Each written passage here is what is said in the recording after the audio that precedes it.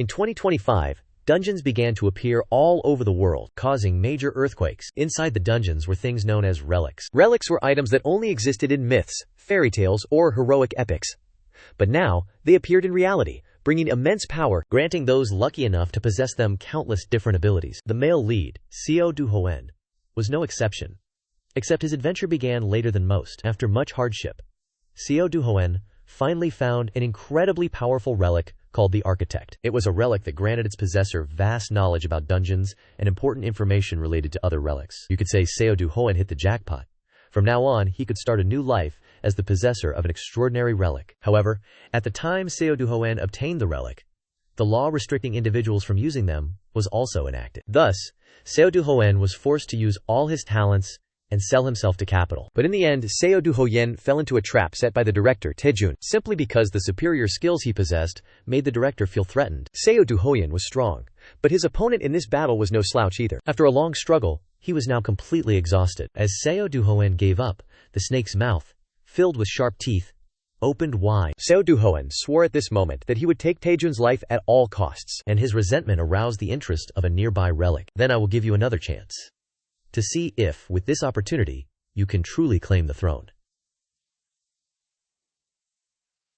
As the strange voice echoed, a blinding light appeared simultaneously. Amidst the light, Seo Duhoen saw the silhouette of a crow. The light grew brighter and brighter, causing Seo Duhoen to temporarily lose his vision. He only remembered seeing a crow. Was that really a relic? So was that the Veng Hero relic? Or Rengo?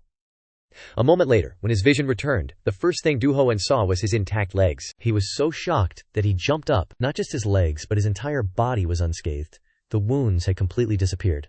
What is this? Seo Duhoen couldn't help but shout. Then he realized he was in a police station, and because of his actions, all eyes were now on him. What nonsense are you spouting? I'm asking for your information. Do you think we have all night to play with you? The police officer facing Seo Duhoen said impatiently. Now, please state your name. Seo Duhoen didn't know why he was here with this unblemished body. He didn't know if this was a dream or a hallucination, because it felt too real.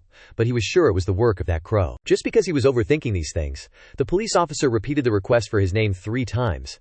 But Seo Duhoen still didn't answer, and he succeeded in driving the other party crazy. I'm going insane! This year is known as the year everyone stays at the station. What a terrible 2025. The officer's words snapped Seo Duhoen out of his daze. What did he just say? This is 2025? What the hell is going on? Seo Duhoen's eyes darted around and landed directly on the digital clock on the wall. Today is indeed May 1st, 2025. And looking closely, the high school kid sitting next to him looked a bit familiar. He remembered that he once got into a fight with a drunken high school kid and was brought to the police station. Seo Duhoen's hands unconsciously clenched. What was happening was truly unbelievable. So the opportunity that Crow mentioned was reversing time, taking you back 15 years? If this is 2025, then the world is still peaceful. Dungeons haven't appeared yet, and it's even before the prominent relics show up. A bold thought flashed through Seo Duhoen's mind. If so, with the information he has from his past life, he can collect all the relics before anyone else. Thinking of this, Seo Duhoen couldn't help but smirk. Haha, things are starting to get exciting. Seo Duhoen thought that after the world was submerged by dungeons and relics, nothing could surprise him anymore, because he had already experienced too many unbelievable things. But in just a short time, he had experienced 3 surprises.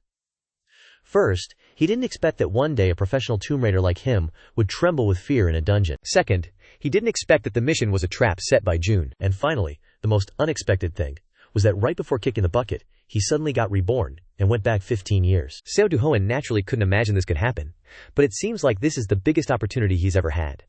Because now he can seize the relics before anyone else. Are you even listening to me? A voice pierced Seo Duhoen's eardrums, pulling him back. Reality, what's wrong with you? Suddenly spacing out and not paying attention to the police officer? Do you think this is a joke? This time, it was the student's mother who spoke. She was loudly scolding Seo Duhoen for thinking he could get away with hurting a high schooler, and demanding he either pay for a settlement or go to jail. The constant yelling in his ear made Seo Duhoen extremely uncomfortable. Okay, he needs to deal with this issue first. Although it happened 15 years ago, everything was still crystal clear in his memory.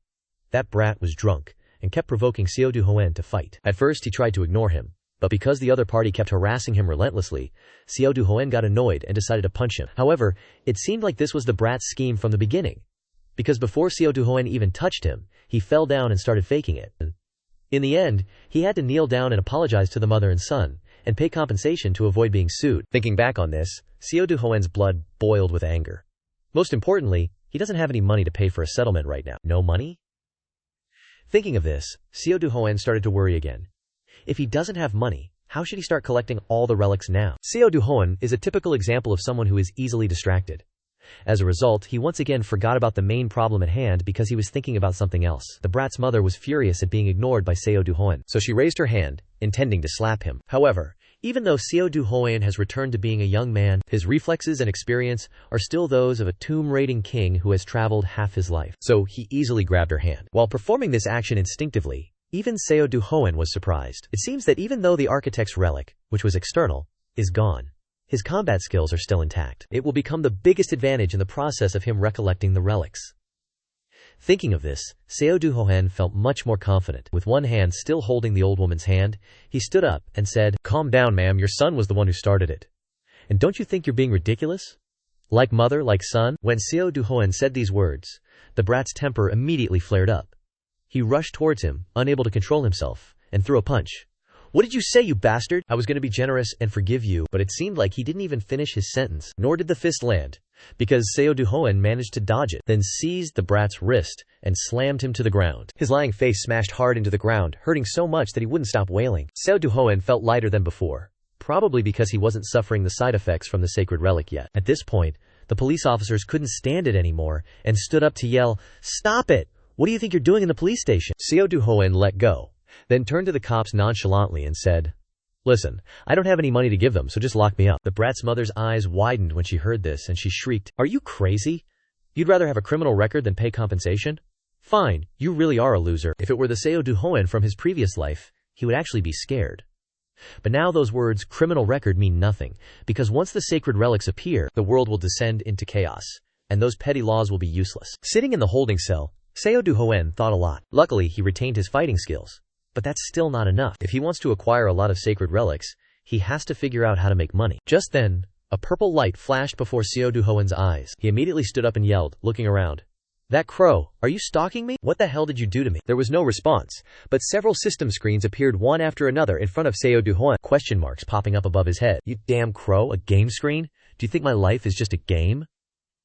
Frustrated, Seo Duhoen swung his fist, but it went right through the bars. Then another window popped up in front of him.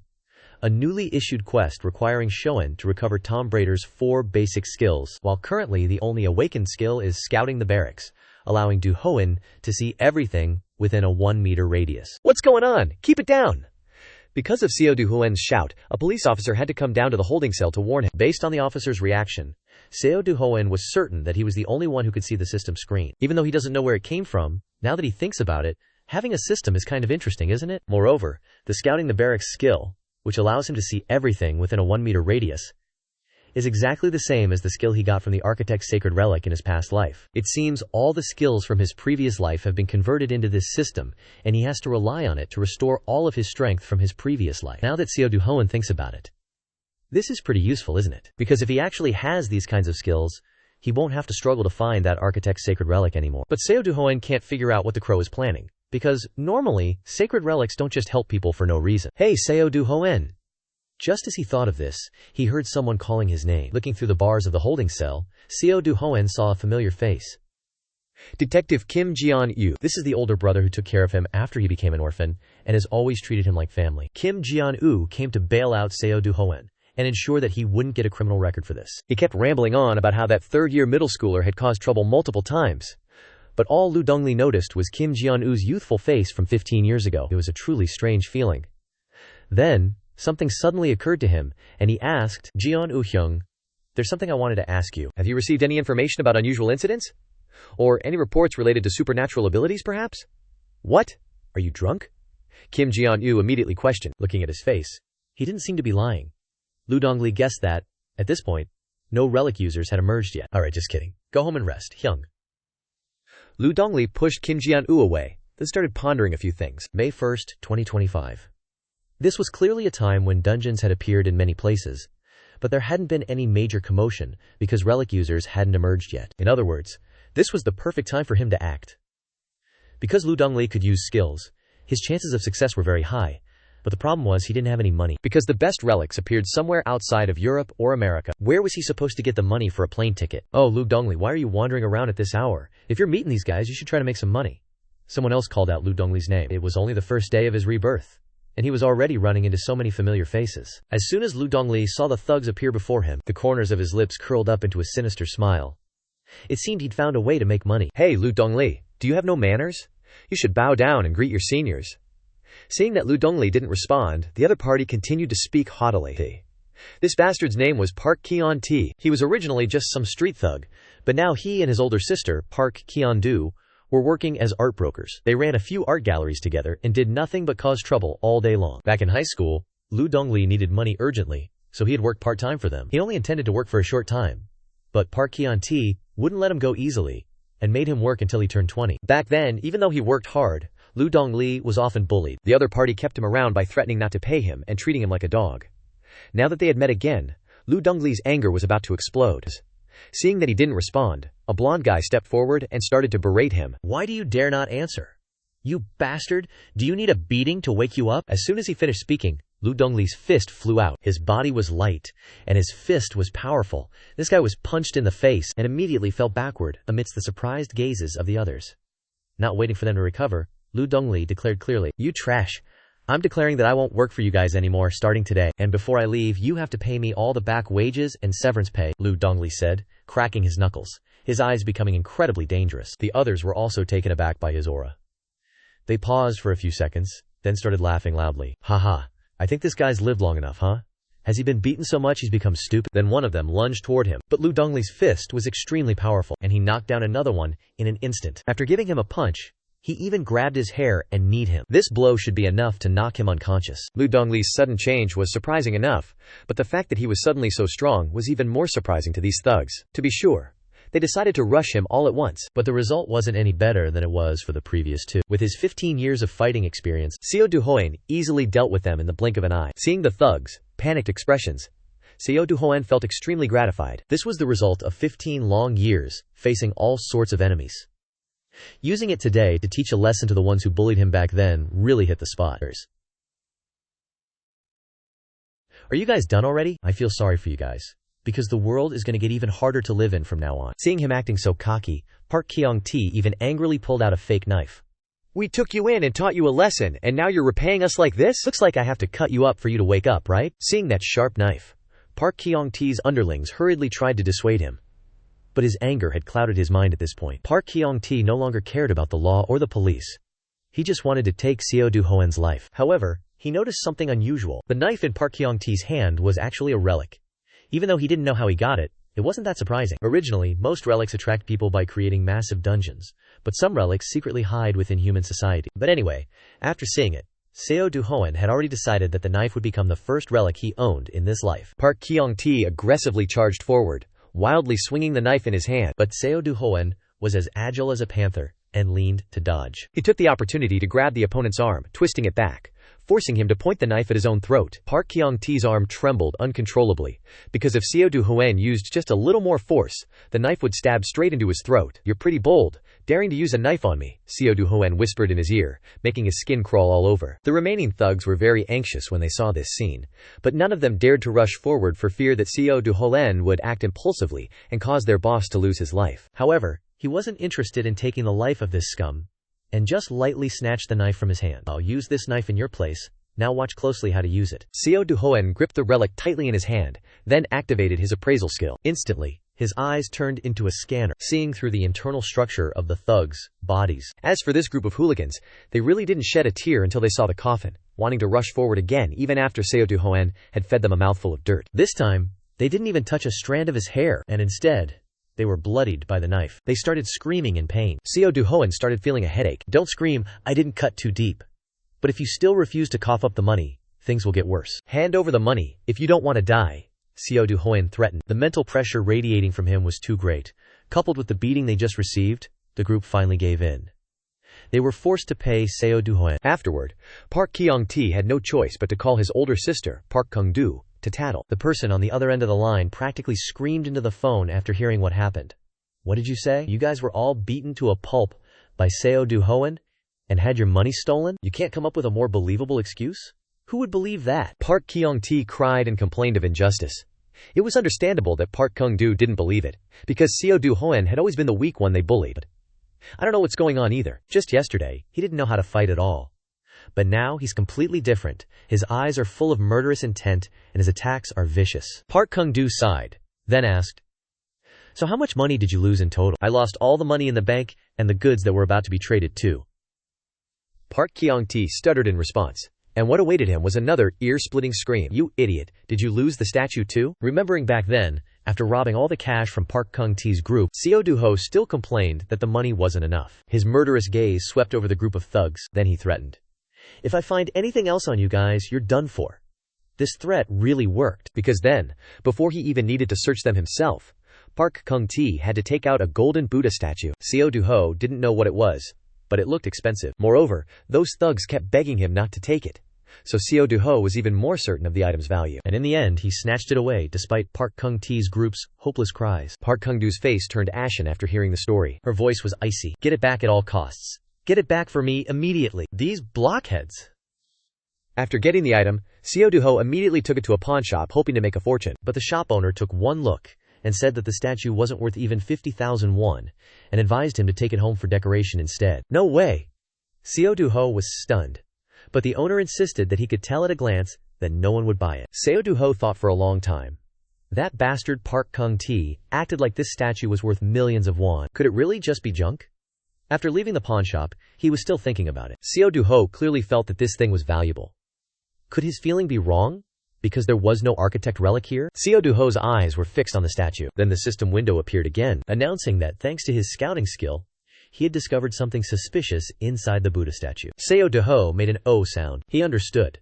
The thing that really scared Park Kung-tae was inside this statue. He immediately took out the relic knife, then made a few basic cuts to chop the statue into 4 pieces. Inside was a plastic bottle containing some kind of liquid. Although he didn't know exactly what this was, Seo Duhoen immediately guessed that it was some kind of addictive drug. Thinking about it, Park Kung-tae and his sister own hundreds of art studios. If all those studios were a cover for selling illegal drugs, then getting rich wouldn't be unreasonable. Moreover, the 2 Park siblings didn't seem like the type to work honestly for money. Thinking of this, he immediately took out his phone and called Kim Ji-yeon. The reward for reporting drug possession is as high as 100 million won. Why not report it? In another development, Park Kung-do and her art studio are in trouble. Because she couldn't deliver the goods to the client on time, that old hag got chewed out until she was withered and beaten by some chairmen. After Park Kung-do begged and pleaded for an extension on the delivery date until his tongue was worn out, Park Kung-tae returned with a bruised and battered face. More importantly, he was being escorted by 2 complete strangers.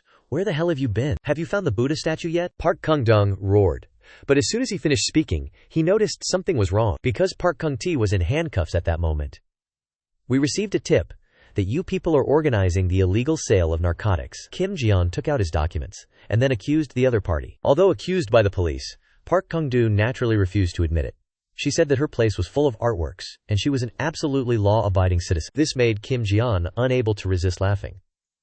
Why do criminals always say the exact same things? How entertaining. We have enough evidence here already. We also know very well that this isn't everything you have. You also have countless of these things stored in the warehouse, don't you? Hearing this, Park Kung-do was stunned and didn't know how to retort. Meanwhile, Seo Duhoen had led another group of officers down to the warehouse. He easily unlocked the door thanks to his extraordinary memory. In his past life, it could be said that memorization was Seo Duhoen's only talent. It was because of that ability that Park Kung-do wanted to take advantage of him. When he worked in the warehouse, he initially encountered difficulties because each warehouse had a different password. At first, Seo Duhoen didn't suspect anything. He just felt annoyed that he had to memorize them all. Who knew that it would become the key to exposing the criminals in this life? Everything went according to plan. Now he just needs the reward money, and he can start collecting relics. Just thinking about it made Seo Duhoen feel so refreshed. Then he borrowed the phones of the 2 officers, accompanying him to call Kim Ji-yeon. At this time, he had already arrested Park Kung-do, and she was still resisting fiercely. Seo Duhoen asked Kim Ji-yeon to pass the phone to Park Kung-do for a moment, and from the other end of the line his voice rang out mockingly. "Hello, auntie. You should have treated me better. If I worked hard, you should have paid me in full. And you should change the warehouse password every 6 months. But it's too late now.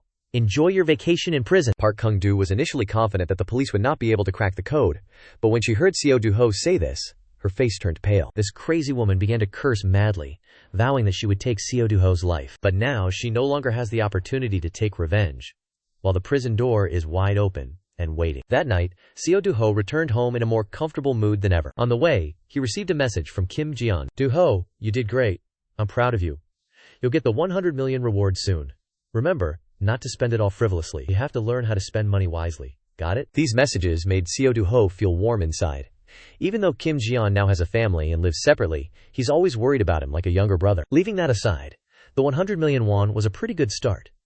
Now Seo Duhoen has the capital to prepare for the sacred relic collection process. He swore that he would find that bastard, Quan Zhu, and make him pay for what he did to him in his past life. As he was walking and thinking, Seo Duhoen arrived near his home, but the scene in front of him made his jaw drop in astonishment.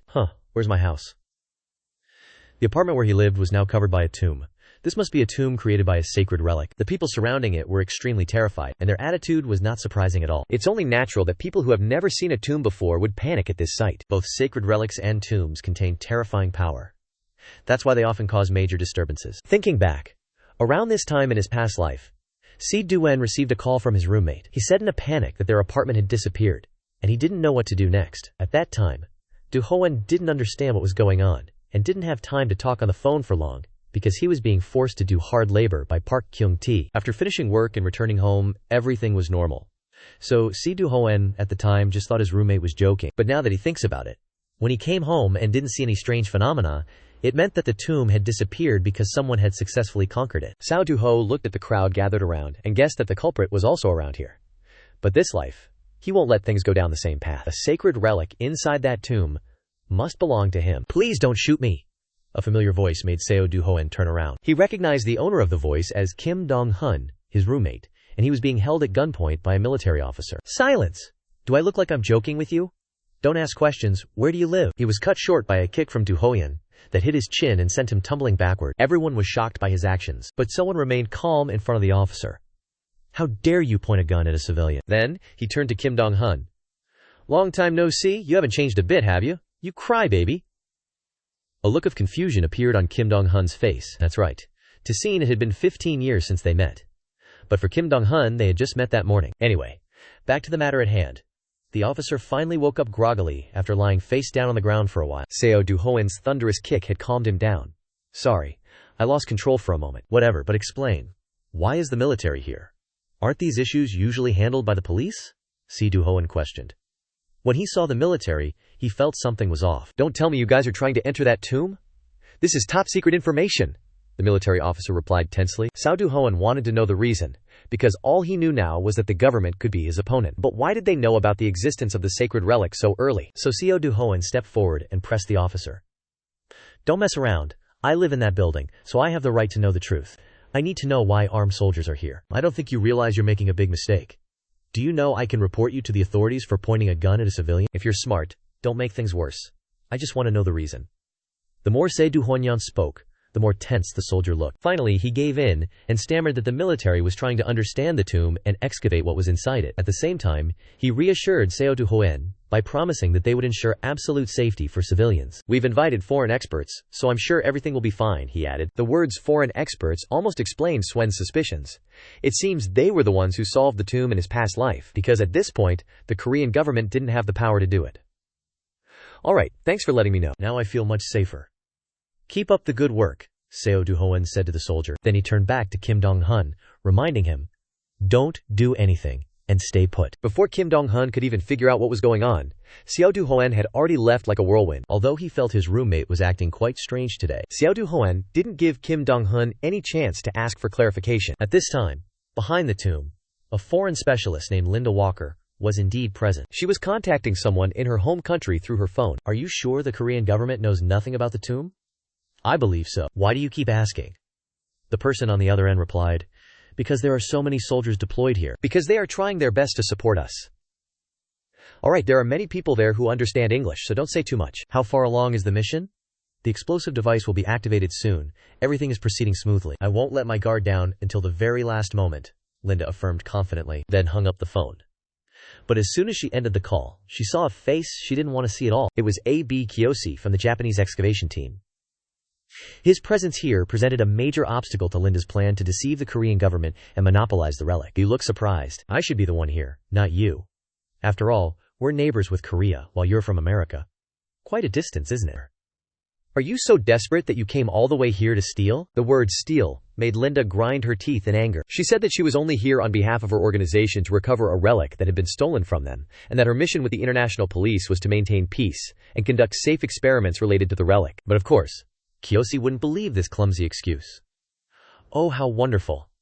If we promise that we can also conduct the experiments safely, are we allowed to keep the relic? We all know you're not allowed to. Kiyoshi's tone was full of sarcasm. Why do you think we should believe you? We have a common goal now, so let's not waste time with these pointless stories. I assure you, the relic will be ours. Kiyoshi didn't bother hiding his intentions, and laid his cards on the table with Linda. Of course, she was also determined to snatch the relic for her own organization, and their conversation was all overheard by Duhoen. At a glance, he could tell that these two were a CIA agent and a member of the Japanese excavation team. Moreover, they were both quite skilled. Although tombs had begun to appear all over the world at this time, the existence of relics and tombs was only considered a harbinger at the time. At that time, a few pioneering countries began to truly understand the real meaning behind the existence of relics. Among them, Japan and the United States were the earliest. They began to conduct secret research on the relics and searched around in other countries. In other words, both Linda and Kiyoshi came to Korea with the aim of monopolizing this relic. But the variable in this life was Duhoen's rebirth, and he vowed that he wouldn't let this relic slip away. He just didn't understand why those two were standing there arguing idly when time was running out. It seemed that because relics and tombs hadn't appeared for long, their abilities were still quite amateurish. They even planned to blow up the tomb. If that was the case, then he had to seize the opportunity and get ahead. Relying on his experience, Seo Duhoen quickly found the ancient characters of the tomb. Relics are actually very funny entities. They want to introduce themselves in their own way and hope to be noticed by humanity. It's as if they think they are the main characters in a fantasy world. And these ancient texts are one of the ways for the sacred relic to attract humanity's attention. If you can decipher them, the sacred relic will tell you where the entrance is, as well as what kind of traps are in that tomb. Basically, the ancient text gives you very detailed information about the tomb. At this point, most people can't decipher these ancient texts accurately. But for someone with 15 years of experience like Duhoen, it's too simple. After a moment of observation, he found the entrance. Just then, the system window appeared again, announcing that Duhoen has unlocked a new title, the Special Decipherer, and discovered another of Tom Brider's 4 skills. Linguistic savvy. This skill allows him to understand, learn, and conceptualize any language. It also allows the user to hear the voices and communicate with the sacred relics. Duhoen didn't think that quickly, but he has unlocked another new skill. The mission progress is already halfway done. Now, let's go into the tomb. Duhoen followed a small canal and finally found the entrance. He took out the sacred relic he had snatched from Parung Ti and slammed it hard into the character appearing on the stone pillar. The ancient text gradually blurred. The letter in the center flashed a brilliant golden light. Duhoen was standing still observing when he suddenly saw the system window appear next to him. It gave a warning. You have detected a soul pressure approaching. Immediately afterwards, a violent surge of energy suddenly erupted from under the ground. A fiery red pillar of light shot straight into the sky, and the surrounding area was instantly submerged in a dazzling red color. The commotion here was too loud. Linda and Kiyoshi quickly detected the existence of the pillar of light. What the hell is that? A subordinate ran up to report. It seems the tomb's gate has been opened. Kiyoshi looked doubtful. Is that light the entrance? He couldn't wait to see it for himself and ran off in a flash. Linda anxiously stopped him. Wait! Kiyoshi walked over and instructed a young soldier. You guys stay here. A second explosion could happen at any time. Make sure people don't get close. Did you hear? Linda witnessed the scene just now and couldn't help but say sarcastically, what a cunning guy. Kiyoshi didn't deny it, just smiled apologetically. If those guys interfere with our work, things will only become more complicated. You know that, so why are you still blaming me? The two quickly arrived in front of the position where the pillar of light appeared and exclaimed in delight, here it is. Looking closely, it's a huge pillar of light. Kiyoshi tried to peek down and muttered, damn it, it's too bright. I can't see the bottom at all. Linda picked up a rock and threw it straight down to probe the depth. The two stood at the edge of the deep pit, silently listening for the sound to echo up. After a while, Kiyoshi looked at the person next to him with joy. It seems like there's water down there. Linda was a bit more cautious. But then, Kiyoshi thought for a moment and jumped straight down. If so, Linda stood beside him, wanting to stop him, but it was too late. Wait! Inside the tomb, Duhoen groped his way along the cliff face in the darkness. He detected a sound behind him, and muttered expressionlessly, idiots, they're following me. Duhoen suddenly had an idea. He used a lighter to illuminate the ancient texts on the cliff face, to give them some trouble. With the preparations completed, Duhoen chuckled. Alright, activate the trap. In a nearby corner, Kiyoshi struggled to climb ashore. He breathed a sigh of relief. It's underground water! Linda, just barely clinging to the rope as she climbed down, quipped sarcastically. You didn't even bother planning ahead, how brilliant! Just then, The two of them suddenly heard some kind of noise. Linda whipped around to look behind her. She shone her flashlight around. "What's that sound?" Kiyoshi frowned deeply. "It's getting closer." By the time they could see clearly, a massive wave of water was rushing towards them. Kiyoshi immediately took off, yelling in a panic. "What the hell? Where's all this water coming from?" Linda followed behind him. But their speed was no match for the force of the water, and they were instantly submerged. Kiyoshi and Linda were tossed around in the icy water, coughing and struggling to stay afloat. Cut to another location. Yu Hoen leisurely followed the path, focused on what lay ahead. Suddenly, his eyes lit up. Yu Hoen muttered to himself in a low voice. "Found it!" In front of him was a crystal-clear pool of water, its surface reflecting a soft light. Yu Hoen lowered his gaze to the dagger in his hand. "This is all I've got to work with. Guess I'll have to use it." No sooner said than done. He tossed the dagger into the pool without hesitation. Immediately, the once calm surface of the water erupted into swirling ripples that spread outwards. A giant serpent suddenly emerged from the water, its tongue flicking out to face Yu Hoen. It spoke slowly. "What troubled soul has dropped something?" The snake opened its mouth wide, revealing two daggers neatly arranged inside. It urged, "Now answer me. There is a golden dagger and a silver dagger. Which one is yours?" The corner of Yu Hoen's mouth twitched slightly, thinking, such an easy question. According to what he knew, the relics in this catacomb were called the Golden Axe and Silver Axe. It's based on a fairy tale originating from Aesop's fable, The Goddess and the Woodcutter. Yu Hoen thought to himself, the story is known in many countries, so foreigners can easily overcome this challenge. He smirked. But it's too late. These relics are mine. With that thought, Yu Hoen raised his head and answered the serpent. Neither of them are mine. Upon receiving his answer, the giant serpent's eyes widened. It opened its mouth once more. Inside is the golden-hilted dagger, so this is yours. Yu Hoen didn't rush to answer it, thinking, that's right, it is mine. If I answer like that, I will not only get my dagger back, but also receive the golden axe and silver axe as gifts. But things can't be that simple. His eyes glared intently at the serpent. But Yu Hoen smiled and offered, "Can I check if it's really my weapon?" The serpent agreed. Of course. It approached Yu Hoen without suspicion, obediently opening its mouth to allow him to act. The dagger rested neatly inside the serpent's mouth. Yu Hoen slowly grasped the hilt. In the next second, he unexpectedly used that very dagger to slash deeply into the serpent's body. Fresh blood spurted out, and it roared in fury. "What are you doing? Why would you do this when you were about to complete the trial?" Yu Hoen smirked. "Silence. You know I'd never trust you, Relic." Looking at the serpent lying limp by the lake, he slowly analyzed. "Even if I passed the trial, there's no guarantee you'd reward me with something normal. You relics are always like this." Yu Hoen said mockingly. "Who knows? The reward you give me might turn me into a psychopathic killer." The serpent was stunned upon hearing this. "How could a mere mortal like you know about that?" Briefly explained. "The truth is that the owner of the Golden Axe and Silver Axe became a crazed murderer. The number of people who died because of this relic is countless." Yu Hoen casually exposed the serpent's scheme. "You were planning to give me a cursed, fake relic? How ridiculous. That was the real purpose behind this trial from the start." As soon as he finished speaking, he suddenly stomped hard, using the momentum to leap forward. Yu Hoen swiftly straddled the snake's back, plunging the dagger deep into its body, causing the snake to roar in pain. He gritted his teeth, adding more force. "Pay the price for your sins, Relic!" The snake glared at Yu Hoen. "You actually believe you can control me this way?" Usually after passing a tomb filled with traps, if you overcome the Relic's trial, you receive a reward. Basically, by overcoming trials and conquering adversity, the Relic grants its user countless special abilities. Then, the Relic and the user develop a mutually beneficial relationship. This is what's considered normal in the relationship between humans and relics. However, the reality is that relics always harbor hatred towards humans because their design and purpose are to harm them. After using a relic for a while, humans often fall ill. Yu Hoen understood this clearly. That's why relic users often possess healing relics to gain more power and authority. That's why that bastard always took advantage of him. Yu Hoen always told himself that, so he didn't need any so-called relationship with those damn relics. Thinking of this, Yu Hoen became even more ruthless, causing the snake to writhe and roar. "It hurts, you bastard!" He didn't care at all, coldly looking at the monster below. "Let's see how long you can endure. I will assert my dominance and force you to obey." The snake thrashed wildly, trying to throw Yu Hoen off. "Stop it, human!" He raised an eyebrow and smirked maliciously. "Does it hurt a lot? Let's see how long you can take it." Yu Hoen concentrated his strength, plunging the dagger deeper into the snake's body. "I will assert my dominance and force you to obey." You should know that you need talent to a certain degree if you want to control a relic. If you don't have any talent, you will be devoured. Specifically, that talent is divided into 3 main groups by scholars.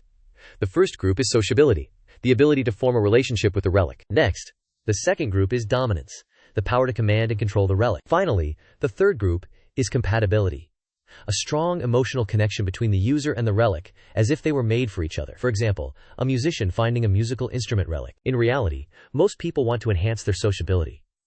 It's the easiest way to use a relic and allows you to gain complete power from it. That's how it is in theory, but choosing that path is still too brutal. When relics become close to their masters, they start emitting toxins that gradually make their masters sick. Thinking of this, Duhoen became even more determined in his choice. That's why I never go for the sociability type.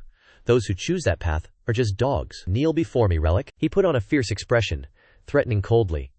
If you don't obey me, I'll tear you to pieces. You think I wouldn't do that? The giant snake couldn't believe what it was hearing, its eyes wide with horror. What?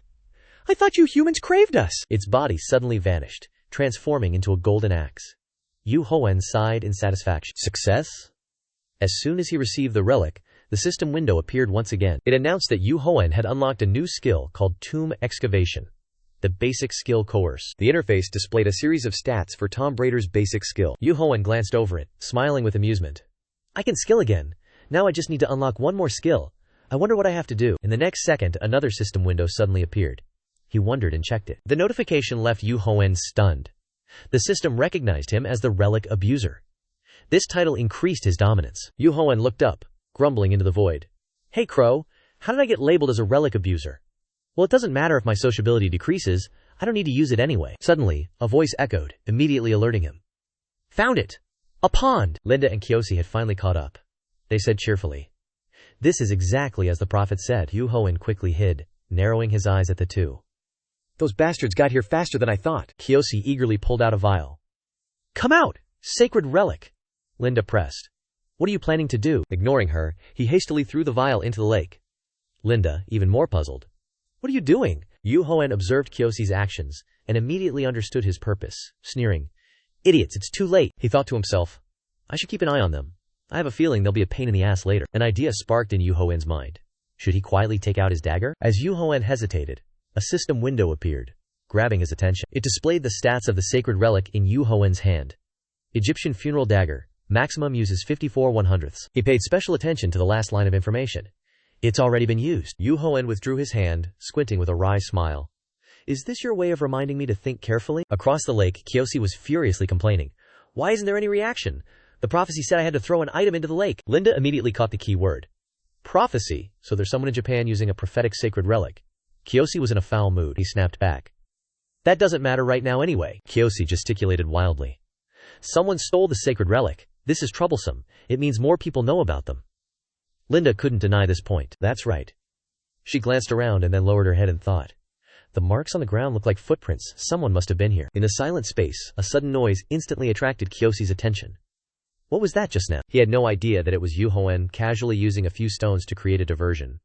Kyoshi frantically shouted, The sound came from over there! Duhoen chuckled to himself. These guys are so gullible. I wonder how they'll escape when the tomb collapses. He commanded the golden axe in his hand. Close the tomb, sacred relic. The ground around them suddenly trembled. Kyoshi panicked.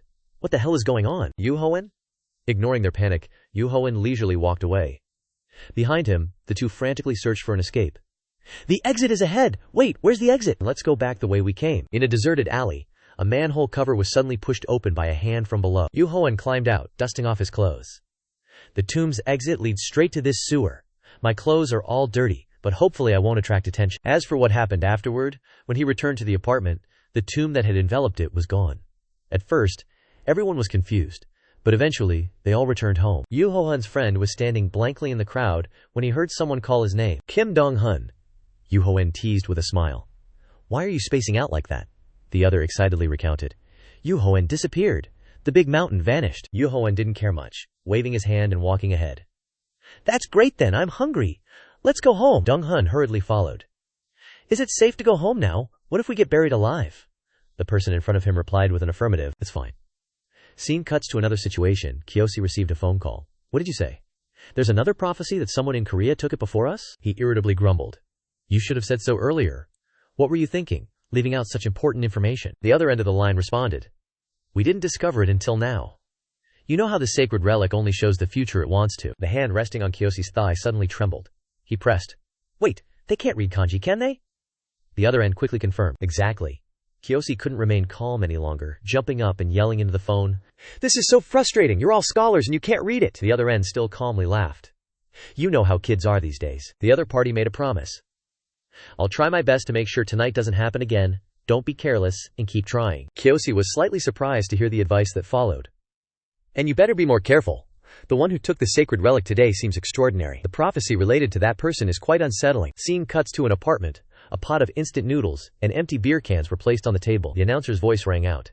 "It says that he is the one who will devour the entire world." Duhoen sat in front of the computer screen watching the program, casually reaching for a can of beer and taking a sip. He was browsing the internet, internally marveling. This linguistic skill is so convenient. I can access information in any language. It wasn't enough to satisfy Duhoen, but they didn't seem very useful. This was before the existence of the relics spread throughout the world. He kept typing, thinking to himself, "I need to know what that bastard is planning, but I can't find any useful information about Shanglong." Dong Hun came up behind him, curiously peering over his shoulder. "You can actually read that?" Yu Hei-san turned to look at him, frankly admitting, "Of course." "Want me to read it to you?" Dong Hun shook his head. "No need, I didn't realize you were so good." The other person suddenly asked, "Dong Hun, do you know any new information about Shanglong?" Dong Hun looked doubtful. "Nope." "Why?" Yu Hegon said. "I just wanted to know the details about the CEO of that company." The other person was even more puzzled. "Why do you need to know?" He scratched his head, muttering, "Is it for work? I don't know if I have any information for you, but a big company like that wouldn't meet with small companies." Yu Hei-san's next words took Dong Hun by surprise. "I quit my job." He pressed. "What's that supposed to mean?" Yu Hegon didn't answer, something on the computer screen catching his attention. Dong Hun stood beside him, anxiously asking, "Are you okay? You're like a different person. Why did you quit your job? Are you even listening?" Yu Hei-shan didn't seem to hear, focused on extracting the information before him. "Wait, Bukyeon-do has an art exhibition. I'll use those guys to get information about that bastard." Time continued to pass, transitioning to the streets outside, the sidewalk deserted, with only a few people passing by. Zeng-u was rummaging through things in an office, grumbling irritably. "Damn it, they didn't leave anything behind." His subordinate asked, "What should we do, boss?" He felt uneasy, gesturing with his shoulder. "We can't continue this job anymore. We're really unemployed now." Zeng-u replied, "Yeah, I know that." He pulled out a cigarette, frowning as he muttered, "It's all because of that bastard Seo Duhoen. I won't let this go. I'm going to kill him." Trang Zhumek immediately perked up, seizing the opportunity to flatter him. "You're definitely our boss. We can't let him get away with it." Du Kilium enthusiastically echoed, "Exactly. We have to avenge our brothers and sisters." Kung U, basking in the praise of his subordinates, grinned triumphantly, striking a cool pose. "Of course, I'm Yu. I can't live without repaying the favor to our big sister." A person beside him cheerfully added, "You're a great role model, boss." The phone suddenly began to ring incessantly.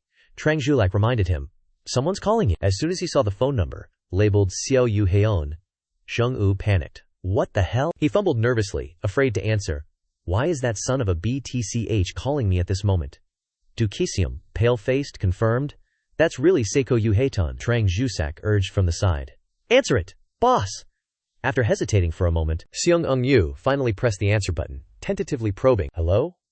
Yu Hee-san on the other end questioned in a deep voice, "Why did it take you so long to answer?" Seung-yu was resentful, but didn't dare to say a word, only able to mutter under his breath, "That bastard!" The more he thought about it, the angrier he got, recklessly shouting into the phone, "You ungrateful wretch, how dare you betray our bosses!" Yu Heron cut him off. "Shut up!" He leisurely leaned back in his chair, smiling to himself as he asked, "Are you guys still dealing with illegal goods?" Yu Hyun's tone was laced with threat. "I know you haven't signed the liquidation agreement yet." Seung-yu angrily yelled, "So what do you want, you bastard? Because of you, all the big brothers and sisters were arrested, and all the art was confiscated. Now we have no choice but to stop doing business." A sigh came from the other end of the line. "So you still haven't stopped doing business?" Yu Hei-han chuckled. "So you can still work, right? Perfect! I want you guys to go to my Stanius." Hearing this, Kung U was stunned, asking, "My US?" To briefly introduce it, My US is the largest secret auction house in the world, located in Las Vegas. Many of the world's greatest treasures are gathered there. Yu Hei-xian thought to himself, "I know that Qi Zi Yue participated in an auction there and bought many powerful relics. My kiss is the best place to get all kinds of relics. If I have people there, I can gather almost all the information about that bastard Qi Zi Yu." He ordered the people on the other end of the line, "Within this month, quickly find some items and the whereabouts of a person at the Mykiss auction for me." Yu Heian said, "The person you need to find is Jack Gayon." According to his research, Jack Gayon is a pseudonym that Qi Zi Yuhei often uses. Yu Haeon didn't forget to warn them. If you can't find that person, report it to me immediately. If you dare give me false information, don't blame me for being ruthless. Seung Eung-woo jumped up in anger. You're talking nonsense.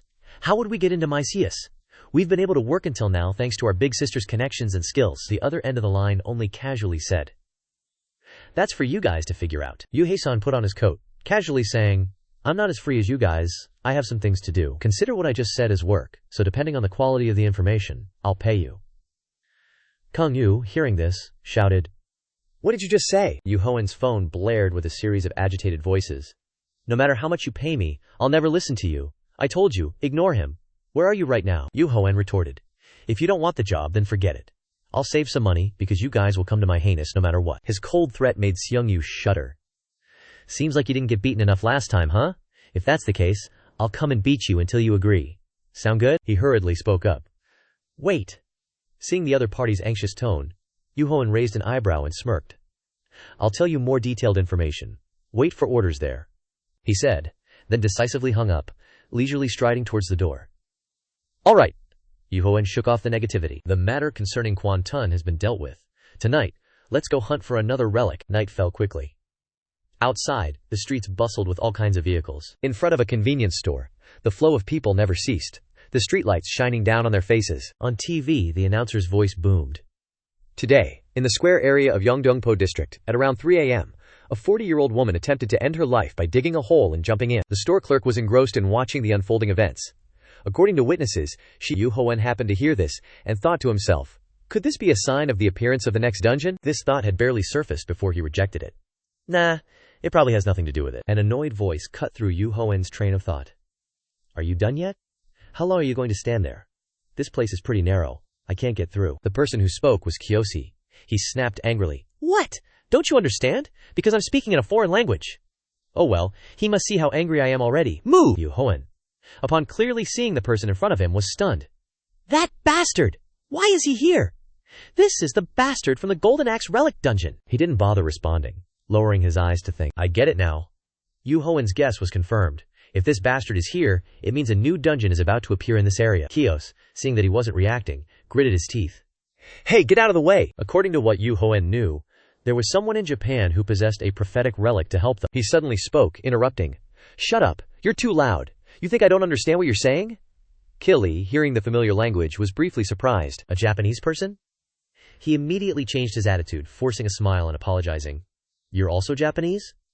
Sorry for my rude behavior just now. I've had a bad day today. Yu Hoen enjoyed the scene before him, secretly pleased. Language skills are quite useful. When he felt that he had played with the other party enough, Yu Hoen switched to his native language. Sorry, what did you say? I only speak Korean. Ki was taken aback, loudly questioning. Huh?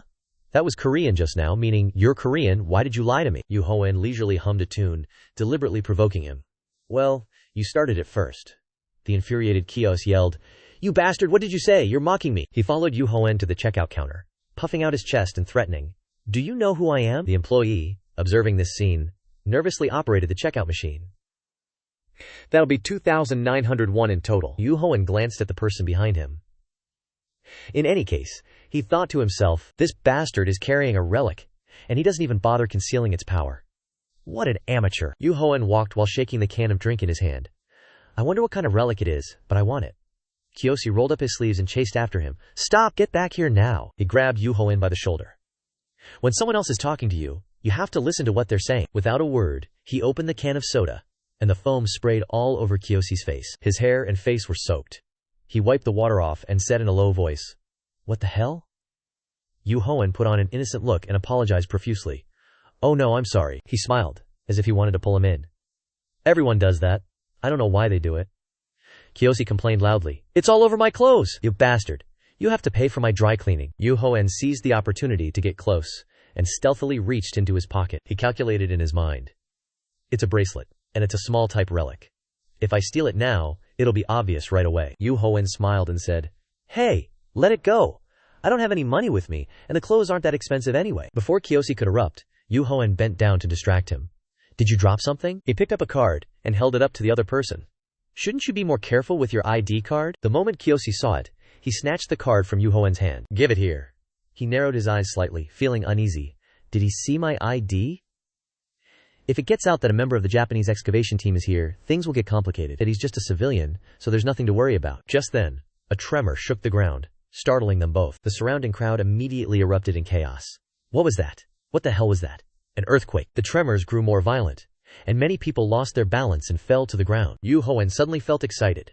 Bingo! I've been waiting for the tomb to appear. He quickly left, while Kiyoshi remained in place, grinning broadly. Just as predicted, everything's in chaos. He made a phone call to report the situation. Sorry, the tomb has appeared. The other end replied, I understand. There's something else you need to know. The information from the other end struck Kiyoshi like a bolt of lightning. We just received another prophecy. It says that a Korean has taken the gold and silver axes and is nearby. This part of the prophecy isn't very reliable. The person on the other end kindly added, but you should be careful, and don't drink any alcohol. Kiyoshi's mind flashed back to his chance encounter with Yu Hoen, and suspicion immediately arose. That bastard from earlier, so it's him. He found it hard to believe, clenching the phone in his hand. That bastard is the one mentioned in the prophecy. Kiyoshi looked around, cursing under his breath.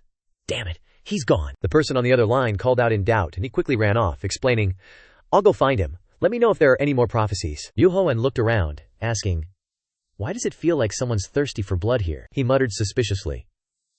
It's completely different from the last tomb. This relic seems difficult to tame. Suddenly, Yu Hoen jumped when he heard a loud shout. Hey you! Kiyoshi aimed his gun at him and shouted, stop right there, or you'll get a bullet. Yu Hoen sighed helplessly. You again? He urged loudly. Open your bag now. Kiyoshi shouted impatiently. How long are you going to ignore me? He sensed the energy around him, exclaiming, what the hell is going on? A system screen appeared before Yu Hoen. Warning. You have detected a terrifying pressure approaching. Cracks appeared beneath their feet, from which a glittering golden light radiated. Yu Hoen startled, gritting his teeth, and using his hand to shield himself from the dazzling light emanating from the ground. The golden light quickly shot upwards, illuminating the entire city. Immediately afterward, a desolate, ruined structure, filled with broken weapons stuck deep within it, appeared before them. The crowd in the square slowly got up, looked up at the scene before them, and exclaimed in astonishment. What is this? The person next to Yu Hoen immediately asked concernedly. What's all this? Get up. He clutched his head and groaned. Damn it, my head. Are you okay? Yu Hoen turned to look at the people around him, thinking worriedly. So many civilians have been dragged into this mess. Relics put everyone in danger. Those bastards. He clutched his chest, looking at the weapons before him and analyzing. A tomb full of broken weapons. I was here in my past life. This is the tomb of the Japanese katana relic, Muramasa. Yu Hoen thought about the legend of this place. Muramasa was a famous swordsmith in Japan during the Muromachi era, who founded the Muramasa school. Swords forged by the Muramasa school were all famous and considered masterpieces. During that time, the relationship between them and Shogun Tokugawa Ieyasu was not good. Muramasa, his father, and brothers were all killed by the very katanas he forged. Because of that incident, Tokugawa ordered all Muramasa swords to be destroyed, and there are rumors that Muramasa swords are cursed katanas. Yu Hoen stared at the system screen, pondering, so this is the kind of relic we're up against? This relic contains a lot of resentment towards humans. Immediately after, a warning sound blared. The relic's bloodlust is latching onto your body. Your skin is being damaged. You need to protect your body. Yu Hoen frowned, watching the purple light flash before entering his body. He looked at the wound on his hand, whispering softly, It started, huh? I need to deal with this tomb quickly. Kiyoshi appeared behind Yu Hoen, coldly reminding him. I told you not to move. He pointed a gun at him, ordering, Open the bag, dump everything out. Yu Hoen internally cursed. This bastard is persistent. Then loudly retorted, This is called robbery. Why would I listen to you? Kiyoshi, hearing this, called out in suspicion. He smirked coldly, threatening loudly. Tired of living? Don't mess around, unless you want me to cripple you. Yu Hoen raised both hands high, nonchalantly urging. Then shoot me! Kiyoshi gritted his teeth, a curious sound escaping as he heard him continue. But I advise you not to. It's useless. He lowered the gun to his feet, yelling, You bastard! You'll regret it if you think I'm just joking. I'll shoot your legs to make you understand your situation. Seeing that Yu Hoen still didn't comply, Kiyoshi shouted in fury, Fine, if that's what you want. But suddenly the gun exploded. He clutched his hand in pain, yelling, and Yu Hoen beside him teased, See?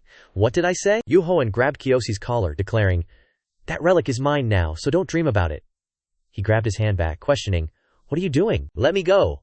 Kiyoshi was pulled away by a strong force. Yu Hoen's voice rang out, You're blocking my way too much, so get lost. He gritted his teeth and threw him down with force. He crashed heavily onto the ground. Yu Hoen, with his hands in his pockets and a calm expression, pointed out, When you enter the tomb, all kinds of modern weapons are useless, because the relic doesn't want humans to easily overcome the tomb. Kiyoshi immediately stood up. He glared at him, shouting, How do you know that? The one who took the golden axe and silver axe must be you! He reached out and grabbed Kiyoshi's collar, pulling him close and coldly admitting, that's right. He was startled and yelled as the demons latched onto him, what the hell is this? Duhoen turned his head to look behind him, instructing. Lie still, you idiot! Let me tell you, the traps here are quite nasty. Seeing him run away, Kiyoshi yelled to stop him. Wait, you bastard! He was pulled back by the crowd, gnashing his teeth and roaring, I have to kill that guy! Hello? Kiyoshi looked at the crowd in front of him, greeting them. Everything is under control, so there's nothing to worry about. The crowd immediately whispered among themselves. Ew, that's creepy. What is he saying? What the heck is that? He had no choice but to add. Is there anyone here who speaks Japanese? One person stepped out and replied. I know a little. Kiyoshi inquired. Then can you give me a hand? Immediately after, a voice rang out, stopping them. Wait a minute, everyone. Another person pointed at him, shouting, he's carrying a gun.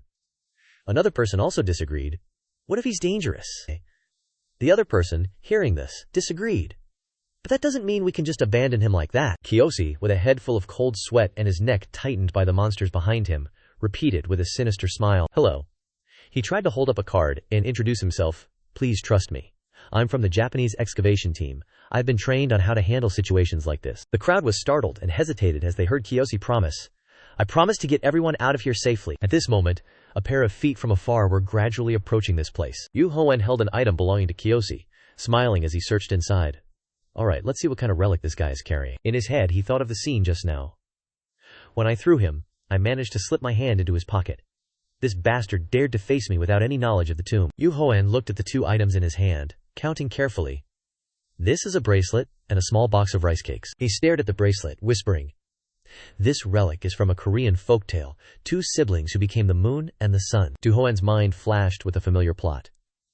The tiger killed the mother to eat more rice cakes. Just as it was about to kill the two siblings, a rope descended from heaven to save them. He glanced at the system screens, noting that this relic wasn't top tier but still useful. Better stash them away for now. The screen flashed a notification. Petty Pilferer. You've unlocked a new title and discovered a new skill. You have awakened the basic skill of Tomb Raider. Nimble Fingers. Rank F. Duhoen looked at the system screen and exclaimed, I got a skill. That makes 4 basic skills. The screen immediately displayed information. Nimble Fingers. Rank F. By simply touching an item once, you can clearly understand how to use consumable relics. The wear and tear on relics is significantly reduced. Your relic repairability is increased. High success rate when stealing relics from others. Tomb Raider Basic Skills 4 quarters. Scouting Rank F allows you to observe within a 1-meter radius around yourself. Linguistics Rank F grants you a greater understanding of all languages. Tomb Excavation Rank F enhances your understanding of tombs. Nimble Fingers Rank F. Your fingers have become more dexterous. Duhoen was startled and astonished as a beam of purple light shone down from above. The screen displayed. You have successfully awakened the 4 hidden skills within your body. You are now becoming an official Tomb Raider. Mission complete. You will receive a reward after leaving the tomb. Hearing this, he immediately exclaimed, There's even a reward? Duhoen sneered, coldly adding, That crow? It treats me like a character in a game. He waved his hand, striking at the screen, shouting, Whatever, just keep messing with me. I'm still taking that reward, so I'm not complaining. Suddenly, a piercing scream echoed from behind, startling Duhoen as he looked over. Outside, a chaotic sound erupted. Stay back! Don't come near me! Help!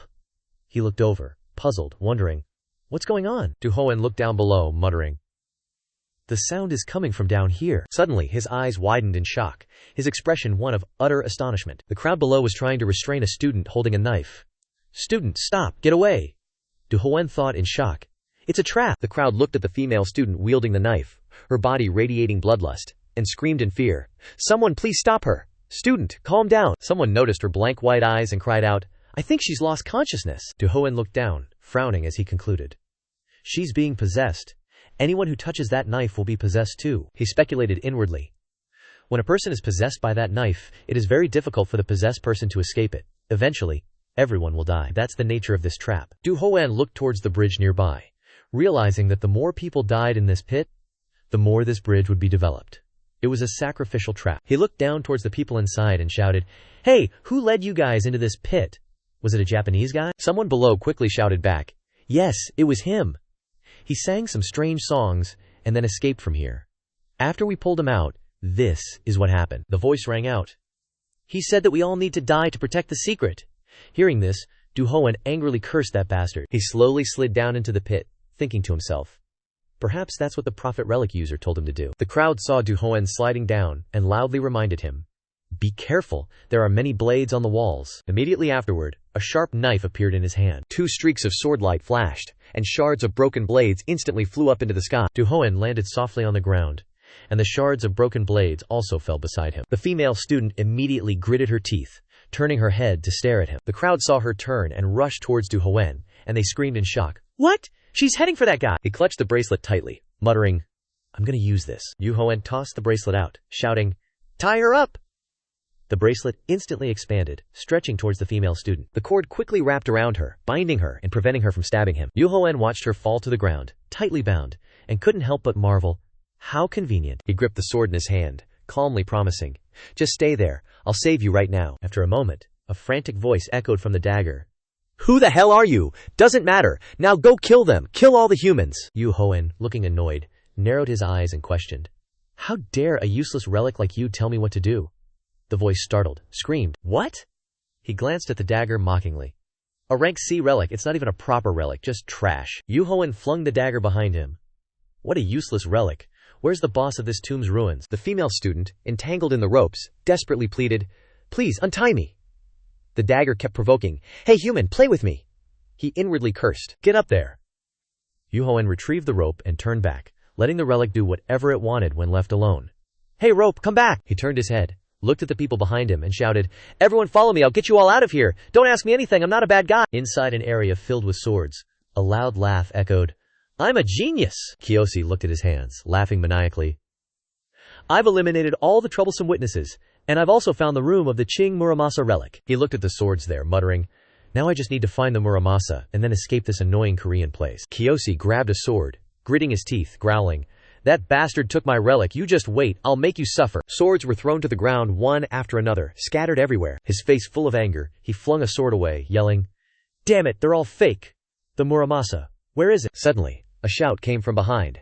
"Found him!" Kiyoshi turned his head to look back. The group of people, their faces full of anger, roared, "How dare you trap us? Get over here, you bastard!" Hearing this, he exclaimed, "Huh?" Kiyoshi was grabbed by the people, his face full of disbelief, shouted, "How the hell did you guys get out of there?" The crowd loudly cursed, "You bastard!" They stomped heavily on him, constantly yelling, "Beat him!" In Kiyoshi's vision, a pair of sneakers came running. Duhoen's voice sounded, "Holy crap, you're pathetic!" His face covered in wounds, he stared at him, gritting his teeth, roaring, "You dog, it's definitely because of you!" Duhoen, with a bright smile, held the axe in his hand and replied, "Of course. Who else could it be? I can't believe you couldn't identify the relic even though you got here first. You're such a sleeper." He raised the golden axe high, glanced at it slightly, and ordered, "Locate it. Golden axe." Immediately afterwards, Duhoen turned his head in shock and looked at the Muramasa, which was emitting a purple light nearby, and exclaimed, "Are you kidding me? That relic? It was right in front of you." Kiyoshi's startled voice sounded, "Unbelievable." He watched him lift the sword high, shocked, shouting, "A broken sword like this is a Muramasa." Duhoen held the Muramasa and pointed it forward, explaining with a cold smile, "That's because it only reveals its true form once activated. Another human trying to control me." The sword's voice echoed, "What a foolish human. My body has been weathered and broken." Its body emitted a blue light, constantly alluring. "If you want to use my power, you must sacrifice 10 humans. I need human blood to restore myself to my original state. If you can't do that, then you can be buried here forever with the rest." Kiyoshi frowned, looking at Duhoen, muttering softly, "Is someone talking to him? No way." The people behind him, their faces full of fear, constantly groaned, "Does that mean 10 of us really have to die?" "No." Hearing this, Duhoen fell silent, looking at the people there with a pensive expression. He raised the Muramasa, emitting a purple light, in his hand, and sarcastically said, "Is this how you weapon relics always are? Testing me, huh?" His voice echoed in response. "That's right. What are you waiting for? Quickly sacrifice 10 humans to me." Duhoen's eyes narrowed slightly, becoming extremely sharp, coldly rejecting, "I refuse." He poured all his strength into his hands, relentlessly tightening his grip on the sword. Duhoen, face twisted in a ferocious expression, channeled red energy into the sword and roared, "Why should I when I can control you?" The Muramasa cried out in alarm, "What are you doing? It hurts."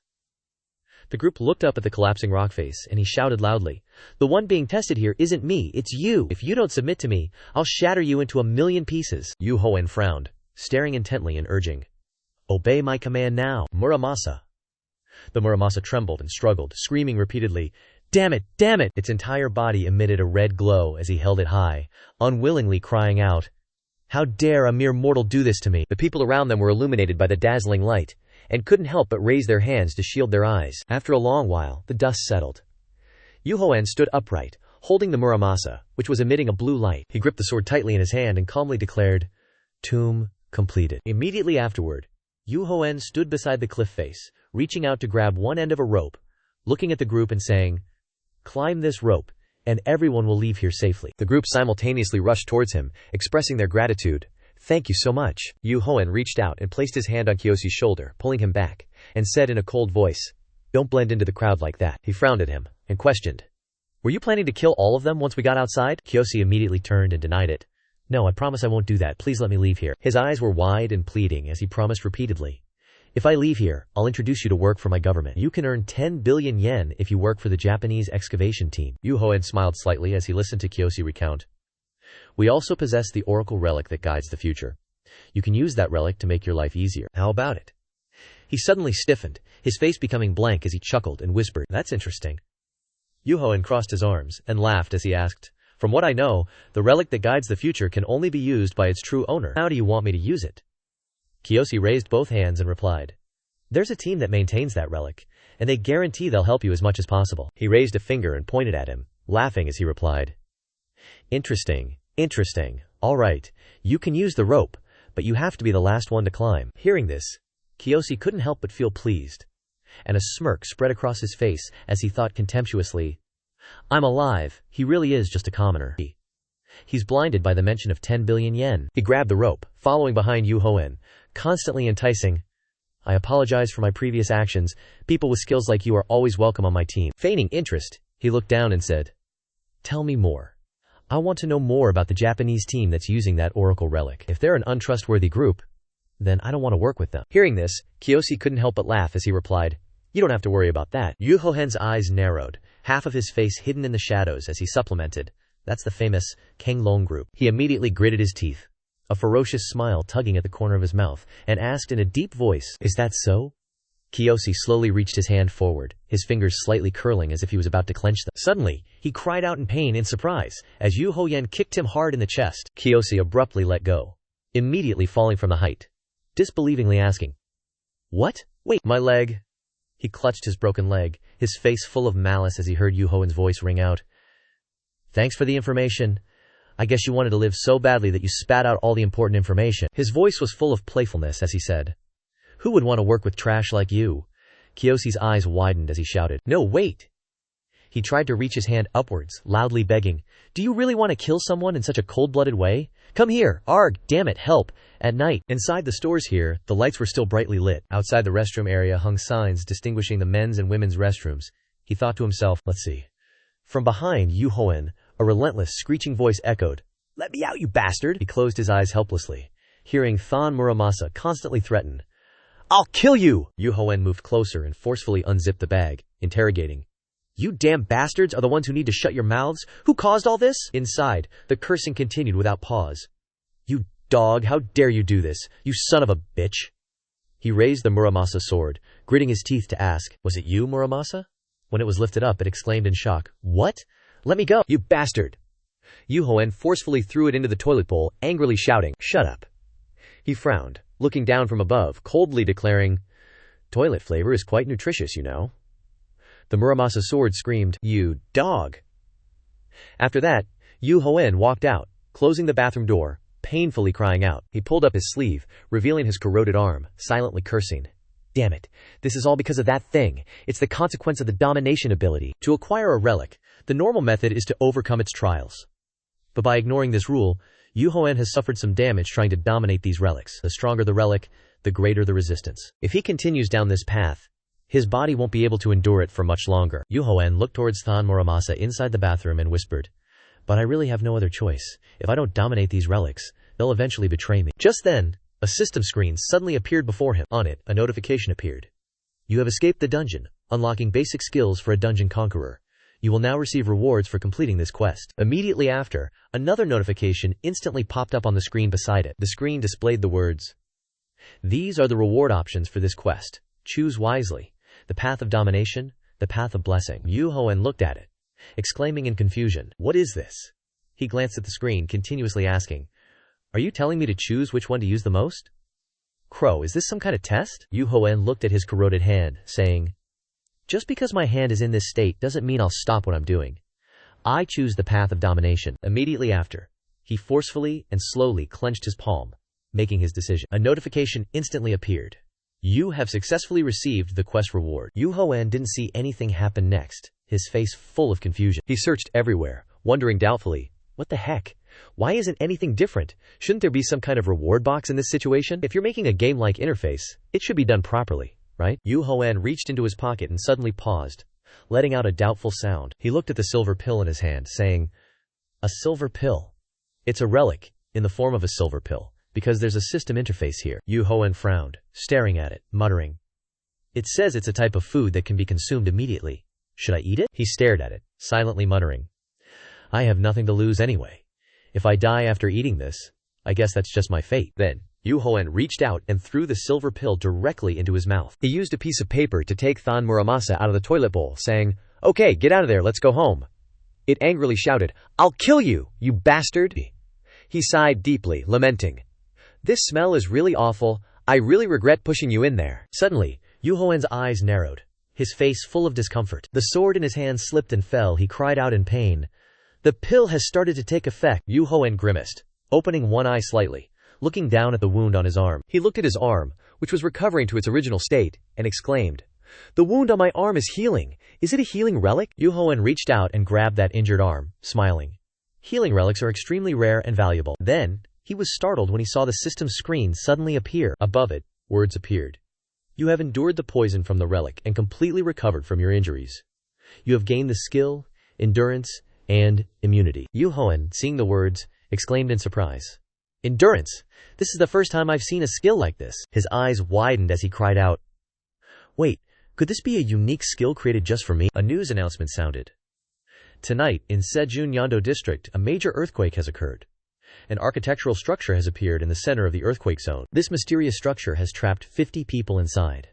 According to eyewitnesses, there are many dangerous traps within. One of the people there even tried to harm them. Kim Do-ga from Jijeon Jido District. He claims to be part of the Japanese excavation team. Therefore, our government has contacted the Japanese government and is awaiting their response. Furthermore, due to this incident, the Chinese and Russian governments are also demanding answers from the Japanese government regarding their responsibility in this action. The U.S. government is officially announcing." A man reached out and turned off the television, muttering, "Bastard." In the government conference room of the Japanese excavation team, people were loudly questioning, "What have you done?" They roared with fierce expressions. Now the media is blaring about relics and tombs, and not only that, this is a great humiliation for Japan. The sounds of criticism continued to echo. "The bastard who caused this is already dead, but death is not enough for someone like him." Mori bowed his head repeatedly, apologizing. "I am truly sorry." Mori Hiroyuki, the commander of the Japanese excavation team, replied with a helpless expression. "We just received a prophecy from Korea." Those people heard, and loudly demanded, "Who said you had the right to handle matters related to prophecies?" He raised his hand, trying to plead. "We tried our best, but there were many difficulties surrounding this issue." Mori, with a bright smile, raised both hands to add, "But now it's different. We can use the relic that indicates the future to find his location." Hearing this, a voice asked, "Didn't you say that the user of that prophetic relic needs a controller to determine the location?" He thought of Yu Hoen in his mind, answering, "We can do it because he has contacted his people. Although it's not yet complete, we can determine his location." Mori raised his hands, excitedly shouting, "Scholars who don't use future indicators are looking for a way to use it without being its master. The Azure Dragon Group is spending a lot of time and money to complete this research." Finally, the two people responded, "All right, we'll give you a chance." He immediately smiled brightly, rejoicing, "Thank you. I promise we will try our best." During the day, inside an apartment, a mumbling sound echoed. To eliminate that Korean guy, Yu Hoen lay on the bed looking at his hand, wondering, "Endurance? If it can withstand the poison of the relic, that's amazing." His eyes stared intently at it, pondering. All relic users suffer from side effects. In my previous life, everyone entered the era of origin seeking relics to heal themselves was the top priority. Thinking of this, Yu Hoen jumped up in surprise, asking himself, "If it's really as described, then it's an amazing ability just for me. Is it all thanks to that crow relic?" He turned his head to look out the window, shouting, "What are you planning? Crow, what do you gain by giving me these things?" Yu Hoen heard no response, and angrily urged, "Answer me. You're so good at talking. Always using those shiny windows to talk to me. Speak! He stared intently at it, but still, there was no sound in reply. Seeing this, Duhoen couldn't help but chuckle, cursing loudly. Damn it! He lowered his head, hearing the sound of his phone ringing, saying, "A phone call? Oh, it's Zheng-U." Duhoen smiled and answered the phone, inquiring, "What's up?" The minion on the other end immediately shouted, "What did you say? Never mind." Kung-U in Las Vegas, USA calmly continued. "We've checked the list of participants in this auction." Hearing this, he asked concisely, "Ah." Over here, Duhoen sat on the bed, pondering as he heard him report that there were 3 people with the name Jika. He slowly stood up, saying, "So I have to go check it out myself." Sheng-U on the other end shouted loudly, "You're planning to come here?" At this moment, a notification sounded. "You have been marked by the FS Relic. Your future may now be revealed." Duhoen looked at the screen in front of him, sighing inwardly. "It's the future indicator? This is troublesome." Over there, Sheng-U, seeing that he was silent, shouted loudly, "Hello, Duhoen." Duhoen smiled slightly at him, instructing, "I'll come to you guys, but not immediately. I have a place I need to visit first." A book suddenly appeared, hovering in the air with a clear purpose, guiding the future of Prince Shotoku. Prince Shotoku was a politician and statesman during the Asuka period, and the guidance of the future is the prophecy scripture he wrote. Although there's no proof of its existence, this ancient book is considered a legendary artifact. The back of a blonde girl is slowly walking through the crowded street, yet it seems like it's the first relic to proudly integrate itself into human society. Her feet suddenly stop. Right below is the dirty book from earlier, blocking her path. Instead of creating a tomb, it's choosing its own master. Driven by curiosity, Duka hurriedly reaches out to pick up the book with a puzzled expression. "What's this? It's all dirty." Quickly, she hastily puts it back where it was and runs away. Sasaki Zuka. She's the one chosen by the guidance of the future to be its master. However, the book clings to her, even to her desk, irritating her with its nuisance. From then on, the guidance of the future follows her everywhere she goes. Then, when she enters the library, the book jumps out at her as she looks directly at the bookshelf. Even though she tore, burned, and threw it away, it always appears before her. That kid scares Sasaki. Tayuka tightly holds the book. She looks up at the person in front of her with a terrified gaze. However, the Japanese government soon receives information about Sasaki's guidance of the future, and offers her support to use it for the Japanese excavation team. A family portrait of the Zuka family, full of joy, is neatly placed on a small table. Because of this, Sasaki's family escapes their difficult life and begins to enjoy luxury. With the help of the guidance of the future, the Japanese excavation team collects countless relics. It seems like everything is going well because of that little Sasaki girl. But not for long. She sits pointing at the book on the table, her face covered in sweat from anxiety. Because Sasaki dropped out of school to use the guidance of the future for the government, she can't understand the true meaning when difficult kanji appear, and can't fully use the power of the guidance of the future. Then someone using a relic reads the future with skills superior to hers. An arm raised straight in the darkness, blood splatters everywhere leading to her death. Back to the morning, at a white glass building, leading to the airport waiting lounge. At first, I planned to ignore that prophecy relic, since she would die and disappear anyway, in Fine International Airport. But now that they dare to find my location, everything has changed. Sitting on a waiting chair, Duhoen looks around, his head full of thoughts. Not only that, they're also colluding with that crow bastard. They won't get away with this. I'll ruin their plans. Not far away, at a high-rise building, her name echoes. Chi-chan. In front of the TV screen, Du is sitting comfortably on the chair, watching a favorite movie. Sasaki-chan. The program makes her hug her knees, her face flushed, smiling happily. Su is handsome and sings so well. Suddenly, from behind, hiding behind the wall, Su peeks his face out to remind Dua. Sasaki-chan, it's time to read the relic of future guidance. Seeing him, she glances irritably at the clock.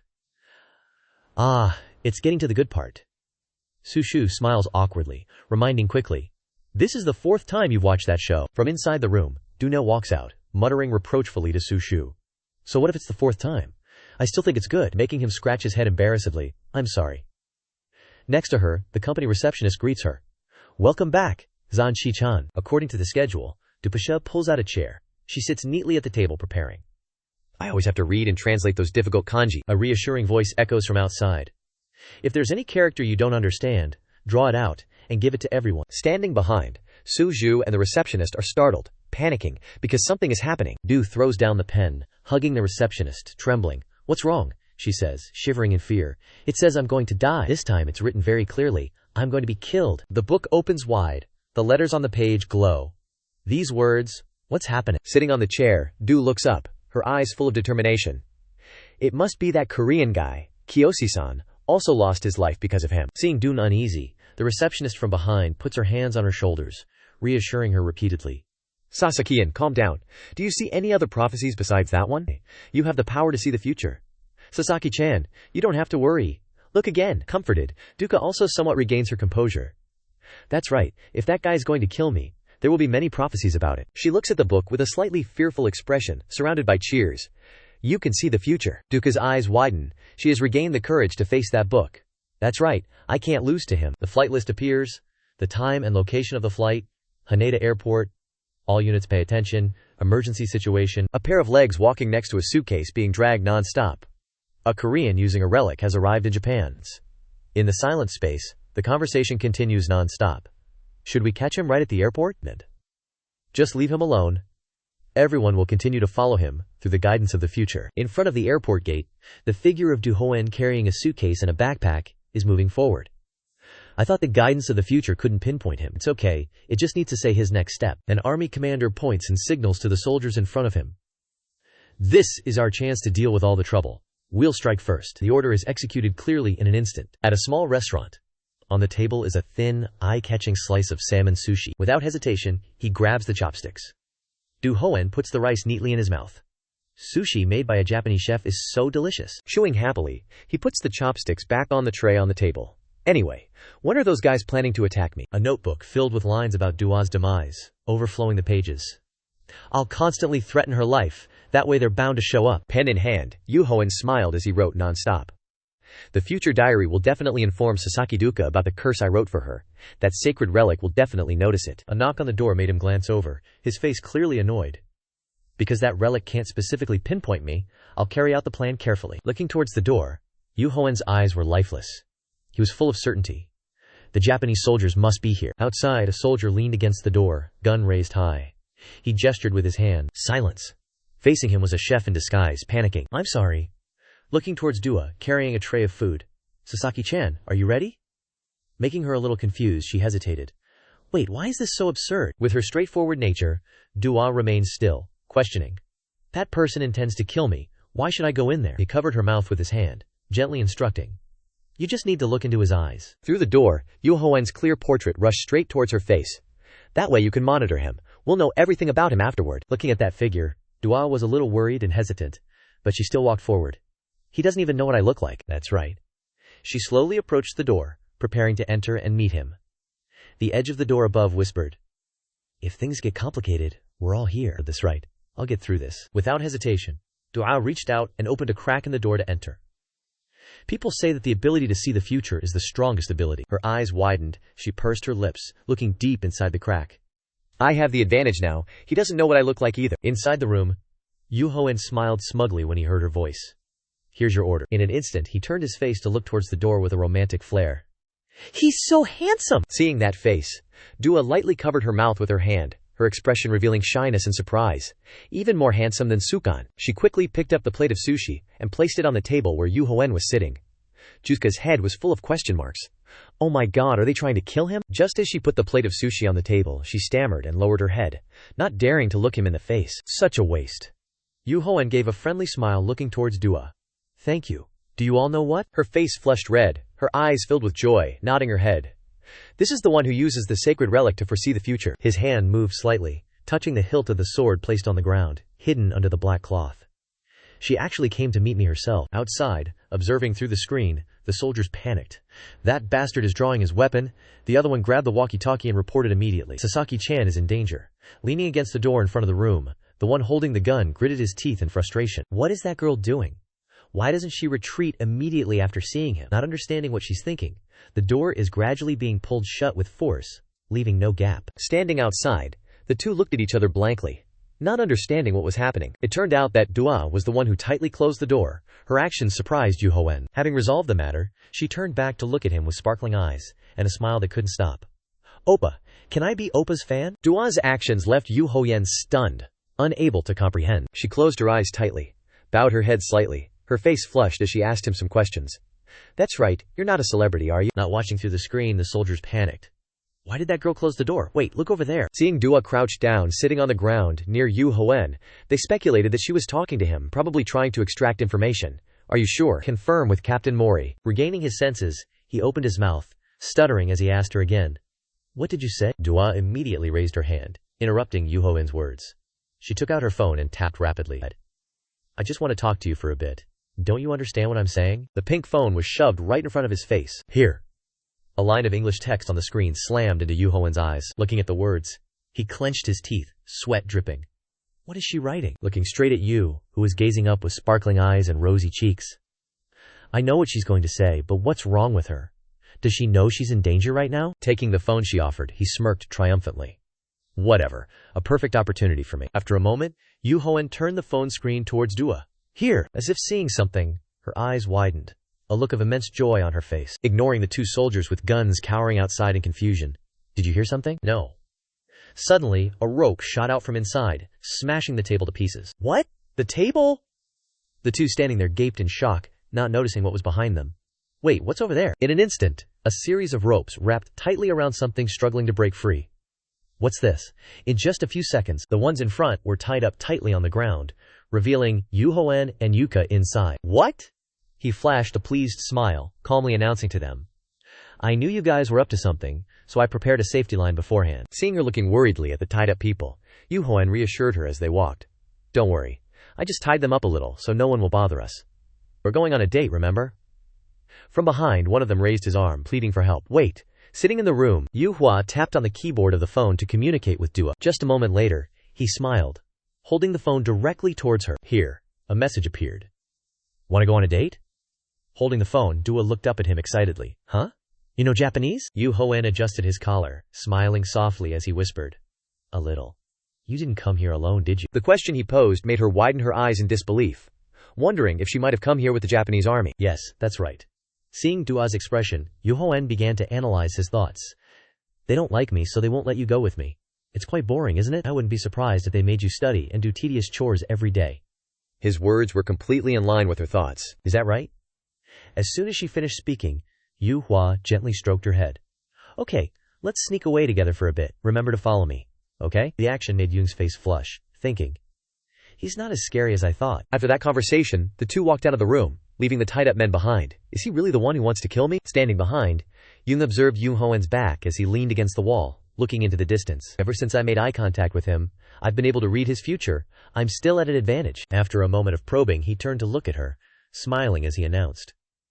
I guess we're far enough away now. Too bad I left my future notebook at home. Seeing Duhoen's attitude, Yu smiled and closed her eyes, not paying attention to what was in front of her. Well, I guess it doesn't matter anymore since I met him. A sharp sword was pointed directly at her. Don't say anything. Hand over your phone. Seeing that Yu was quite cooperative, Duhoen smiled, his face full of satisfaction. Good. In an instant, the pink phone was completely smashed under his feet. My phone! Even with a sword to her throat, she angrily shouted. What the hell are you doing? Yuhua raised his hand to his mouth, shushing. Quiet. I just want to get rid of anything they'll use to track us. As soon as he finished speaking, he grabbed her shoulder and turned her around. It would be troublesome if the Japanese army found out. Duhoen chuckled, his face close to Dua's ear, whispering inquisitively. You really think I don't know who you are? You're the prophetic relic user, aren't you? Hearing the information he asked, she turned to look, tears welling up in the corners of her eyes. What should I do now? He knows who I am. He's actually scarier than I am. At a cafe, a glass of orange juice was placed on the table. Duhoen picked up the glass and drank it deliciously. Outside, the staff hurriedly closed the door. Enjoy your time. Seeing the person leave, he immediately tightened the rope around Dua's arms, tying her up. With her hands placed in front of her tightly bound chest, she looked at him, angrily shouting, You've gone too far, you deceitful bastard. I can't believe you called this a date. Yu Huang held the ice cream cup in front of her, looking at Dua, and replied with a smile. What's wrong with you? We're already together in this fish cafe. If this isn't a date, then what is it? But having been diagnosed beforehand, she looked up with a worried expression, immediately asking him, What are you planning to do to me? Are you really going to kill me like the prophecy said? Biting hard on the spoon, Yu Huang's eyes stared blankly at Dua as he announced, I had planned to kill you sooner. He glanced towards the open bag, the hilt of a sword peeking out from inside. If you had approached me any closer back then, I would have thought about slitting your throat with the muramasa. Yu Huang's words made her eyes widen, unable to believe the person in front of her. But you're more foolish than I thought. We could have gone so far. Not wanting to say more, he slammed his hand on the table next to the book, looking at Dua, subtly reminding her of the prophecy. Record everything you see in. As if understanding Yu Huang's words, she frowned, her face worried, and quickly explained. But I forgot it at home. Without bothering to say much, she reached out and lifted her sleeve, a fiery red character faintly visible on her upper arm. You think I care about that? This tattoo appeared after you started using the Oracle Relic, didn't it? Standing in front of Dua, Yu Huang firmly held her arms, tightening his grip as he ordered. Touch your tattoo, and call out that Oracle Relic. You can summon it here. After explaining a few words, he crossed his arms, leaned back in the chair, and sighed, unable to believe she didn't know something so basic. Doing as Yu Huang said, in just an instant, smoke appeared before Dua's eyes, and the Oracle Relic appeared. Holding the glass of water and looking at her as she wrote, he seriously ordered, write as much as possible. 1 line less and you lose your life. Concentrate.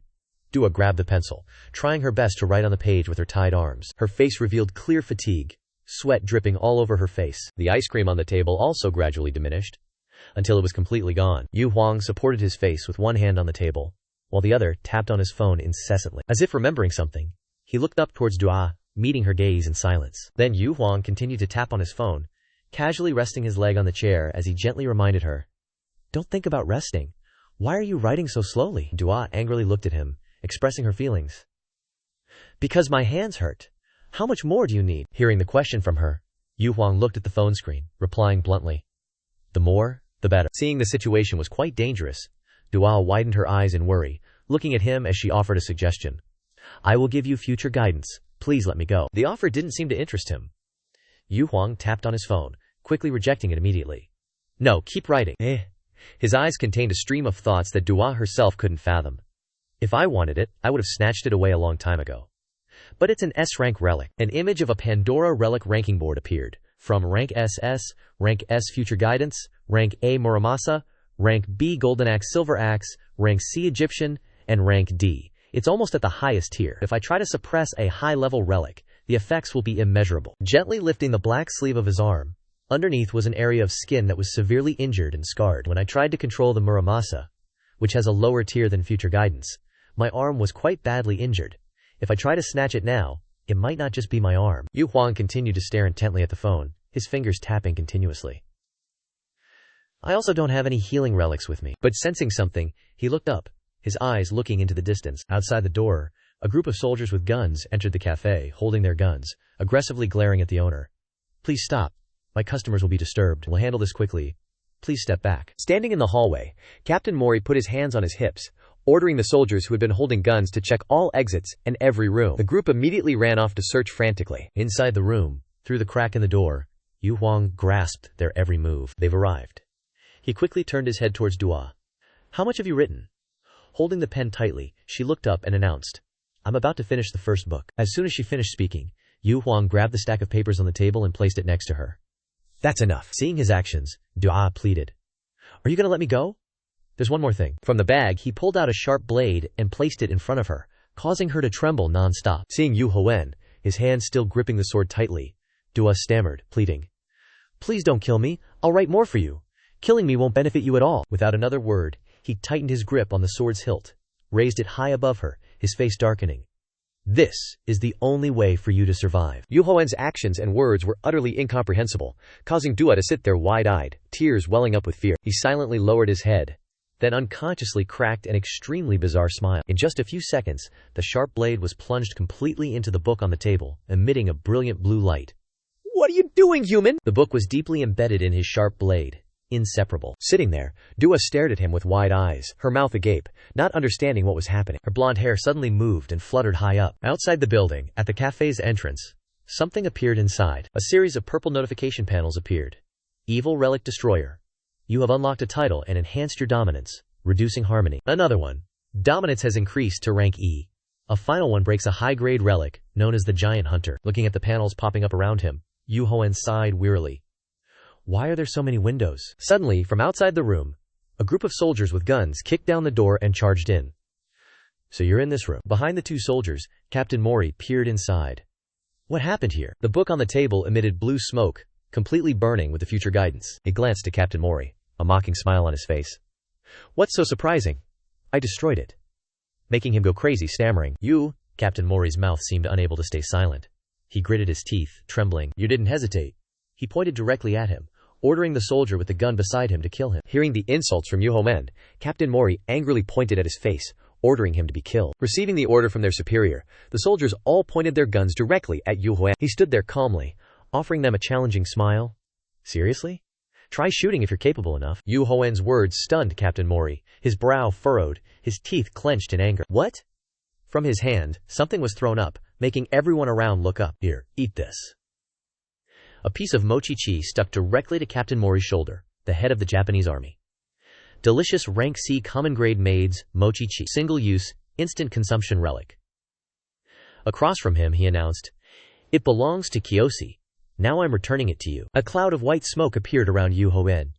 He flashed a scheming smile, saying, "Goodbye, I heard the taste is delicious enough to die for." Captain Mori quickly removed the piece of mochi-chi and clutched it tightly in his hand. That bastard disappeared! He stared at the pink, smoky mochi, his mind filled with confusion. What is he planning? The aroma from the mochi-chi made all three of them salivate. What's that smell?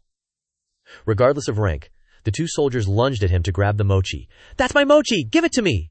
Without another word, Captain Mori pulled out a handgun, raised it high above, and shouted to remind them, "You bastards, this is my mochi! Know your place!" But the other two didn't seem afraid. They also pulled out guns. All three of them engaged in a brawl, furniture being blown apart. "I have a gun too! Give me that mochi! It's mine!" Back at the airport, a road stretched straight up to the airplane. Yu Hoen sat in the plane's cabin, looking out the window. No ancestral artifact offered solace quite like the maid's delicious mochi, capable of not only charming enemies, but also granting the user instantaneous teleportation. He took out the notebook Dua had written earlier to read, figuring he might as well take a peek at the future's guidance. In his thoughts, Yu Hoen recalled meeting someone from the support group for the Sacred Relic. There was a support group for the Sacred Relic of Future Guidance in Japan, the Shanglong Corporation.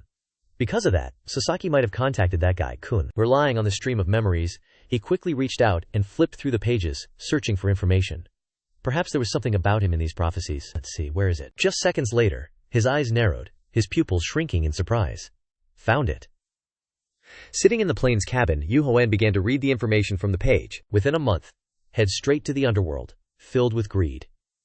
In that place, there is an omen related to the world's greatest disaster about to begin. Reading the summary, he immediately pondered and made a guess. To the underworld filled with greed. I'm pretty sure that's Las Vegas, the location of the underground Mysekis auction. Sheng Yu pulled out his phone, answering someone on the other end of the line. It was where Sheng Yu and his group went to gather information related to the CEO. He said that 3 people had registered under the name Jika. He was sure to be one of them. The prophecy also indicated this. The plane Yu Hoen was on began to accelerate down the runway, but the final part, the omen related to the world's greatest disaster, was definitely that disaster. An image of a city experiencing earthquakes, landslides everywhere, the sky filled with thunder and lightning, a blazing red light shining straight down, a disaster for all of humanity. It was an event described as sacred relics appearing en masse all over the world. After that event, treasures gradually surfaced, and people rushed to find them. After that event, everyone knew about the existence of tombs, and the number of people discovering sacred relics skyrocketed. Back in reality, holding the notebook, Yu Hoen fell into contemplation. But if I remember correctly, that disaster didn't start so early. The plane began to take off, over the white streaks below. Not only that, in the next line, the God who understands your greed will offer to cooperate with you. He reached out and closed the notebook, ending his reading. That means a sacred relic at the ghost level will appear at the auction. Is that CEO aiming for it so he can become as powerful as he was in his past life? In an instant, Yu Hoen's face darkened, and a pleased smile bloomed. If that's the case, then I'll have to steal it from you. Back in another place, in a room full of modern equipment, the meeting room of the Japanese excavation research team. Although Sasaki had woken up, he was still very weak. A Japanese soldier stood opposite the long table full of high-ranking leaders sitting there. As for future guidance, it has been completely destroyed. One of them looked at him, questioning in a low voice. During that time, Captain Mori and his soldiers opened fire on each other. In the end, everyone was injured and removed from the mission, making the soldier standing there nod, confessing honestly. Yes, sir. From the side, a high-ranking leader slammed the table and stood up, shouting, "What is this? What kind of joke is this? I am really very sorry." From outside the door, a woman stood there observing the situation inside, holding a phone and making a call. You think this is a joke? Please calm down, Mr. Chairman. We need to... How can this situation be calm? She smiled and announced the news to the person on the other end of the line, confirming that future guidance had been destroyed. The Japanese self-defense forces also suffered heavy losses, making the other person shout in astonishment. Are you serious? Damn it. The voice from the other end of the line continued. You're saying that only one person caused all of this? As soon as she stepped away, she quickly replied, Yes, it seems so. Who is this crazy bastard? In a place not far away, the location of the phone caller, at a location in the building. What should we do? Should we take revenge for this loss? Revenge? There's no need for that. The figure of the man turned his back, looking at the cityscape. But the money we invested in researching future guidance is now a waste. That's right, but think about it. On this side, her feet began to move more quickly. If one person has the ability to destroy future guidance, then this person has some strength. What if we recruit this person into the team? His words made her frown, objecting. But this person destroyed a rare sacred relic without hesitation. What if he does the same to the company's sacred relic? Her words made the person on the other end of the line smile with satisfaction. What should we do if he damages the chairman's sacred relic? Hands in his pockets, he raised his head and laughed, guaranteeing. There won't be a problem if we pay him handsomely. There's nothing that money can't solve. All you need to do is find this person's whereabouts. Starry night? Beside a large building that looked very luxurious. Las Vegas. Sitting in a cafe, Duhoen tapped the glass while sipping, looking at the surrounding scenery. He quickly put down the half-finished glass of orange juice on the table. Why are these bastards so late? A noise made Duhoen turn his head and glance into the distance. Seo raised his hand high, shouting his name. Here he is! Seo Duhoen! Next to him, Dukyum was uncomfortably communicating with a waiter. What are you saying? No, I'm with the person sitting over there. We have things to discuss. You hear? Duhoen crossed his arms, sitting in his chair, watching him complain. You guys are 30 minutes late. Seung-yu pointed to the waiter, explaining. That's because that tall guy wouldn't let us in. Hearing him shift the blame, the waiter quickly interjected. This is the Mid-U auction house. Only auction participants are allowed inside. If you're not a participant, please leave. This made Seung-u's eyes widen in anger, his mouth agape. See? This guy is always acting up like this. What did we do wrong that you have to treat us like this? The two of them kept arguing back and forth, leaving him to sit there, propping his face with his hand, utterly dismayed. If you continue to behave like this, we'll be forced to take drastic measures. Damn it. What did he say? Speak Korean? Seeing the situation getting tense, Duhoen raised his voice to remind him. Look at you, always acting so high and mighty. You're in America, demanding they speak Korean. Seung-u stammered. Oh, right, and turned towards the waiter. He smiled and asked for permission. These three are my guests. Would you allow them to join me? The three behind him were stunned by his next words, their faces blank. I apologize, it seems I made a mistake. It's all right, you'll understand. Looking at their shabby attire, watching the blondes retreating back, Seung-u couldn't help but be surprised. You speak English? Duhoen chuckled, quickly glossing over the time-wasting issues and getting to the point. That's not the issue. Report what you found. Got it. He handed him a thick book filled with the backgrounds of the members. This is the information related to the three people named Jika. Looks like you guys did your research. Looking at the information Seung-yu provided, Duhoen was smug. These guys are quite useful. He sat down at the water table facing him and pointed, asking further. So, did you find the person you were looking for? Duhoen nodded in response. Indeed. He slammed the stack of background information on the table without a care. This is definitely the CEO's fake identity. Duhoen's hand moved towards the blue notebook placed in the middle of the table. If he's here, that means there's a very valuable sacred relic here. I need to check it out first. He quickly flipped through the pages inside the blue notebook. If there really is a ghost-level sacred relic, seeing Duhoen focused on the blue notebook, Seung-u couldn't help but wonder.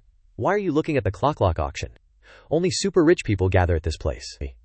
If you successfully bid, you wouldn't have enough even if you sold your house. Ignoring his words, he remained focused, head down, reading the contents. Inside the notebook were pictures of various artifacts, with detailed descriptions. There isn't any ghost-level sacred relic here. What does the prophecy say? After a long silence, Duhoen looked at Seung-u, who was staring blankly, and said, The Code of Hammurabi and Spea's pen, there are a few things I want to buy. Unable to contain his anger, he slammed his hand on the table, making the water glass shake violently. You're planning to participate in the auction? With a calm face, he replied casually. That's right. Thinking Duhoen was joking, Seung-u immediately reminded him, Are you kidding me? This is the Mykitas auction house. He stood up abruptly, looking at him, causing the two guys at the next table to turn and stare, dumbfounded. Auctions usually start at 10 billion or 20 billion. We're just here to find some connections. We don't have the money to buy anything. Hearing his words, he slammed the blue notebook shut and asked back with a smile.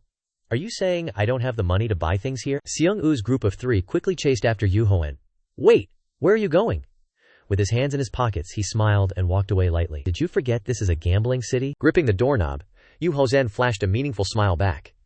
You have to do something to make some money. As if suddenly understanding something, he gaped at him, sweating profusely. You're planning to make money from gambling? You're crazy! A city with dazzling red lights, full of ways to make money, was before Duhoen's eyes. This guy is really insane. In front of everyone around, the numbers kept increasing without stopping. How high can the number go? Seung-u, Do-ki, and Jang-suk were completely stunned by the scene unfolding before them. He still has 10 turns left. It can go even higher.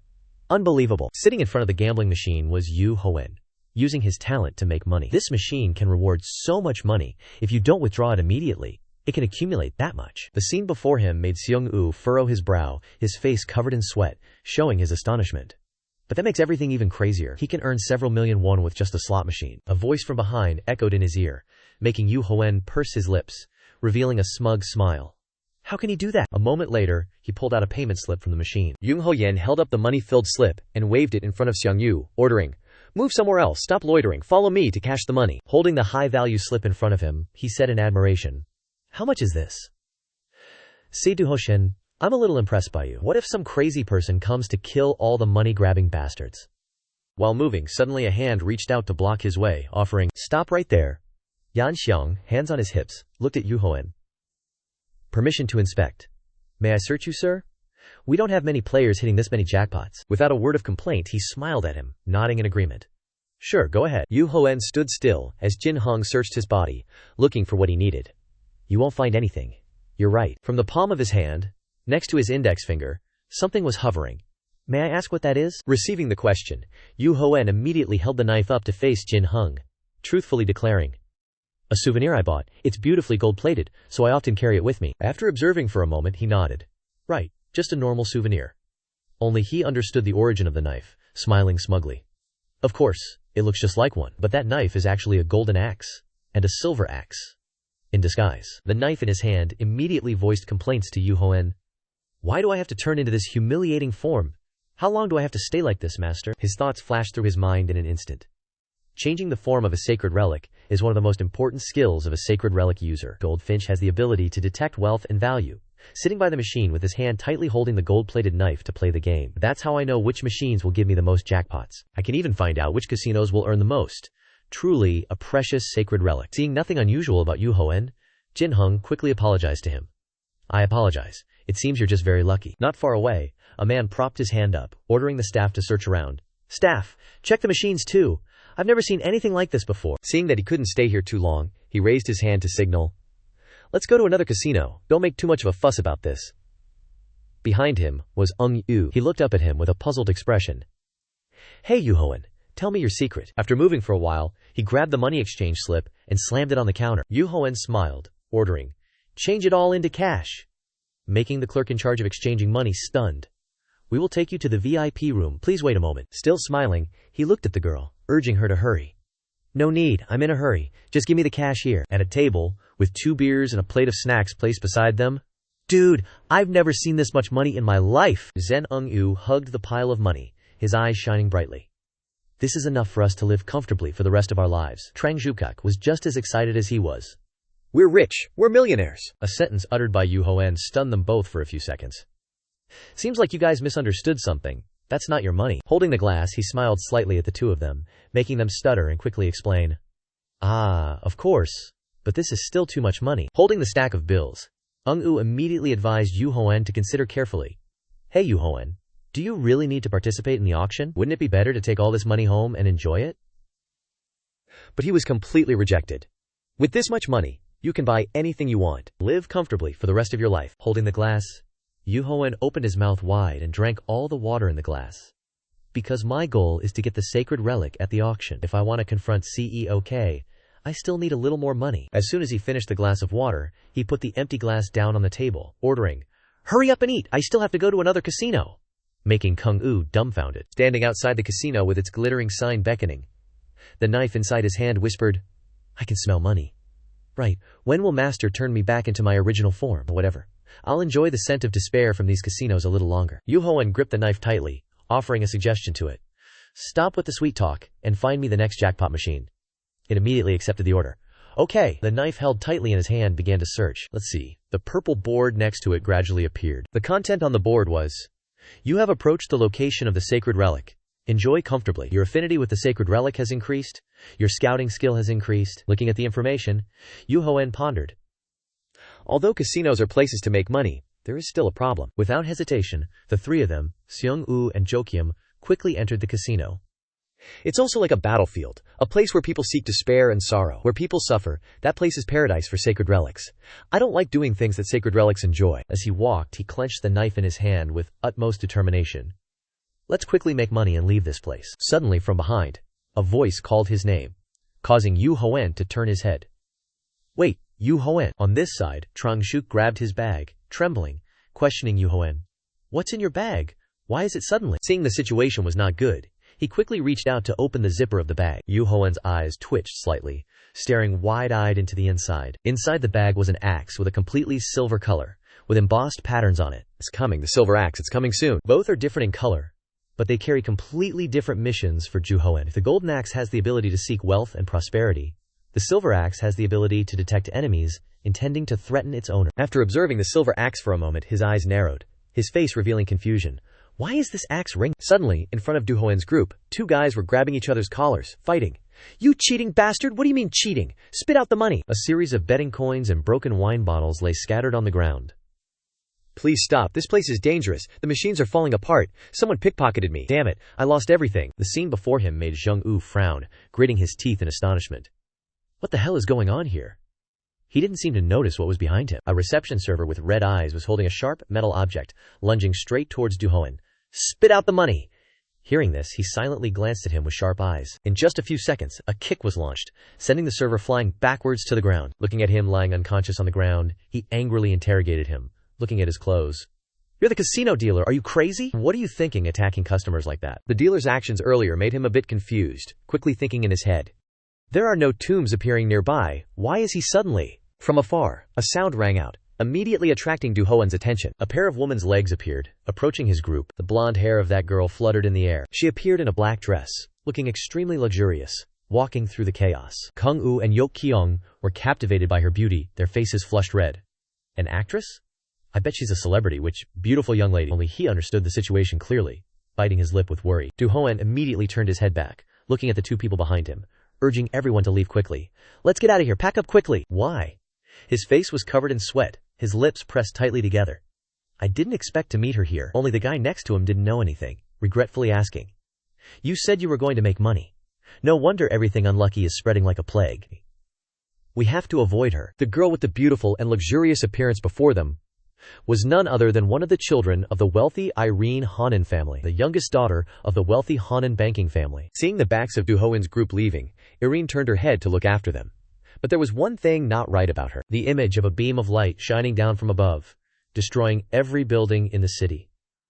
The Relic of God is the strongest relic of all. The owner of the Relic of God stands above all others. A large group of people raised their heads, looking around, their faces not clearly visible.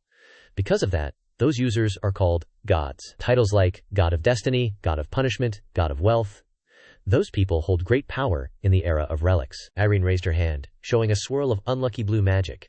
That is her ability. Among those people, Irene Honan is the owner of an extremely terrifying relic. Her title is the God of Failure. Everything near her becomes unlucky. Quickly, his group moved out of the gate inside the casino. Everyone will lose all their money and go bankrupt. She even caused global economic chaos, so we have to avoid her at all costs. Seeing that he couldn't escape her, Irene grabbed her bag and chased after Yu Hoen. Hey you, wait a moment! But he still deliberately ignored her, turning away, pretending to whistle, not seeing her presence. Wait for me. Yu Hoen's hand quickly placed on the door handle was blocked by a purple light. A series of purple notification boards appeared, hitting his eyes directly. The content inside mixed with red and white like a warning to Jen. You have detected a murderous aura from the door. Your relic will suffer serious damage. Warning. The number of uses of your relic will be greatly consumed. The events before his eyes happened so fast that he couldn't react. Frowning in anger. Damn it!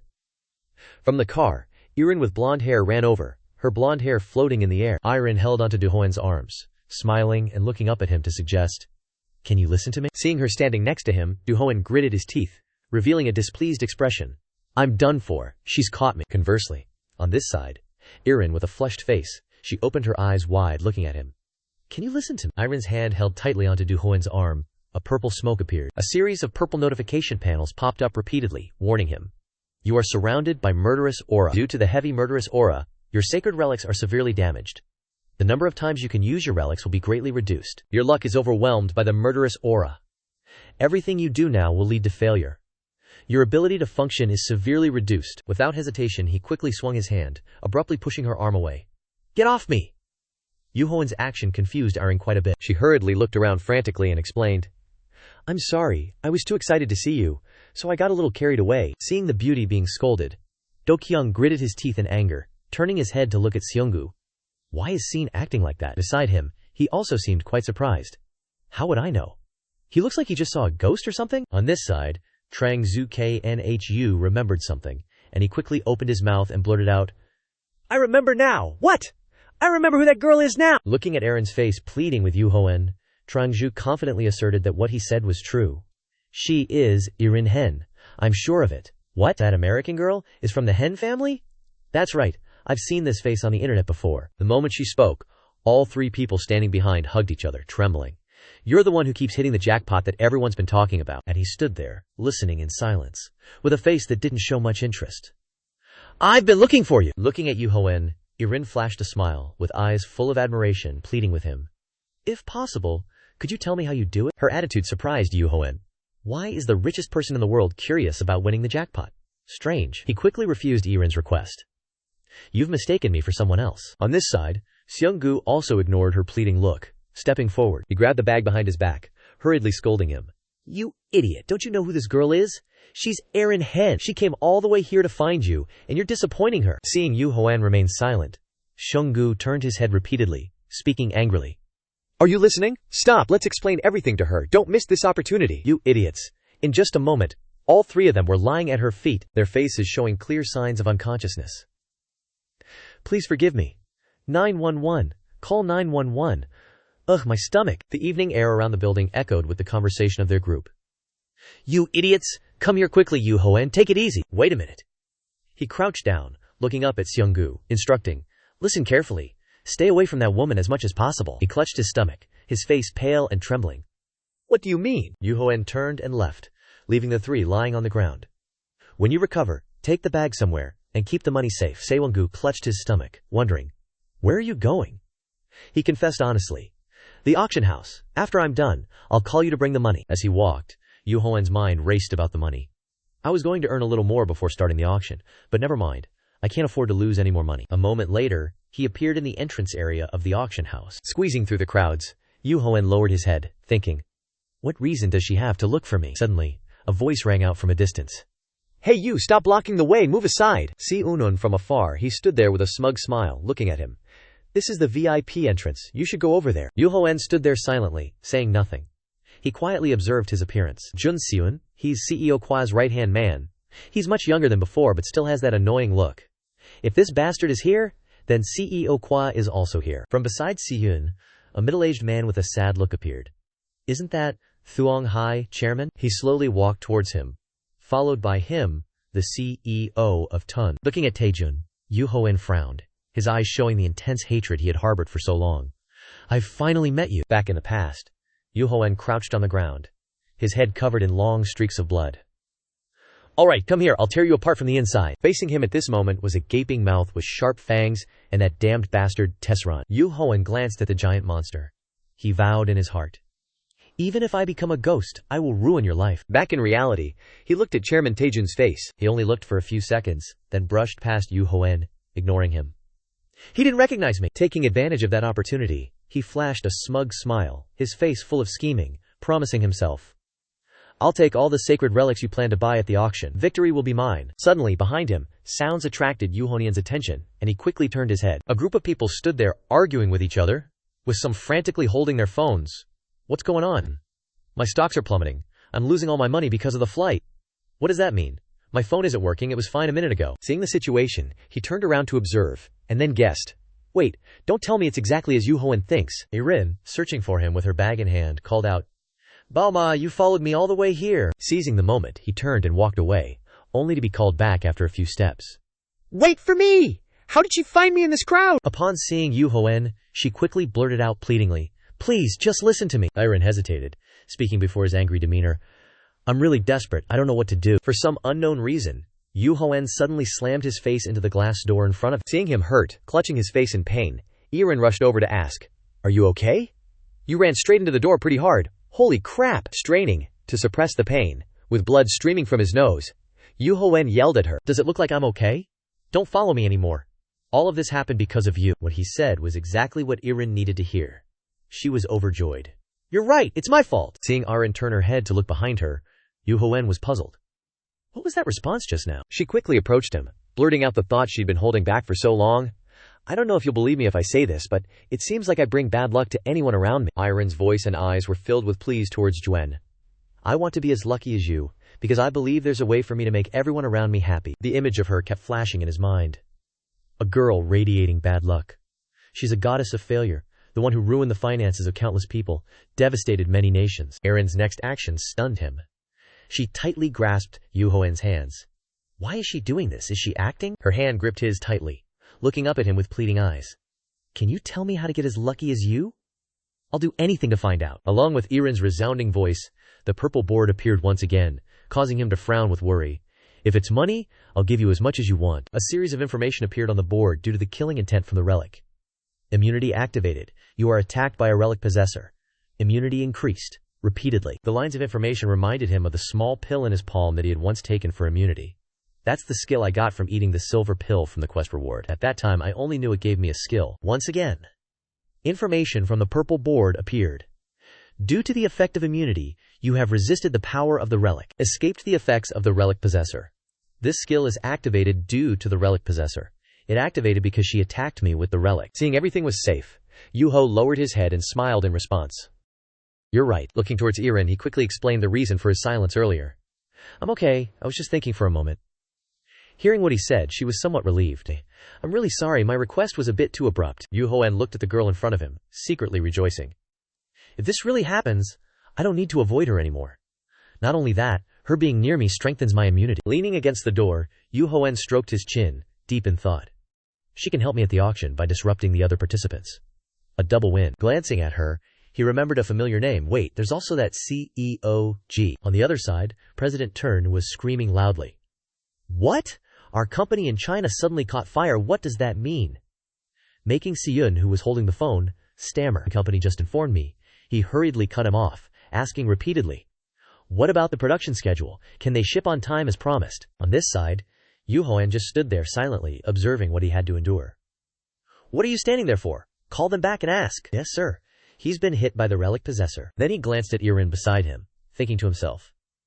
In the past, he would immediately leave this area, meaning he didn't know about the existence of the goddess of failure. An idea flashed in Duhoen's mind, and he smirked cunningly. The enemy of my enemy is my friend. I can take advantage of her. Looking towards her standing there, he began to pretend to ponder the idea. Your proposal isn't bad, making Iren happily turn to look. Really? With one hand in his pocket and the other outstretched, Duhoen began to explain his luck. But let me tell you one thing. Getting luck like mine isn't easy. She listened silently to everything he said. Of course I understand very well. Although I wanted to tell her more details about this, Duhoen's next sentence made Irinder fall silent.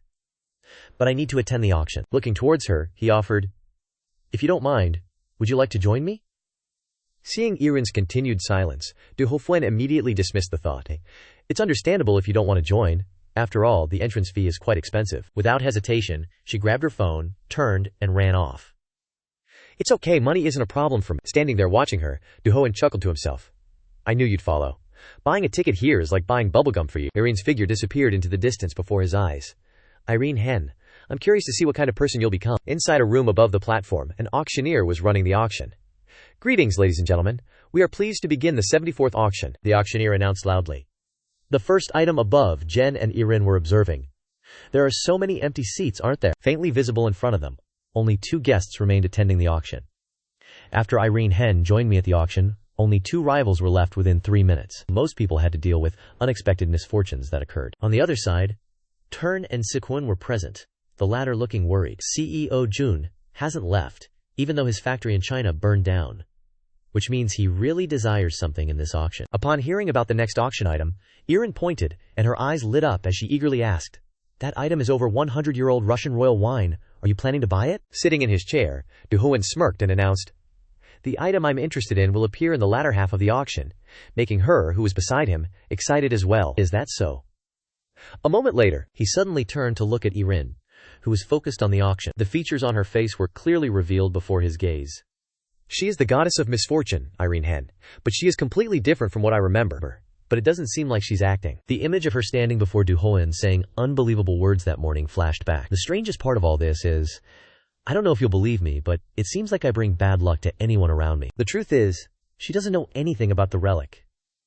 His hand on his chin, he fell into a daze full of thoughts. If that could happen, then the relic has already attached itself to her. Irin, on this side, shyly tucked her blonde hair behind her ear. "What are you doing? You listened and believed what I said," she then said. "I feel much better when there's someone to tell my troubles to." Duhoen smiled and glanced at her. "It's nothing much." A series of purple notifications reappeared. Because the owner's mood is happier, the power of the relic has also been enhanced. The power of the relic is accelerating rapidly. Hearing what he just said, Irin smiled with amusement. "What do you mean? When you say it's nothing much, it makes me extremely happy." An aura emanated around her, causing everyone around to be terrified, including him. The ceiling of the auction area began to shake violently. An earthquake. A series of purple notifications appeared.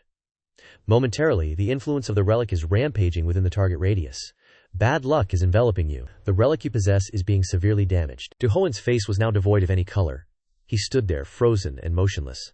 I'm cracking into pieces. What is the master doing? Do something quickly." Regaining his composure after only a few seconds, he immediately looked towards Imran. Unbelievable. The happier the user, the stronger the relic becomes, and she is still calm as if nothing happened.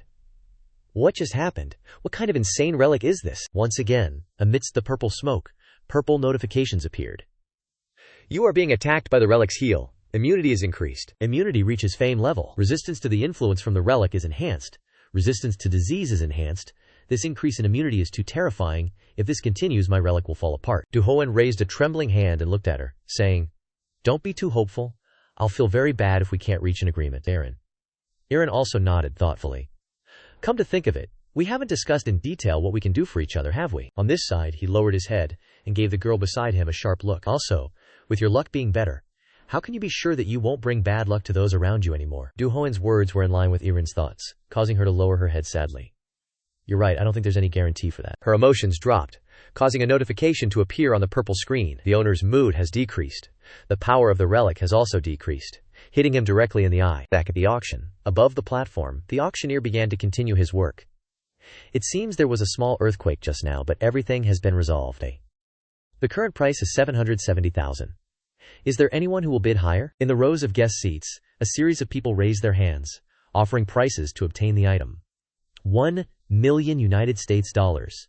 "What are you planning to do?" The noisy quarrel attracted attention from the row of seats where Duhoen was sitting. "If you don't like it, you can bid higher. I'll play along with any price. You think you can win against me?" He looked at the people fighting over an item on the auction floor. Their minds aren't too stable due to being affected by the relic. Wait a minute. Duhoen then turned to look at Irin, who was turning her head away, pondering. "I can use her to eliminate the remaining rivals." Seeing her sudden turn, he quickly raised his voice to cover up his embarrassment. "Hey, you don't need to be sad. Things aren't clear yet. Maybe you'll be lucky and everyone won't be unlucky anymore." Duhoen looked towards the opposite side, a small smile forming as he hatched an idea for Irin. "Let's deal with this soon. You said you wanted to know how to be lucky, right? I'll show you how." Hearing his words, she lowered her head, her face flushed red, believing him completely. "Really?" Seeing that she had fallen into his trap, he smiled and nodded with a scheming look. And so, on the seats of the auction floor, the two chatted animatedly. "I deliberately said that to make Irin Hen happy. I tricked her into believing I could handle her problems." Hands released bills onto the tables after the auctioneer's clear calls. Because when she's happy, the power of the relic increases many times over. As a result, the remaining competitors lost control and bid on everything they saw. In the end, they burned all their money on useless, extravagant things. I'm glad everything went smoothly. Taking advantage of the opportunity, Duhoen raised his hand to collect all the relics he needed. Because everyone burned all their money in the first half of the auction, I can ensure the safety of all the relics I want in the second half of the auction. But there were a few things he also had to build around, and that was Chairman Chizun. There were a few relics I had to yield to CEO Kun, because he wasn't much affected by the power of the relics. His eyes narrowed as if sensing something, revealing a feeling of unease. That was because his relic dominance ability was too high. Qi Xinyu. Relics like the pot, the mirror, and the fan appeared, but because my understanding of relics was much greater than his, I only yielded him the less useful relics. Holding the notebook, Duhoen looked at the scribbled lines. Let's see, the Hammurabi Code, Spear's pen, Marie Antoinette's necklace. The heal-level relic mentioned in the prophecy hasn't appeared yet. Looking at the notebook in front of him, he fell into contemplation for a long time, his head constantly thinking. The auction is about to end. Strange. Seeing Duhoen's prolonged silence, Irin, sitting next to him, impatiently began to speak. So, are you going to agree to the deal with me or not? I feel like you're just beating around the bush. He grabbed the notebook and stuffed it inside his jacket. I'm very sorry, I think it's time for me to get serious, right? Let's go somewhere quieter. and talk about the details and the agreement. This auction is also coming to an end. As soon as he finished speaking, above the auction floor, the auctioneer began to talk about the final auction item. Okay, we will start tonight's surprise event. Let's reveal the final item. It is the mysterious almond tree that has attracted a lot of attention recently. Seeing the item being auctioned in front of him, Duhoen's eyes narrowed. He was thinking something. Wait, that's Duhoen. On the other side, he also looked with eyes full of desire to obtain the auctioned item. A tree with dense leaves growing on its canopy, the elixir tree of Xin Shi Huang. It angrily complained, "Arrogant humans, take care of me properly. Don't use this fake sunlight and bring me some real sunlight here." At a glance, he knew it was a heal-level relic. Moreover, it was a healing type. Without hesitation, Duhoen raised his hand to get that relic.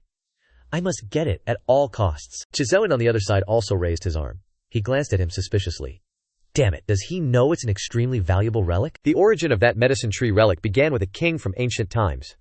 Emperor Qin Shi Huang was a powerful man of the Qin dynasty. When rumors of the elixir tree spread, the emperor sent people everywhere to find it. And that medicine tree was the tree brought to the auction floor today.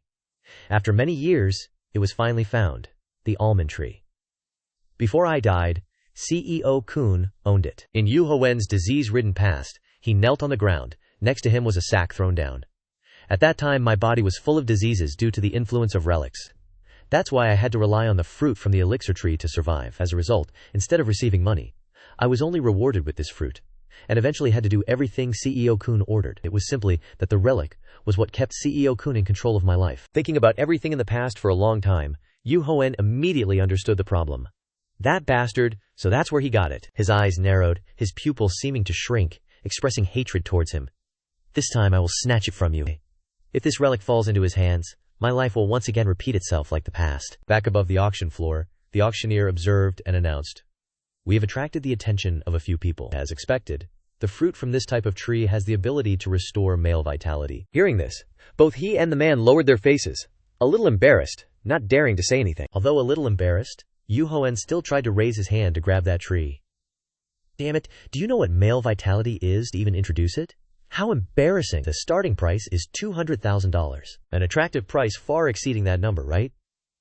He offered $300,000. Then another price was continuously offered. $400,000. This side didn't seem willing to give in to him. Turn decided to follow to the end. $500,000. Not only his participation, people in other seats also raised their hands to bid. Other people are also participating. Not wanting to prolong the moment any longer, he opened his mouth wide and made a sky-high price of $10 million, causing Seyun to be shocked. What are you doing? Chairman Chuzyun glanced at Duhoen non-stop. You bastard, you're not going to give up, are you? Hearing the number the guy offered, he immediately gritted his teeth, his brows knitted tightly with tension. He knows it's a healing relic. Duhoen stood there, still raising his arm, wanting to enter the bidding war with that guy. I don't know much about that relic, but the truth is, when it comes to money, I can't beat him. His own voice rang out, causing Inran standing nearby to look on in a daze. Let's start our transaction. Duhoen lowered his head, a smile playing on his lips, as he made the proposal between the two of them. I promise to find a solution for your bad luck, but in return you have to buy that thing up there for me. Hearing what he just said, she smiled faintly, her face looking quite pleased. We exchange what we both need. Is that fine? Standing next to Duhoen, Irin accepted the offer and boldly declared, I think that's good. When it comes to money, I won't lose to anyone. The atmosphere in the stands above grew lively. The prices offered by the clients soared one after another. $46 million, $47 million, $48 million, $49 million. Suddenly, a price was offered that caused everyone around to buzz with discussion. $50 million. That price made the auctioneer on the platform above break into a terrible sweat. It seems we've reached the $50 million mark. Does anyone else want to bid? A new, record-breaking price was offered by Chairman Zoom. $100 million. A price that made countless people terrified. Damn it, he's paying $100 million right away. Crazy! Duhoen, on the other hand, just quietly glanced at the guy. Damn it. He silently lowered his head. Thoughts surged in his mind. Over $100 million is beyond my means. A visible loss right from the start. On the auction floor, the auctioneer asked one more time. Given the price that guy offered, the current price is $100 million. Does anyone want to bid higher? From the seats above, a hand was raised very high. However, that was Irin. She decided to help Duhoen all the way. $150 million made him flash a deeply satisfied smile, greatly appreciating her. This is the perfect time for a rescue to arrive. Back on the auction floor, the price made the auctioneer gasp. What? On this side, Zun and Seun were no less surprised. Both gritted their teeth in anger. What the hell? He decided to play to the end, stood up from his seat, and offered a higher price. 160 million. Damn it, the price is still going up. Irin merely gave a gentle smile. She motioned with her hand, and a new price continued to appear. 200 million. Her action just now made the guy grit his teeth in confusion. What? You weren't bidding earlier, why are you joining now? Beside him, seeing this, Seun quickly advised his chairman. I think we should give up. Please, chairman. His words instantly annoyed Zizun. What did you say? Zizun began to explain. If I'm not mistaken, that woman is Irin Hen, the youngest daughter of the Hen Chaebol family. Then looked towards both Zirazun and Irin, who were sitting smugly there. The money of this family wouldn't run out, even if they spent it for dozens of generations. Zizun was so angry that he clenched his teeth, not knowing what to do. Damn it. He decided to fight to the end. The price jumped up. 220 million. I won't back down, chairman. As soon as he finished speaking, on this side, she offered an outrageously high price next. 300 million! Making everyone around widen their eyes. God, now they're increasing the price by hundreds of millions. Yuan Wei just smiled and waited. Truly satisfying. We have overpowered CEO Zun's bid twice, a price that made the guy furious enough to smoke. Let me go! How dare you! Seun beside him hugged Zun tightly. Chairman, please calm down. Finally, the elixir belonged to Irin Hen for 500 million. At a cafe, a delicious glass of orange juice was held by him. Yu Hoen looked towards Irin, smiling with amusement. 500 million is quite an expensive price for you, isn't it? Hearing this, she immediately shook her head in rebuttal. No. Money has never been a problem I have to worry about. Looking at him sitting opposite her, Irin began to bring up her own issue. That's true. How do you plan to solve my problem? She wondered how Yu Hoen would help her escape bad luck. Are you going to share your luck with me, or give me some kind of charm to increase my luck, like a rabbit's foot? The next thing he said made her jaw drop, startled and confused. Actually, I won't pay you anything at all. Irin felt like she was being played, and got angry. Are you tricking me? Yu Hoen repeatedly raised his hands, gesturing to explain. No, please hear me out. His hands clasped tightly together, his sharp eyes looking up at her. Your problem can't be solved even with a lucky charm. No. The only way to solve this is to separate what's inside you. Irin looked surprised. Separate? Yu Hoen hurriedly explained further to her. Simply put, you will give up the thing you possess. Looking at Irin, he now wore a smug smile, thinking to himself. That's right. The only solution to this problem is to deal with the relic she possesses. If I do that, I'll own the cursed relic. I'm the one who benefits the most. Yu Hoen leaned back in his chair, offering her a solution to the problem. I'm sure you've noticed that there's a strange object following you wherever you go. You just need to give it to me, and your problem will be solved. Over on her side, Irin touched her chin, recalling the objects that had followed her. An object that always sticks with me? I don't think I have anything like that. Hearing Irin's words, Yu Hoen immediately retorted and made an unreasonable suggestion. Try throwing away all the items on you now, one by one. Sitting across from him, her expression became sad. To be honest with you, I already tried it before, but nothing came back to me. Strange. As if remembering something, Yu Hoen leaned forward and asked Irin loudly, What about tattoos? Do you have any tattoos appearing on your body? Hearing his question, her eyes changed instantly, widening in surprise. Seeing Irin's expression, Yu Hoen was sure his guess was completely correct. So, you do have one? A series of images of ancient relics appeared with his explanation. Relics are divided into two types: consumable relics and possessed relics. Tattoos will appear on the owner of a possessed relic. In the past, the image of Sasaki's arm had a tattoo. So Sasaki also has a tattoo on her arm. You've had this since you started using the future diary, right? Creating a connection with the owner through the tattoo. A man with a dragon tattoo on his arm held a spear containing a red light. Anyone can use consumable relics, but they have a limited number of uses. Unlike consumable relics, possessed relics have no limit to the number of uses, but only the owner can control them. All powerful relics are possessed relics. Reaching for her wallet, she quickly pulled something out to show Yu Hoen. Let me show you a picture. A photo was held out from Irin's hand towards him. Here, in the photo, is an image of herself with a black aura wrapped around her body. Wait, that is. Seeing Yu Hoen's expression, Irin became worried. What's wrong? Is there a problem? The image of both of her arms full of black aura swirling around made him thoughtful. Irin's relic is a parasitic type. This type of relic is quite rare, but they are inside the user's body. After a few seconds of observation, he handed the phone back to Irin. Because her relic is of the worst kind, bringing bad luck to everything, I expect it to be like the golden apple of Iris. What kind of relic does she possess? Then Yu Hoen silently observed her worried face before him. But one thing was certain. He couldn't separate that terrible power from her body. If that's the case. He pulled a piece of paper from his hand, placed it on the table, and wrote some words on the paper. I thought this would be easy, but it seems I was wrong. Duhoen's phone number appeared, and he handed it to Grin. This is my number. When we have more time, let's try to think of a solution together. With the job done, he quickly left with a meaningful smile. Behind him, she still blankly said goodbye. I can't force the relic out of her body, so it's best to make her an ally. Making relationships with others isn't a bad idea. You never know when they might be useful. Back at the auction house. The relic tree that was successfully auctioned off earlier was placed on the table. Since you paid for this almond tree, it's yours now. You can pick up the other items after payment. Next to him, Duhoen picked up his phone and said, Okay, let me call my subordinates to pay. The staff member smiled and replied, Take your time. The signal from the other end of the line still hadn't connected, making him a little annoyed. Why aren't these bastards answering? In an instant, Duhoen's eyes narrowed. He sensed something. Something's not right. Memories flooded back to his conversation with Seong-woo before leaving. Did I entrust the evidence to those guys before leaving? Breaking free from his thoughts, Duhoen turned his head to look at the staff member. Wait a minute, there's something I want to ask. From his pocket, he took out a thick stack of money, smiled, and continued.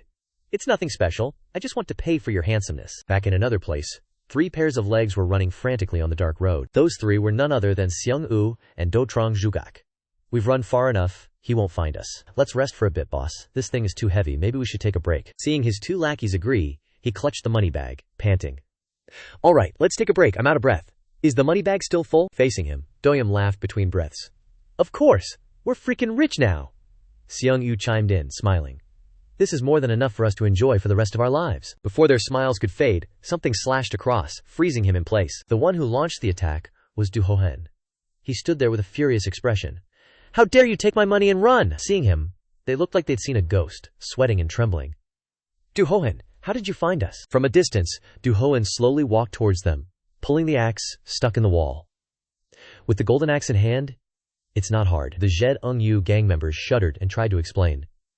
Duhoen, we just held the axe for a moment. He raised his axe as a warning to the group in front of him. Don't make up any excuses, or you'll lose your heads. We were wrong. From his pocket, Duhoen pulled out something. I guess I have to use this now. The sight of the stone in his hand made Zee-ung-yu freeze. A foot scrub stone? He chuckled, telling him to pay attention. Watch this, and you'll find out. As soon as he finished speaking, Duhoen gripped the stone tightly, and a white smoke emanated around him. Behind him now stood a towering stone pillar, and a plaque held in his hand. Seeing what was in front of them, the 3 of them froze for a few seconds. What the hell is that? One of the famous sayings in this law is, an eye for an eye, a tooth for a tooth. The function of this pillar is that when someone attacks, the attack will be reflected back at them. And so on, whatever the enemy does, it will all be returned. This is called the perfect reflection relic. Duhoen's next words made Seong-world and Trangjuak grit their teeth in fear. A new acquisition from the new auction house. I got it earlier because I had to ask the staff there. The light from the plaque shone directly on his face, and Duhoen flashed a scheming smile. An eye for an eye, a tooth for a tooth. I will repay your betrayal with another betrayal. Duhoen triumphantly recited. An eye for an eye, a tooth for a tooth. I will repay your betrayal with another betrayal. Suddenly, beams of light bound all 3 of their hands, leaving them stunned and shocked. He thought to himself that he was worried it wouldn't work as he intended. But unexpectedly everything was fine. The Code of Hammurabi stone statue, an eye for an eye, a tooth for a tooth, is the phrase that activates the ability to reflect anything the enemy uses to attack. However, because the Code of Hammurabi is a law book, I'm curious to see if this relic can control the current and future actions of the opponent. That's the law I need. After the 3 of them were released, Kung-gu was extremely puzzled. What was that just now? Duhoen replied with a smile. It was nothing. I just used you guys to test its power. As long as you don't betray me, nothing will happen. If you guys try to pull any tricks, your bodies will be torn to pieces. He yelled, What? At the same time, the system displayed a notification. According to the Code of Hammurabi, the relic has begun monitoring the actions of the designated target. Duho looked at him and continued. You can consider that you've just signed a slave contract with me. What the hell? With what conditions? Shung-U's 2 lackeys whispered to him one after another. Boss, I think he's telling the truth. The stone tablet appeared and disappeared in an instant. Zhen-ung-yu heard this and started sweating, asking, Do you have superpowers? He replied leisurely, That's right. Duhoen pointed his thumb at himself and said, One thing you guys should know is that this world is about to be turned upside down. As long as you become my slaves, you'll be fine. All 3 of them stared blankly, listening intently to what he said next. Although this is a slave contract, It's not that bad. If you guys do a good job, I'll reward you. You can earn more money than the money you just tried to steal from me. I'll give you as much as you want. He asked back. Really? Sheng Wu was still hesitant, stammering. Okay, but wait a moment, he asked further. What do we need to do? After hearing the question he wanted to hear, Duhoen smirked triumphantly. You'll find out soon enough. The next morning, in sunny weather, warm rays of sunlight shone between the tall buildings. Inside the room, a voice echoed, I told you to come here at 9 a.m. sharp. Trang Zhutak stood with his arms crossed, puzzled. What is this? Duhoen, why is there suddenly a pot in the middle? He replied casually. What are you guys so confused about? This is part of your job, he suddenly asked. Do you see the tree over there? They immediately looked in the direction he pointed. Then Duhoen ordered, You have to plant that tree for me. The tree immediately cursed. How dare you treat me like this, you filthy humans, someone shouted in surprise. What the hell? Why is there a tree there? Young Dung held the sprout in his hand and said, It won't bite you. Quickly plant it in a pot. Don't make me say it again. Yu Ho, while drinking the water in his hand, continued. That tree is worth $500 million. Take care of it carefully. Zheng couldn't believe it, repeating, 500 million? When he picked up the tree, it immediately screamed, What is it? Filthy human! Then it started to change its attitude. The way you're holding me is quite pleasant. That's right. Humans should treat me like this. He took a sip of water while observing them. The tree contentedly praised. Very good, I accept you now. Duhoen was also secretly pleased. It seems like these guys have high compatibility with sacred relics. Then he recalled last night, thinking to himself.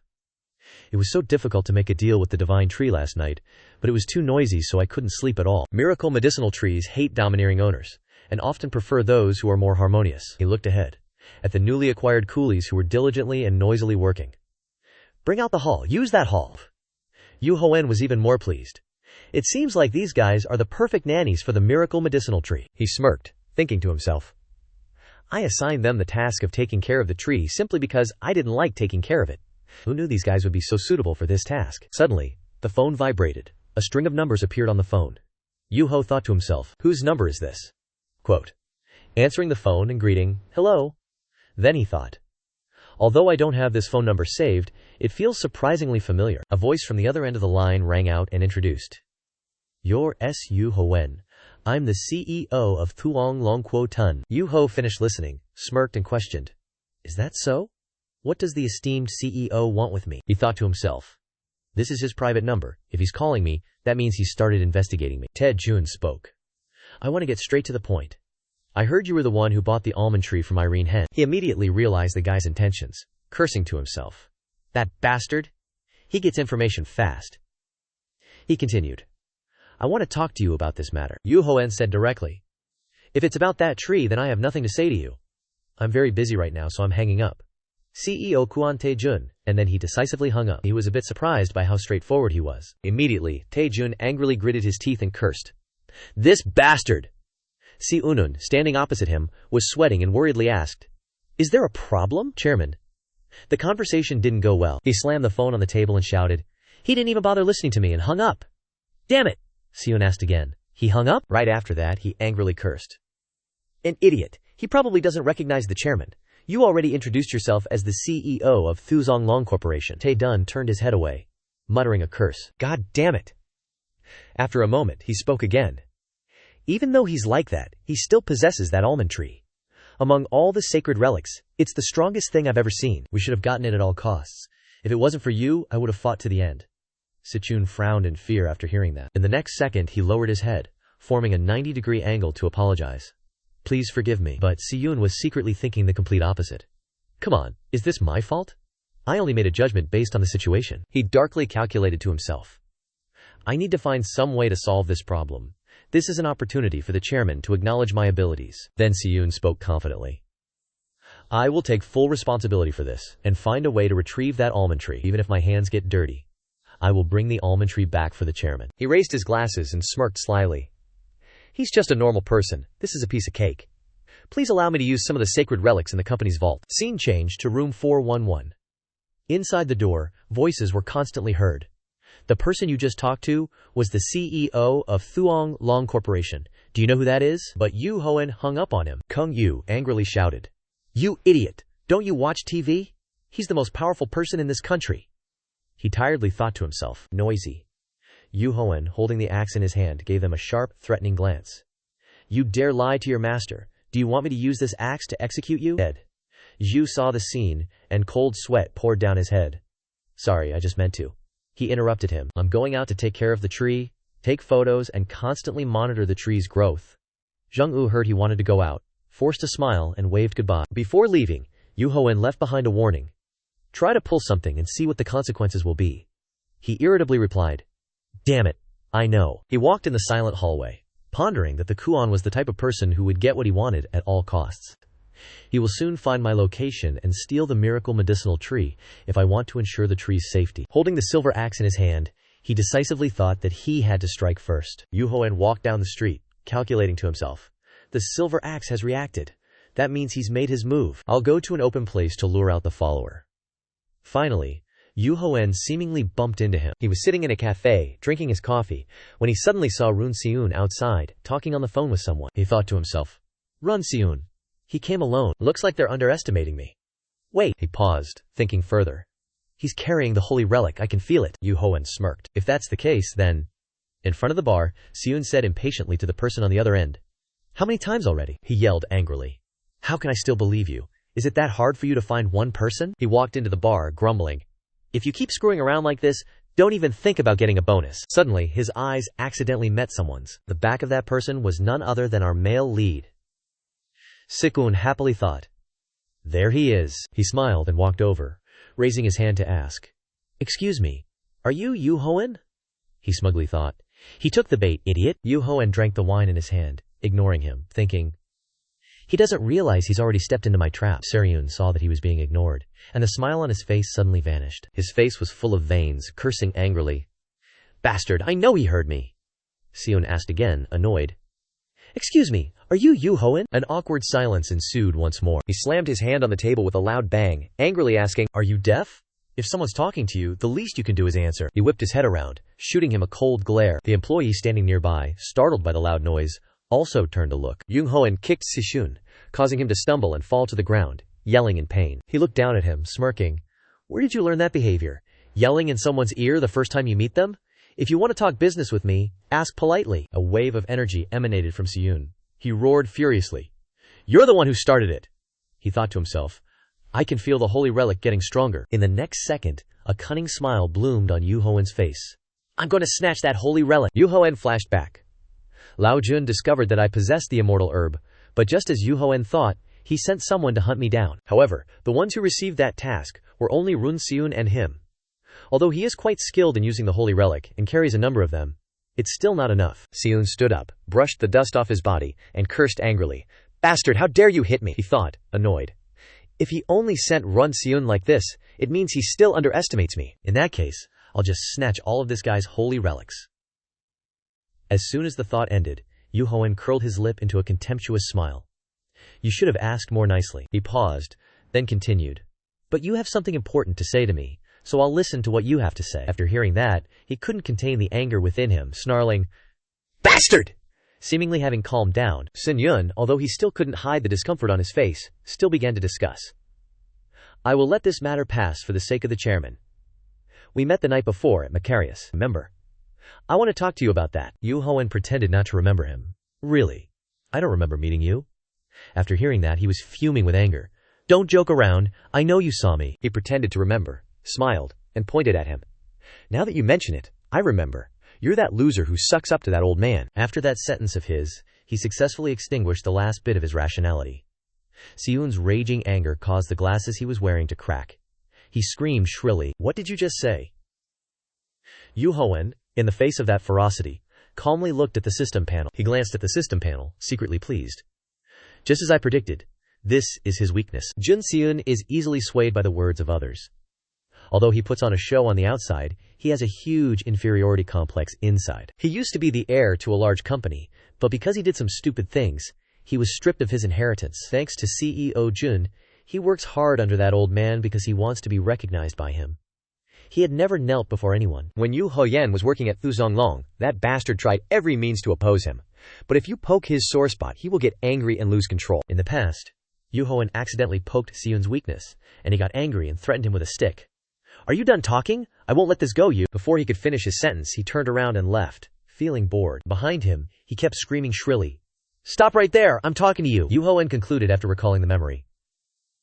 That's why he can't use high-level relics properly, because controlling relics depends a lot on the owner's condition. Coming out of his recollection, Duhoen smirked slyly, thinking to himself, "I need to exploit this," he spoke up.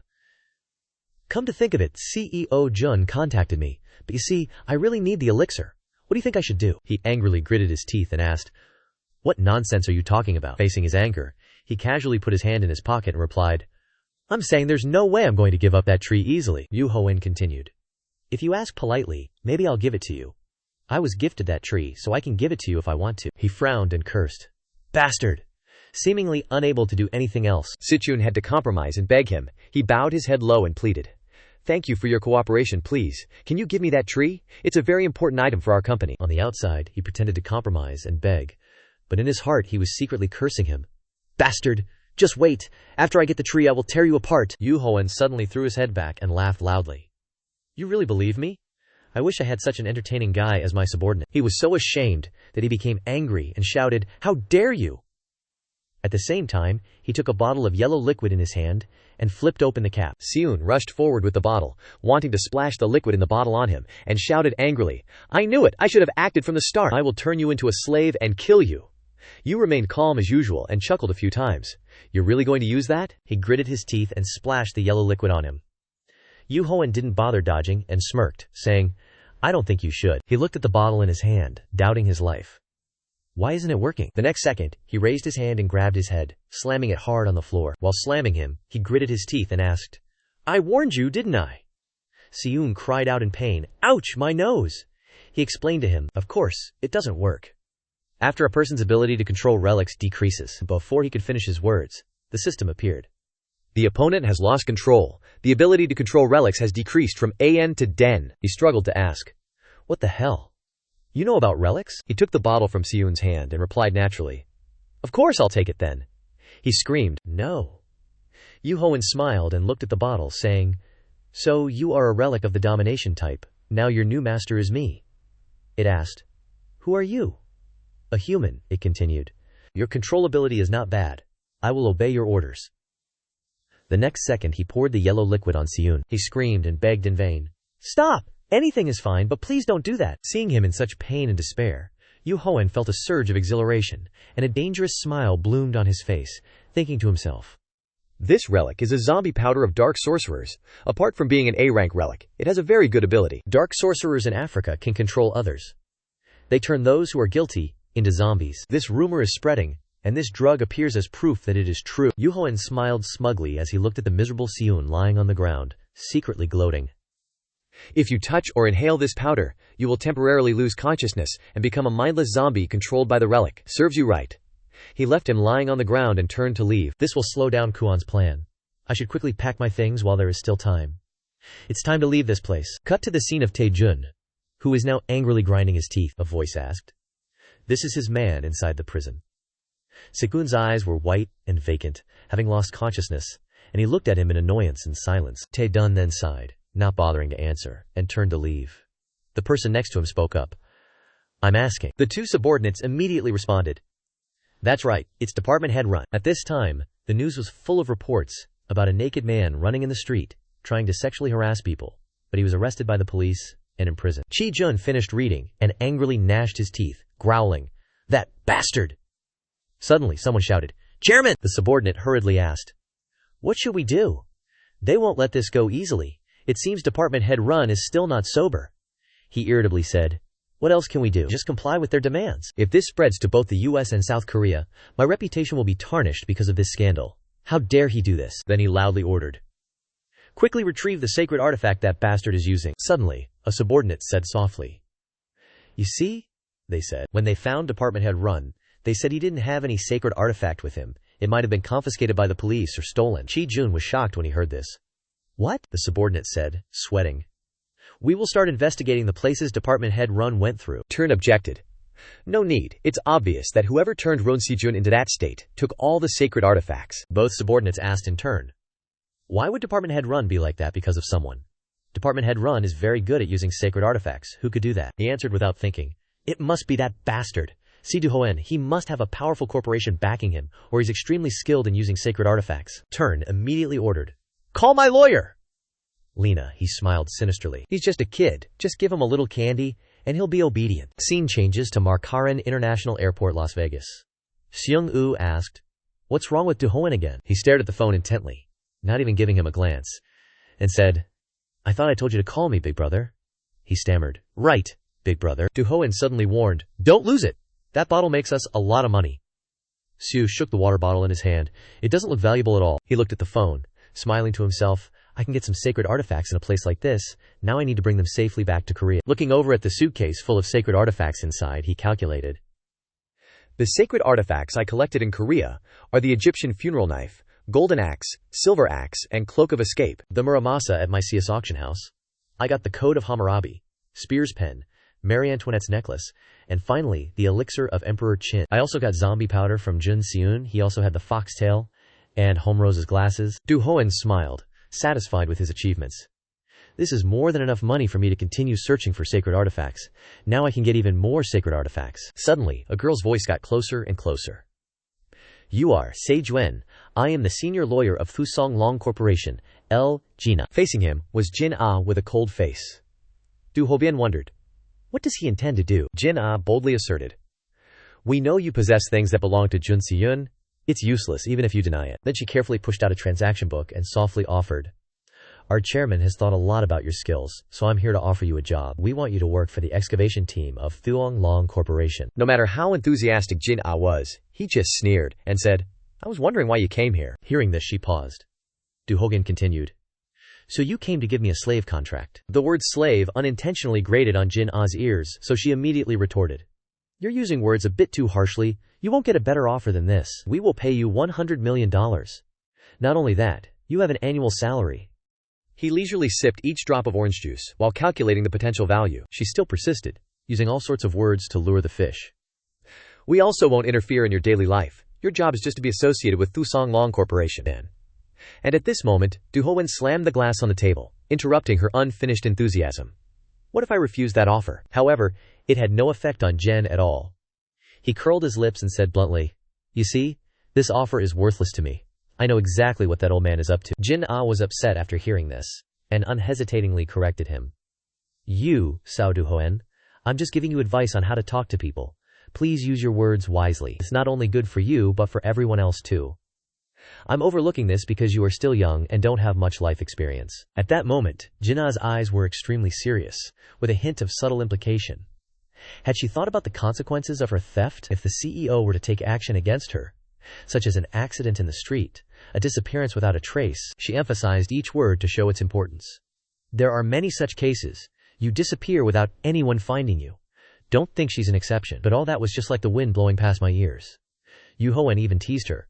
Here it is, now she's showing her true colors, so she's threatening me? His eyes drooped slightly with calculation, then he spoke in a strained voice. Basically, she's saying that, if I don't want to die, I should work for you guys? Madam Lawyer, allow me to advise you. Yu Hoen's voice rose with confidence and an easygoing air. If she's going to fight someone first, she should choose her opponent wisely. It could be worth her life. He held a test tube in his hand, then gave a demonic smile, threatening her back. The one who disappears without a trace will be her. Jin A wasn't afraid at all, and calmly exclaimed, Oh, zombie powder.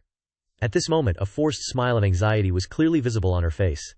I know he can't use sacred artifacts in a crowded place like this. Does she want everyone to discover the existence of sacred artifacts? Not afraid of heaven? Not afraid of earth? Yu Hoen slowly opened the lid of the bottle, threatening Jin a bit by bit. So she's quite confident about this issue. Does she really think I don't dare to take action? The anxiety that couldn't be hidden in her eyes. Beads of sweat kept flowing down her face in waves. Outside, Sheng-Wu heard the noise, and unconsciously turned his head in surprise, his face stiff as a board, guessing wrong. That sound is from the cafe Yu Hoen is sitting in? Dukinium next to him is also no less nosy. Should we go over there and take a look? Back on Yu Hoen's side, a man of his word does what he says. He really sprinkled powder on Jin Ah, causing her to scream and panic, begging, Get it off me now! With no other choice, Jin A could only curse. Is she crazy? I can't believe she dares to use a sacred artifact here. He must be a tough young man worthy of the title of King of Stubbornness. Yu Hoen responded frankly, without hesitation. I don't care whether this world knows about the existence of sacred artifacts or not. I'm different from you guys." The shocking sound directly attracted the attention of the surrounding guests. Seeing this, Duhoen enthusiastically guided them step by step. "What are you all doing? Hurry up and film it. It's quite interesting, isn't it? After filming the shining powder flying around, remember to upload it online." Jin Ace sat cowering, shrinking like a turtle, her voice weakly yelling, "She's crazy!" After a long time, he realized that she was still fine after touching the zombie powder, proving that her ability to control sacred artifacts was also quite high. Seeing this, Duhoen kindly reminded her, "If she has a sacred artifact with her, she'd better show it now because my next attack won't be pleasant." Without any more compromise, Jin Ali decided to rush forward for the sake of survival. She held a glass bottle in her hand and attacked as fast as lightning. Each drop of water inside the bottle accumulated and slowly overflowed with precise force. "Taste my water cannon!" Facing this situation, he felt even more interested. Not bad, but what goes around comes around. Jin Ah received the full force of all the moves she struggled to unleash. Duhoen stood tall and faced her, happily teaching her a lesson. I will repay her betrayal with another betrayal. The next second, she fell back into her old, weak, and cowardly state. Jin A frowned, gritting her teeth and predicting, "That's the code of Hammurabi." Duhoen immediately admitted, "That's right, one surprise after another." He switched to the giant axe and said poisonous words full of metaphors. "Kill the enemy who intends to harm your master." Silver axe. As soon as the heavy item fell, swords and knives are merciless. Jin Ah shivered and admitted defeat. "Wait, I lost, please spare me." The most climactic moment was also the moment Sheng Wu witnessed with his own eyes. He panicked and shouted, "Seo Duhoen, what is Big Brother doing? Is Big Brother planning to kill someone in broad daylight?" Duhoen turned his head and smiled faintly. "I guarantee, don't worry, this thing can't kill anyone." The incident was spreading more and more, and the two police officers frantically searched for a solution. "We heard an explosion in the cafe, possibly a terrorist attack. Seal off all entrances and establish a line of defense." The shocking hot news spread, causing everyone to gape in stunned silence. "We received news that a naked woman is running around in the cafe." Duhoen was so angry when he heard the news that it was hard to describe. "Is she kidding me?" His face wrinkled into ugliness, and his eyes were full of resentment. "How dare she? Seo Duhoen!" Even though things had come to this point, Duhoen was still extremely calm. He bent down and picked up an item, then exclaimed, "I can't believe it, it's true that souls reside in objects." He stared at the item and muttered, "She dropped this. I wonder what it does." Zheng Wu couldn't see clearly from a distance, but he couldn't escape his curiosity. "Is that a sacred artifact?" Duhoen looked intently, full of promise. "We'll know soon enough." Out of nowhere, a voice echoed from the item, shocking everyone. The man calmly asked back, "What's wrong?" The mysterious person continued to speak, guiding him. "Follow the direction of my voice." Without any more beating around the bush, the person went straight to the point. "The place you are standing now will soon fall into chaos." By some miracle, Duhoen looked up at the ceiling and predicted, "Is that you?" Sure enough, the more Zheng Wu looked, the more worried he became. His voice trembled with questions. "What is Crow Big Brother saying?" "Big Brother, she's scaring me," she's suddenly muttering to herself. He looked at him without replying, his head still full of unfinished thoughts. It seems they can't hear this voice. Seeing the man hesitating, the mysterious person continued to urge him on. "Hurry up and follow my voice," which inadvertently made Duhoen shout, "Don't order me around, you damn sacred artifact." He couldn't contain his emotions and started flailing his arms like a madman. "You sent me back to the past and turned my life into a video game, and now you finally decide to talk to me." Not stopping there, you mysteriously continued, aiming at the aftermath. "You'll regret not listening to me." Even so, the trust in Duhoen was lost. "Don't joke around, you think I'd believe a word from an achievement?" Suddenly, Qijun appeared out of nowhere? He suddenly flashed a sinister smile, secretly praising, "Not bad." Qijun approached from behind, offering a greeting. "You are Seo Duhoen." Hearing the voice, he turned around and recognized Quan Qijun. Duhoen, face to face, forced a smile and replied, "That's right, Mr. Quan Qijun." Xiang Wu, standing beside him, gaped in shock. "It's really him. Will everything be all right?" As soon as he finished speaking, his whole body suddenly trembled. "I can't move my body." Duhoen glared at Qijun with eyes like sharp blades, cursing inwardly, "That bastard."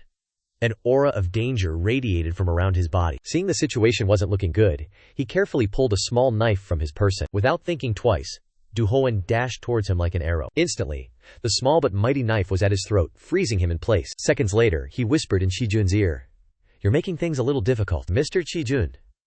You shouldn't be controlling others, especially when they are someone else's subordinates." He posed a veiled question. "Shouldn't you stop?" Hearing this, he gritted his teeth, unable to say a word, and had no choice but to agree. "I understand now, it's all Qijun's doing. So this is why Jun Siyun and my lawyer were like that." A moment later, the two of them returned to normal. I can move again. Being able to face Jen directly, he was especially pleased. Your skills are better than I thought. You have a good handle on the relic. He himself had to be wary to some extent. I don't think I can hold back anymore. With his extensive knowledge, Qi-jun didn't hesitate to share. There's a prophecy I recently heard that one day the whole world will know about the existence of the relic. Hearing this, Duhoen learned another secret, so he's also gathering information from future guidance. He seized the opportunity. He kept expressing his own opinion. You see, I don't want that to happen. I have a lot I want to do with the relic. As he spoke, patches of purple power appeared around Qi-jun's hand, and he declared, so I've decided to kill anyone who knows about the relic to delay that prophecy as long as possible. With nothing more to say, Qi-dun struck directly, unleashing a mysterious surge of power, even wanting to spread his excitement to his opponent. That's a great reason to kill someone, isn't it? This sudden destruction unintentionally struck Seong-u and Jokium. The surge of power came too quickly for them to resist. Thanks to his provocative words and actions, Qi-jun burst out without hiding anything. This was indeed part of Duhoen's plan. Finally showing your true colors, huh? Seeing him standing still without moving, he couldn't help but panic. Why aren't you disappearing? This relic will send you to another dimension, far away from this world. Duhoen tilted his head and smiled slightly, holding out 2 black cards. Are you talking about these? Seeing the only weapon in his hand had been stolen by the other party, Qi-jun knew he was no match, and lowered his voice. Since when did you? He affectionately recounted the incident when he was at his throat. I stole them from you just now, my hands are quite fast. To avoid Qi-jun's unease, Duhoen especially said vaguely, rest assured, I'll make good use of these. He was bitter and speechless. You bastard! Qi-jun refused to admit his carelessness, and blamed it. Duhoen, you dare to steal my relic code. Accusing him of lying, he vehemently retorted, you should blame yourself for not protecting it better. In addition, Duhoen specifically brought up the old story. You once praised my pickpocketing skills as top-notch, so how do you feel now? Through this incident, Atrui's pickpocketing skills have also been upgraded. Receiving a notification from the system, Duhoen frowned and thought to himself, you're still planning to continue this like a game? Crow showed little interest and only focused on the main thing. Whatever, find out about this relic for me. Taking advantage of the quiet time, Duhoen took a quick look at the 2 black cards, a mythic-grade relic, but his dominance was too low to use it. He muttered to himself, calculating endlessly. Damn it, I want to kick this old man into another dimension so bad. A mysterious surge of power continued to emanate from Qi-jun. He was still the same as before, with a smug face, arrogantly saying, you still plan to fight me? You're so wrong if you think I only brought that relic. Seeing the other party acting strangely, Duhoen's expression changed as he scrutinized them. Wait, seeing his teammates enduring the guy's attacks, he thought, I always knew that CEO Bastard carried a bunch of powerful divine relics. One of his strongest is the Conqueror. Moments later, Xuan's 2 buddies collapsed. The relic has the power to control people's minds and make them completely obedient. Just like Irene Hohen's relic, it's a parasitic relic. Tongue stomped sullenly closer to them. He was still lost in thought. I could never find out exactly how this relic works because the old geezer was too tight-lipped. I only know it's somewhere on his body. Then, a bizarre idea popped into Duhoen's head. Should I try chopping off his limbs to find more information? But I can't do that because he's got a defensive relic on him. Seeing him dazed for a long while, Tadun burst into mocking laughter. What's wrong? Scared already? I haven't even activated 100% of the relic yet. The entire surrounding space is within his control. In other words, his body is a fortress with a very powerful weapon attached. It's a pity for the unrelated people who are also taking the heat. Even so, the Conqueror directly affects people's minds, so it's a pretty terrifying relic. When he starts using it, this whole place will descend into chaos. From what he was doing, Duhoen chuckled, asking, what's with all this? Don't tell me you didn't want others to know about the existence of the relic? Tae-dun successively created another source of energy in his hand, confidently negotiating. I just need to deal with a few more people after this, and you I have to kill immediately, or there will be a lot of trouble later. His eyes were deep and determined beyond measure. Just obediently follow my lead. At this moment, a voice suddenly echoed from somewhere. You foolish humans! Stop! Interrupted, he frowned and roared in confusion. What the hell? Even Duhoen didn't understand the situation, his face blank as he wondered, this is... And then, a series of warnings popped up one after another. As soon as he grasped the situation, he felt a little worried and restless. Duhoen paused the fight, subconsciously thinking to himself, damn it, the great disaster starts here. The scene I once witnessed is the Yefeng Great Disaster. This event is a sign of the era of chaos with relics. The airport was destroyed due to an Egyptian structure appearing from the ground. Connecting the events together, Duhoen was certain that it must be the Anubis relic tomb. He was cautious in every guess. The airport is no more, maybe this world will turn into a giant tomb. The world at that time seemed to want to crumble. The great disaster began when huge tombs continued to appear. It affected the whole world. Las Vegas, Tokyo, then came Seoul. It didn't stop there. The rage gradually shifted to Egypt. Yu Hoen knew this, and laughed heartily. So it has begun. The next second, his expression changed 360 degrees. His face suddenly became serious, calculating what he should do. While he was focusing, Se-young-woo suddenly called out in panic. Yu Hoen's face was bewildered, as if he had just woken up, asking, "What the heck is going on?" Even so, he remained calm, and solved the issue. "It's nothing. We're just trapped in a dangerous tomb." Then Yu Hoen glanced over at Taejun. "This happened because that old geezer kept showing off his power. The moment he mentioned me, he retorted, 'This has never happened when I used the relic.' XU didn't care who caused it, only concerned about the safety of the team. So what you're saying is, we're trapped, how do we get out?" He slowly explained the plan. "If we want to leave this place, because it's a tomb, we have to complete it. After it's completed, it will disappear. The problem is, overcoming this tomb won't be easy." As he said that, they all stared blankly around, full of curiosity. Nothing to do. Yu Hoen began to search his memories. "In my previous life, it took me 3 months to get through the tomb created by the great disaster. Everything is very different from me at that time. In misfortune, there is also fortune." As he walked, he turned his head and said coldly, "The fortunate thing is that we are in the center of the tomb. Let's follow Casio. Let's go meet the master of this tomb." Well, not understanding the terrain inside, the Zeung-yu group had no choice but to obey. "All right." Suddenly, Tae-dun snapped. "Wait a minute, at this moment, he still has the mind to fight. Constantly trying to corner them to the end. I have never allowed you to leave here." Yu Hoen sighed in exasperation. "You still want to act tough even though everyone is like this. Shouldn't we find a way to overcome this tomb first?" Without hesitation, Tae-du smirked schemingly. "I'll think about that after killing you guys. Besides, I can take that relic for myself." The more he spoke, the more angry Yu Hoen became. He gritted his teeth irritably. "Arrogant bastard, but he's not just talking. Damn old man, I have to survive this at all costs." Taejun began to cast a spell to control others. He clenched his hands tightly, raised them high, and shouted, "Obey me!" With swift agility, Yu Hoen managed to dodge in time, while expressing his inner disappointment. "You're always so impatient, old man." Even in this situation, he still has the mind to nitpick and lecture him. "Your way of speaking is too impudent. You shouldn't talk to your master like that." At this moment, Xiong-yu was lying face down on the ground, his voice weak as he tried to speak. "We're going to be crushed to death, Yu Hoen. Are we going to die?" As soon as he finished speaking, Taejun couldn't help but be astonished. "Strange. I can't control them. Normally, everyone loses their minds completely." From that, he truly believed what he said was right. These mortals can dominate us. Suddenly, both Yu Hoen and he shifted their gaze. A strange creature appeared from the ceiling. "Who are you?" Set roared from above. "I should be the one saying that. You mortals dare to make a ruckus in my territory." Finally, his eyes were relaxed, and his whole body felt lighter. "I'm free. Because of those bastards, the Conqueror's relic couldn't function normally." Yu Hoen's eyes were extremely sharp as he examined. That must be the Set relic. With his knowledge, he dared to assert that all the gods are definitely the god. In Egyptian mythology, Set is considered one of the 9 major gods. He is the god of the desert, darkness, chaos, and evil. Therefore, Set's relic is extremely violent and demonic. That relic is known for its ability to destroy the lives of any other relic user. Not only 1 but 2 appeared. Anubis followed behind. Long couldn't help but exclaim, "To be dominated by humans? Unbelievable, we must eliminate them all." Hearing this, Set gritted his teeth in agreement.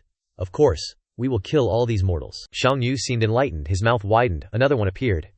Yu Hoen squinted to see the figure clearly. "Wait, isn't that—" He began to speculate the dog-faced creature is probably Anubis. The collar it's wearing is Osiris, the carvings and emblems of Osiris. Osiris is one of the 9 gods. He is the god of fertility and the afterlife. Anubis is the god of death and the tomb. He is the one who leads the dead to the afterlife. Not only was he not worried or restless, but Yu Hoen was also extremely interested. There's even Set. 3 relics appearing in one place. No wonder my previous life had so many tombs appear. Suddenly, the 2 of them disagreed. Set suddenly snapped, "Wait, there's no reason for us to test them." Anubis calmly replied, "Let's put on a show." Set uncomfortably spoke his mind. "Put on a show, my ass. Just being with these humans makes me want to die." Yu Hoen couldn't stop laughing in amusement. "This is interesting. He thought that these dogs didn't plan to let us live." Hearing this, Set became furious and growled, "What?" It raised its neck, revealing its ugly, jagged teeth. "I will test them first. The best way to deal with these lowlifes is to overwhelm them with power." At this point, Yu Hoen had to be truly cautious. He's making his move. The Set relic began to attack Yu Hoen's group. The other 2 also joined in. In an instant, murderous aura enveloped everything. From the earth-shattering battle, suddenly Domakium began to bleed from his nose, causing him to jump in shock, wondering, "What the hell? I'm bleeding." Zhuang Shu also vomited blood, but still took the time to care for his teammate. "Are you okay?" Duhoen glanced at him, thinking to himself, if I didn't have the immunity skill, my body would be destroyed quickly. The space was silent when Taejun's irritable voice rang out. What the hell is going on? Why is my body? He unconsciously looked over and realized that, besides him, no one was an exception. Not even that old man escaped. This situation can't continue. Duhoen came up with a temporary plan. You guys quickly find a place to hide. Because those relics don't pay attention to worthless people, you can leave this area. Hearing this, Xiongyu felt a little dejected, not knowing whether to be happy or sad. Among them, the only one with strength was Zhuangshu, so the other two brothers had to support him. Okay, carry him up. Big brother, I'm bleeding too. At this time, Taejun had collapsed but still didn't give up his arrogance. Where do you think you're running off to? His weak voice spoke with eyes full of deep hatred and questions. Why are you unaffected? Duhoen didn't bother to answer politely to someone like him. He smirked and replied, you could say it's a difference in ability. This made someone as hot-tempered as Taejun unable to control his emotions. What did you say? Damn it. Even Lightning and Anubis paused for a few seconds, questioning each other. Why is that human okay? Were we being too soft? Let's put some real effort into this. A surge of energy emanated from Duhoen's hand, suddenly making them both wary. Wait, that bastard smells familiar? Suspicion began to rise within him, and that was when he unleashed his power. Is that all you've got? Seeing the opponent's confident and arrogant attitude, Anubis asked in confusion, what do you plan to do with it? Even so, Lightning confidently assured, that relic level is nowhere near our level. His eyes narrowed, flashing with a light of vengeance. I will make you regret this. With that, Lightning opened his mouth wide, roaring out a terrifying source of energy. Duhoen, on the other hand, was completely unharmed and smirked, muttering, an eye for an eye, a tooth for a tooth. I will repay your betrayal with another betrayal. Just as the lightning attack approached, he calmly raised his hand to block it. With just a simple action, he was able to push back the enemy. It was utterly bewildered, not wanting to believe this was real. How is this possible? Duhoen explained bluntly, that's what happens when you underestimate your opponent and reveal an opening. Anubis was much calmer. It stood still, observing every detail, and thought to himself, we need something else. Let me use my power. As soon as he finished speaking, Lightning vehemently objected. I refuse. If we use our power, our lifespan will be reduced. Anubis asked innocently, is your nose broken? Lightning became even more annoyed upon hearing this. He roared madly. How dare you underestimate me? My nose is perfectly fine. You want to fight? In the middle of the battle, Duhoen paused for a moment to let them quarrel. I was a little curious why they didn't fight at first. Because with Lightning and Osiris, it's inevitable that they'd fight. He then recalled its cruel moments from the past. In Egyptian mythology, Set committed heinous acts. He was jealous of his brother, Osiris, and murdered him. Duhoen stared at Anubis and Lightning, and Longlien came to a conclusion. If it follows history, the relationship between these two relics will be the same. A glimmer of hope flashed in his eyes. This is my chance. I need to attack them when their attention is elsewhere. Anubis had been closely watching Duhoen's actions and expressions for a long time. This human is plotting something. He leisurely stepped forward and made a decisive proposal. Can you two sober up and focus on the main task? Anubis smirked, revealing a few shiny teeth. I guess I have to handle this myself. Duhoen confidently stepped forward and boldly declared. It seems like you're the only one who's awake. I'll take you down first. Feeling so underestimated, the anger inside him erupted. He cursed. Arrogant. As he spoke, Anubis unleashed his power, causing him to be horrified. Let's see if you can survive this. At this moment, he felt like he was falling into a mysterious space, his entire body floating in the air. And so, Duhoen fell freely, as if falling into an abyss. What the hell is this? The battle has just begun, but Anubis is clearly in a more advantageous position, so it also has a basis for bragging. Someone like you will never overcome my trial. At this point, he gradually understood the plan. Trial. So this is a trial. After the terrifying fall, his whole body felt like it was falling apart. A moment later, Duhoen regained his senses and calmed down, only to discover something strange. A scale? Before him was the enormous figure of Anubis, who asserted without hesitation, yes, this is the scale of judgment. I will begin to judge you. Without thinking deeply, Duhoen smiled contemptuously, certain. This is his trump card. If I overcome it, this relic will be mine. The look on his face now was as if he wanted to eat him alive. His murderous aura doesn't affect me, so he came up with this method, but it inadvertently created an opportunity for me to get the relic. And then Duhoen suddenly remembered the past. In his previous life, he had met the user of the Anubis relic. That person said that the Anubis relic would ask a number of questions, and that he needed to answer no. Duhoen was trying to calm his anxiety. He didn't remember what the relic asked, but he said that the question task was quite easy. If the question is so easy that even a child can answer it, then I don't need to worry. Above his head now, there are 5 mysterious factors. All members of the jury are present. Now I will ask you 42 questions. Anubis slowly stated the rules of the game, with a hint of terrifying threats. If you can answer no to all of those questions, you will pass the trial. If you lie, the monster hidden in the darkness will read your heart and devour you. Duhoen knew what was going to happen, so he was less panicked. Just like that kid told, the game officially begins. Here's the first question. Have you ever stolen anything? Seeing him hesitate, unable to answer, Anubis laughed gleefully. I knew it! I knew it! You may hear the second question. Have you ever lied? Duhoen gritted his teeth, annoyed by the probing questions. Damn it, all the time. And so, the questions kept coming. Have you ever hit anyone? Have you ever destroyed property belonging to someone else? Have you ever caused someone else to lose their assets? Each question left him speechless. Damn it, I get it now. Duhoen's life experience and understanding showed that it wasn't that the questions were easy, it's just that children haven't lived long enough to commit those sins. Anubis's large hand gradually descended, as if wanting to envelop his entire body. I guess you're thinking that you can't answer no to even one question. Am I wrong? The next second, it squeezed Duhoen's body tightly and mocked. Truly a human, full of filthy sins. It seemed to be trying to drag him into a dark prison. Your heart is heavier than steel. Stay in hell, where you belong. Anubis planned to throw Duhoen into the dragon's mouth. He was bewildered but couldn't struggle beyond futile protests. What the hell? Wait a minute. Without hesitation, Anubis directly let go. The dragon below also opened its mouth, waiting for a free meal. A life-or-death moment arrived again. I'm done for. Helpless, Duhoen didn't know what to do. Crap, I'm falling again. As a result, he fell and slammed his whole body onto the barren rocky ground. From a height like an abyss, he suffered indescribable pain that made him wince. So painful! His eyes darted around, as if wary of something. It turned out that floating monsters were present before him. He couldn't even catch his breath. On the contrary, they clung to his skin like leeches. Seriously? Not giving me any time to rest? Annoyed, Duhoen grabbed whatever weapon he could find on the ground. He bravely and aggressively provoked, "Come on, want my life?" The final remark made them unable to stand still. "If you want it, all come at me." Each one that approached was mercilessly slashed by Duhoen. "I will kill all of you." Some even had their heads flying off, while others were aimed straight at the abdomen. Even so, with ordinary brute force, he couldn't hold out for too long. Damn it, there are too many of them. Their speed of attack became more and more numerous and faster.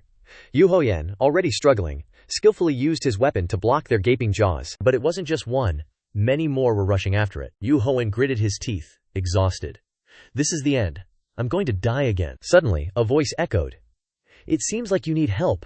You humans are really too foolish. From the mess, a dazzling light emerged. The hidden power from it erupted, causing them to retreat and freeze for a few seconds. Even Duhoen couldn't control himself, and flinched, falling to the ground. A crow, with 4 bright eyes that saw through the mortal world, spoke with a satisfied voice. It's been a long time since I've done that myself. He smirked, emitting a surge of pure white energy. No matter the timeline, I am always the one and only. Seeing Crow monologuing to himself only irritated Duhoen more. What the hell are you blabbering about? And then he suddenly stopped, as if realizing something bad. Glancing around, he realized those bastards were still following him. They were determined to corner him. Nothing changed in this space. Crow approached and whispered a few words to Duhoen. I'll help you get out of here. It'll be much more fun to use the power of Egypt to defeat the ancient gods. Despite Crow's enthusiasm, he remained cautious and asked, What the hell are you? Why are you helping? Without another word, it directly became a powerful support for him. Crow emitted an overwhelming surge of energy that made everyone unsteady. Outside, Set, watching the black orb Anubis created showing no reaction, muttered, It's taking longer than I thought. At this moment, the orb gradually cracked, causing him to be prematurely happy.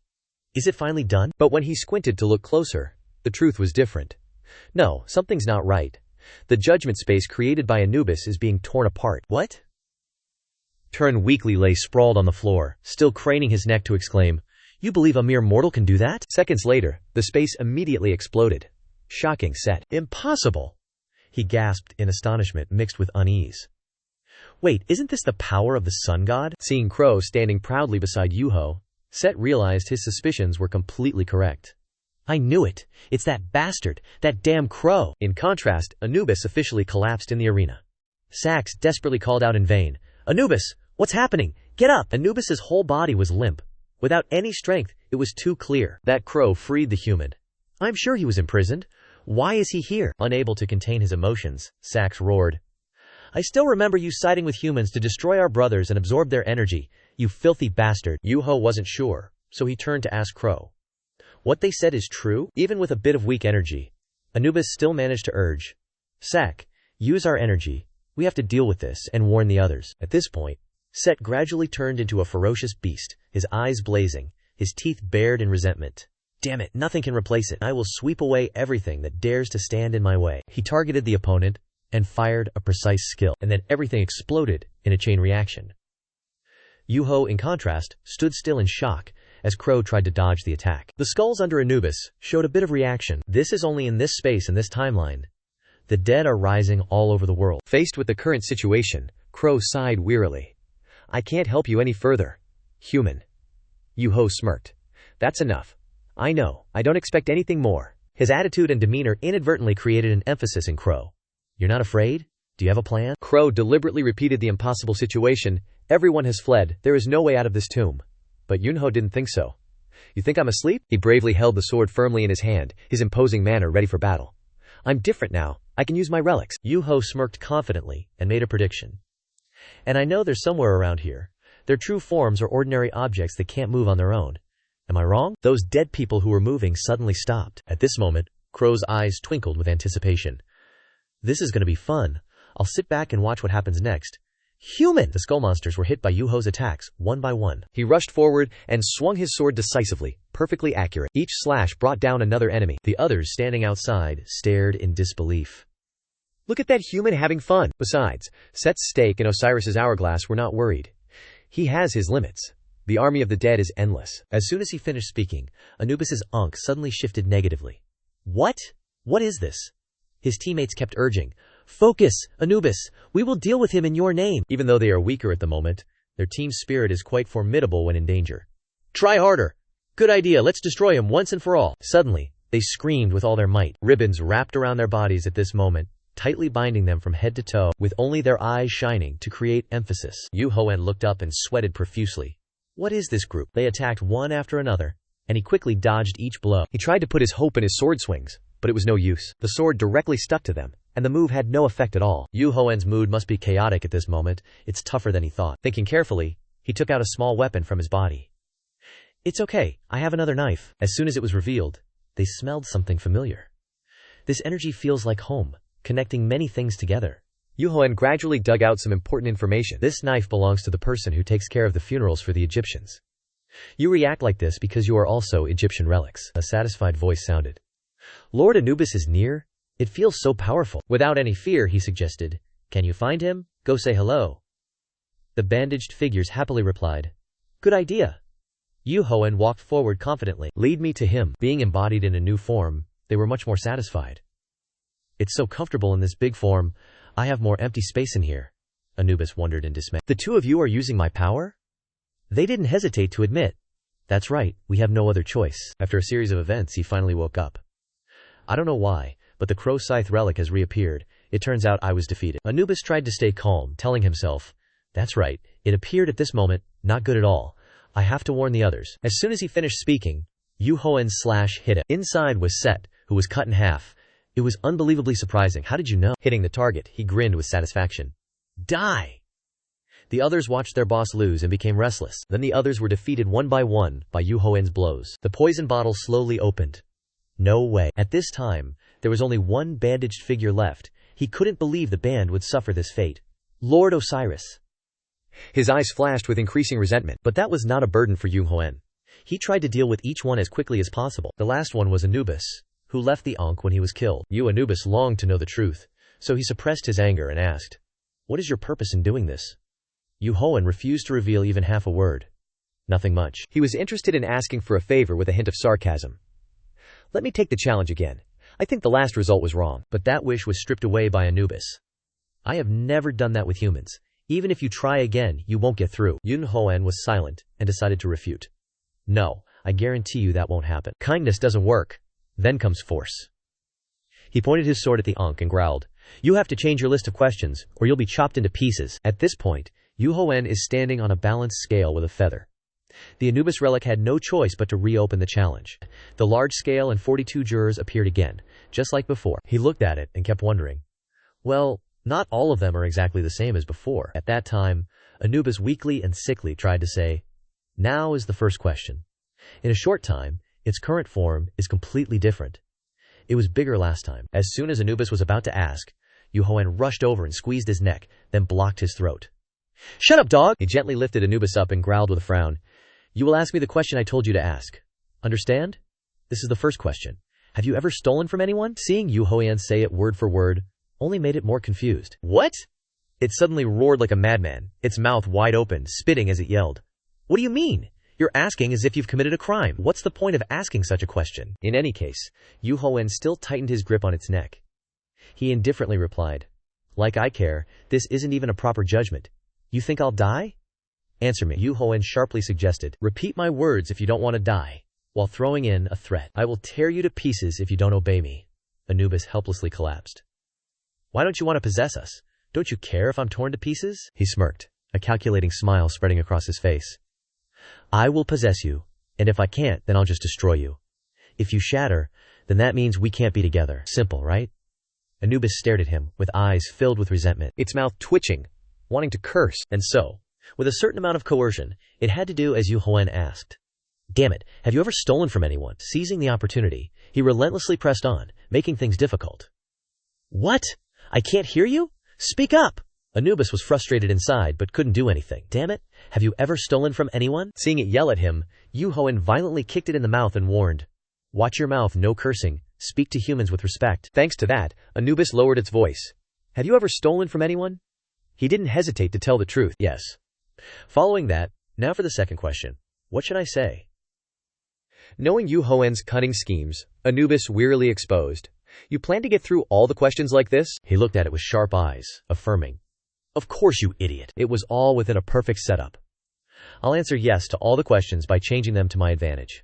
The Anubis relic was crying, because the trial was about to end. Before long, Jen had successfully passed every test with ease. That space slowly began to expand. In his hand, he held an Anubis relic. The unpredictable battle ended, and in the end, Duhoen was the one who benefited. Because he obtained the relic, countless information appeared, announcing a level cup. A series of achievements were displayed.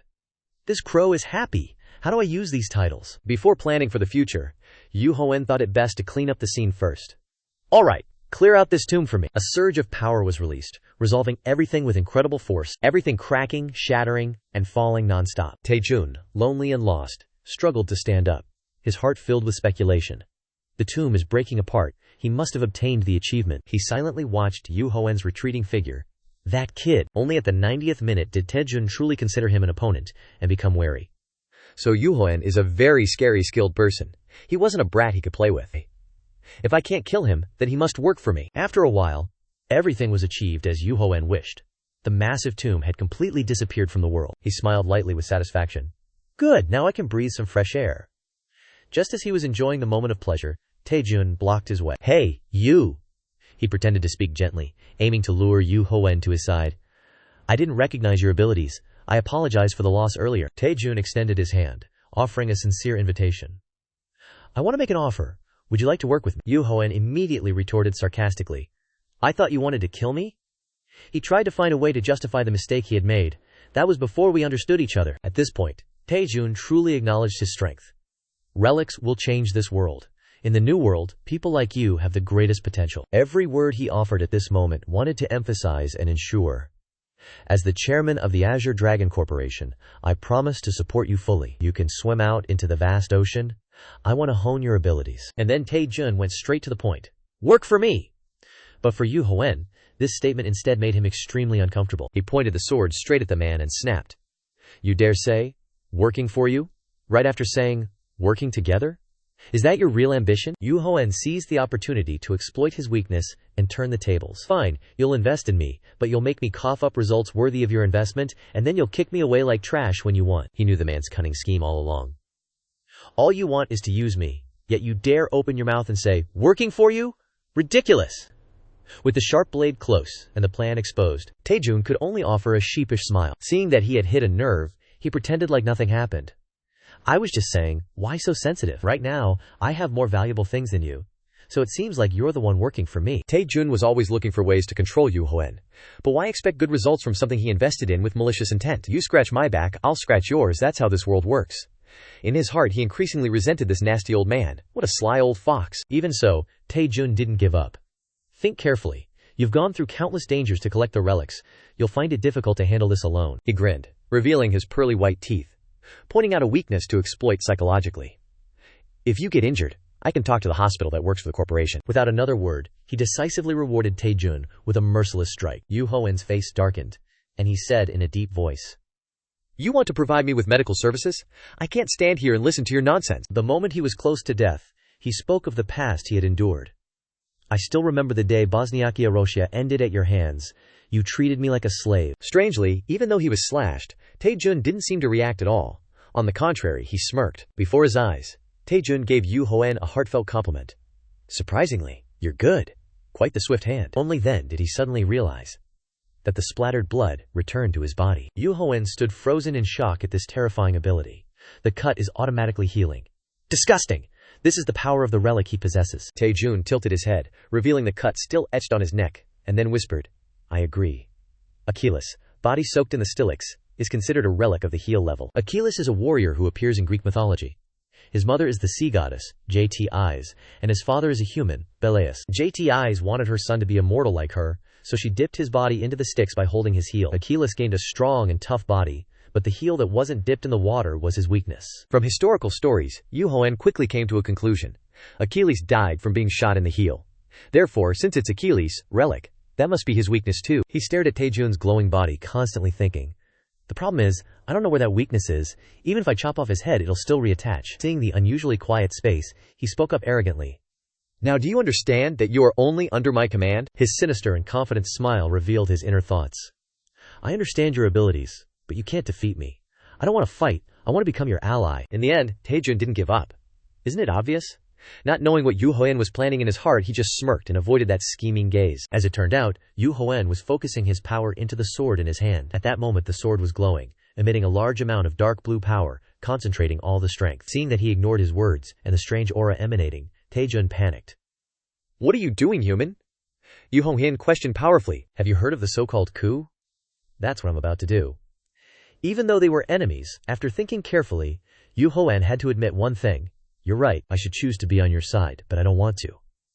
He spoke of the hatred from the bottom of his heart. "Just seeing your face makes me hate you." Taejun retreated in horror, his dragon heart trembling with fear. "What?"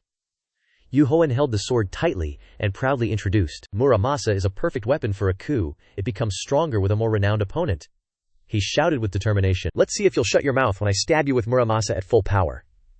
Faced with this situation, Taejun also yelled at him, "You're crazy. Why would you go this far?" Yu Hoen slashed Taejun with the full dominance of Muramasa. "You can create power many times greater than the actual level of the relic, but in the end, that relic will be destroyed." He babbled that Yu Hoen was wasting his efforts, and Taejun was not wrong. This was indeed reckless. Gripping the sword tightly in his hand, he showed his determination. "But to let my sworn enemy escape like this, that would be even more wrong." A pink smoke surrounded Taejun, and with it, he screamed in desperate pain. Terrible power erupted, and the rocks shattered as well. Yu Hoen continued with suspicion mixed with vigilance. "I guess it felt threatened, so that old man's dominance relic activated on its own, so if I've stepped into the relic's influence, that means I'll be in danger too." Gripping the stone tightly in his palm, he solemnly mentioned he could counter some of the shockwaves using the Hammurabi code. As the world seemed to shake, Yu Hoen could completely turn the tables, directing everything back at that old geezer. A hint of regret flashed across his face as he acknowledged the unavoidable damage, as the Hammurabi relic was also slightly affected. Two mixed powers clashed and collided, emitting an eerie light from the point of impact. The sound of destruction was terrifying, with dust and debris mixing together in a horrifying space. Taejun was knocked unconscious, collapsing to the ground. Seeing his current state, Yu Hoen felt a slight sense of relief. The Achilles relic and the Dominion relic must have suffered significant damage. He wouldn't be causing trouble for a while. He slowly walked towards Taejun. Despite exerting all his strength, there were still many things he regretted. But his Muramasa was broken. Yu Hoen gazed intently at him, clutching the partially broken sword in his hand. He murmured. "And the Hammurabi relic was severely damaged." Standing in the chaotic ruins, Yu Hoen exclaimed from within his mind, frustrated. "I tried so hard, but I still couldn't kill him. This is so frustrating." Suddenly, a voice called out, drawing his attention. "Yu Hoen!" It was Chung Yu and Zhuang Shu. They rushed towards Yu Hoen, full of questions and confusion. What happened? This greatly surprised him.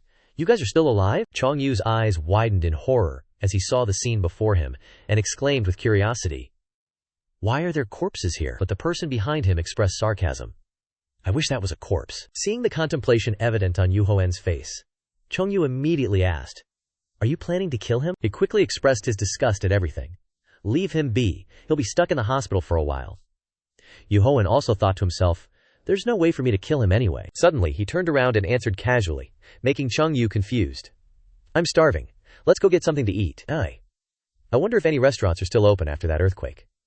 Seeing his attitude, he could only reply, "Wait for me." A grumbling voice sounded softly from behind, unable to hide the irritation. "Talk politely. I'm starting to lose my temper." "Ce-ung." Yu obediently replied, "Yes." The once modern and vibrant Splendor City was now a pile of ruins. At the same time, a reporter's voice echoed on television with a serious tone. Reporting on the situation after the chaos. Reporting on the damage caused by the terrible event that just occurred. We have received information from witnesses about monsters. In the crowd, a person stammered in fear, recounting, "Corpses crawled up from the ground. That's right, mummies. It looked like a mummy. I wish this was just a dream." The reporter continued with the news. "And some superpowered individuals with strange objects." Sitting in the room, enjoying instant noodles, Yu Hoen also listened to the news. "Look at them." "Watching the news, Chong," Yu softly said.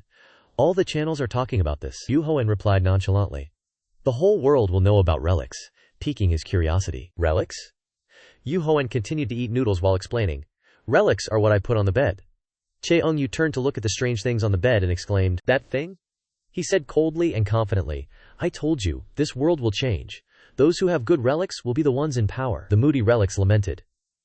"Damn, master, you act like you're the only one who can talk. My body is about to break." "Those things are old and ugly, looking useless," making Chong-yu wonder, "Aren't they about to break?" Yu Hoen replied with all the frustration in his heart. "That's the problem." He held a black phone, as if an idea had just occurred to him. "I have a solution for this. I have some very useful friends." Cheung-yu sat beside him, a little wary. "Friends? What do you mean?" Before he could understand what was happening, he greeted the person on the other end. "Dear Iron, I know this isn't the time to call you, but I found a way to break the curse." On the other side of the phone, after hearing such good news, she couldn't help but exclaim in joy, "What? Really?" But in his heart, he had another thought. "Of course not, but it's not entirely a lie either." Yu Hoen continued, his voice steady and calm, each word offering a glimmer of hope to the other party. "I need some more elements to find a solution to your curse. That's right. I need you to find someone for me." In the wave of signals transmitted hastily, Yu Hoen's voice echoed through the communication device, with anticipation and urgency. "I hope you can help me with that." On the other side, Iron immediately responded with undisguised enthusiasm. "Of course I can. But who is it?" Receiving the answer he wanted, he smiled triumphantly in his heart. Yu Hoen pondered for a moment and then said, "Roseha, a relic restoration expert. All relics destroyed due to durability or overuse, there is no way to restore destroyed relics." Then he continued, his eyes gleaming as if he had grasped an escape route. "However, some relics have the ability to restore other relics, and those who possess it are called restoration experts." Yu Hoen emphasized each word. "Roseha is one of the best. He has a black market monopoly, and is called the king of scams." His expression darkened as he mentioned a relationship. However, he caught the eye of that guy and is also in the excavation squad. Yu Hoen gritted his teeth, speaking as if he was forcing himself to make a decision. "I have to get him to work for me so that damaged relics are no longer a concern for me." That girl probably doesn't know what being on time means. Chung-yu blankly asked, "Who are you having such a hard time finding?" Yu Hoen replied decisively, "It's Roseha." He continued relentlessly, "Whenever the holy relics are mentioned you act like an expert, but restoring them is very difficult." Looking at the vast blue sky before him, Yu Hoen told himself, as if preparing for the difficulties ahead. "Most of the restored holy relics are in the realm of art. They require such high-level finesse. Trying to use them will probably give me a headache. If I can't use them, then finding someone to use them for me is the way to go. Simple." His eyes suddenly turned sharp, capable of seeing through all schemes. They were the eyes of a slave trader. Just then, a helicopter appeared from above their heads, and a woman's voice rang out over the radio. "Sorry, I'm a little late. I'll be down there right away." Chong-yu exclaimed in surprise. "A whole helicopter?" Erin stepped out, looking apologetic but smiling brightly. "I wasn't too far away, but the traffic was terrible, so I tried to get here as fast as I could. Sorry for being late." Yu Hoen looked at the helicopter that had just landed, muttering with admiration mixed with envy. "She even has her own helicopter. Just as I thought, a different class altogether." Alright, let's go somewhere to talk." They chose a nearby cafe to sit and talk. Once they were settled, she got straight to the point. "Who am I looking for?" Yu Hoen didn't hesitate to answer. "He's a Korean guy named Jose Ja. Do you know him? Erin frowned and shook her head, her voice firm. I've never heard that name. Duhoen nodded, as if he had anticipated this. You probably don't know him because he uses aliases. Do you know anyone who collects artwork? Seeing this, Irene excitedly blurted out, My brother does! He even meets people who share the same interests. A spark flashed in Duhoen's eyes. He immediately proposed and held out his phone to her. Great, if you're interested in that, then you're probably connected to him. This is what he looks like. Ask your brother if anyone looks like the person in the picture. Looking at the person in the phone, Irene's eyebrows furrowed slightly. This person. The Yu siblings sat at the next table, calmly listening to their conversation. Irene asked doubtfully, Are you sure you're looking for him? Duhoen nodded decisively. Yes. Why do you ask? Do you know this person? Irene's next answer almost made Duhoen choke on his water. Of course, he scammed my brother a month ago. Staring intently at the photo, she calmly replied, recounting, I met him when I visited my parents' house. Irene continued, I remember his face very well because he was very kind. I was very surprised to hear that he had scammed my brother. The story didn't stop there. My brother bought a piece of art from him, but it turned out to be fake. 20 other people also had the same piece. Duhoen sighed, unable to deny the truth in his mind. Well, he's the king of scammers. Around this time, he's out scamming people. Who could stop him? Irene firmly stated. But I don't think you can find him. At this point, her voice suddenly became serious. What? Her eyes darkened, and her expression became gloomy. I heard he's dead, Irene recounted. He was caught when he tried to scam my brother's friend. My brother saw him with his friend's group. She shuddered slightly as she recalled the incident. I don't know if the brakes failed or if they were going too fast. Irene's voice choked up as she spoke of the ending. The car flew off the edge of the cliff after breaking through the guardrail. Duhoen sat motionless, his eyes vacant. Roseha is dead? He thought to himself but couldn't believe what he had just heard. That's absurd, Duhoen thought. He was only 26 now. In 5 years he would meet him for the first time. There's no way he could be dead. A thought suddenly flashed in his mind, making him panic. Is the future changing? All the memories in his head were rearranged. At this moment, Duhoen realized. Come to think of it, not everything is happening as it did before he died. The holy relic that created the huge tomb that appeared in India is now in Egypt. He gritted his teeth in helplessness. The events are not happening as they did in the past. But no way, I need his abilities. But in the end, Duhoen made a firm decision. Let's try to find him. Hearing this, Irene exclaimed in surprise. What? Is it possible he's still alive? Duhoen took a deep breath, his voice carrying a faint glimmer of hope, but also full of determination. He's a tough one. We have to hope. Darkness had fallen over the entire city. At this moment, electric lights were also filtering through every window frame. On TV, the broadcaster delivered rapid-fire news about unprecedented phenomena. A strange phenomenon has occurred all over the world. Huge architectural structures resembling ancient tombs have appeared. At that time, the news was constantly being broadcasted, causing a stir. Breaking news! The government has decided to research the achievements. However, Tezun, who was recuperating in bed, twisted and turned in anger. When will those bastards get tired of spouting nonsense? He gritted his teeth, his body trembling with fury, and roared. Damn it, I tried so hard to keep the existence of the holy relics a secret from the public. It's all because of that bastard Seo Duhoen. Tezun raised his hand, about to slam it down on the bed, his voice full of hatred and killing intent. I have to kill him, but why isn't my body recovering? The staff member next to him quickly stepped forward, trying to calm him down with a respectful voice. Sir President, please calm down. The sound of the door opening rang out, followed by another voice full of curiosity. What's going on there? Edward walked in with a mocking tone. You look terrible! President Zun exclaimed in surprise. Edward! As soon as he arrived, he gave a short order. Get out. The staff member immediately obeyed. Yes, sir. When only the two of them were left in the room, Edward leisurely sat down on the sofa, his voice gentle but sharp. You've been acting a bit too extreme lately, summoning tombs on that scale. Tezun immediately retorted, his voice full of frustration. He swears to God that he didn't know the tomb would appear at the airport. It was an accident. Edward shook his head slowly, his voice without a hint of sympathy. That's not the point. It doesn't change the fact that the tomb appeared after you activated the achievement. He emphasized with a cold, warning tone. You should lie low for a while. His client is very angry. Seeing this, Tezun immediately panicked. What? Does everyone know about it? Holding a bottle of wine in his hand, Edward shrugged nonchalantly. Of course, their source of information is him. He immediately questioned, asking back, Why did you tell them? Edward chuckled softly, his voice steady. He's not just a weapons dealer. He also sells information. Turn snorted coldly, his voice revealing bitterness. He understood. He doesn't care about gaining his trust. Turn has to provide accurate information to gain credibility. Edward frowned, his eyes quickly glancing over the unhealed wound on his body. Then he couldn't help but wonder. If you make a mistake, you have to fix it. But look, why aren't you healing? Sipping the wine in his hand, Edward said, I know you have an immortal holy relic. Turin endured the pain and quickly explained, I don't know why it's not working. Maybe the holy relic is damaged. He clenched his fist, exclaiming in anger. It's all because of that bastard Seo Duhoen. Edward chuckled, his eyes flashing with interest. Seo Duhoen? That name sounds interesting, able to damage an immortal holy relic like that. He still sat there leisurely, saying, the damaged holy relic is your problem, just fix it. That made someone like Tezun ask in surprise. What? Is there a way? Edward clasped his hands behind his back, nodding in announcement. I will contact the holy relic restorer. You just need to continue collecting holy relics to give to my broker. Finally, he said goodbye to Tezun without paying attention to his uncomfortable expression. Take care, I'm leaving. Walking slowly in the hospital hallway, he gave an order to his subordinate. Find out what kind of person Duhoen is. The other person quickly replied, Yes, sir. The whole city was now lying still in the dark night, the magnificent skyscrapers in every golden light. In a temporary apartment, Jaha was muttering with a bored expression. Who's calling? So distracting. But when he saw the caller's name, his expression changed. It's Edward. Jaha opened his mouth. Ewad, it's been a while. Seeing his quick work style, Edward asked, How did you pick up my call so quickly? He smiled lightly, his voice teasing. Roseha answering immediately means you're out of money, right? He laughed, shaking his head. You know me too well. Jay sighed, recounting pitifully. I just scammed a few people, so I have to fake my death.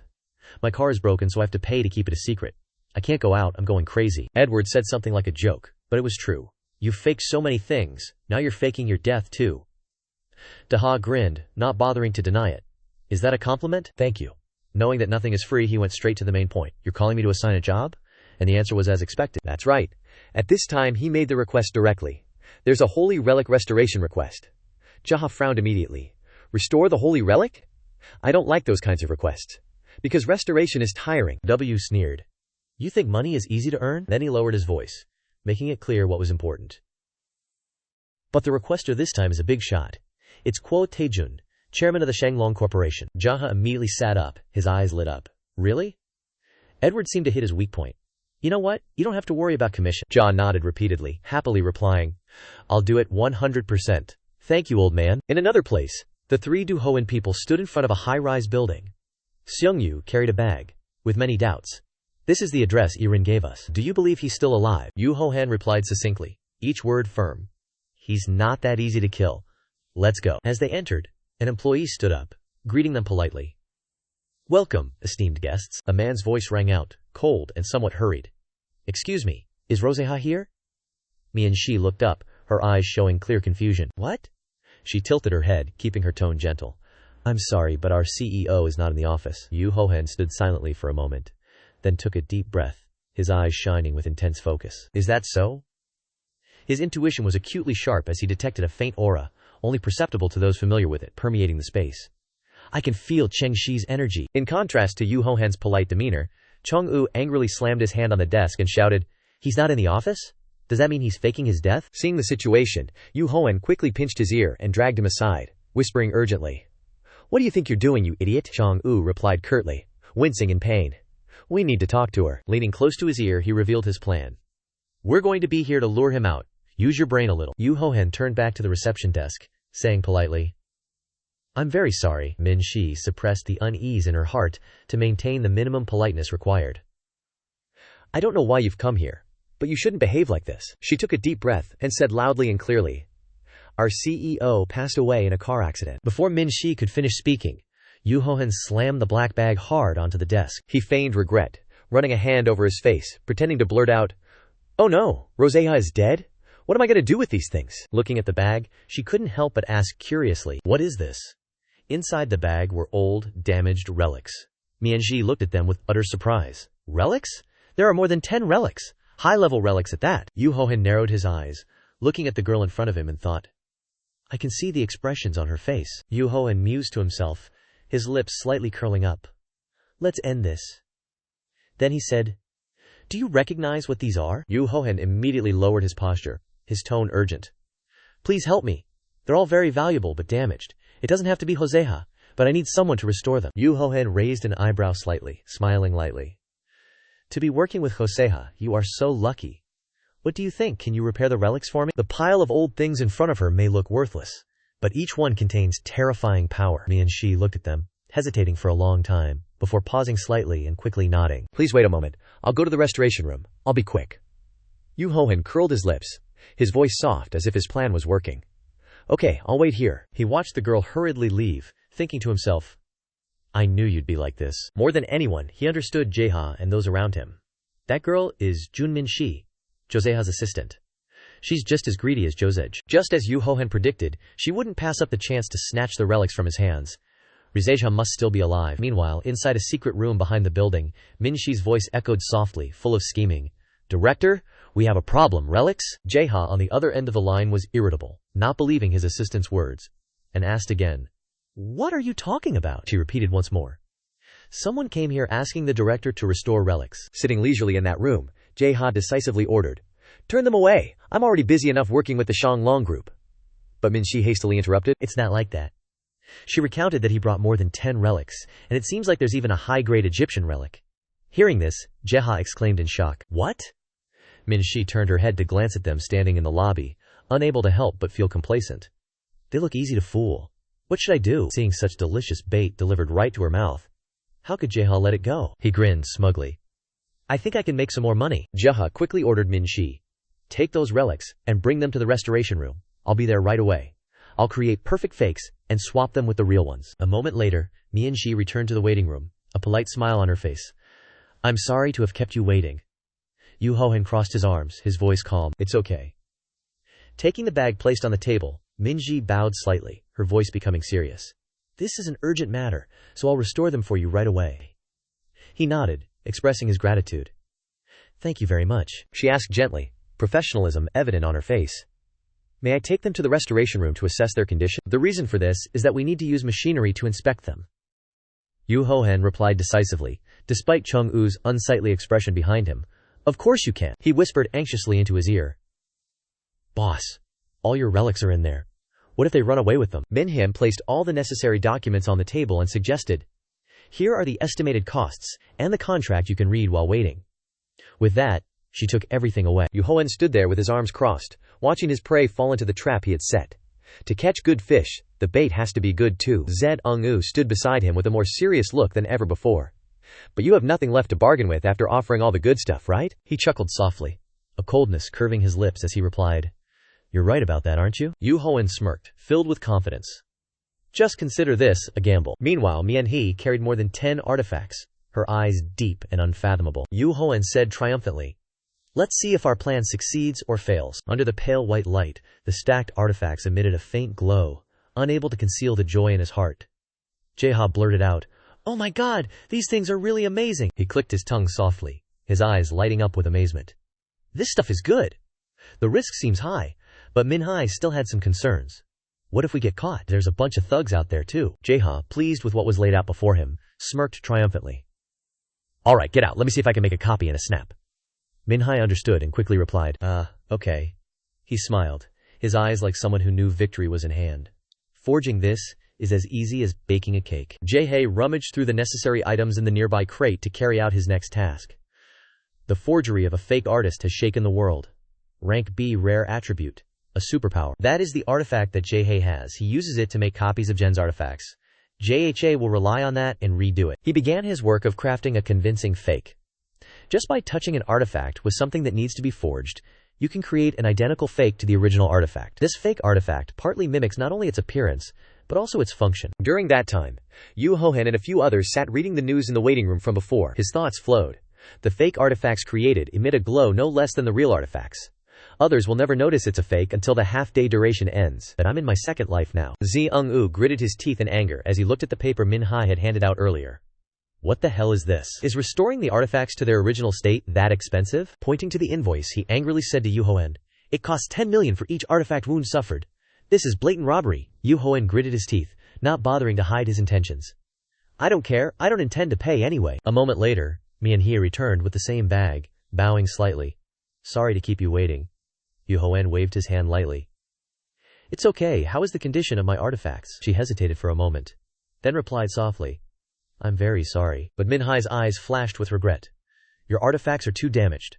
Restoration may be a little difficult. With that tone, she seemed to gain his sympathy. These artifacts have been almost completely destroyed. Of course. How could Yu Hohen be deceived so easily? He immediately asked back. Really? Before he could say anything else, Yu Ho Chen rushed forward, striking Minhee with a palm strike, scaring her pale. He growled through gritted teeth. Who are you trying to fool? Zhengwu beside him awkwardly called out, Boss, what's wrong all of a sudden? Yu Hohen clenched his fist, pointing it directly at Minhee's face. This woman turned my stuff into fakes. Hearing that, the others were stunned. Only then did she know what fear was, not knowing what to do next.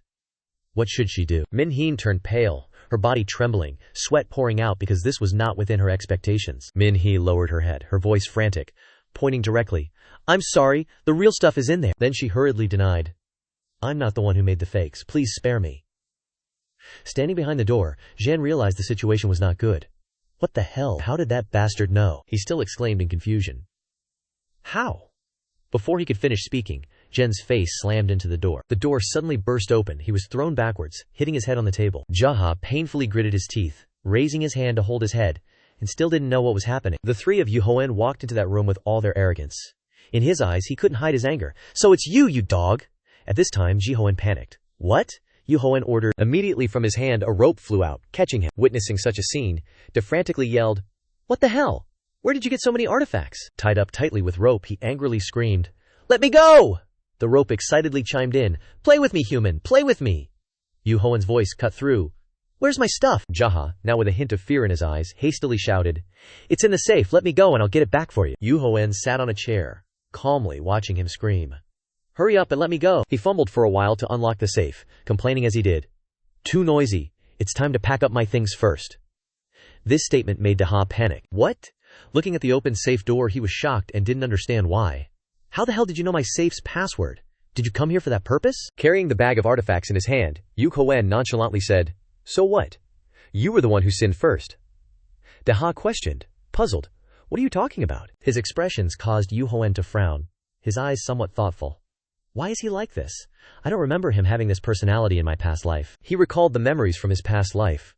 Rose Jia wasn't this kind of person. Recalling his memories, Jia was a new and emerging artist.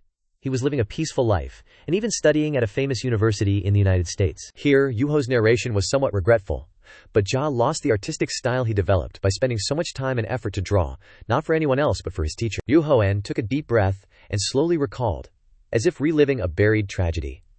His name was Jing Richard here.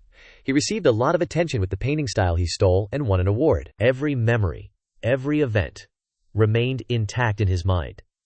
There was a copyright lawsuit, but it was invalidated. Conversely, you exist in the aspects of perception that were buried deep within despair. Yu Hoen's gaze darkened. This is probably hidden. This little friend started to cheat from this moment on. He deceives the extraordinary talents he has. Then his voice dropped, like a lament. But thanks to that, the achievements of the forgery also approached Jaha.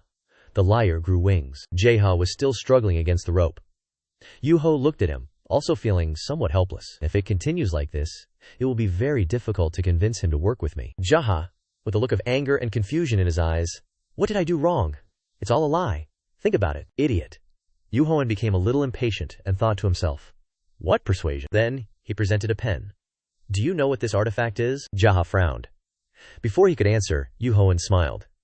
It's called X-Bia's childhood pen. A few things will come true when I write. He was startled. Newt Khan, what are you planning to do? Without answering, Yu Hoen bent down and wrote a few short lines with the ancient pen. In memory of Joseha, 26, died by strangulation of the rope. As Yu Hoen wrote, he read aloud, causing everyone to stare blankly. The source of the pain is his entire body. Immediately, Jaha fell backward, his face pale, flailing his arms helplessly. What the hell is he thinking? So dizzy, he gasped, sweating profusely, and quickly begged. I'm sorry, I won't take the recovery fee, I'll do whatever you ask. Hearing, Yu Hoen was pleased. As expected, he coldly stepped forward. Not charging a fee is only natural. Sign a contract with me, and I'll spare your life. Jaha didn't understand. What contract? Quickly, the two of them signed a contract with the content that Yu Hoen was the master, and Diha was the slave. Lying on the ground, he quickly complained, lamenting the injustice. This is ridiculous! It's a blatant slave contract. But on the contrary, Yu Hoen was very smug. How can you call it a slave contract? He shrugged. There's a better word. It's called an exclusive contract. He exhaled. Fine, fine.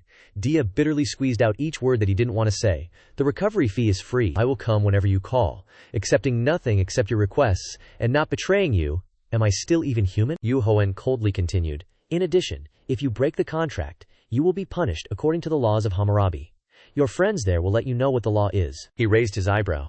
Jeha, don't do that. Read it all. It's not a small matter.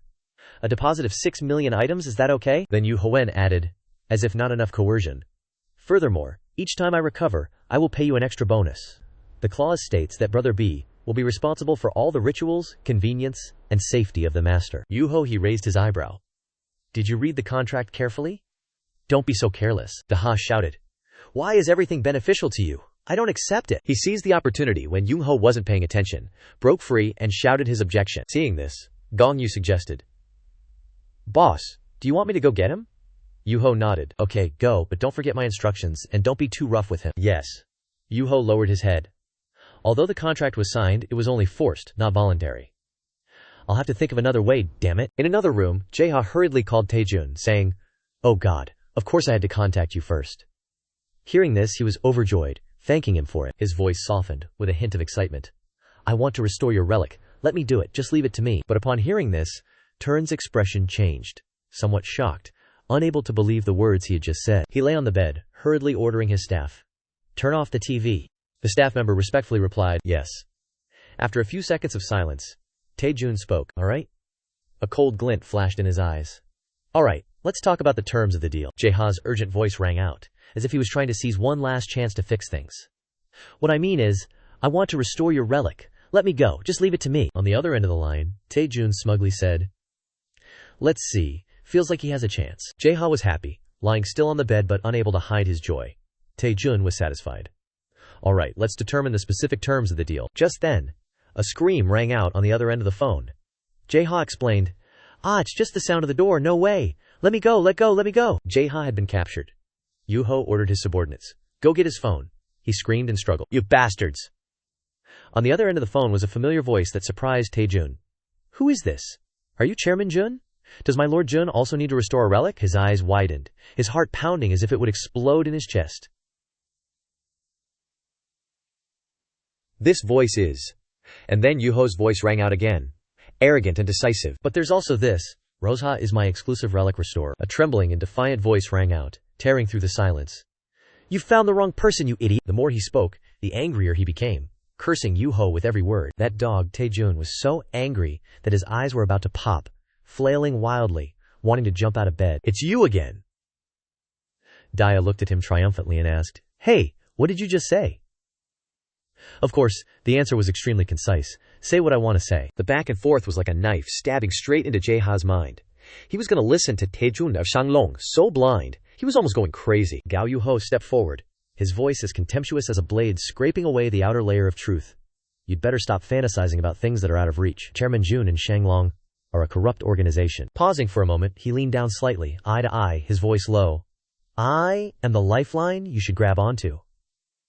Dia gritted his teeth, his blood rushing to his head. Huh? What are you saying? He shouted as if wanting to shake off all control. Why would I work for you? I'm not that stupid. Yuho calmly stepped back, his eyes calming down somewhat. But deep down he understood that if he wanted to win him over, he had to change his approach. Rose Jae must be very angry. He should persuade him in another way, he said, half smiling. Let's get to know each other a little. My name is Seen. I'm from Seun. He held out his hand, his voice now somewhat softer. Do you want to be the leader of this excavation team? I'll let you do the restoration. Yuho's voice was steady. For sure. I'm done talking. Now it's your turn. Jeha exclaimed in surprise. What? He glared. Why are you doing this now, you bastard? His voice seemed to break with frustration and confusion. I wanted to say hello to you later because I'm very cautious. I'm a little sensitive, and picked up the notebook lying on the cold ground. Yuho offered. I'll do some things if you don't want to. Looking at the notebook, Yuho seemed to be reciting his life story. His name is Joseja, a foreign exchange student with a strong passion for art. The voice not only recounted, but also revealed part of the truth that Jae wanted to hide. But not long after that, this artist scammed someone in Los Angeles. JH was startled. What the hell? How do you know about that? Perhaps you don't know that the rumors have spread. Yuho continued coldly, without a hint of pity.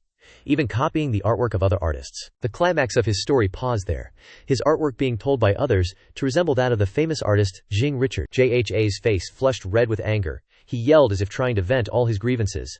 "That bastard Jin Richard plagiarized my work!" Blocking JHA's previous punch, Duhoen slowly asked, "What did you say? Jin Richard plagiarized?" He replied angrily, "So what?" He looked at JHA and said casually, "Isn't drawing easy to copy?" He answered succinctly, "Of course." JHA trembled, his hands clenched. He mumbled as if trying to dispel a ghost. "However, I thought that if I didn't do anything in front of him, he wouldn't be able to know. But for some reason, that bastard knows what I'm going to do, as if he can read my mind. This is ridiculous." Duhoen slowly tilted his head. "No, maybe it is. There might be some relics that have similar abilities." That statement struck like lightning. "What?" Duhoen's voice became serious. "Jin Richard is a relic user. Maybe his relic allows him to transform into the character he desires. Even knowledge and abilities are perfectly copied." It seemed his words weren't very believable, so JHA asked again, "How do you know that? Are you sure?" That short but weighty answer hit JHA's chaotic heart like a hammer. "I'm sure he's using a relic." And then the offer was made. "How about it? I will help you regain your reputation and style that was stolen by Jin Richard before." JHA was stunned. "Huh?" Duhoen continued. "In return, you will be my exclusive restorer." The air seemed to freeze. Duhoen took another step. "Isn't this a good deal? This is what he wants most." JHA seemed caught in an internal vortex. "Get back my style, the game is over." Looking at his hesitant expression now, Duhoen understood perfectly. He couldn't refuse this offer. JHA raised both hands, hurriedly saying, Wait. He was cautious, so he proposed, "Give me some time, I have to think before deciding." Duhoen crossed his arms, puzzled. "Still need to think?" he smirked. "That's a condition that even someone like me can answer without thinking." "Could it be, JHA? You're trying to blend in with that guy, aren't you?" JHA quickly denied it. "No, it's not." Then he threw the phone straight at JHA's face. "Whatever." Duhoen expressed his goodwill by saying, "Well, up to you then. Whatever you want to decide, I respect your choice." JHA replied, "Okay, I'm not stupid enough to be fooled. Although you talk very kindly." Duhoen again threw something straight at his head. "Take this with you," he explained. "This is a relic for protecting your body. After all, you have to come back here in good health." Duhoen thought to himself, predicting everything. "Anyway, he will be forced to go there. If there are many benefits, when near the leader, he might turn against me. JHA will definitely think like that." The next day, as soon as it dawned, the leader turns meeting will happen. He believed that JHA would definitely think like that. The next day, as soon as it dawned, JHA will come to Turn's meeting. Turn opened his mouth calmly, as if he had been waiting for this moment for a long time. "Nice to meet you. I heard you wanted to make a proposal." Without hesitation, without beating around the bush, JHA looked directly into his eyes. His eyes didn't waver at all.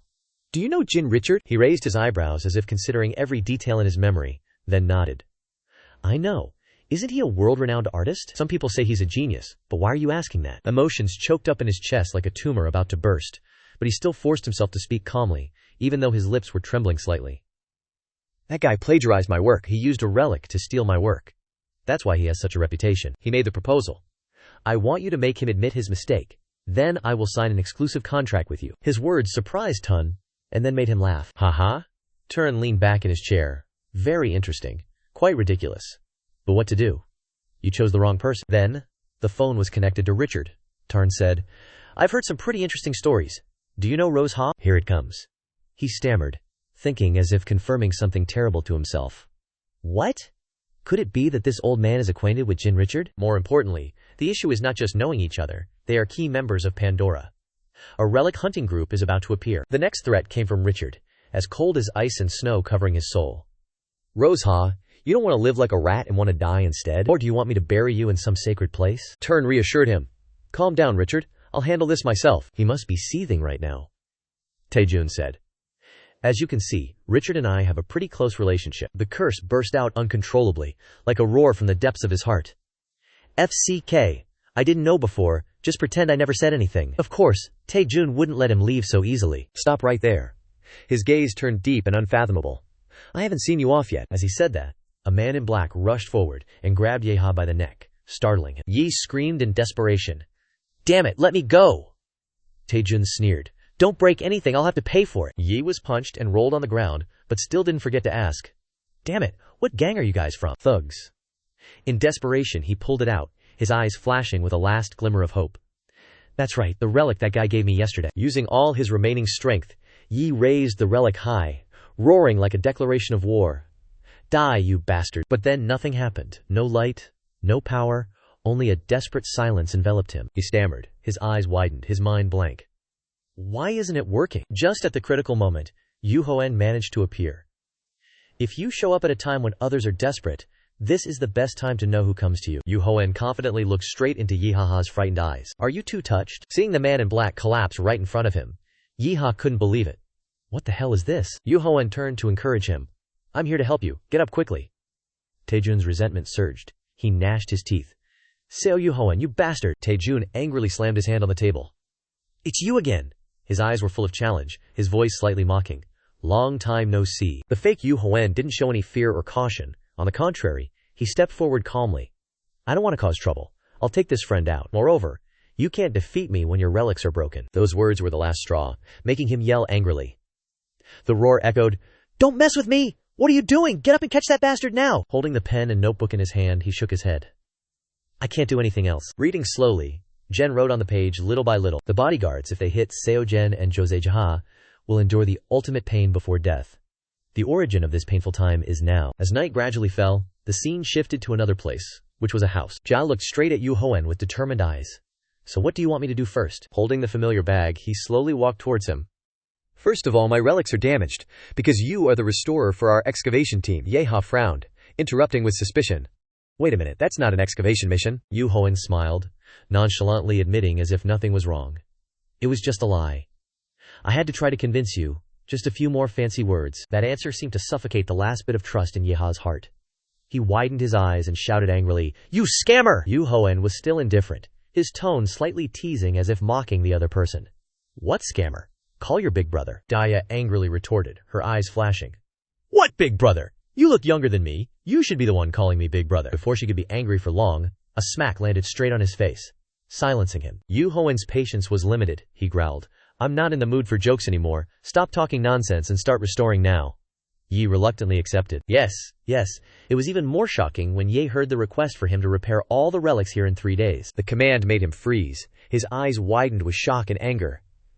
What the hell? That's absurd. How can I do so much in 3 days? You see, there are more than 10 relics. Yi gritted his teeth, trying to keep his voice calm but full of resentment. Give me at least a month. A month. Duhoen looked at him and smirked, thinking to himself. Are you going to play tricks again? But he didn't say it out loud, but pretended to be innocent. Why does it take so long to restore the relics?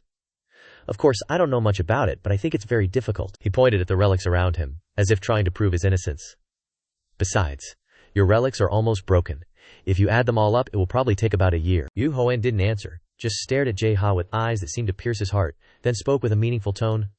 Don't you feel any guilt or anything? Instead of being a lazy fool, you should have some conscience. Jae-ha could only retort stubbornly. How else would he know about that? Holding the axe in his hand, Duhoen suggested. So, can you prove to me that you can restore it as quickly as possible?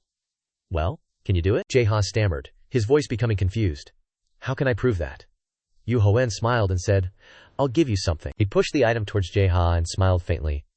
This will help you a lot in restoring the relics. Just try it. Holding the pen in his hand and assessing the situation, he muttered, This is a B-grade drawing pen from the Jojin Palace Garden. I don't know how much durability it has left, but I'm afraid you'll feel inferior if I use it. Ignoring the flowery words, Jae-ha shouted, Shut up, if you can do it, I'll bet anything. Picking up the relics scattered on the ground, Jae-ha cautiously said, If you fail, all future relic restoration work will be standardized to 1 relic per month, okay? Your eyes. Duhoen only smirked, smiling challengingly. Huh? Then if I succeed, Jae-ha decisively decided, I'll bet my salary. Duhoen smiled because this was what he wanted. I didn't ask for it, you volunteered. Soon after, in just a few minutes, each relic was restored quickly, as if by magic, causing Jae-ha to exclaim in astonishment. How is this possible? He tremblingly looked at the other's hand.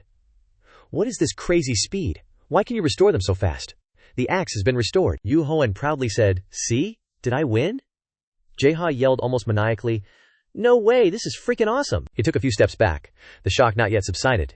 If you were so good, why did you even ask me to do it? In just a few short minutes, Duhoen handed the pen to Jae-ha. Here, try using it. Thoughts flowed from the pen. The smell of integrity is no less than my master's. No, get lost. Looking at the pen, Jae confessed, I'm still not used to it yet. I heard that if you want to use relics, you have to have a high compatibility. Duhoen frowned, trying to remain calm. And also, if we use it a lot, the durability will decrease. Just try it. Jae shook his head helplessly, admitting, but even so, I still can't do it as fast as you. No matter what you think, maybe you've found the wrong person. Not letting him continue to refuse, Duhoen dragged Jae to the table, forcing him to sit down. Don't complain, let's start. Work is everything. There was no way to resist. Jae could only curse. You're crazy! Duhoen smirked. Unfathomably. I'll pay you. But in the future, not now. Like a good person, he didn't forget to instruct. Do your best. I'll always be on the other side. Just call if you need anything. Sitting blankly in that room, Jae couldn't help but mutter suspiciously. This guy is like a fortune teller who knows everything, even my safe. Suddenly, the phone in Jaeha's pocket vibrated, interrupting his thoughts. The phone screen lit up. It was Edward. And outside, Duhoen tilted his head and asked his subordinates, How is that tree doing? He replied, It's very lush now. Okay, keep going. Suddenly, a purple screen appeared in front of Duhoen, making him very curious. The system announced that the skillful hands had been upgraded to rank C. When the relics are damaged, the degree of damage will be significantly reduced. It announced that he had received a title, and therefore discovered a new skill. That made Duhoen a little puzzled. What is this skill? But then the phone was brought to his face. Someone wanted to talk to him. A greeting sounded on the other end of the phone. Duhoen raised his eyebrows slightly. This voice is... He recognized this person as Edward. Jae in the back was stunned when he heard that. What? How does he know him? Because he had memories of his previous life, he knew. It was known that he had the title of King of Wealth. He was also a major investor in the relic market. Perhaps now it is called an intermediary, connecting relic users with each other. Edward sat sipping a cigarette in his ornate supercar and said, Oh, interesting. You know me. Duhoen became cautious. He certainly has a lot of important information. Many users shed blood when they interfered with that information. Not letting time go to waste, he continued, as if presenting a high-end item. I'm interested in you and what you've done to the chairman. What do you think? I want to introduce you to some pretty good jobs. Duhoen shook his head, refusing outright with a cold expression. Sorry, I'm not interested. But Edward remained patient, his voice full of confidence, as if he had the outcome in his grasp. If you participate, I'm sure you won't regret it. Seeing this, Duhoen curiously asked, What are those jobs? How much are you paying? Edward chuckled, seemingly seeing the real interest. Clearly he was getting a reaction. Then he solemnly said, I will explain it to you. Looking at the night enveloping the entire city, Duhoen replied, I'm listening. Edward didn't hesitate, getting straight to the point. A dungeon has appeared in the government in China. If you participate, I will pay you billions. If we secretly take the relic from there, we won't be detected by the Chinese government. Then he concluded the offer. Then you take that relic and give it to me. Duhoen asked briefly, That's it? Edward, like a charmer, spoke encouragingly. So what do you say? If everything goes smoothly this time, I want to treat you like a VIP customer. But immediately, Duhoen's eyes turned icy, his words as sharp as blades. Don't think you can fool me. You just told me all this yourself. Edward was taken aback, his voice hurried. What? How could this happen? Duhoen smirked, confidently replying, You think I'm an amateur? I know all about you. Old friend, you're lying about the Chinese government or something? Then he asked, straight to the point, causing Edward to ponder. Tell me, who gave you the order? Edward hesitated slightly but then laughed coldly. What do you mean? Who do I work for? This isn't a normal request, but I'll reveal it to you. The next sentence was like a bomb exploding in the air. This is an order from General Kra. This stunned Duhoen. What? You know about this person? Kira Club is a general of the United States, the Director General of matters related to relics. She's a terrible woman nicknamed the War King. Immediately, an indescribable feeling rose in Duhoen's heart. I don't want to get involved with that woman. I don't want to help. I have to refuse this offer. Then Edward whispered, as if revealing a buried secret. That person is gathering map artifacts. Then gravely confirmed, and of course China also contains map artifacts. Thoughts raced through Duhoen's mind. But the War King has monopolized those artifact pieces. It seems like... Then Edward enunciated each word as if ending all negotiations. I've said everything. What are you going to do now? Duhoen realized this was a great deal. Why not agree? He smirked. And finally, with eyes as sharp as knives, he delivered a decisive sentence. I'll take it. Transitioning to a plane, even in the vast space, Jaehae's screams echoed. This is ridiculous. He frantically questioned. Why are we already leaving? We just accepted the job. Duhoen replied with a bit of impatience. If we agreed, we have to leave right away. Jaeha became even more helpless, tearing at his hair. Why did we get on the plane right after you received the call? Duhoen continued. If you have time to chat, fix the relic. At this moment, Irin also walked to Duhoen excitedly. I hope the seats are comfortable. Duhoen also turned to look at her gratefully. Oh, you're here. Thank you for helping us, Duhoen added. Because all the airports and hangars around here have been shut down, but Jeha ignored him, staring blankly at Irin, admiring her silently. She's so pretty. Wait a minute, I think I've seen this girl somewhere before. Irin also politely said to him, I'm glad I could help. Seeing Jeha silent, Duhoen turned to signal him. Say hello to her, she gave us a private jet. Jeha then panicked and said, Nice to meet you. Irin also replied kindly. Yes, nice to meet you too. Her voice continued to echo. Scammer. Hearing this, Jae froze. Seeing Jae like that, Duhoen wanted to tease him even more and said, She's Irene Horton. Have you heard about her? If you want to say something, say it now, because you'll be seeing her more often from now on. Hearing this, Jae exclaimed in surprise. She's from the Horton family. Jae quickly bowed deeply, apologizing urgently. I am truly very sorry. Please don't hand me over to Han. Irin was slightly flustered, her tone a bit hesitant. Okay.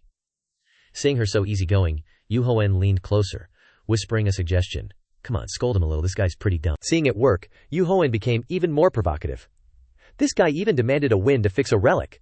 Even though I make him work, he's always thinking about being lazy. Hearing this, Irin was very indignant. Seriously.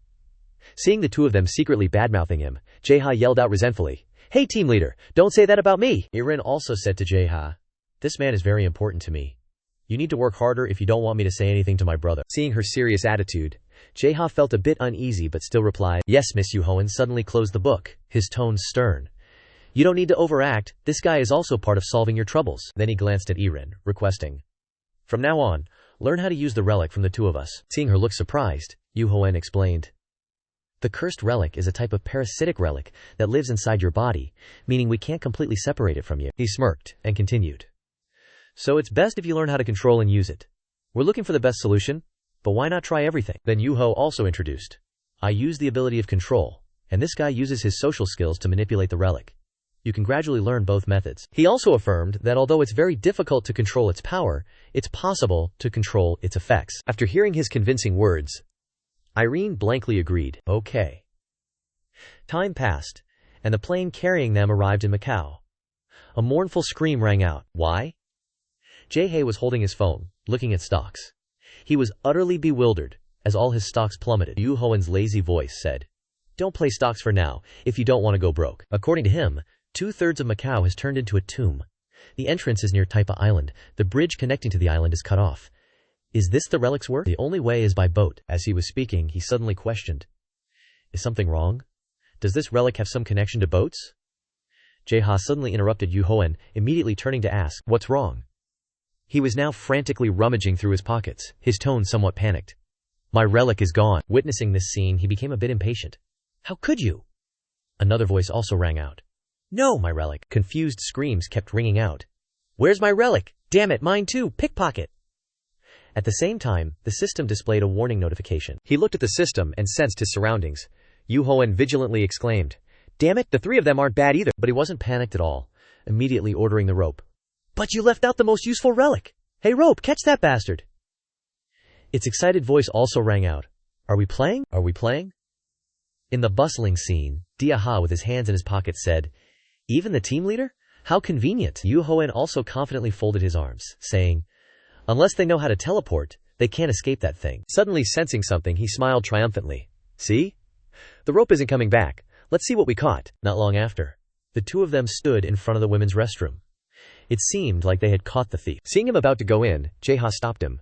Wait, that's the women's restroom. He sighed in disappointment. Seriously, I heard the sound coming from here. Behind the door, the rope was tightly binding a girl. The rope was excitedly calling out, Human, let's play, master is over here. Duhoen observed and stroked his chin, thinking, Let's see who this is. Hearing his tone, he asked doubtfully, Do you know this kid? He walked up to the girl and calmly introduced. This kid uses the Medusa relic. She works for the government. Jae exclaimed in surprise. The government! He quickly covered his face in fear. I'll turn to stone if our eyes meet. Hearing this, Yuho only smiled reassuringly. Don't be afraid. Jae still didn't believe it and retorted.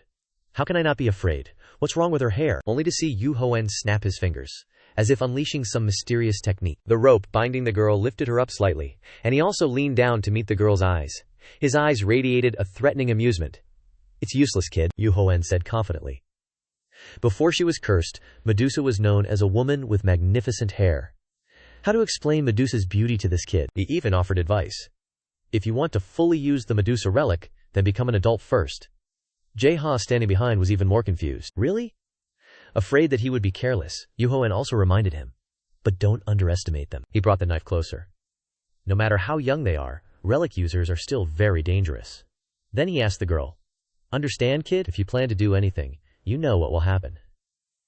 Duhoen's voice softened, ordering, "All right, rope, loosen up a bit." Witnessing this scene, Jae-ha helplessly thought, "For some reason, we look like criminals." The rope also asked regretfully, "Why aren't we playing anymore?" After he cut some of the rope, it was just enough to tightly bind the girl's hands, causing her to puff out her cheeks in anger. Duhoen immediately said, "You shouldn't be here, kid." The girl also threatened, "We have a lot of people." Hearing this, he just sneered, "Oh really? How many is that?" The girl replied, "More than all the students in our school."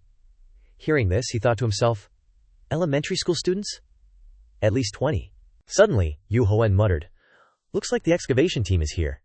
Jae-ha was confused and didn't understand why. He stepped forward and asked, "We're handling this trouble for Edward. It was assigned to us, right?" He calmly reasoned, "They made sure we got that relic. They know how big China's excavation team is." Remembering that person's figure, his voice became more certain. "The speaker is very eager to possess it. This relic must be very useful." Suddenly, Duhoen flashed a sinister smile. "This is worth scamming." Witnessing his quick change of face, Jae-ha hastily stopped him. "Wait a minute. There are still requests from the client," he calmly said. "Of course we'll deliver the fake product you made." He quickly retorted, "No, they'll find out," he replied nonchalantly. "Pulling off a big scam? Okay, leave it to me." Only to hear a thwack, Duhoen's fist was smoking, and he recited, "Contract page 1. Article 5. Small fries do everything the boss says without questioning." After being hit, Jae-ha was incredibly resentful. The me of the past would never have signed that paper. After settling things, he turned to look at the girl. "Anyway, thanks for the useful information. We have to hurry before we get blocked." He tightly grasped his relic in his hand and suggested, "I want to lock this kid up because I don't want her wandering around." Jae-ha continued to stop him. "Team leader, wait, don't." He hesitantly explained, "I haven't fixed that yet." Hearing his confession, Duhoen gritted his teeth and cursed, "God, I told you to fix it already! I broke Hammurabi's code when fighting that old man. It's not that this relic can't be used, it's just that it can't maximize its power." Seeing that he couldn't do anything, he still loudly warned, "Listen, if you dare to spy on our stuff again, don't blame me for being mean, even when you're using the relic." Duhoen turned and left, while ordering, "Take all the scammed relics." He replied, "Yes, no matter how you look at it, we still look like criminals." The girl lying on the ground was also extremely confused, and shouted, "What did you do to me?" After retrieving the items, Jae-ha kept complaining, "We can't waste any more time." He kept asking questions. "But why are we going into the tomb now? We don't have many relics fixed? This isn't part of the plan?" Duhoen was still very angry and sternly scolded. "I told you to fix it quickly," but he explained, "We know the American excavation team is here, so we have to hurry." Ja said a little insecurely, "Or will we come back empty-handed?" But the reply was Duhoen's smug smile. "We must have that relic in our hands at all costs." Hearing this, he panicked even more and scratched his head and shouted, "You haven't prepared anything yet." He calmly moved forward, his tone calm. "There will be a way." Switching to another scene, a gruff voice sounded, "You've lost all the relics you were carrying." Another person also blamed, "What else can this kid do?" Linda frowned and advised. "Calm down," Thomas shouted. "She's only making things worse. She is Linda Wanter, Agent Serpent." The person opposite couldn't keep calm and scolded, "We shouldn't have put a kid on the team, always messing things up. This is Thomas, Agent Chariot." The girl was also very angry, her hands clenched, her tone full of resentment. "I didn't mess things up." It turned out that the girl's name was Vivina Lucy, Agent Shia. He still didn't let go and scolded, "Losing all the precious relics? Isn't that messing things up?" The girl tried to explain, "I didn't lose them. I was robbed." Hearing Lucy say that, the two exclaimed in surprise and couldn't help but blurt out, "What?" The girl panicked and covered her mouth with her hand. Lucy recalled the words Duhoen had said before. "Listen, if you dare to spy on us again, you will have to suffer, even when using relics." The girl bit her hand thinking, "Oh no, he said something about pain." Thomas anxiously asked, "Who robbed you? Which ones?" The girl avoided saying, "I forgot." He was even more angry. His tone was also much louder than before. "Don't joke around." Linda was calmer. She gently sat down near the girl. "Vivina, you have to tell the truth. We have to prepare in advance. Seeing that Lucy didn't want to speak, she launched another decisive blow. You said you would help everyone, right? Hearing this, the girl also replied, That's right. The girl slowly said. There were 2 men. Linda also spoke with suspicion. Before Lucy could say anything else, a burst of power suddenly appeared, causing the girl to freeze. That thing enveloped Lucy's entire body, rendering her speechless. That power made her blurt out, Ouch, so sad. Lucy collapsed to the ground, clutching her stomach and laughing, desperately yelling, Stop it! Seeing this, the 2 became even more anxious, incessantly ordering, Stop fooling around! Hurry up and speak! Oh my God! Tears streamed down her face as she laughed, her mind racing. The terrible pain is just from being tickled. I'm glad it doesn't hurt. But she kept screaming in her heart helplessly. I can't do anything else! This terrifying curse! Cut to another location near the entrance of Taiba Island. Ships moved continuously. Inside one of the boats, Duhoen despaired. I don't know anymore. We actually infiltrated this place without any relics. Yu Heng calmly retorted. Stop whining. Take out the relics we got from that kid. There must be something useful. After rummaging for a while, he simply stated, Nothing useful at all. Hearing this, he became even more panicked, thinking they were done for. A sudden sound startled the 2. A fleet of ships? Humans. That voice echoed throughout the vast space. That's right, this is what you call a fleet. I grant you passage. Dahaha's panicked tone incessantly rang out. What's happening to the sky? Yu Heng calmly announced. We are entering the catacombs. Someone suddenly appeared, calling out. Hey, what are you 2 still doing here? It's an emergency. Daya, although not understanding what the person said, still panicked, hurriedly asking him. What did he say? Have we been exposed? Yu Heng explained. He said that the fleet is being attacked by monsters. Before he could regain his composure, another piece of information shocked him even more, making him yell, What? In the dark sky and vast ocean, black streaks constantly flickered on the sea surface, swarming towards the ship. All kinds of monsters leaped out from under the water, intending to attack the ship. Panic screams incessantly rang out. They're coming! What the hell is that? Strange liquid was continuously launched onto the ship. The crew struggled desperately to avoid it but still couldn't escape. They questioned in panic. What are they throwing? And then realized it was poison. One man was bitten on the arm by a snake, screaming in pain. Damn it, a snake bit me. Another immediately stopped him. Don't shoot, it'll explode. The crew on the other ships were also very confused. They flocked to look at the ship being attacked by monsters, stirring up discussions. He cursed inwardly. Damn it. Yu Heng even commented. There are fewer of them than I thought, and they aren't very big. Hearing this, Di widened his eyes in disbelief, muttering, Really? He held the iron bar in his hand, thinking, It seems like there's no need to use any relics. If we have this rod, Dahaha immediately asked. Surely we don't have to worry about dying here, right? Before everyone could think, the ship, being attacked by monsters, crashed heavily into the ship where the 2 of them were standing. Curses incessantly rang out. What the hell is going on? Yu Heng braced himself against the ship's railing to maintain his balance, while saying, The ship is losing balance! And he suddenly yelled, Look! The people on the opposite ship have been controlled by the monsters. They are trying to climb onto this ship. Dame also realized this, and shouted the information. They're being possessed, he explained very diligently.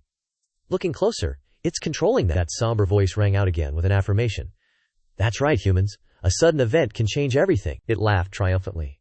These are the dangers of the sea. They couldn't help but sob. What should we do?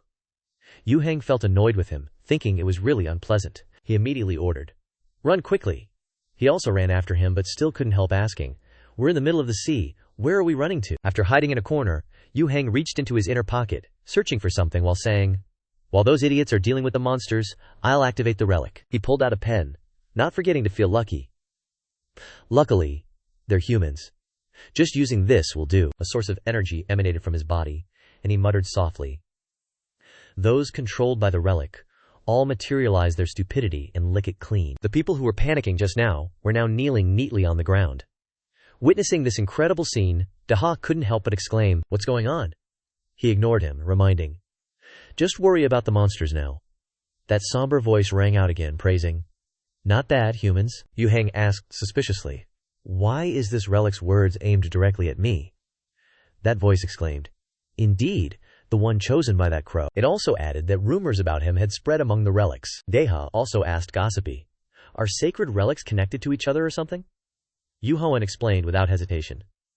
They're a bunch of bastards who like to torment people. Hearing these words, that voice roared in anger. Stupid humans, lowly humans dare to call us bastards. Don't worry, your reckless mouth won't last long, because all the sacred relics will unleash their fury on your arrogance. He smiled excitedly and said to Deha, Great, If they come to me to do that. He also agreed with his idea. That's right. They all come into the bag themselves. Yu Hohen's arrogant voice rang out again, making that voice unable to refute. You guys talk too much. If you want to take me down, you should ambush me or something. He provoked. All right, cheap sacred relic. Why don't you tell me more? He secretly emphasized the following words. The crow you mentioned.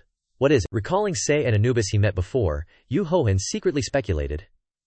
The Egyptian sacred relic last time also talked about the crow. It's likely famous among the sacred relics. The mysterious voice arrogantly asked back. Why should I tell you? Figure it out yourself. Hearing that, he sneered. Oh, suddenly getting loud. He reached out and adjusted his hat, while analyzing. Don't tell me you forgot. Sacred relics are smarter than humans, but it's a pity. The voice clearly showed anxiety. I remember very well.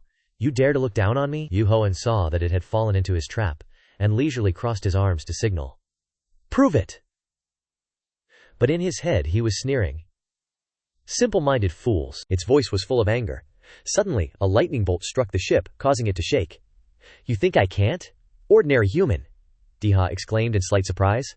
Oh, big waves. That voice revealed the secret. That crow is a revered divine sacred relic. It can swallow enemies and absorb their power. The people on the ship were constantly falling, but it didn't affect the voice. He was a very strong teammate, but then he suddenly made a deal with humans and betrayed us. Yu Hohen and his companion were also struggling to stand firm in the midst of the turbulence. The voice continued to ring out. Countless sacred relics have been swallowed by that crow, or turned into slaves for humans. We couldn't stand that damned crow, so we pushed him into the pillars. Even though he was struggling against the big waves, he kept thinking about the words of that voice. The pillars are tombs, the prison of the crow before his death. Recalling the scene back then, he knew there was something strange about it. If it was a tomb, then all his subordinates had completed it. He also spoke up and asked, I thought it could swallow sacred relics. How did you imprison it? That voice laughed triumphantly. Of course, it's very difficult to fight him head on, but we tricked humans. Humans are very simple. When we show them something better than the crow, humans don't hesitate to abandon the crow. Thanks to that, we sealed the crow and killed that human. The voice couldn't hide its joy, and at the same time provoked. Someone applauded our plan. Come on, humans. Yu Hohen didn't care. He laughed and suggested that he didn't care about those things, but he got good information from that guy. He stood firm against the big waves, his figure proud. You don't know what that crow is it okay to listen to it? But after hearing what it said, I think it's quite good to team up with that guy. This voice began to lose its composure and said, Okay? Did you listen to my story? If you team up with him, all the sacred relics will oppose you. Yu Hohen was indifferent to its warning, saying, I don't care. I don't plan to be friends with you, sacred relics. Replying to him was the angry roar of that voice. I can't stand it anymore. Then there was a shout of command. Die! Following that were large monsters emerging from the water. They rushed towards the ship with ferocity. Deha also exclaimed in great fear. This time it will be much worse than before. Yu Hohen smirked and smiled. He wondered, is this the second wave? Techniques were constantly thrown at the monsters, along with the sounds of collisions and their roars, stirring up the sea. Yu Hohen and his companion were also struggling when facing opponents that were too numerous and large. He gritted his teeth in anger. They keep appearing! Jeha panicked and announced. We're surrounded! Witnessing the monsters constantly trampling on each other to rush up, Yu Hohen exclaimed. They don't care about the others. He also added, they're just frantically rushing at us. He didn't let his guard down, and timely slashed at the monster rushing towards him, while uttering words full of confidence. If that's the case, then one blow is enough to kill them all. Immediately after that was the sound of water breaking. Deha also recognized it. He turned around and thought to himself, this sound. He roared towards Yu Hohen, constantly blaming. Damn it, it's broken. He looked at the knife and thought to himself, the Egyptian funeral knife activated? Deha was very angry.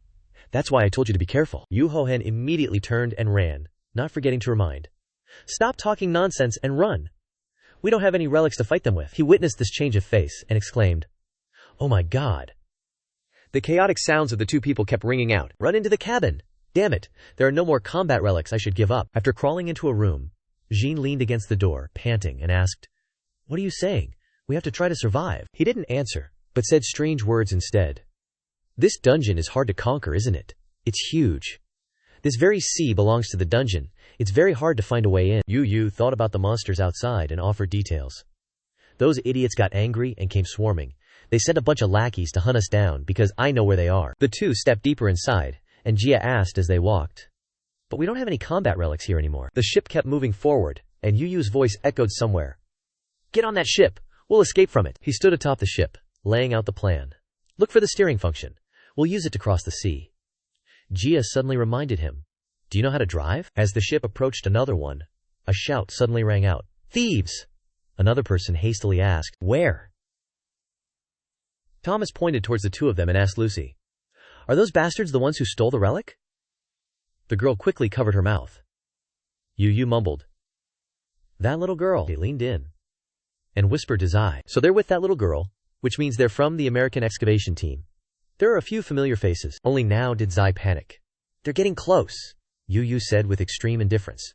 Just ignore them. His eyes lit up slightly, and he cracked a smile full of delight. You've got some good stuff too. He immediately ordered Jaiha. I'll handle these guys. Go find a ship with a rope quickly. Hearing this, Jaiha instantly took action. Yes, the mysterious voice was also excited and provocative. Human, let's play, let's play! Thomas had already rushed in front of him, his tone gruff. You're the one who stole our stuff. He took off the life vest on his body and loudly declared, I'm going to take it all back. Yu calmly countered. Who said you could do that? Then he curled the corner of his mouth, giving a malicious smile. It seems like you have a few useful relics, don't you? You wouldn't mind handing them over to me, right? Seeing this, Thomas became even angrier and cursed. You bastard! I'll wipe that smirk off your face. Then he immediately lunged forward, swinging the pipe in his hand towards Yu, simultaneously surrounding it with power to make it harder. Yu slightly furrowed his brow, thinking, for a big guy he's quite fast. But that relic. Thinking of the spoils of war, he became more energetic. Is it a rank? A relic? He instantly lunged forward and elbowed Thomas in the stomach, sending him flying backward. Yu followed up with a punch to his face, simultaneously correcting Thomas's earlier words. I said, hand them over. The punch was so powerful that it made Thomas spit out a mouthful of blood, but he was still able to struggle back up. Glancing at him with hate-filled eyes, Yu was slightly doubtful when he saw that Thomas was unharmed.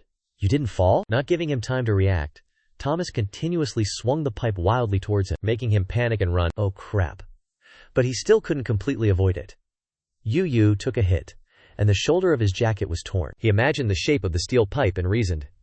It looks like a steel pipe on the outside, but inside it's a sword relic. If I take a clean cut, I'm done for. It's speed and strength. Yu immediately summoned a silver axe, his eyes secretly determined. It's best to avoid direct confrontation. Seeing that he was no longer running, Thomas taunted. It seems you finally understand your current situation, but that won't change anything. As he slashed towards Yu ducked low, successfully dodging his attack. Not only that, he quickly swung the axe down towards a vulnerable spot, his tone full of confidence. You think so? Thomas immediately recognized the weapon too. His eyes filled with astonishment as he exclaimed, Silver axe! They only saw the power emanating from the axe tear his clothes to shreds. Thomas immediately shielded himself, while yelling at Yu, What the hell is that? Yu witnessed this scene and laughed excitedly. He then picked up the steel pipe Thomas had thrown on the ground, gathering power to envelop it. You should have dodged that blow. Why did you block it? After commanding it, reveal your true form. His source power relic also transformed the other relic into his own. He looked at the information. The knight's flower sword bestowed by the king upon the brave Zila. It's a rank, a relic, he exclaimed. Awesome. It looks quite beautiful. Jen's voice suddenly rang out from behind. Team leader, let's go! Yu glanced at the cabin he was driving and praised. Perfect timing. He said to Thomas, Hey big guy, I'll use this relic effectively, rest assured. He was furious when he heard this, and shouted, Get back here, you bastard! His helpless screams kept echoing. Give it back to me! But before he could do anything, the monsters from behind the ship rushed towards him, hitting him like sharp teeth. At this time, Yuhen had successfully descended into the cabin, glanced at the scene above the ship, and laughed with great excitement. Jaha steered the cabin forward. He immediately inquired, Where are we going? He ordered, Just go straight, I'll show you the way. He was now sitting on the seat resting, looking at the control panel and muttering, It's best that this thing has a lot of fuel. He heard this and replied, Probably enough. How far are we planning to go? Yuhen was talking about it when suddenly something fell on their cabin, interrupting his words. Thomas's group had chased right behind. They kept yelling, Stop right there, you bastard! Linda was focused on controlling the cabin as it sped forward, while Thomas and Lucy were angrily shouting, Damn it, his friend saved him! Give it back, you lucky bastard! Yuhen calmly offered a solution. Let's try something else this time. Let's go with the rope. Following his command, the rope immediately rushed towards them. His tone was very excited. It's playtime! After the rope tied up Lena, he immediately ordered, Throw her into the water! The sudden attack startled the other two who called after Lena, but no miracle happened. She was thrown straight into the sea by the rope. Yuhen casually looked and smiled smugly. You better hurry and save her. That relic has summoned the monsters in the water to hunt me down. Seeing her playing with the water, her comrades were even more panicked, and hurriedly tried to help. Linda, wait a minute, turn the ship around. One of the crew members hurriedly stopped him. But if we turn the ship around, he'll escape. But Thomas didn't care and said, I said turn the ship around. He gritted his teeth angrily but could do nothing. He could only secretly curse Botuk. You bastard, you'll pay for this! As time passed, Duhoen and the other approached the destination. He observed from afar and signaled. That relic is hiding right under that tree. It's almost here. He immediately took out the sword he had just seized and prepared to approach the relic in a vigilant stance. Standing in front of the big tree, a mysterious voice rang out. You have found me, human. If you want to obtain me, you must sacrifice something worthy. Come here and satisfy me. He was not bewitched. He just smiled smugly and asked, what if I say no? Only to see a surge of power suddenly appear. It gradually covered all the branches of the tree, making it unrecognizable. Duhoen focused his power into the sword. It's feeding time. The relic was terrified when it saw his actions. What are you doing? But he didn't care. On the contrary, he uttered arrogant words. I'll show you how sharp I am. After deciding on an action, he poured his power into the sword. Seeing this, the tree could only scream in despair. No! But he quickly swung his sword, slashing at it without hesitation. After Duhoen's powerful move, the tree trunk was cut in half. It could only scream helplessly. Impossible! Then it fell to the ground with a crash, dust flying in all directions. A source of energy, as if hidden and as if present, surrounded the entire tree. From there, a flash of white light appeared. The hidden item had truly appeared. A scroll gradually appeared. The system immediately provided information. This is Zhenghe's map. The western treasure is an ivory relic. Duhoen excitedly took the map. Looking at Zhenghe's map, JHA was extremely curious about the name Zhenghe. According to records, with the western treasure map, he traveled all over the west to collect treasures. Zheng. He explored the northern seas under the Ming Dynasty emperor's orders. And above all, with more than 60 ships, he traveled throughout Southeast Asia, passed through India, and reached Africa, recording all the treasures he came across. After explaining, he casually said, I can tell this is precious, fix it as soon as possible. I chopped the tree in half, so the durability is reduced. Hearing, Zhena cried tears of regret and shouted, For God's sake, be gentle with the relic next time. Later, the two of them went back up to the cabin. Duhoen ordered, All right, relic. Close the tomb. Sensing the surroundings and considering everything in his head, he smiled mischievously and declared, Let the scam begin. Scene change back to Macau. Time shifted to evening. The shimmering lights are magical in the modern city. In the room, JHA was repairing the map, as requested by Duhoen. He hurriedly asked, How long will it take to make a copy? He was a little helpless, but still explained. I've only just started. Suddenly, he turned and asked with a worried tone, But team leader, are we really going to hand over a fake? I think that's too risky. Then, Jeheneha pointed to the map and asked him, Is it really worth the risk? We'll get paid quite a bit. Why don't you hand over the relic? Irene also agreed with his view. I also think it's too risky. It's best not to create too many enemies. Duhoen, hearing this, replied nonchalantly, I'm doing this because it's necessary, especially to solve your problem. His words made her suspicious, and she hummed. He didn't explain, but just gestured to her.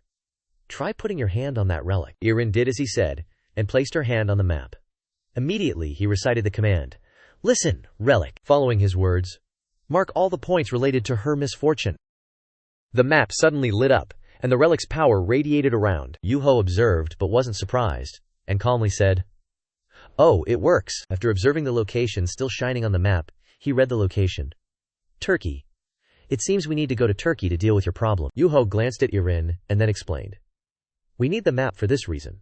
Of course, I also want to use it later for personal reasons. JHA also realized its necessity but still couldn't help but worry. Even though we need it, that doesn't change the fact that this fake will disappear after a while. We're doomed. He also brought up what they had to face. We're talking about Kra CL. She will hunt us to the ends of the earth. Duhoen also agreed with him but also offered a rebuttal. You're right, except she's going to hunt us down anyway. Hearing this, Jean couldn't believe it and exclaimed, What? He immediately presented his analysis. Kara wants to seize all the map relics. She has some useful hands on her side. She'll find each tomb and conquer them. He also added that he knew Columbus's map was the most annoying of her relics. Once it marks a location, it records complete information about the tomb and relic, and the reality has shown that many tombs around the world are already in her hands. Turkey is one of them. And we're going to Turkey? Not only that, she'll steal all the relics we have. Duhoen switched back to the main issue, startling Irene. She'll target you too. Target your relic. He pointed at the map, his tone very concerned. I don't have many relics worth her attention, but for you, it's a different story. Duhoen didn't stop. He continued to provide information that she craves powerful relics like hers. But because it's a parasitic type, she won't be able to directly steal it. That is, his next words only made Irin even more scared. She'll use any means to get the relic, kidnapping, extortion. She doesn't know what limits are. He also secretly affirmed the accuracy of his words.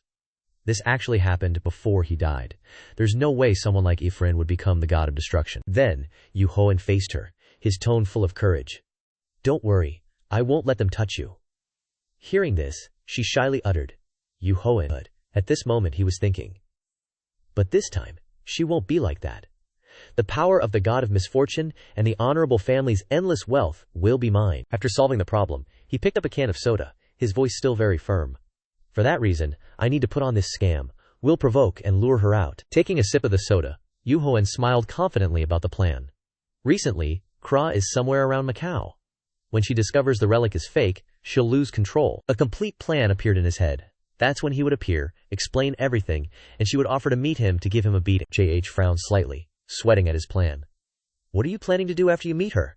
Duhoen declared recklessly that he would destroy all of her map relics. Hearing this, he couldn't remain calm. Jaha grabbed his head, crying out, What kind of suicidal plan is that? Fian immediately snapped, Shut up! If you've heard it, get to work! Even so, Duhoen understood the truth, that if he kept ignoring the tree, he would run into her sooner or later. It was best to take this opportunity to mess with her. Scene changes to another location. In the luxurious setting of a developed city, at the headquarters, someone was constantly scolding their subordinates. He said that the tomb was closed, even though he hadn't found the relic. Insu shouted angrily, So some bastard stole it. The subordinates could only lower their heads in fear and apologize. I am truly sorry. He continued to berate them. Not only that, agents Thomas and Linda were arrested by the Chinese. Well done. The subordinates were equally bewildered. But we didn't expect to be attacked. I didn't know that a relic user would appear. We weren't informed at all. Insu immediately roared, Are you saying that it's headquarters' fault for not providing clear information? The subordinates could only respond quietly, No. Someone suddenly entered to announce, There's news from General Kara. He immediately lost his composure and muttered, There's news already? Damn it. Then he turned to scold the subordinates. Prepare yourselves. You're all dead tonight. Through the communication device, Kra immediately asked, What's all the commotion? Cheer up, I'm not angry. Insu hesitated to report. But General Kra, she announced calmly, We've obtained the relic. He asked suspiciously, How? We? She immediately replied, A failure, but I used another method. It's quite sad though. The sudden pause made the subordinate soldiers sweat with anxiety. Kran's voice still echoed with an affected tone. I really wanted you all to complete the mission, but Shia, the world-renowned one, failed. Let's continue. I made a request to Edward, and he succeeded. The transaction is about to take place. Kara kept asking questions, but in reality, they were requirements that had to be fulfilled. Can you investigate that skilled relic user? Surely you won't fail on that, right? A uniform shout came from the group. Yes. A glint of amusement flashed in her eyes. I'm very interested in strong people. At Duhoen's request, Joseha quickly completed the fake and handed it over to Edward. Edward then gave it to Crane. He thought about what had just happened. There were no problems after the transaction. It seemed like Crane didn't realize it was a fake. Thanks to that, Jaha could focus on repairing the relic. He repaired it while complaining with tears in his eyes. This takes so long to fix. Opposite him was Duhoen's ruthless voice urging, Hurry up! At the same time, some relics he often used, and the map relic were repaired. During that time, he told Irene to practice using the relic. He encouraged her. That's right, just like that. It looks a little awkward, but she's a beginner. Because old man EDW paid us immediately, we ate a little extravagantly. Jaha exclaimed in a panic. What? This is so expensive? Duhoen sighed. All good stuff. He also thought that the old man would probably faint if he knew the truth. While stuffing a piece of meat into his mouth, Duhoen was secretly calculating his own timing. Not long after, at a skyscraper, an extremely angry shout rang out. Duhoen, you scamming bastard! He held a gun in his hand, his face full of resentment as he accused. You betrayed me? What tricks did you play? Duhoen calmly greeted him. Hello, Edward. It's a pleasure to meet you. You've finally arrived. At this point, he couldn't keep calm, and pointed the gun at him in a panic. Don't joke around. Do you know what you've done? He said indifferently. What do you mean? I sold you the relic, as you said. He still shouted, Relic my ass! You scammer! Hearing this, Duhoen thought to himself, You finally realized it, and gently advised, Calm down. There's no way I would deceive you. Hearing this, he raised his hand to his head and muttered, Damn it, what the hell is going on? He asked with a friendly tone, What's wrong? Tell me. Edward immediately explained. The relic you gave me disappeared. General Kara is hunting me down. Duhoen immediately speculated. They abused the relic, causing it to disappear. He also said, They said it worked well. Hearing this, he thought smugly, of course the fake one has some ability. Suddenly he said, but there's another bigger problem. Edward immediately revealed the important information. When the relic disappeared, some other people disappeared with it, and the British Prime Minister is one of them. Jaha also exclaimed in shock. What? The Prime Minister suddenly disappeared? This is a big deal. He also sighed helplessly. You think I don't know? He was about to meet with the general. Edward raised a hand to his forehead, muttering wearily. And this happened. We're dead meat with her. He immediately turned to Yu Yu for advice. What should we do? But contrary to Jiha's attitude, Yu Yu wore a smug smile, making him suspicious. He's smiling? Jaha immediately moved closer, whispering suspiciously. Why did you open the door? The British Prime Minister is in trouble. This is terrible. Yu Yu smiled confidently, whispering. That's right, and it's also a great opportunity.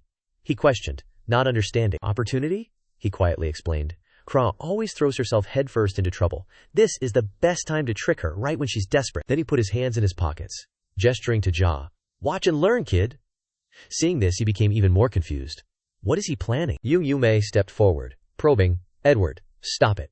How long are you planning to stay here? Not letting him ask further, he immediately suggested. You can contact Kara now, right? I need you to connect me with her. Hearing this, Edward immediately asked in confusion. With General Cray? His voice hesitated. Calling her at this time will only make things worse. Hearing this, Yu Yue understood. So he doesn't want to contact that coward directly, he's just the middleman. He immediately made a proposal. I'm not telling you to call to offer some stupid explanations, I can help you. Hearing this, Edward exclaimed with delight. Really? He immediately fumbled. Wait a moment. Yu Yu calmly gestured to him. I know, hurry up and call her. He added another sentence to get him to agree. It's better than sitting there waiting to be killed. Edward listened and somewhat agreed. True. After thinking carefully, he slowly blurted out with a forced expression. So, finally, calling Kra. He immediately fumbled nervously. It seemed he was being scolded quite harshly. After negotiating a settlement, Edward handed the phone to Jaha. Here. The dialogue between the two began. He politely greeted. It's an honor to speak with General Kra. She responded. Great! I didn't know I'd be talking to you like this. I heard you played some of my people and took the sacred artifact. Because the achievement you gave me has some problems. Speaking to this point, Kra's eyes gradually became colder. Is it wrong to say you are responsible for this? But before she could say more, a voice suddenly rang out from the other end of the line, startling her. That's right. Yu Yuge's voice was still self-satisfied as he negotiated. But it doesn't feel good to be accused like this. I took back the sacred artifact and gave it to Edward. Krak immediately warned. I will kill you if you lie. Confess quickly. What did you do to the sacred artifact? After hearing his words, I didn't do anything, she became even angrier, her face contorted in displeasure. Bastard. Yu Yue suddenly changed the subject. I wanted to help, so I contacted the general. I heard about the British Prime Minister. As if wanting to manipulate the listener's psychology. His voice suddenly became sincere. This isn't something I can ignore. Because of what happened after the transaction with me, both you and Edward probably won't want to work with me in the future. As he spoke, Yu Yu made an exaggerated expression, causing Jiha to sweat. It's terrible for a newbie like me, someone with the talent, to use the sacred artifact. If I lose all my business like that, how will I survive? Kreira couldn't keep calm when she heard him say, so consider it an add-on service. I'll give you a hand. The people around also started discussing. Who is she talking to? Don't know. Probably Edward.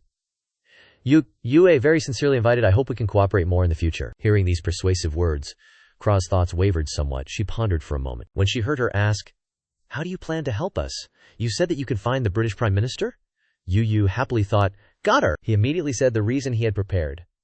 Exactly. I heard from EW that you possess some map sacred artifacts. Not only that, Yue added, you won't expose yourself if you use that sacred artifact in the normal way. But what you want to do is activate the deep power hidden within those sacred artifacts to locate the British Prime Minister. His voice raised again, and very convincing reasons were continuously released by him.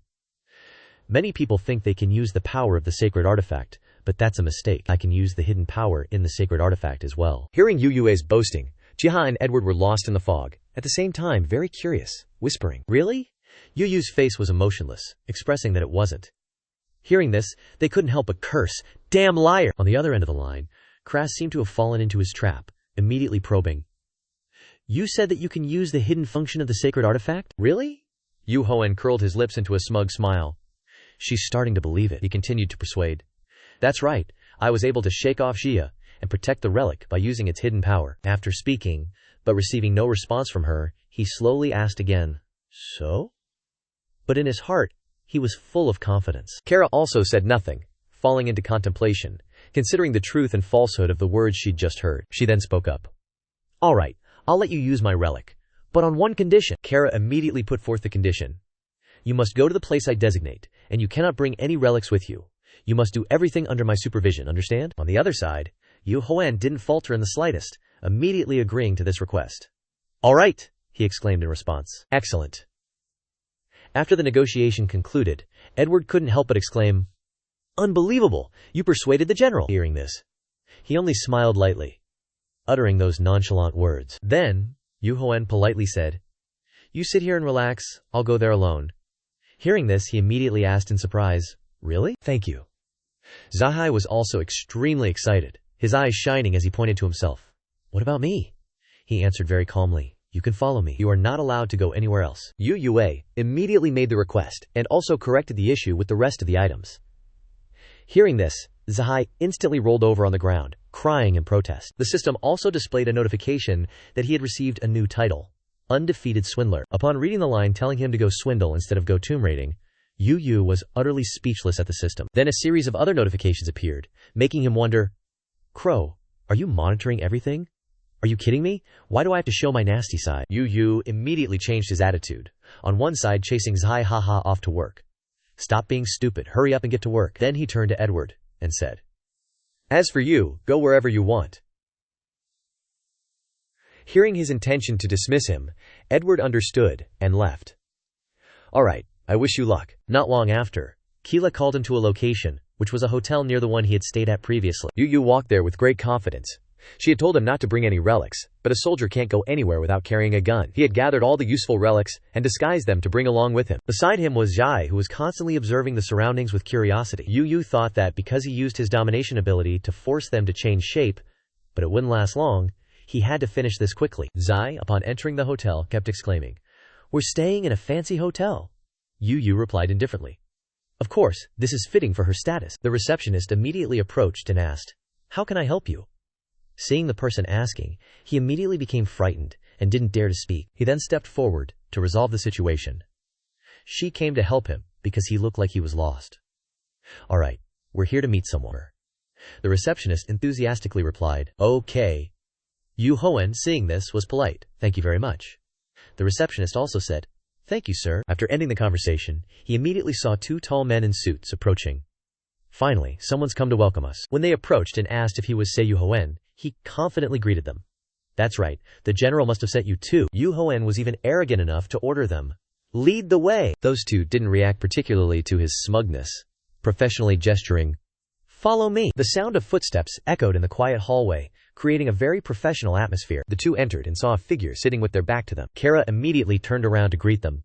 "Hello, Seo Duhoen." She threw the stack of papers in her hand onto the table and said, "I don't see you carrying any relics. It seems you followed my orders." Duhoen replied indifferently, "Of course." Zhai Ha was very cautious, asking him curiously in a low voice, "I thought she was a general?" "She's a general already at such a young age," he answered emotionally. "She must be wearing super thick makeup." "Now shut up." Duhoen pretended to be ignorant and asked, "Relics?" Kara immediately scolded and pointed arrogantly. In the direction she pointed, they immediately saw 3 maps placed on the table. Duhoen observed them while thinking about their origins. Barossa Pirate Map, Baron, Anasi Maner's hand-drawn world map, Columbus Aran's SSS-Rank map. He secretly smiled, silently resolving to deal with them all right here. Kira immediately ordered, "Show me what you've got then." At the same time she warned, "You better pray you do a good job, or you're eating lead." Duhoen calmly stepped forward, reaching out his hand towards her as he requested, "Don't worry, could I borrow a pen?" Kara, full of doubt, had to ask, "A pen?" She then placed the pen in his hand, not forgetting to threaten, "Don't try anything funny." He only smiled and said, "General, you've seen I'm not carrying any sacred artifacts." Duhoen held the pen and wrote on the map, "Then permit me."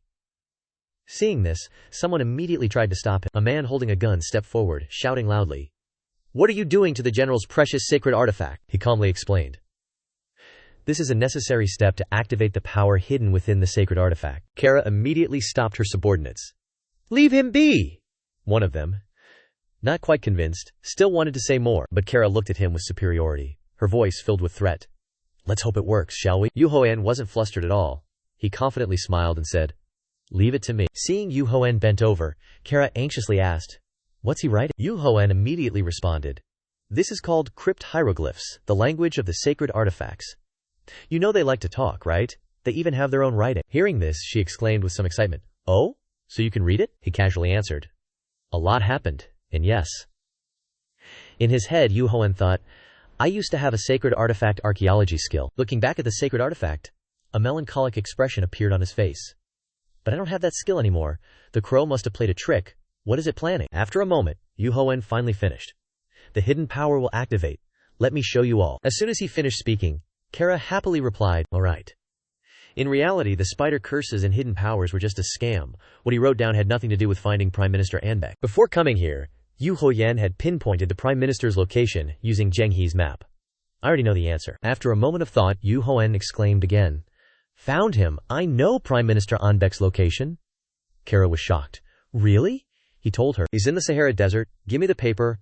I'll write down the exact location." Yu Hoen read, and Kara quickly wrote it down. "Because he's on the move, broaden the search area. We should hurry, he's in the middle of the desert." Immediately, she passed this information to her subordinates. "Contact the nearest base at this location. I authorize the use of sacred artifact probes. Find Prime Minister Anbaek immediately." The young man immediately replied, "Yes." As soon as Kara's subordinates left, the room fell silent. 4 eyes met. He was silent, she was silent. A storm brewed. Finally, she revealed her true colors. A gun immediately pointed straight at his head. Yu Hoen faintly smiled. "I've kept my word," Kara coldly replied. "Not yet. Not until the Prime Minister is safe." All of her subordinates pointed their guns at him and his companion. Kara added, "You two will stay here until he's found." Daya impatiently asked, "How long will that take?" Guns still pointed at them. Kara coldly replied, "Don't worry, my people will find him in a blink of an eye while we wait." "Why don't you tell me more about the language of the sacred artifacts?" Yu Hoen wasn't stupid, sorry, but that's a secret. Kara glared at him. "You want to continue doing business with me without giving up a little trick?" Yu Hoen turned to look at Jae. "I understand. To make it easier to understand, I'll demonstrate the first step first. I'll explain the following steps." This answer pleased Kara. She immediately agreed. "All right, that'll do for now." Jae didn't understand what Yu Hoen wanted to do. His face showed some fear and confusion. Immediately after, he sat down at the table again patiently, writing strange symbols on the paper. After a while, Kara's subordinate immediately ran in to report, "General, we've found Prime Minister Anbaek." "Ah, I'll check immediately." "Is he all right?" The young man continued. "Yes, he's weak, but his life isn't threatened." "Do saw it? Did you see?" "Now I can," Kra interrupted. "Hurry up and finish it." He patiently said to her, "General, don't you think you're pushing things a bit too far? I don't think you'll let me go anytime soon." Seeing him still writing characters, Kra asked again, "Am I wrong?" "Ah," I said grimly. "If that's the case, what do you plan to do with me?" "Shut up and obey my orders. There's no way I'd easily let go of someone with such abilities. You will cooperate with us until we understand how to activate the hidden power of the relic." Suddenly, Yu Hoen's hand stopped, and he casually asked in return, "Really?" Looking at her with a mocking face, Yu Hoen continued, "What if I say no?" Hearing this, Kra couldn't believe her ears. She was a little flustered. "What?" At the same time, a huge explosion like a bombing suddenly erupted outside the base. Seeing this scene, Kra couldn't help but shout anxiously, "What's going on?" Seeing the paper on the table quickly being scorched by flames, Kra was shocked. "Damn it, my relic. Put out the fire." The subordinate quickly responded, "Yes." The fire grew bigger and bigger. Seeing it about to burn the entire relic, Kra shouted, "Hurry up!" Zoe was startled. "Yes." Seemingly out of control. For some reason, Zoe's eyes suddenly changed. Immediately afterward, he shouted madly, "This damn map!" and tore the relic apart. Kra was shocked once again. "What are you doing?" Ro pounced in. "We have to tear it up." Jim couldn't help but join in. "Me too, I'll tear it to pieces." Kra roared, "What are you doing?" At the same time, another loud explosion rang out. Ron was startled. "My leg!" Kra raised her gun in annoyance. "It must be caused by the relic." Turning left and right, she wondered, "Where's Seo Duhoen? He's the culprit." The subordinate said fearfully. "General." Pausing, he reported tremblingly, "They both disappeared. I didn't expect things to turn out like this." Kra frowned. "That bastard." Outside, the loud noise made the passers-by stop in their tracks. Jae exclaimed, "We escaped?" Yu Hoen replied, "It's great, but it's a little embarrassing to emerge from the fountain like this." Stepping out slowly, Yu Hoen was praised. "Well done, you drew all that in such a short amount of time." Ja said smugly, "I'm confident in my drawing skills." The thing is, right after the explosion occurred, Yu Hoen took Joseha and the relic to escape. In the chaos, using the relic, they'd end up at this fountain. The result was that they succeeded. According to the plan, before going to meet the general, Yu Yue made sure that Xiai could draw this fountain. The relic they used was the one that Jun's lawyer carried. This relic is a bit ordinary, but it becomes useful if you have an artist by your side. Xiai looked at him with amusement. What trick are you pulling this time? Yu Yu acted mysterious. Nothing much. The truth is, when he borrowed the pen from Yu Hoen made Xia's pen look like his and swapped them. Remember when you looked at Xia? Don't worry, can I borrow a pen? Kira was surprised. The pen that Yu Hoen wrote on the map contained commands that the relic would fear. I remember someone before to make things easier. Back in the present, the two had arrived at a hotel. Yu Hoen said to the receptionist, "Alright, we're here to meet someone." He looked at him. "Why don't we have a little chat? Introduce yourself." Jim immediately replied, "Shut up and follow us." Duho called after them. "Come on, don't be like that. I'm not your enemy. I'll help you a lot. I know a lot of things to help the general. In return, ask the general to go easy on me. Let's be friends." They were surprised. What a weirdo. But the words finally came out. Jim, Duhoen contentedly cracked a triumphant smile. He recalled writing the commands using their names, in a language none of them understood. As for the hotel employee, he pushed her to the point of utter terror, which was room 2002. John Smith and Jim Even were horrified to see evil spirits emerging from the relic map. They thought the general would be in mortal danger if they didn't destroy them. Scene change at Kra's base. The smoke and flames had now been extinguished. She stood inside impatiently, as her subordinate reported. "General has connected." The man on the screen spoke. "What is it, General Kara?" She replied. "Long time no see, Richard Cray. Straight to the point. I heard you can use restoration relics. My relic is severely damaged. I need you to fix it when you get back from America." Richard replied. "Of course. No problem at all. There are so many relics needing repair lately. I just received a request from the Shanglong Corporation. I'm currently busy repairing them." Kara told him her suspicions. "I think the one who caused this is also the one who caused trouble for the Shanglong Corporation," Richard quickly guessed. "The name that goes with Joseha?" Kara looked worried. "If we don't hunt him down, he will definitely hinder us later." He responded, "Exactly." Immediately after, Richard reassured her. He said slyly, "Don't worry, General." An evil smile appeared. Richard said confidently, "Soon, Bandora will be activated. Ordinary people cannot use or possess them." The knife cut into the delicious, juicy flesh, the aroma filling the air, making the listeners' stomachs rumble. The chef handed her a few hot savory buns. "This is your KY bap." Irin happily said, "Thank you. Looks delicious." Suddenly she inexplicably looked at the chef. "What's wrong? Is there a problem?" He was surprised. "Huh? What problem?" Seeing him bewildered, Irin quickly turned and left. "No, have a good day." And just like that, she happily left the Turkish center with 2 hot savory buns in her hands. Arriving beside the car, Irene quickly took out the food. "I brought you this food," Duhoen said. "Thank you." Irin got into the car. She said happily to him, "I'm starting to get used to controlling the relic. It's worth spending time practicing." Seeing him nonchalant, she hesitated a bit. "Well, nothing happened on the way to buy the buns. It's all thanks to you." "Thank you." Saying this, Irin couldn't hide the happiness on her face. As soon as the words fell, a loud voice rang out. "Oh my God, the sign is falling. Oh my God, that car, drive like a human being." On the other side, Duhoen teased. "A little too early to say thank you, huh?" Irin retorted, almost in tears. He paused for a moment, then said to her, "But things are getting better." Duho said to Irin, "I think you have good social skills. From now on you should practice your dominating abilities." Jaha was surprised. "What do you mean? She still has a lot to practice. She only knows the basics of social skills." Duhoen glanced over to prevent the relic from harming her body, because it's a parasitic relic. "If it wasn't for that, I would never make her do this." Seeing them stunned, he said coldly, "Do you understand? Social skills are just garbage." Ja was bewildered. "Garbage? That sounds hurtful." Irin quickly replied, "Okay, I understand." Saying this, he urged, "Hurry up and eat, then let's get going." Jaha was startled. "Okay, wait." Scene change. This time in the Turkish city of Cappadocia. The surrounding scenery is still incredibly magnificent. Duhoen looked through his binoculars. He was stunned, feeling a bit puzzled. That's strange. Then Duhoen analyzed. This tomb is fine. Because of the relic inside Irin's body, the tomb should have disappeared. Look. The other side of the tomb has collapsed. That's right, it's very strange. Seeing the guards, he recounted.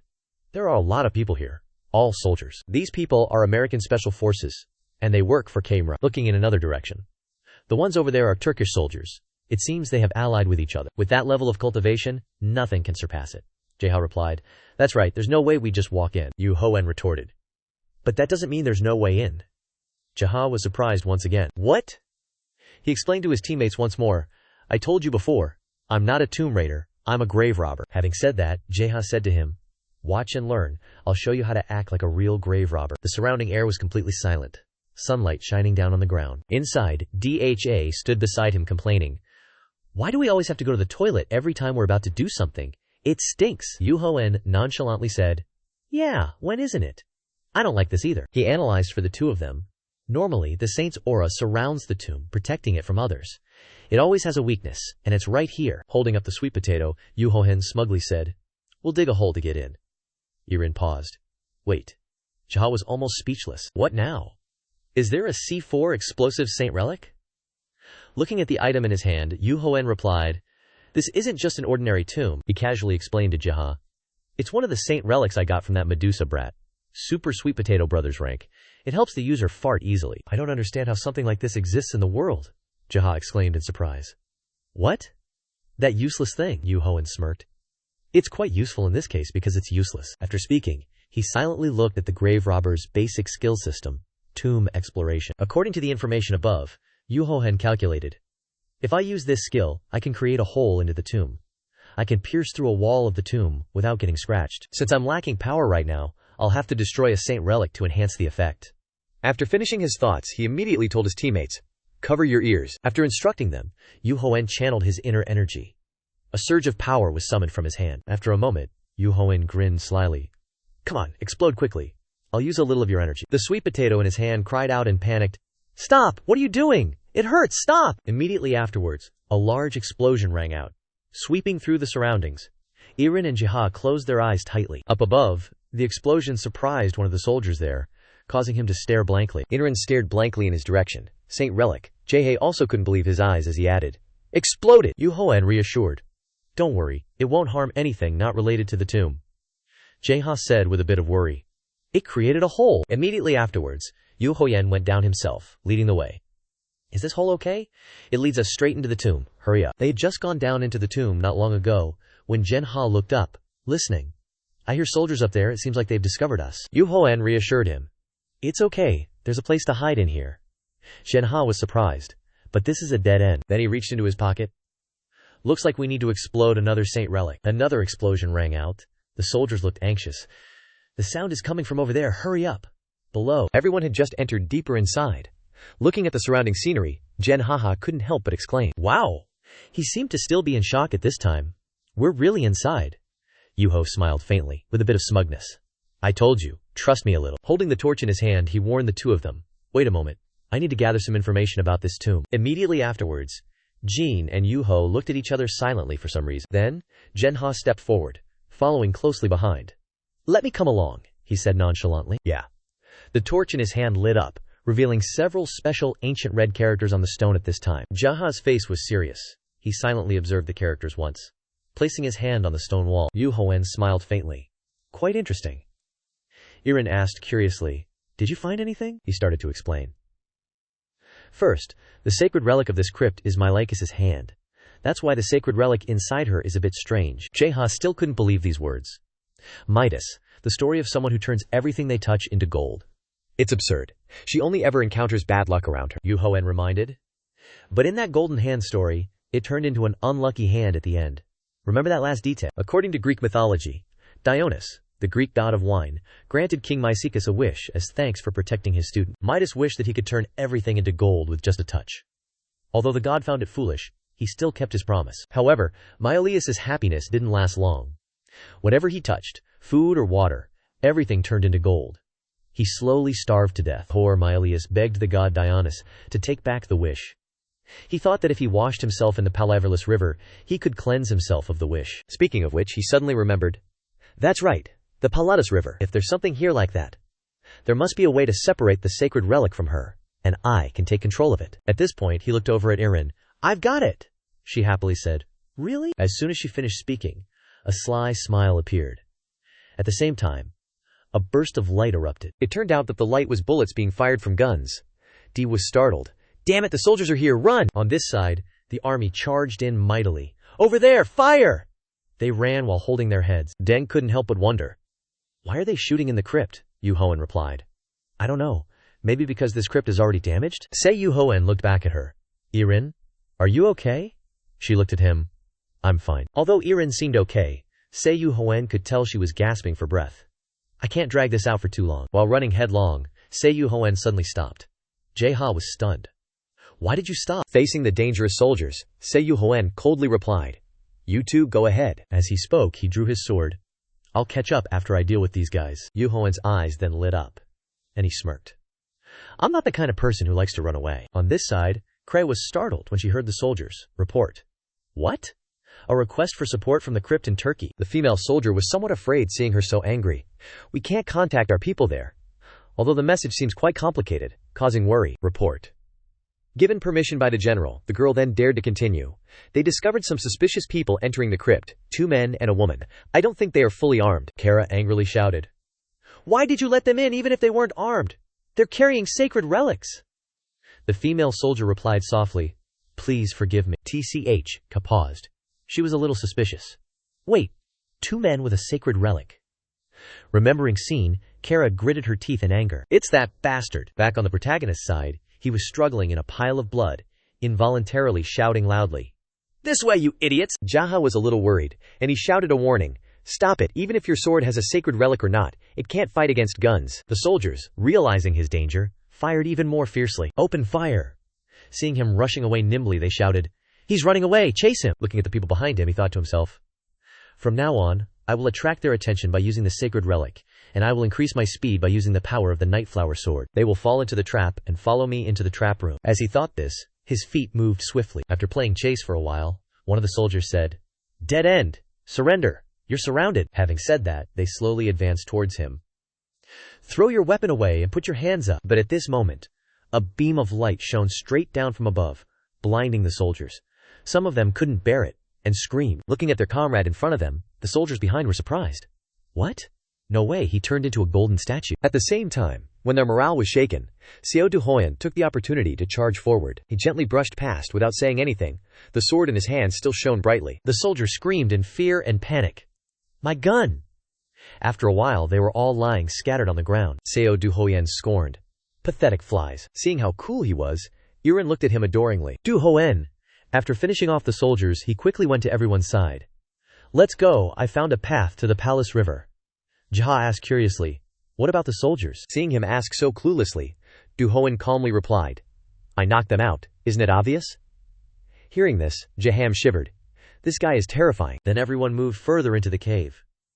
Jaha gasped in surprise. There's a huge lake underground. Duhoen nodded in satisfaction. Good. Just like what the ancient texts in the crypt wrote. Finishing speaking, he glanced at Irin. Go take a bath. Hearing this, she was stunned. Huh? Bathe there? Seo Duhoen explained to the naive girl. King Mysius discarded the power of his golden hand by bathing in this lake.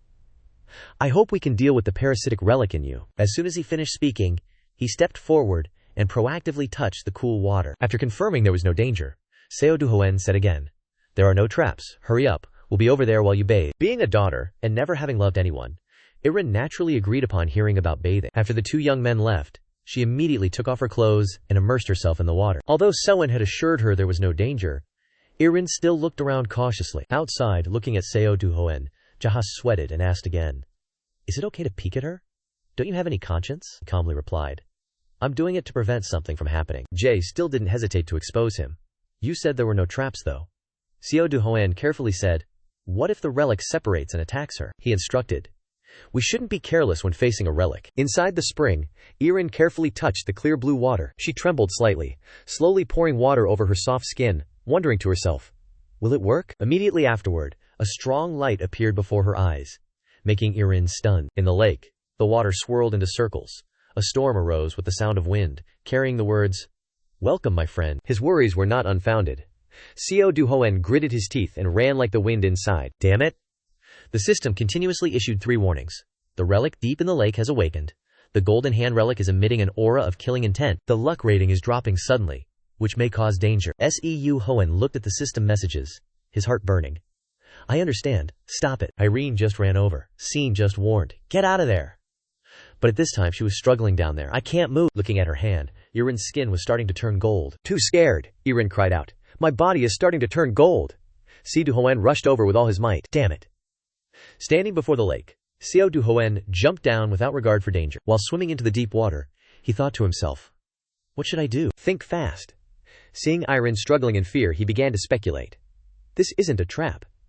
The notice said the sleeping relic is awakening, but Seo Duhoen wondered, isn't the relic of this tomb already parasitizing Irin? Another relic? That's very likely if the tomb didn't disappear and the trap is functioning normally. There is definitely a relic here. Snapping out of his thoughts, Seo Duhoen hugged her reassuringly. Don't worry, I'm here.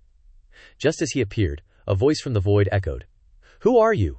Don't interfere with us. I will reclaim my brother. Afraid that Duhoen would be affected by the relic on her, she looked at him worriedly. Brother Duhoen, seeing his hand also gradually being covered in gold, she shouted anxiously, Stop, or you'll turn into gold too! Seeing her like this, Duhoen was extremely worried. Damn it! This is why I can't move my legs. Seeing the two of them gradually sinking, the voice couldn't help but laugh triumphantly.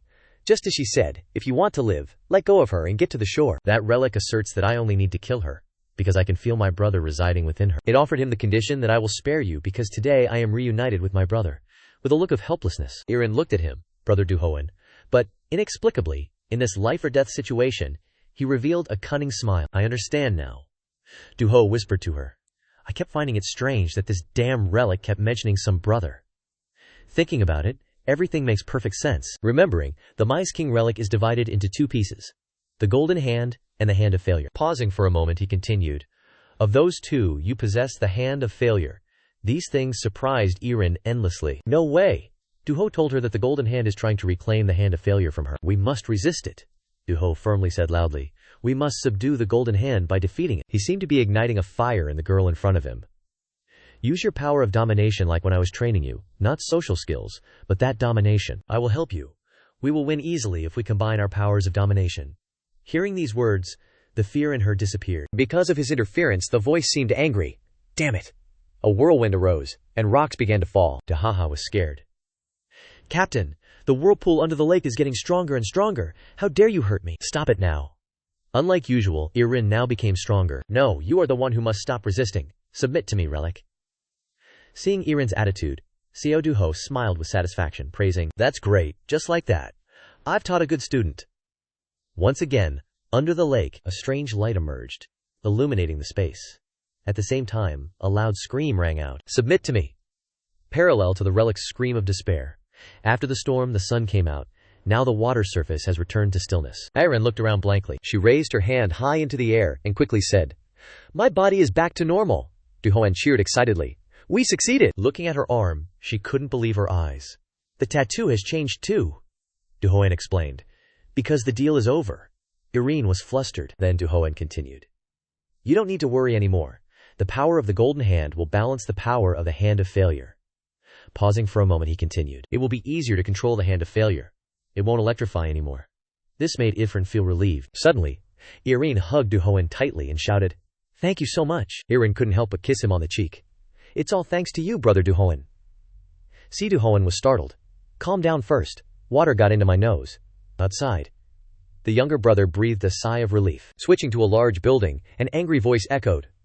What do you mean you can't find them? The young man reported to Kra.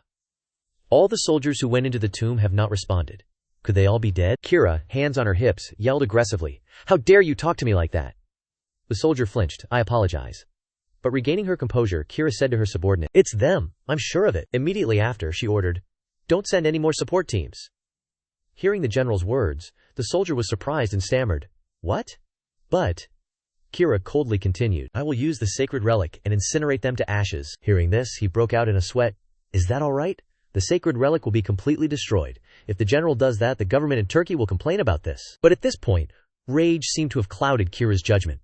I don't care. A brief explanation about this female general's power. The biggest reason why Kira holds the title of War King is that she possesses the sacred relic Surmay. In Egyptian mythology, Surmay is the goddess of destruction sent to punish humanity. Perhaps because it is at the god level, she can destroy targets no matter how far away they are. Therefore, she actively collects sacred relic maps so she can unleash a destructive blow once she identifies the enemy's location. Switching back to the cave. At this moment, the earth and rocks from above continuously shook and collapsed. Looking at the scene before him, Qi Ziyu covered his face with his hands, wondering, Am I dead? Sitting up from the rubble, Xiao Qiu helplessly replied, No, you're still alive. Looking at the thing propping him up, Qi Ziyu was surprised. What's this? Xiao Qiu explained. A sacred relic. This is the code of Hammurabi, but normally it's not used this way. After his answer, a cold voice echoed. It's so heavy. What did you do to me? Looking around, Qi Ziyu breathed a sigh of relief. We escaped death, thanks to it. Tang Aining quickly replied. But if we stay here, we'll be buried alive. This young man seemed to lose control, continuously digging into the rocks. She's right, get me out of here! Seo Duhoen immediately reassured. I won't let that happen, don't worry. Seeing their surprise, he answered with a very confident expression. Remember how we entered here by creating a new entrance? I'll do that again. Qi Ziyu couldn't help but exclaim. You blew up a bunch of low-level sacred relics to get us in here. Are you planning to blow up the remaining sacred relic? When he heard our male lead answer lightly, Qi Ziyu still couldn't believe it. Really? Seo Duhoen replied, Isn't escaping from here more important? I can always collect new sacred relics. But before that, I want to try something. Hearing him say this, the two of them were stunned into silence. At this moment, Zhao Qiu began to recall his memories. A few days ago, I got a skill called Tomb Restoration. When he received it, he immediately speculated and calculated. If someone obtained the sacred relic, the tomb would collapse. I don't know where to use this tomb restoration skill, but the problem was, he didn't know when to use it at that time. Now when he recalled this event, the situation was that we were trapped in a collapsing tomb. This skill will be useful. In his heart he thought, let's see, this is tomb restoration. If the user's skill is on, gain, then it can restore the area inside the sacred relic, and if it's on, path, then it can restore the path inside the tomb. Seo Duhoen began to stroke his chin and thought, restore the path? Great, that's helpful. Immediately after, he slammed his hand on the ground, a blue light enveloping Seo Duhoen's hand. Tang Aining looked at him. She was surprised by this ability. Seo Duhoen simultaneously shouted, Tomb restoration! Seeing the earth and rocks constantly falling, Qi Ziyu was stunned. The fragments are moving on their own. Seo Duhoen took the initiative to lead the way and guide everyone. We can escape from here by continuously repeating that skill. We can escape from here, he explained further. It's written in our contract, you know. I am responsible for ensuring your safety and lives. But even though Seo Duhoen had said that, he seemed to still be skeptical. There are times when you can't keep your promises. Tang Aining glanced over in surprise. What contract? Seo Duhoen teased. You have no faith in me at all. His hand touched the rock wall in front of him. Seo Duhoen affirmed, Trust me, I can't let my slave die in front of me again. Hearing these strange words of his, the two of them simultaneously didn't understand anything. Their faces, without prior agreement, all looked blank again at the same time. What does he mean? Above the tomb, two stone-guarding soldiers asked each other. Did you find anything? Another quickly replied to his comrade. No, time flies like a dog running down the street. It's already evening. Some here can't help but feel anxious. Still no news. It's been 3 hours since the tomb collapsed. Inside the office, a group of people clamored. Are they using the holy relic to search? It can detect the power of a holy relic, another soldier said. We already used it, but there's no response. Carrick scratched his head. This is troubling. How am I going to report this to the general? Another person reported.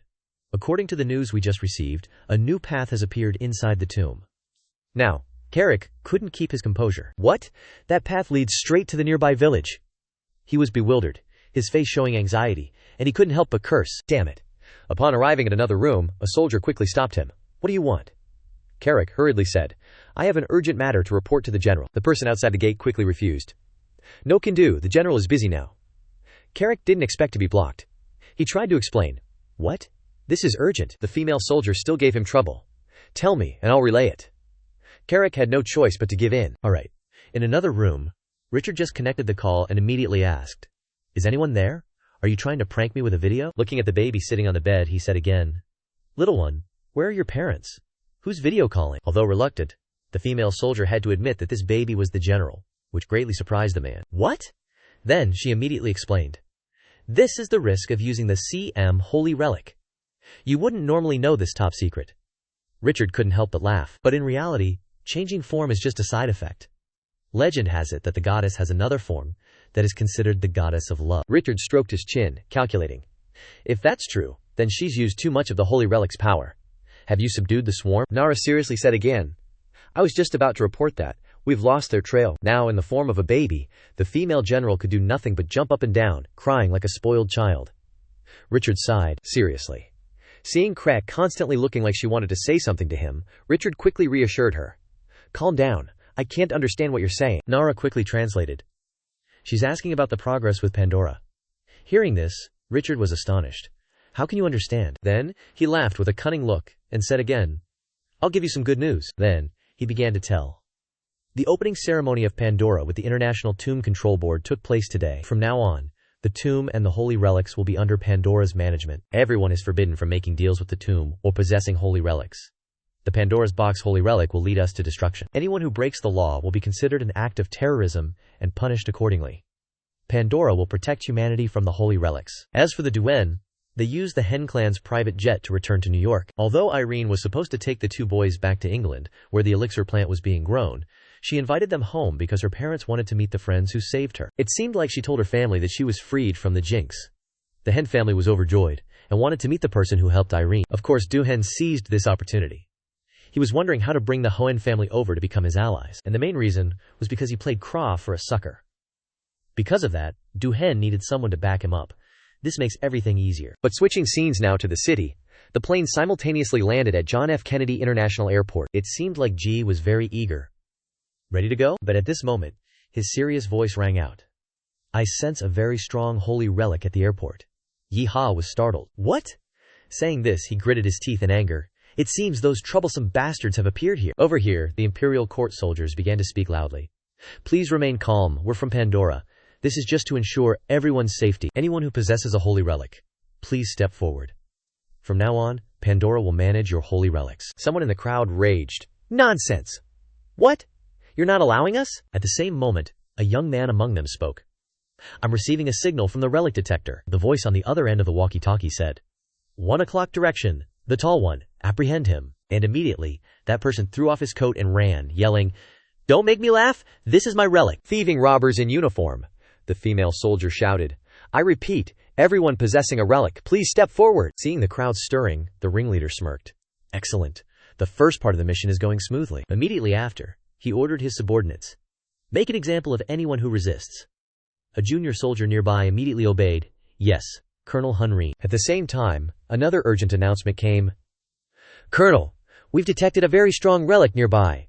We heard that this relic is related to wealth. Hunrin was extremely pleased to hear about money. He thought he could change his life. A relic of wealth, huh? And of course, no one wants to refuse more money. Hunrin urged. Good! Lead the way! The person who had just run in to report immediately replied, Roger, this way! Meanwhile, Yu Hoen's group was starting to move inside to observe the situation. Seeing his two companions breathing heavily, not daring to relax, he couldn't help but chuckle. There's no need to be so afraid. Yet, Zhenhe was sweating. What do you mean, not afraid? We're surrounded by the enemy at the airport. He calmly replied. It's fine. He paused, as if our male lead had another idea he just remembered. Irin glanced at her. Yu Hoen continued. We completed the Mycetus relic. Should we try our luck here too? Irin was a little flustered, she replied. But I've never tried using it before. Yu Hoen said lightly. It's easy, just like when you command the relic. And once again, he gave Irin unwavering confidence. If anything happens, I'll cover for you. At that moment, a loud voice boomed, startling everyone. Stop right there! The government soldiers pointed their guns at Yu Hoen, warning, Don't move! Hunrin stepped forward and sneered. We're from Pandora, the Relic Control Organization. We know you people possess relics. Hearing this, Yu Hoen's face turned cold as he looked at the soldiers. He thought to himself, Pandora. Remembering his memories, they fabricate the reason of protecting humanity from relics. But the truth is, they want to monopolize relics. Because of you guys, this world is so unfair. But he paused, hesitating. In his memory, Pandora was established next year. The discrimination against relic possessors was somewhat clearer, at least 3 years from this point in time. Speaking of which, he now realized that the future had changed again. Hunrin stepped forward again and said, Looks like you're all afraid of death.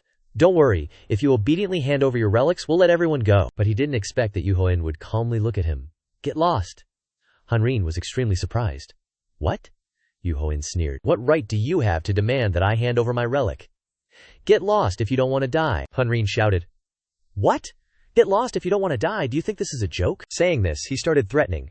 You'll only wake up when I shoot you in the head, right? That deck isn't afraid of guns. He glanced at Irin. Try it, you fools. As soon as he finished speaking, he continued whispering to her, signaling to act. Now's the time. Immediately, the girl began to channel her inner power. A sparkling light appeared from her hands. Hunrin howled madly. You fools, this is my last warning. Fire! But immediately after, something unexpected happened. Explosions suddenly rang out beside them. The subordinate soldiers, clutching their bloodied faces in pain, reported. The gun suddenly exploded. Hunrin gritted his teeth. What the hell is this? Ignoring the bustling crowd, Irin glanced at him. Did I do well? Duhoen smiled brightly. See? You nailed it. He wasn't shy about showing his affection for Irin in front of the enemy, taking her hand. That was a great first try. Their hands clasped tightly, as if giving her more courage. Let's try to make it stronger this time. I'll help you if the relic gets out of control. Irin obediently. Yes. Hunan, seeing that they were ignoring him, stepped forward himself. You bastard. Seems you're pretty smart. Let's see if you can handle this. Immediately afterward, he issued an order. Everyone, switch to close combat. And at that moment, shiny weapons were drawn. Hunrin commanded. Prepare the relics. We can use the relics to control the target. The young couple still hadn't let go of each other's hands, but from within their grasp, that light continued to emanate powerfully. Looking at them, Duhoen just sneered, feeling like he was watching something very amusing. Dare to oppose me? Immediately, the soldiers, following their commander's orders, charged forward. But before they could act, a massive surge of energy erupted from Irin. The system continuously notified him, and looking at it, he couldn't help but feel satisfied. Seems like everything is going according to plan. With Jen's support, Irin had become much stronger. Now, she glared, channeling her inner power. This crushing power shattered the opponent's weapons. And not only that, it dissolved them into nothingness. The soldiers watched the items in their hands gradually disappear before their eyes, powerless to do anything. One person, unable to withstand this overbearing force, exclaimed, "The relic is broken!" But it didn't stop there. Some people even collapsed, vomiting blood.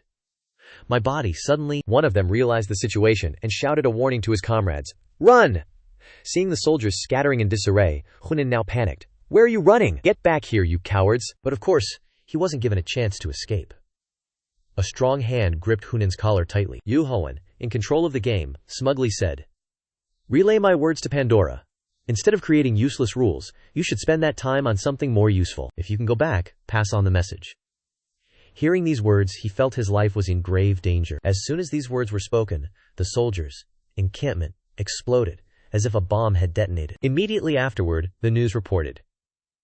An explosion at John F. Kennedy International Airport at 2 p.m. on the 1st. The number of casualties is still undetermined, but due to the heavy losses, the airport will be unable to continue operations. Pandora will be held responsible for this loss. Duhoen laughed, satisfied. Serves you right. Then he turned to Irin. Because they made a fuss at the airport, they'll now suspect us after the relic disappearances. Duhoen couldn't help but praise. Thanks to you, Irin, we took them down so easily. Praised by a handsome man, she blushed shyly. It was nothing. Immediately afterward, he interrupted. But stopping for a moment, Duhoen asked her, Do you feel sick or anything wrong with your body? Irin was surprised by this question. Huh? Not at all, he thought to himself. Strange. She used a large amount of power, but there's no way there wouldn't be side effects. And side effects are what relic users have to endure in exchange for the power they borrow. Relics torture their owners every time they borrow power. Irin used a large amount of energy at the airport. Irin's relic will definitely demand a price. As he pondered, he turned his head to the car window. The problem is, I don't understand what that price is. Suddenly, a strange light emitted from her body. Irin felt like her throat was about to explode. I can't. Duhoen worried. Irin. Her terrified face looked at him. Sweat started to pour down her face. Irin struggled to say with difficulty, I can't breathe. Extremely worried, he gritted his teeth and cursed inwardly. Damn it, it's starting. On the road, the black car was still speeding forward. Inside the car, a serious cough echoed. Kara, while driving, asked worriedly, Han, is the young lady all right? JH, sitting next to her, also turned his head and asked, What's wrong? Irin lowered her face uncomfortably and replied, I can't breathe. Duhoen looked worriedly and called her name, Irin. He looked at her appearance and thought to himself, she's using too much of its power. Irin next to him wasn't feeling any better. She panted as she thought to herself, does this cause the body to suffer pain? Damn it, what a hassle. Duhoen gently placed his hand on Irin's shoulder and reassured her. Calm down, Irin. She clenched her hand tightly, resolutely replying, I'll try to suppress it with my dominance ability. As soon as she finished speaking, a faint, magical light radiated from Irin's blonde hair, and she suddenly fainted. Duhoen worriedly held Irin's hand and called out repeatedly, Irin, Irin, wake up. Seeing that she wasn't moving, Duhoen gritted his teeth uncomfortably and called out, God! The subordinate sitting in the front row also anxiously asked him why she suddenly became like this. Before he could recover, Irin suddenly sat up, startling Duhoen. He called her name, Irin. Seeing that she didn't respond, Duhoen called her name again. Hey, Irin. She blankly turned her head to look at Duhoen. He worriedly backed away, startled, and called out again. Wait a minute, Irin. I'm sorry to say this, but you look like you've lost your mind. Are you okay? His whole body was covered in sweat, Duhoen patiently called out. Irin still didn't move. The subordinate suspiciously turned his head to look, and suddenly opened his mouth wide and shouted, "Team leader!" The scene shocked everyone. Irin obediently hugged Duhoen's neck tightly. Seeing her continuously pressing her nose against his neck, Duhoen thought suspiciously. "Is she sniffing me?" Joha worriedly asked him. "Are you okay?" Duhoen replied, "It seems like she's fine now." Glancing at Irin, Duhoen announced, "She's asleep." Joha was surprised. That fast? Suddenly, a notification sounded. The system explained about Irin's condition, that after using the Micah's relic, the user will express participation, feel a strong urge, and do everything they want for the desire it holds. After reading it, Duhoen grumbled. "You should have told me sooner if you knew." The system notified him that this time, what Irin desired was Duhoen's body odor. As soon as it finished announcing, she suddenly woke up with a start. Irin's eyes were 3 parts gentle and 7 parts ghostly, her cheeks flushed with embarrassment. When she realized what she had just done, Irin screamed as if she wanted the heavens and earth to illuminate her unintentional desire. She embarrassedly covered her face and said to Duhoen, "I'm sorry, I don't understand why I did that." He gently reassured her. "It's okay." Duhoen explained, "The relic made you do it. That's the price to pay for using the relic's power." After understanding, Irin asked him, "I shouldn't use it recklessly, right?" Duhoen hesitated and agreed, but he frankly asked, "Do you like the smell of men's sweat?" After realizing that there was something unrefined in his words, Duhoen embarrassedly explained, "Never mind," I asked him politely, "and I don't even have a sweaty smell. I don't understand what kind of smell she likes." At the Hen family's magnificent mansion, as the car came to a stop, a call of Duhoen echoed. Team leader Jean turned his head to look at him and asked, "I don't feel too good. Can I stay in the car?" Duhoen questioned. "What do you mean?" He explained, "I shouldn't meet George Hen if he catches me." Ifrin, sitting beside him, comforted, "Don't worry, my brother isn't home right now." JH hesitated. "I know, that's why I came with you." He added, "I feel like I'm in danger. Now I even have a 6th sense." Duhoen seriously folded his arms and ordered, "Stop talking nonsense and get going. We'll be visiting the Hill family often, so don't try to run away." He looked at Jeha's face and reminded him, "If you get caught, just beg for forgiveness. You have to pay for your actions." Jeha, shaken, yelled, "I'd rather die than beg, you swindler!" Then, all 4 of them simultaneously opened the doors and stepped out of the car. Irin, in her capacity as the hostess, said, "Please, this way." Duhoen politely looked at her and replied, "Thank you." She warmly said to everyone, "It's been so long since I've been home. I was afraid bad luck would affect the family, so I've been staying in hotels." Irin appeared grateful. "Now I don't have to do that anymore. It feels like a dream." "Thank you, Duhoen." He replied, "Don't mention it. You helped me with the auction too." Irin said to him, "It was nothing." Suddenly she paused and looked ahead. Duhoen curiously asked, "What's wrong?" Irin said, "A blue Ferrari," she announced. "That's my brother's car." Upon hearing this, Jen's sweat poured down non-stop. Unexpectedly, a gun barrel was pointed straight at his temple, accompanied by a voice. "Who's there?" Ricky angrily shouted. "You're the guy who sold me the fake painting." Jay fearfully retreated and called out, "Big brother." Ricky seemed to want to vent his anger on him. He cursed. "Who's your big brother?" Irin, standing to the side, asked, "Are you home?" He still held the gun towards Jeha, but his eyes looked at Irin and he replied gently, "There was urgent business, so I came back." "Long time no see, Irin." Jeha knelt on the ground, repeatedly begging with his hands clasped, "I was wrong, please forgive me." Ricky glared at him irritably and warned, "Shut up. If you want to beg for forgiveness, why didn't you do it sooner? This time, I'll kill you myself to stop you from playing dead." Dia fearfully turned her head and pleaded with Jen, "Say something to help me. I'm going to die." He smiled at Ricky and replied, "Pay for your actions." He angrily cursed Duhoen, "You nasty piece of work." Duhoen looked at Ricky again and reminded him, "But this guy's life is valuable." He confidently bargained, "We helped your sister remove the curse. He also helped, so can you let it go?" Duhoen folded his arms and persuaded, "Consider it even." Jahada was moved and called out, "Team leader!" Ricky calmed down. He asked Irin, "That reminds me. Irin told me about you. You helped her resolve the curse." Duhoen replied, "That's right." Before he could finish speaking, Ricky interrupted. "So what?" He spat out a barrage of questions. "Instead of separating the relic from her body, you're now making it completely parasitic within her. How is that called resolving the curse?" Then, Ricky raised his gun and pointed it at Duhoen, asserting confidently, "Another swindler. It's obvious. You two are in the same gang." Irin didn't expect things to become so complicated. She called out, "Brother!" while Duhoen calmly explained, "You don't know anything about the relic, you only know how to shout." He added, "The relic was parasitic in her body from the beginning. We helped her control it." Duhoen affirmed that the relic in her body could never be removed. Ricky angrily shouted, How can you be so sure? He seemed to be going crazy, repeatedly pressing him. How can you guarantee that? Igrin has to live like this for the rest of her life, Ricky insisted. Just wait, we'll find an expert to remove the relic from her. Duhoen, helpless in the face of this old man's stubbornness, thought to himself, this bastard. He crossed his arms and thought to himself, he's not listening to me. He must really hate the relic. Yunho recalled that when the Hen family converted to Catholicism, he heard they didn't have very positive views of relics. Now looking at Ricky, he frowned and wondered. But to this extent? Irin, standing beside him, spoke up. Don't say that. You're making me sad. She tried to explain to her brother. Even though the relic has become one with me, I'm still me. Nothing has changed. Irin firmly stated. Don't talk to Yuho like that. He's my benefactor. Hearing his sister's tone, Ricky stared at Irin before calming down. Ricky lowered his gun and admitted with a bow. I went too far. Relics are very dangerous. In Irin, he looked at his sister and said, you'll die because of it. With that, Ricky turned to look at Yuho, startling him. Yuho suddenly felt worried and asked, did something happen? Ricky turned away abruptly and replied coldly.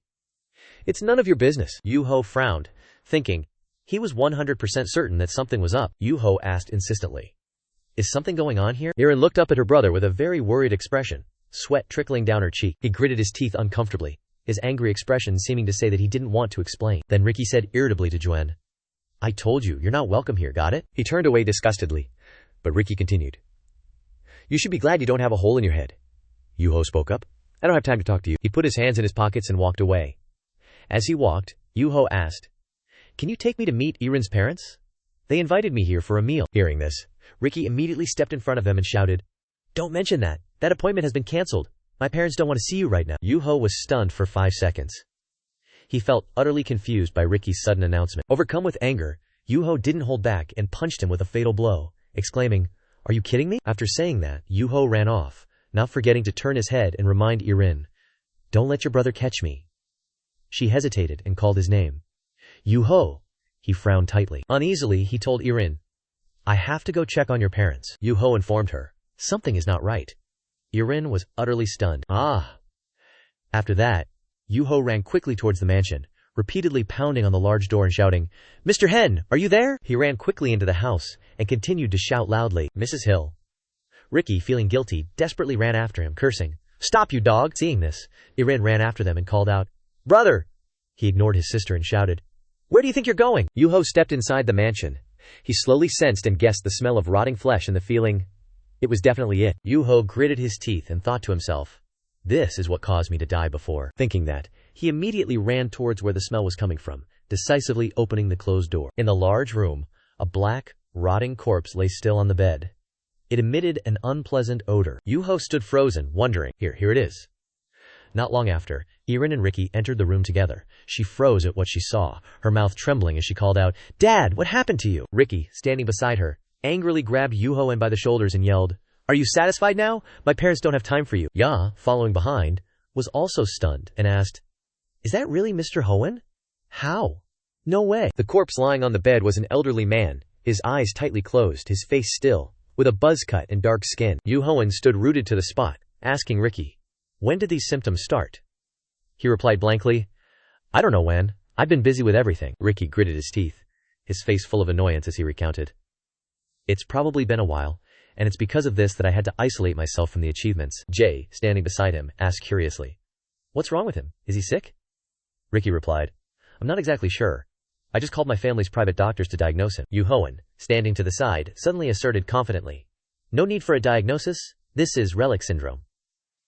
Hearing this, Ricky was stunned. He asked, how do you know about this disease? Duhoen stared intently at Mr. Hoen's corpse, then mused, I know it all too well.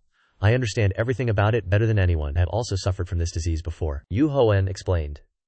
Anyone who has prolonged contact with a relic can get sick, especially if the compatibility is low, which can lead to this situation. Looking at the corpse that had turned dark, he added, it can cause hallucinations and self-harm. A series of symptoms then emerged, including acute hematolemesis and internal organ dysfunction, blood poisoning.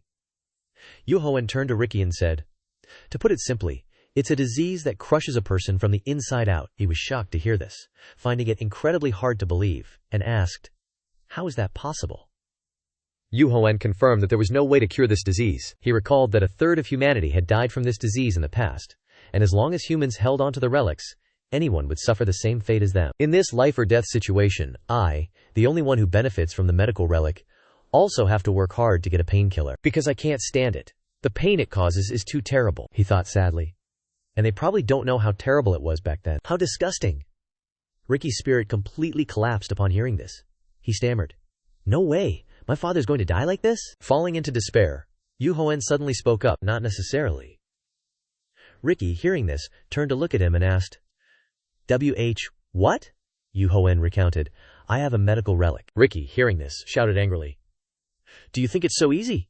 Duhoen calmly retorted, "Then, according to you, is there another way?" Ricky was stunned, silently listening to Duhoen. "I know you hate the relics, but I will only do what's good. Will you let me help?" Inran, beside him, tried to persuade him. "It's okay, brother. You can trust Duhoen." Ricky looked at his sister, hesitantly calling out her name. "Irene." After thinking, he resolutely said, "All right, then let's try it." Duhoen smirked and replied, "But not now." Ricky felt insulted. He angrily raised his fist. "This kid wants to play with me?" Jeha quickly held him back, constantly reassuring him, "Brother, be patient." Ricky irritably shoved Jeha. He shouted, "Who's your brother? You scammer?" Duhoen, standing beside them, suddenly spoke up to explain. "Although I have the medical relic, it's not complete yet." He explained the reason that if he used it now, it wouldn't prolong his life for more than a week. By the way, there is something strange about it. Duhoen looked towards the corpse on the bed, and then said, "And this is also the final stage of Relic syndrome." He explained, "This disease doesn't appear suddenly, but to reach this stage in such a short time." Irene recalled, "When my father called and invited you over, his voice was very strong at the time. If my father was sick like this, he wouldn't have bothered you to come here at all." Duhoen felt that it made perfect sense. He stroked his chin thoughtfully. "Yes, and not long after that, the relics began to appear. Even if it started from the time the relics appeared, it shouldn't be this bad by now." Duhoen made it worse. He recalled, according to his own thoughts, "There may be no reasonable explanation except that it's been a long time since Han had the mild symptoms of the early stage. Since then, he lived far away from the relics after a while. Before, Iren's relic went bankrupt, and recently I solved that problem. I was invited to a meal as a thank you." Duhoen wondered, "Is it quite reasonable that the disease ended in the final stage in the days I was invited here? However, what if someone used some tricks to accelerate the progression of this disease? If so, based on this situation, I can know a little bit." Thinking this, Duhoen asked Ricky, "Has anyone been coming here recently?" He replied, "I don't know, but my parents always have a lot of guests." He asked again, "Did any of the guests use a relic?" Iren recalled and replied, "Probably not. Because none of our guests use relics." Duhoen affirmed, "Not necessarily. It's also possible that they hid it while coming in."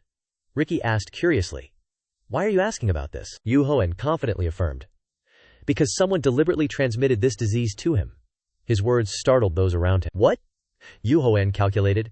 Someone increased the symptoms of the stages of relic syndrome in Hen. He guessed that maybe that person used the power of the relic. Ricky couldn't stay calm when he heard that. He yelled, "Who is it?" Duhoen calmly replied, "Then I'll give you the job of finding that person." He divided the tasks. "I must collect the rest of the medical relic." Ricky calmed down and replied, "Okay." Iren, worried, also spoke up, wanting to join. "I'll go with Jen too." He looked at her and reassured, "Iren, you should stay with your father." She tried to persuade him. "Isn't it that I already have a sacred artifact? I want to help you too." Ricky, beside her, was extremely worried for his sister. He yelled, "What are you thinking, Iren? It's very dangerous." Iren didn't listen. She insisted, "It's okay, let me go." Iren said to Jen again, "I can help like I did at the airport." Hearing that, Jen had to agree. "Fine, then let's go." He didn't forget to assure Ricky, "Don't worry, I won't let your sister get hurt." Then everyone went their separate ways, together leaving the magnificent and splendid villa. Ja drove the car. Duhoen spoke up. "This is really, after such a tense time, I want to rest." He replied, "I've been like this for 10 years already." Iren, sitting in the back, hesitated. I'm sorry." Duhoen reassured her, "I'm just kidding. Iren, don't worry too much, your father will be fine." Ja anxiously asked him, "So what are we going to do now?" Duhoen smirked, as if he had won. He replied, "We're going to find the pair of sacred artifacts." Ja curiously asked, "Which pair?" Duhoen smiled and answered, "Go find a pair of sacred artifacts called Shen Nong at the sacred site of Sa Bu. It's the key to awakening the sacred Xin Shi Huang." Really? Sa Bu was a person from ancient China. People often say he was a Taoist priest. He was one of the people that Qin Shi Huang hired to find immortality. He persuaded the emperor to let him seek out where the immortals lived, to learn the secret of immortality. Thousands of children, gold treasures, even soldiers set out, but he went to the sea and never returned. Some say that he went to a faraway place and found a land and became king. And no one knows if he found it or not. No one is sure about that. Jaha curiously asked Duhoen, "But why did you suddenly come to the subway station?" He smiled and replied, "Because there's someone I want to meet." Then the two of them walked forward together. Jaha continued to ask, "Who are you planning to meet at this subway station?" Duhoen almost impatiently replied briefly, "In short, that person is very special." While walking on the road, the two suddenly stopped in front of a man lying on the road. Jaha disgustedly covered his nose and exclaimed, "A homeless person." Duhoen, on the contrary, felt very interested. He smiled sinisterly. Then Duhoen walked closer to the homeless person, reached out, and gently shook them and said, "Hey, wake up." The old man didn't react, following the force of Duhoen's hand, and turned around. Then he decisively pulled the leg that the old man was covering himself with. The man painfully fell to the ground, muttering in pain. The old man angrily turned his head to look at Duhoen and scolded. "What the hell are you doing?" Jaha, standing beside him, stunned, asked. What? Edward, what's going on?" He mocked him. "A person like you actually likes being homeless." So he hurriedly sat up, stammering, Seo Duhoen." Yu angrily grabbed Duhoen's collar and yelled, "You bastard! It's all your fault that I'm in this situation." He held one of his hands and replied, "What's wrong with you? I already helped you find the British Prime Minister." Edward continued to vent his anger. He yelled, "After that, what did you do? Burned all the general's antiques." Duhoen smiled, looking at Edward, constantly complaining. "She suddenly got angry at me. My assets and sacred artifacts were confiscated, and I'm still being chased now. It seems like it's all your fault. What am I supposed to do now?" Duhoen put his hands in his pockets, casually replied, "But, just tell me where that sacred artifact is. I'll give you a new life, and I'll give you some benefits." EDW was surprised. He asked, "Benefits?" Duhoen probed, "Do you know where Suk's sacred artifacts are kept?" W huffed and turned away, replying, "No, I don't know." Duhoen smiled, as if he'd anticipated this. Knew it, he thought. Duhoen's eyes gleamed. "I'm so looking forward to that moment," he thought again. In the past, Quo had obtained the rest of Suk from his information. Thinking this, Duhoen picked up his phone and asked Edward again, "Seems like I smell some fishy business. Should I report a wanted person here?" He frantically tried to stop him. "Don't do that." With that, Edward confessed to Jen K, "It was Kra. I gave it to that damn woman." Hearing this, Duhoen angrily shouted, "Kira, why does Kra need that relic?" Edward blankly replied, I don't know." He looked at the old man's face before him and mused. There's nothing an intelligence expert doesn't know. This really doesn't add up. While Edward W. was still acting like he didn't know anything. Should I try again? He wondered to himself. Then, Duhoen placed his hand on his shoulder and said, "Listen, Edward." He gently explained, "I once called you a future partner. That wasn't just empty talk. If you help me, I'll help you make much more money than when you were in America." Edward's eyes lit up at the mention of money. He asked him, "A lot? Really?" Duhoen replied, "Of course. You know my abilities." Watt hesitated for a long time before speaking. "All right, let's renegotiate." Duhoen happily thought to himself, "Success! That was pretty easy after all." He recounted, S-Book's relic seems to have something interesting about it. It has become a very powerful support item for medical relics. Duhoen bargained with Edward, "I already have the main components, now I just need that." Hearing this, he feigned surprise. "You have it? What a surprise." Duhoen continued, "If I have the remaining relic, I can make more powerful medicines. And what if we used it to make money?" Duhoen firmly stated, "This is not a lie. I'm really going to create a pharmaceutical company." He recalled, "Making money by distributing relic syndrome treatments at a low cost. This is to avoid the monopolization of pharmaceuticals, controlling those affected by the syndrome, avoiding the risks that occurred in my past life, and earning money quickly and abundantly through that method." At the airport, a plane is in the process of taking off. Two bodyguards wearing glasses seriously greeted. "It's probably our first time meeting you, sir," Irin explained beside him. "I apologize for this. My brother probably sent bodyguards to protect me." Jaha stood next to Duhoen and whispered in his ear, "Is it okay to let them follow like this?" Duhoen sighed and whispered back, "Well, it seems a bit uncomfortable." Then she turned to the two bodyguards and said, "I can't take you into the dungeon with such a large number of people." They replied, "We understand." After speaking, one of the bodyguards spoke again. "I've heard a lot from you. You are an experienced person in this matter, but we will still do our best to help you." Duhoen smiled politely and replied, "All right, thank you." The plane had taken off into the clear and favorable weather. The people inside the cabin were ready for their next journey. "Let's go then!" According to Jen's memory, Edward said that the rest of Sook was in Ghana, Africa, and Cross seemed to be doing something with it. Daiha worriedly wondered, do we have to take another long trip? As for Jen, he soberly thought, but this is a bit strange. Edward stroked his beard and explained, apparently it's related to the dungeon, but she's not deploying any military. It seems to be done secretly with some of her subordinates. Yu Hoen asked him, why is everything so difficult? Edward honestly replied, I don't know, but there's something shady about them. Hearing this, Yu Hoen grinned. Could it be that it's very interesting? At the outskirts of Aquagana, the binoculars were focused on a muscular girl, and someone's voice rang out, it's here. Yu Hoen said to Jeha, Kira's people, especially her, also use relics. He curiously asked, so what do we do? Yu Hoen turned and walked away, then asked everyone, maybe they're just at the casino. Should I try to haggle with them for the relic? You told Irin. They're just circling around and waiting outside. She anxiously asked. So you're planning to go alone? Yu Hoen frankly stated, I need you to help me outside the casino. If I signal, use the power of bankruptcy. Then, Yu Hoen smiled and walked away, not forgetting to remind Irin, that's today's exercise. She seemed to understand, and replied, yes. Yu Hoen and Jean entered the casino room. Inside, all sorts of people with all sorts of hair colors, classes, and ranks were mixed together in a game of black and red. Yu Hoen carefully observed with his cold, unapproachable gaze. In the other corner, Hera was playing cards with her gang. She said cheerfully, this is ridiculous. If anyone's to blame, it's your low character. The man replied irritably. But this is impossible. How can there be such a winning streak? Suddenly, Yu Hoen's arm reached out and placed itself on the man's shoulder, making him wonder blankly, what are you doing? But before anyone could speak, Yu Hoen took the initiative and said, alright, it's my turn. I want to play with these guys too. Hera looked at him cheerfully and said, this is the first time I've met you. Do you think you're capable enough? Yu Hoen answered without hesitation, I want to try too.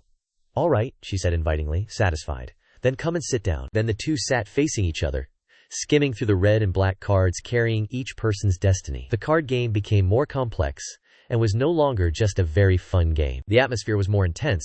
Yu Hoen was playing cards while carefully observing. He judged by the ashtray and food on the corner of the table.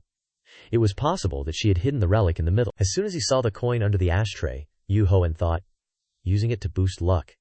That's a troublesome relic. After figuring out the trick, he smirked and thought, let me teach you what real bankruptcy is. Right in the first game, Yu Hoen threw out 4 sixes, a 4 of a kind. Seeing this, Hera's face clearly showed astonishment, and beads of sweat appeared on her forehead. Things didn't stop there. In the next game, Yu Hoen continued to play a beautiful card, a 5. The opponent became even more restless, and could only grit their teeth. She swallowed her anger. The goddess of luck once again stood by Yu Hoen, when he continuously won 3 final games with a perfect hand. Hera's whole body trembled slightly, seemingly unable to believe her eyes.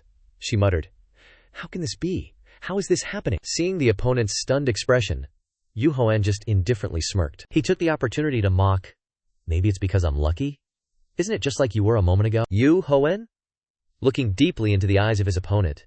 Besides, I also know you're using relics to increase your luck. As soon as he finished speaking, Hera's expression immediately changed. Her eyes widened, filled with surprise and panic. Next, Yu Hoen slowly reached out for something. Look, what's this? He found a relic right on the table. The coin of the goddess of luck? It helps make the owner's wishes come true based on their desires. Yu Hoen fiddled with the coin and said with emotion, but with a mediocre relic like this and it's too common, it's still not enough. Do you know this relic is very weak? Only at rank C. Precisely because of that, Yu Hoen was very confident.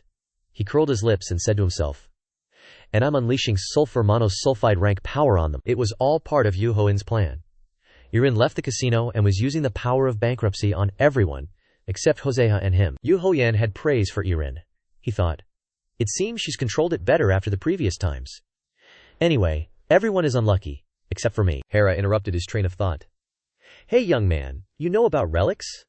Yu Hoen replied coldly, don't talk nonsense, give me the money. Although unwilling, the opponent still had to grit their teeth and snatch the money bag from their subordinate's hand. She presented the black bag to Yu Hoen, who unexpectedly retorted, not enough? Hera seemed unable to believe her ears, furrowing her brow as she confirmed, what did you say? The person opposite her smirked cunningly, making an arrogant demand. You have to pay more for deceiving me. $1 million per game. Give it to me now. Hera naturally refused to compromise, angrily jumping to her feet. What the hell? Where's the law? Yu Hoen slammed the sword hard onto the table, his voice laced with threat. Oh, so you're not planning on paying me? He chuckled lowly. If you don't have money, I'll accept other things as payment. Because I'm quite lenient. The S-Book relic. Give it up. And what is Crane doing here? Tell me everything in detail. Yu Hoen had spoken so plainly that even if Hera were an idiot, she would quickly realize the other party's intention. So, you deliberately approached us for this purpose, she snapped harshly. Our confidential information that you think. Before she could finish speaking, Hera suddenly doubled over. Her whole body flashed with golden light, her stomach feeling like it was being crushed. What was happening? Even Yu Hoen was taken aback. What the hell? I haven't done anything yet. On the opposite side, Hera writhed on the ground, screaming in pain. Suddenly all my teeth fell out, it hurts so much. Yu Hoen was confused. He suddenly thought of a possibility. Perhaps Irene was outside the casino, Marine anxiously pacing back and forth beside Irene. Lady, are you okay? The other party strained to reply. I'm not okay. I don't think I can control it anymore. She felt uneasy. Yu Hoen, I hope you don't overdo it. What should I do? Switching back to the casino, Yu Hoen looked at the person kneeling before him. I wish you had done that sooner. He still had some worries in his heart. Even so, I still don't know how to solve it. Hera clutched her chest, hastily confessing a long string of information. If you go a little north of this place, you will find a forest, and inside there is a dungeon. Something is being grown under the dungeon. Her answer made both Yu Hoen and Jae-ha equally curious. What the hell is there? The corners of Hera's mouth were stained with blood. She struggled to reply. I'm not too sure. Anyway, if you want to enter that tomb, you must be a child. Because the S-Book Relic only allows children to enter. Hearing this, Yu Hoen narrowed his eyes and muttered. So that's how it is. I thought that woman had some strange relic. The person opposite him hurriedly pleaded. That's all I know. Now can you stop it? But all that replied to her was Yu Hoen's sarcastic laughter. Sorry, I can't stop it. He took out a vial containing a yellow liquid, slowly saying, but I will help you forget the pain this way. Jae's face turned pale the moment he saw the item in the other person's hand. Not long after, the two of them left the casino. Jae muttered in a low voice. This method, it's too cruel. Yu Hoen casually smiled and replied, I'm only acting because I need to keep it a secret. If we release them like the little girl last time, they would report it to Kara immediately. Then there will be trouble, like when we were in Turkey. JHA finally agreed with the other party's approach. That's right. Just then, a system window suddenly appeared before Yu Hoen's eyes. A series of notifications of receiving titles popped up. Finally, there was a notification of combining the titles to create a hidden skill. Looking at the words, Ruthless Tyrant, highlighted in red, Yu Hoen sighed. Resigned to accepting this fact, he looked around. Anyway, where is Irene? Yu Hoen took out his phone, dialed a series of numbers, and muttered in a low voice. And that bodyguard too. The other end of the line didn't answer. He was a little worried. Is she unwell? She used that power just now, and may have lost control. Yu Hoen lowered his eyes, falling into contemplation. Perhaps using it has too many risks. Just then, the bodyguard beside Irene rushed over in a fluster. Something serious has happened. She was out of breath but still tried to report the situation. I lost track of Irene. Yu Hoen was shocked and asked, What? Maureen tried to calm down and retold the story from the beginning. I suddenly felt a bit weak, so I was a little careless. Her voice was full of anxiety. Suddenly she kicked me and ran away. I tried to chase her but I was too late. I can't believe she's so strong and fast. Hearing this, Yu Hoen was almost certain of his guess. It really is a risk. He gave instructions. Search around this place. She's just around here. Jae-hae chimed in. I'll take charge of this area. Marine also perked up and immediately accepted the task. I'll go in the opposite direction. Immediately afterward, they split up and acted. The sound of hurried footsteps echoed throughout the alley. The buildings on both sides of the road flashed past Yu Hoen's eyes. He ran and pondered. What will happen if I can't find her? Should I use the purification map to find her? The next second, Yu Hoen directly rejected this possibility. But to use it, I still need Irene's help. Wait! He suddenly braked and turned his head to look back. I just need to find the light of power that Irene used earlier. That's the only way. Jen took a deep breath and slowly closed his eyes. He told himself, Concentrate. In just a few short seconds, Yu Hoen suddenly opened his eyes, a sharp light flashing in them. He identified the target and rushed forward without hesitation. It's over there! Yu Hoen quickly arrived at a location, a somewhat old hotel. Even after going inside, he still couldn't understand why she came to the hotel. I don't understand. Yu Hoen tried to ask the hotel staff, Can I ask you something? Have you seen a girl with white skin and blonde hair here? The staff was slightly startled, then quickly replied, Yes, I have. Are you her boyfriend? That's great. She babbled on and on. Anyway, please take her out of here for me. Too noisy. Although I accepted her payment, I don't accept this. Yu Hoen took the key that the staff gave him and went to the door of a room. He quickly unlocked the door, turned the doorknob, and went inside, carefully squinting to observe the room. The next second, Yu Hoen's eyes stopped on a figure in the corner of the room. Seeing Irene lying on the bed, holding the black bag tightly in her arms and murmuring his name, Yu Hoen, you are also helpless. What the hell? Yu Hoen conveniently cleaned up the bottles around the room and muttered in a low voice. Is this risk alcohol addiction? She drank too much. He understood. Even if the influence of the risk disappears, she drank too much. I won't be able to ask her anything until tomorrow morning. Yu Hoen crossed his arms and sighed. It's better to sleep here until morning. He gently leaned down, gently brushed the stray hairs on Irin's forehead to the side. She looks so peaceful sleeping. I thought my bag had been taken by someone. She suddenly sat up, her cheeks flushed with alcohol, and smiled sweetly at the person in front of her. This is Yu Hoen. Yu Hoen chuckled and gently asked, Did you sleep well? Why did you drink so much? Immediately afterward, Irin suddenly made a move that stunned Jen, his eyes wide with surprise. Irin suddenly wrapped her arms around his neck, pulling Juan down, pinning him on top of. While he was still confused, Irin happily smiled brightly. I was waiting for Yu Hoen, so I drank alcohol while waiting for you. Yu Hoen gritted his teeth, his face showing confusion. The risk isn't over yet? Then what is the risk? The world suddenly turned upside down. Irin's flushed, drunken face slammed into his eyes. Yu Hoen didn't have time to react, his whole body tilted. His back hit the bed hard. Irin's golden hair fluttered slightly with each unexpected movement. Her soft lips landed right on Yu Hoen's.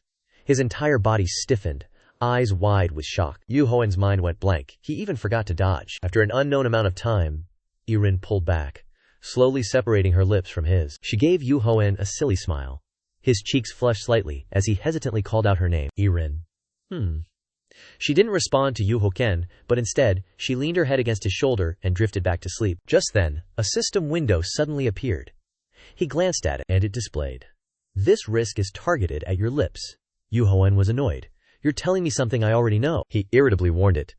Tell me before it happens, you damn crow. At the camp, a cry of astonishment suddenly rang out. That's a goddamn risk. The person let out a soft sigh. But thankfully, I returned to the United States safely. Inside a tent, Kara raised an eyebrow, asking the person next to him, Have you been monitoring them like I said? The person immediately reported.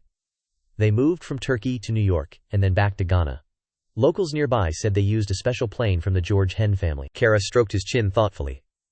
Hoen, moreover, one of the intruders in the Turkish dungeon was a woman. If she's a woman from the Hoen family, it's highly likely it's Irin Hen, who knows them. Kara continued to press. Any new news from Ghana?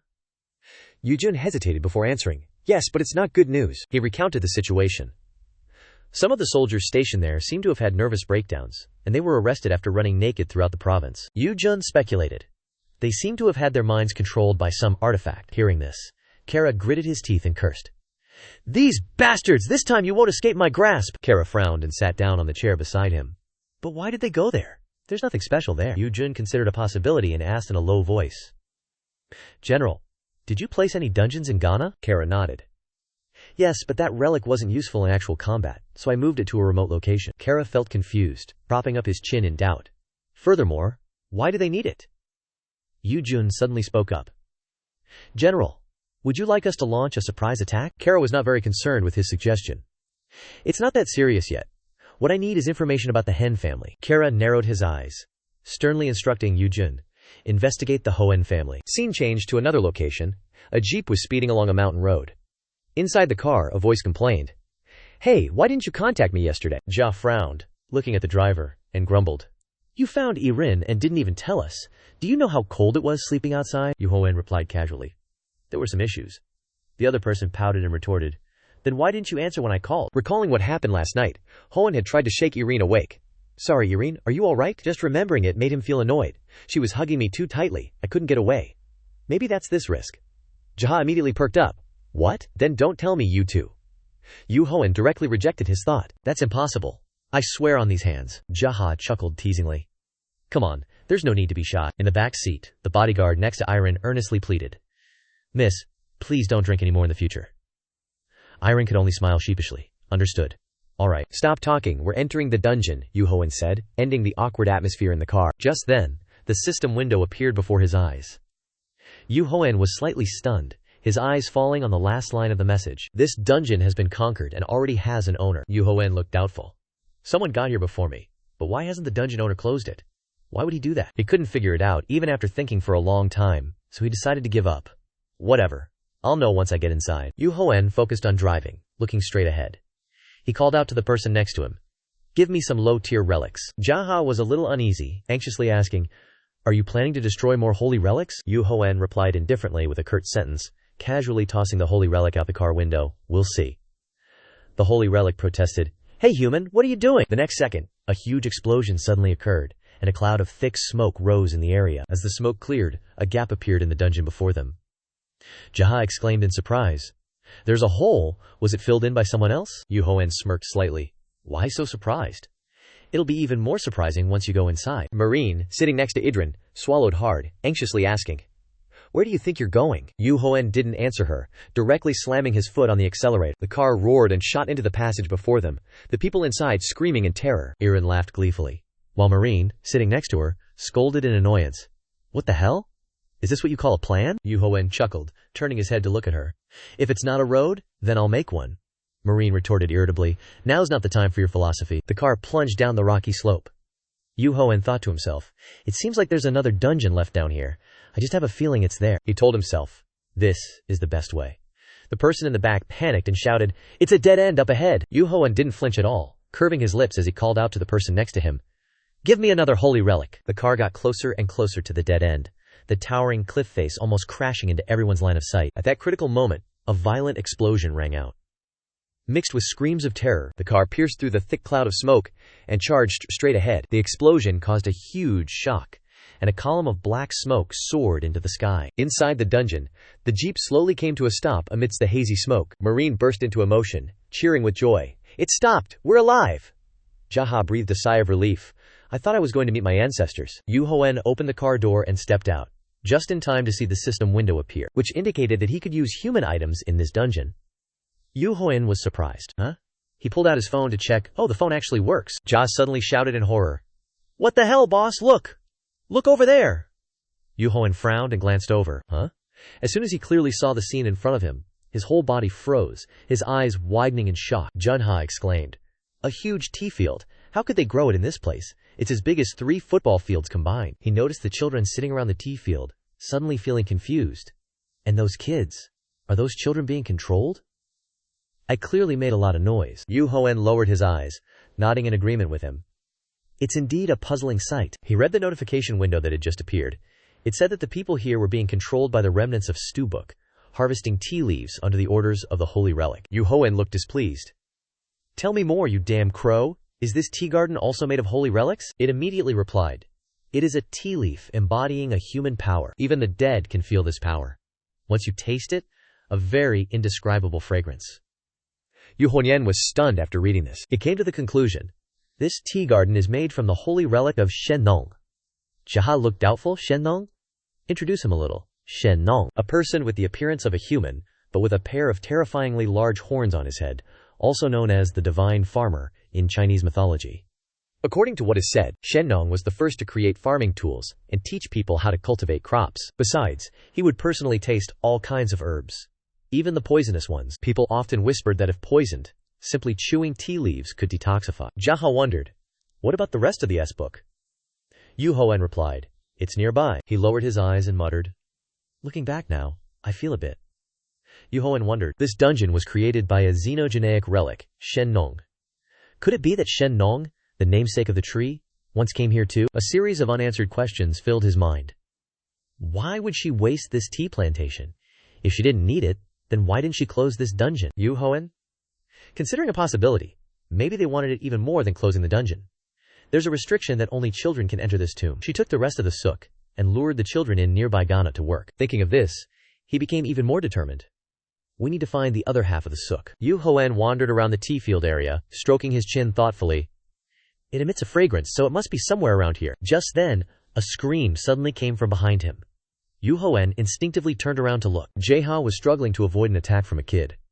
"Big bro, my hand. Are these kids crazy?" Duhoen frowned, at this moment suddenly paying attention to the situation under his feet. The children who had been silent around him suddenly became strange. They aggressively stepped forward, gritting their teeth and growling. Duhoen immediately put on a fierce expression, glaring threateningly at the children. 2 kids were so scared that they cowered, tears welling up in their eyes as they backed away. "So scary." Duhoen took out a rope and ordered, "Tie the children up." It immediately obeyed the instruction. "Yes, master." The rope quickly shot out, wrapping around the kid who was biting Dewa's hand tightly. It squeezed the child's abdomen, giggling with pleasure. "Let's play?" The playful rope hung the kids up high. Dee breathed a sigh of relief. Luckily, it was just a small bite. Duhoen approached and asked Han, "Are you okay?" Daha replied sulkily, Can't you see my hand is swollen? Yu Hoen ignored him, looking at the two people opposite him. How about you two? Irin softly replied. Still okay. But is Dapur alright? Del looked around and exclaimed in panic. Big bro, we're done for. At this moment, all the children in the tea field went mad at the same time, grinding their teeth and glaring at them with ferocious expressions. Yu Hoen sighed. Things are starting to get troublesome. All the children in the surrounding area suddenly became strange, their faces sullen as they got closer and closer. They'd never seen a scene like this before, and was immediately startled. It looks like these kids are going crazy. Yu Hoen seemed calmer. He raised his eyebrows in annoyance. Troublesome. Yu Hoen narrowed his eyes calculatingly. But it also has its good side, because maybe the children are reacting to the other half of the relic. Dahao Qin jumped up. Are you planning to let us get bitten by it like just now? The other side just smiled faintly. The first time was just a slip-up. Don't worry, it won't happen again. In the next second, an angry voice rang out. Those wretched humans dare to hinder me. They can't concentrate on their work. Yu Hoen was waiting for the moment it revealed itself. A cunning smile appeared on his lips. There you are. He darted off in one direction, not forgetting to instruct Haka. Get close to Irin, the bankrupt relic will help us. Yu Hoen followed the light in front of him, thinking. This relic seems to be angry. Its aura is a bit special. He summoned the rope and commanded, tie up those guys in front of me. It immediately obeyed. Yes, master. The rope darted forward, tightly binding the few kids blocking the way. They growled and tried to struggle, but were all restrained by the rope, unable to move at all. Some of the kids were even hung upside down by it, only able to whine and scream. The obstacle in front of Duhoen was cleared by the rope. Cao Bu angrily rebuked. You bastard! What did you do to the children? He acted as if he didn't hear, proclaiming with a smile. I'm your new owner. The other party was startled.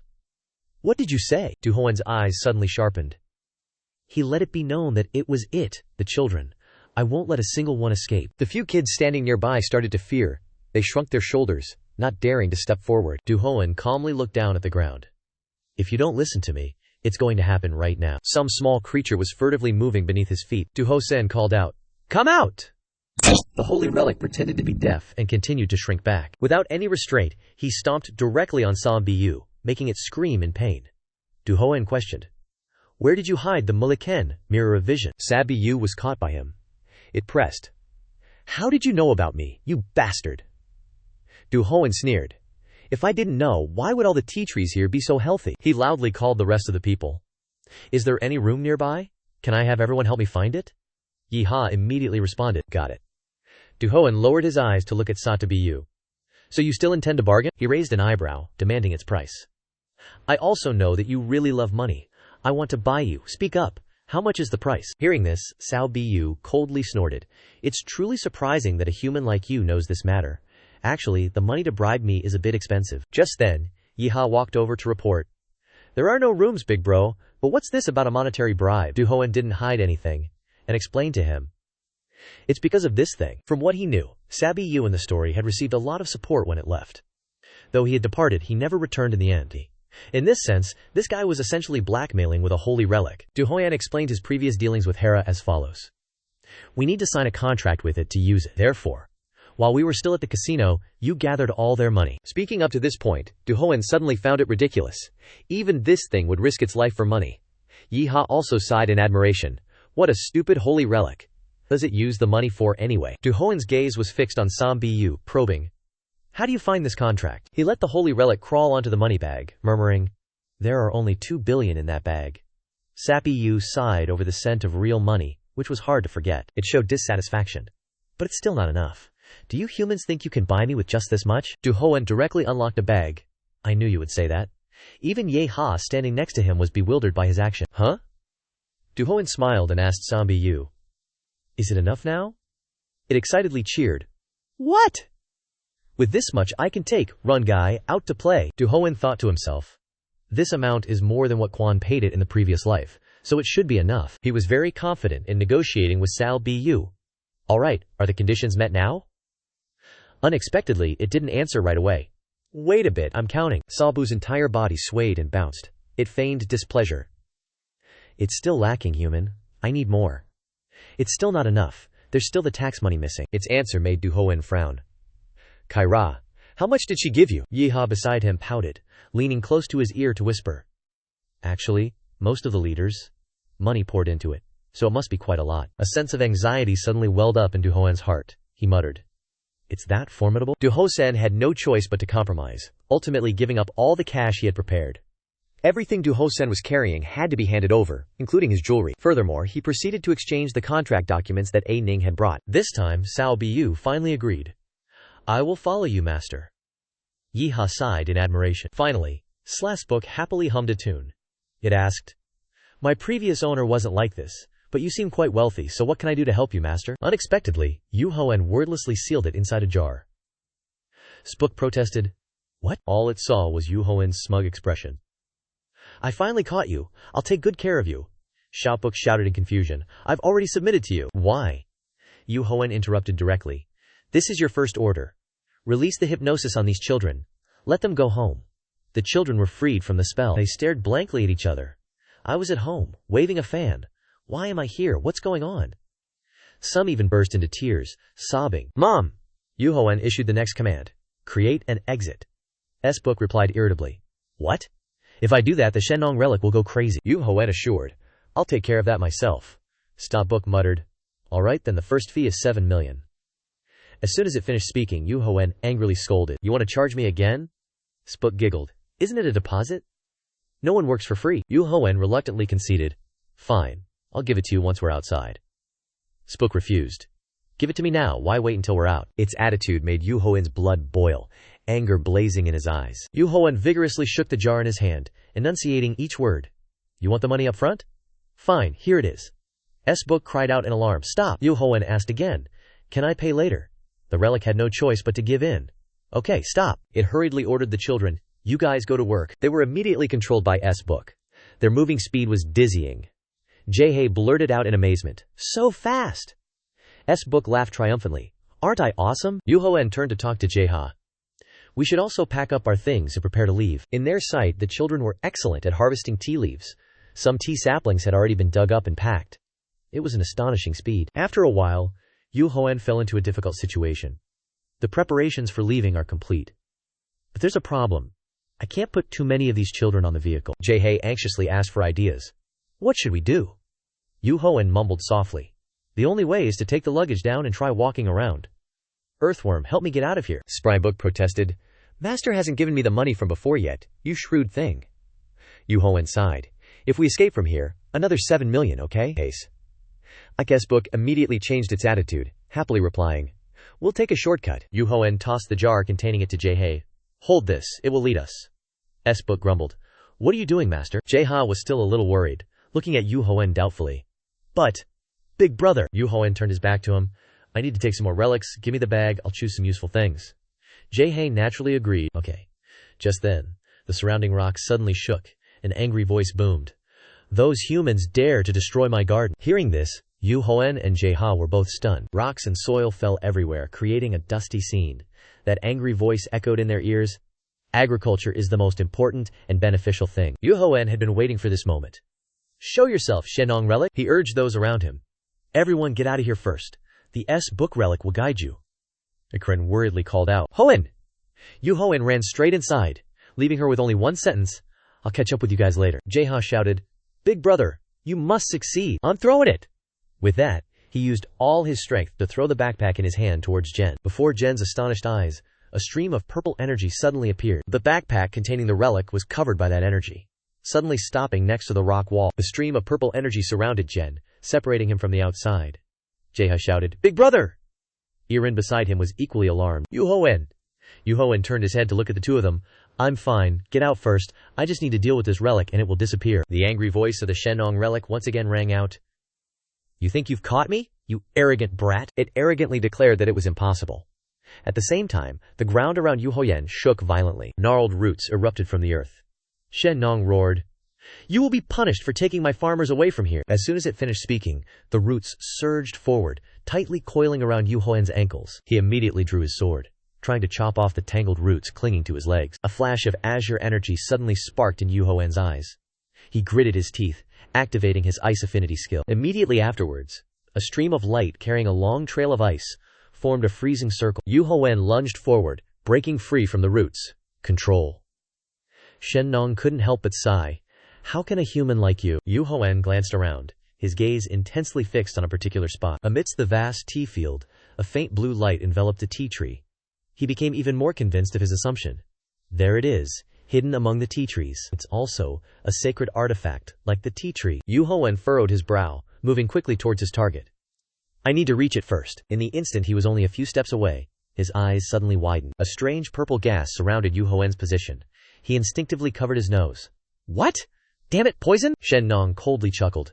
No matter how long you can hold your breath, you'll still die.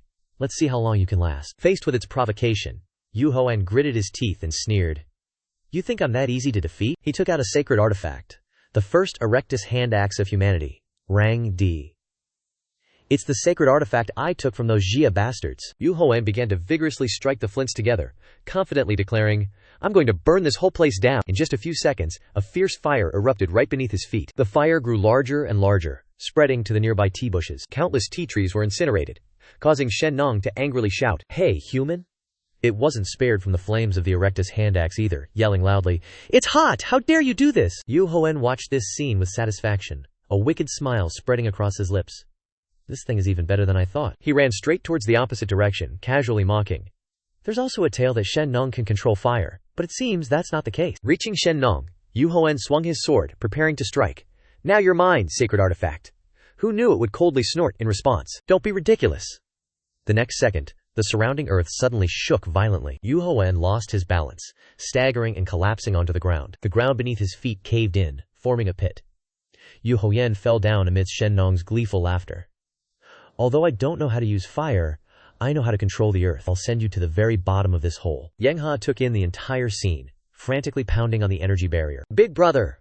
Duhoen on the other side desperately clung to the cliff face, grinding his teeth and grumbling, This is so annoying, it's too deep. If you want to die, then die already. Don't drag me down with you. A root suddenly lashed out, wrapping around his ankle. Shen Nong growled in response. I won't let you go this time. It controlled the root, dragging Duhoen down into the pit, laughing gleefully. I'll turn you into fertilizer for the trees. He was completely controlled by the roots, able only to accept being dragged along, but still desperately searching for a way to escape. The earth shook for a while, piling on top of each other, creating clouds of dust. The earth quickly filled the pit, and Duhoen's figure was no longer visible. Both Irin and Jia anxiously shouted, Duhoen, big brother! Marian rushed to Irin's side, urging, This place is collapsing! We have to get out of here! Jia hesitated. But then my boss will die, and all my stuff is in there too. Marian face-palmed. Can't you see we're separated by a wall? The surrounding cliffs crumbled, with large and small rocks falling in torrents. The urgent situation allowed no more hesitation. He gritted his teeth and cursed, Damn it! He finally made a decision. We have to get out, there's no other way. Deep in the pit, Duhoen was surrounded by a dense web of intertwined roots. Shen Nong arrogantly believed he had victory in his grasp. Now you're just a rat in my hands. Dying down here seems more fitting for you, don't you think? Duhoen decisively slashed through the branch wrapped around his ankle. Shen Nong mocked. There's no hope left for you. Duhoen stared intently at him. Shen Nong exclaimed irritably, Your existence is annoying. Duhoen fell into contemplation. Shen Nong was also a god, and this thing was likely a new, holy relic. He braced himself, tightening his grip on the sword at his hip, and sighed inwardly. It's hard to keep things in check for long. But just when everyone thought Duhoen would attack, the sword in his hand suddenly disappeared. Shen Nong watched Duhoen approach empty-handed, utterly stunned. Huh? You've given up? Are you sure? His ambiguous reply left Shen Nong bewildered. I want to try a gamble. Duhoen took out the Ecta stone. If you die first, I'm here, and I don't know if I can escape. He shrugged. If there's a big enough explosion, I can get out of here. This is the only way I can think of. Shen Nong was so angry he was speechless. You call this making a scene, you idiot? Aren't you afraid you'll be caught in the explosion too? Duhoen remained unfazed, casually smiling as he replied, I don't care. He clenched the stone in his hand. Holy relic, use all your power now. It frantically protested, Master, I'll break if you do that. Duhoen ignored it, directly grinding the two stones together. Immediately afterwards, an incredible flame erupted, followed by deafening explosions. The action caused such a huge commotion that even the others standing outside had to turn and look. The entire mountain of rock in front of them blazed fiercely, flames reaching high into the sky, countless rocks falling down. Jia finally snapped back to reality. Crap! The dungeon's collapsing! Get away! The entire dungeon collapsed, leaving only ruins, shattered earth, and rocks mixed together. After the thick cloud of dust, a blurry figure slowly approached. Duhoen's face was covered in mud, but he smiled faintly. Lucky I still escaped. Z was the first to see him, cheering with delight. Boss! He rushed over excitedly. Boss, I thought you were dead. Irin anxiously asked a long string of questions. Duhoen, weren't you trapped in there? How could you? Duhoen slowly reassured them. How could I die so easily? Don't worry too much. I've cleared out the dungeon. Iron giggled. Jaeha was very worried about you, Duhoen. Jaeha shyly denied it. When was I worried? I was just asking. His face flushed red, trying to justify himself. Because he's my boss. If the boss dies, I won't know where to go. Is that not allowed? Duhoen tossed Zima a charred black branch, casually praising. Good job. He continued to toss the dark erectus stone to the other, curving his lips into a slight smile. Too bad we're still going to be busy for a long time, so you better prepare yourself. Daya looked at the 2 charred items in her hands, bewildered, and asked, But, big bro, what are these? Duhoen explained. That's Shen Nong's achievements. It's injured. He directly assigned the task to Zhen. The rest of the flint has been ruined. I need you to fix them. He immediately felt incredulous and shouted, It's turned into charcoal! Duhoen's face darkened, and he let out a threatening hum. Are you saying you can't fix it? Ju was so scared that he broke out in a cold sweat. No, when did I say that? Of course I'll fix it. Duhoen rummaged around and tossed another piece of stone towards him, along with the Hammurabi stone tablet. Then, he leisurely turned to leave. Let's go home. I need to do some things. Scene changed to Los Angeles. On a highway bustling with traffic. Inside a building, a fan gently wafted, cooling the tiny leaves. The entire room echoed with the melodious sound of a flute, which sounded truly pleasant. Then, one cold teardrop after another was carefully dripped into a potted plant. 3 people surrounded and meticulously served a potted plant, finally earning its praise. Not bad, very good. Sheng-Yu, holding a tray of water, frowned and muttered, Are we going to keep doing this? Being a farmer, no. I think we're more like plant butlers, he sighed. How much longer? Just then, his phone suddenly vibrated, and the screen lit up. The caller ID immediately displayed Duhoen. Kung-Yu quickly answered the phone. Hey big bro, long time no see. What's up big bro? Zhang Shuak and Yop Kyun curiously looked over, just in time to hear his doubtful voice. Going to New York? Taking all that stuff with us? Ah, okay, I understand. As soon as the call ended, Trang Zhuk stepped forward to inquire. What is it? Is it Duhoen? Seong-Yu recounted. We need to go to New York. The other person exclaimed in surprise. What? Sheng-Yu put his phone in his pocket and repeated again. Duhoen wants us to go to New York. His face was full of excitement. He tilted his head and instructed the person behind him. Pack your bags. It's been so long since we went out. The other party excitedly replied. Yes. Scene changed to early morning at an airport, warm sunlight covering the space. Duhoen, wearing an eye mask, was still deep in sleep when someone woke him up. Big bro. Ja, get up you. We've arrived in New York. Let's get off the plane. Duhoen groggily sat up and replied softly. Okay, I know. I'll get up right away. But as soon as the other person turned away, he leaned back and closed his eyes tightly. Yuho got up just as Irin walked in. Duhoen, we've arrived. Are you awake? She hesitated and continued. But we have a few problems. The person opposite him frowned slightly. What problems? Irin seemed a little worried. I can't contact the private driver. This has never happened before. Duhoen didn't pay much attention and reassured her. We can take a taxi. It's okay. The other party nodded and replied softly. Yes, I'll try to contact them again. I hope nothing happened. He urged. Pack your things. Not long after that, they successfully booked a car. Jae-hae exclaimed. It's been a long time since I took a taxi again. In the back seat, Duhoen turned to ask the person next to him. Still can't contact your driver? Erin squeezed the phone in her hand and sighed softly. No, I'm worried that something happened at home. Seeing her so uneasy, Duhoen had no choice but to reassure her softly. Don't worry too much, Erin. He gave a trustworthy smile. We're almost there. I'll cure your parents right away. Just then, Duhoen's phone suddenly vibrated, and he quickly looked down to check. The screen displayed the caller ID as planting team, and he immediately guessed it was Kung-Yu. Duhoen turned to one side and pressed the answer button. Hello? The other end of the line hurriedly recounted the situation. Big bro, we're arriving at the designated location, but some Americans keep chasing after us. He asked doubtfully. You guys are being chased? Why? Sung-Yu replied breathlessly. They keep chasing after us to snatch that almond tree. Duhoen frowned, thinking that was right. Because it was something everyone wanted, it seemed he had been careless. He calculated silently. He probably needed to summon a flame to get there in time. The next second, Duhoen summoned the relic, Block Cho. But the system window announced that the summoning order was rejected. Block Cho was resisting his domination. Duhoen hadn't anticipated this situation, and the person on the other end frantically asked, Big bro, what do we do? He had to give a few brief instructions. Go to the location I told you about earlier, and for now, just try to run. Sheng-Yu froze when he heard Duhoen's subsequent threat. If you guys get caught, you're dead to me. As soon as he hung up, Irin, who was sitting next to him, anxiously asked, "Han, what's wrong? What happened to your friend?" Duhoen nodded. "Yeah, little trouble." He didn't explain further, just casually said, "They'll handle it." Duhoen looked up and stared straight ahead. "We just need to get to the meeting place quickly. Can you go faster, driver?" Irene suddenly fell silent upon hearing this. She lowered her head, and the driver responded awkwardly. "Well..." He hesitated for a moment before uttering a sentence that stunned Zhenhe. "Actually, this road has been blocked from the start." He questioned irritably, "What kind of business is this? Why not take another road?" The driver feigned helplessness. "But there's no other way." He frowned and looked at the person next to him. "You think it's just us stuck here? There are many people behind us just like us." Zhenhe snapped. "Then take another road! Hurry up!" The driver said. "We've been in here for a while. We can't turn back now." Irene lowered her head even further, sinking into guilt. "What should I do if something happens to your friend and my parents too?" Just then, a deafening explosion rang out, and a plume of smoke rose high into the air. Duhoen lowered the car window and looked out to assess the situation. "What's going on?" The line of cars in front of him suddenly became chaotic. Fierce arguments erupted. "The bridge is collapsing. It exploded. Where are your eyes?" Zhenhe fidgeted restlessly. "What's going on?" "But, big bro..." He turned his head to look at the back seat. "Do you know what the hell is going on?" But as soon as he saw the condition of the person behind him, Zhenhe's face immediately turned pale. Irene was like a soulless person, unconsciously emitting energy around her. Duhoen tried to call her name. "Irene, calm down." He anxiously sat close to her, repeatedly urging, "Irene, wake up! Irene!"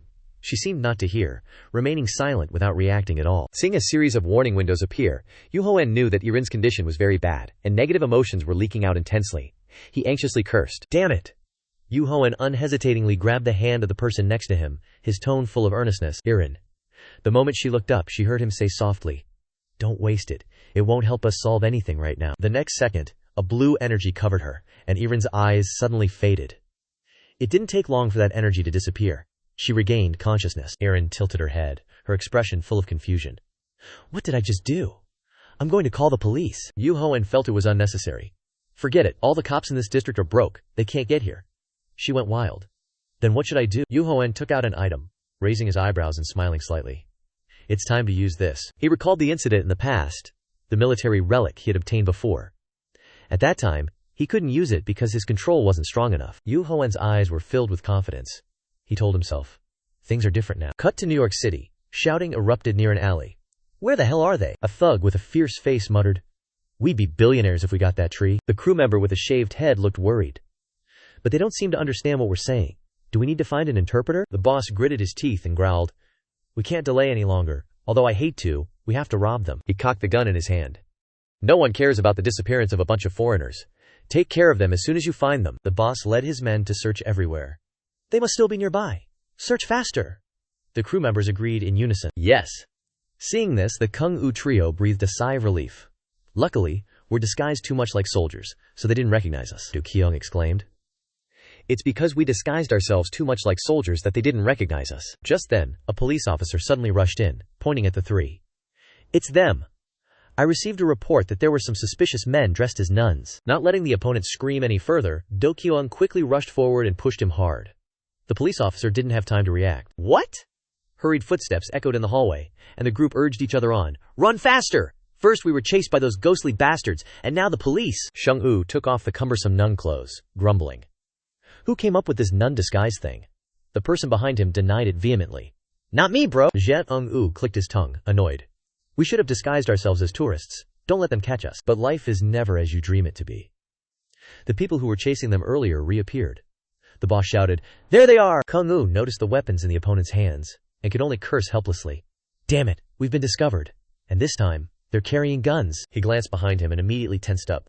"There's also a cop behind us." The boss on the other side rushed forward aggressively, ordering his men, "Kill!" The bald man hesitated as he raised his gun. "There's a cop behind you guys," the opponent shouted. "I don't care!" The police officers also caught up, aggressively warning, "Freeze!"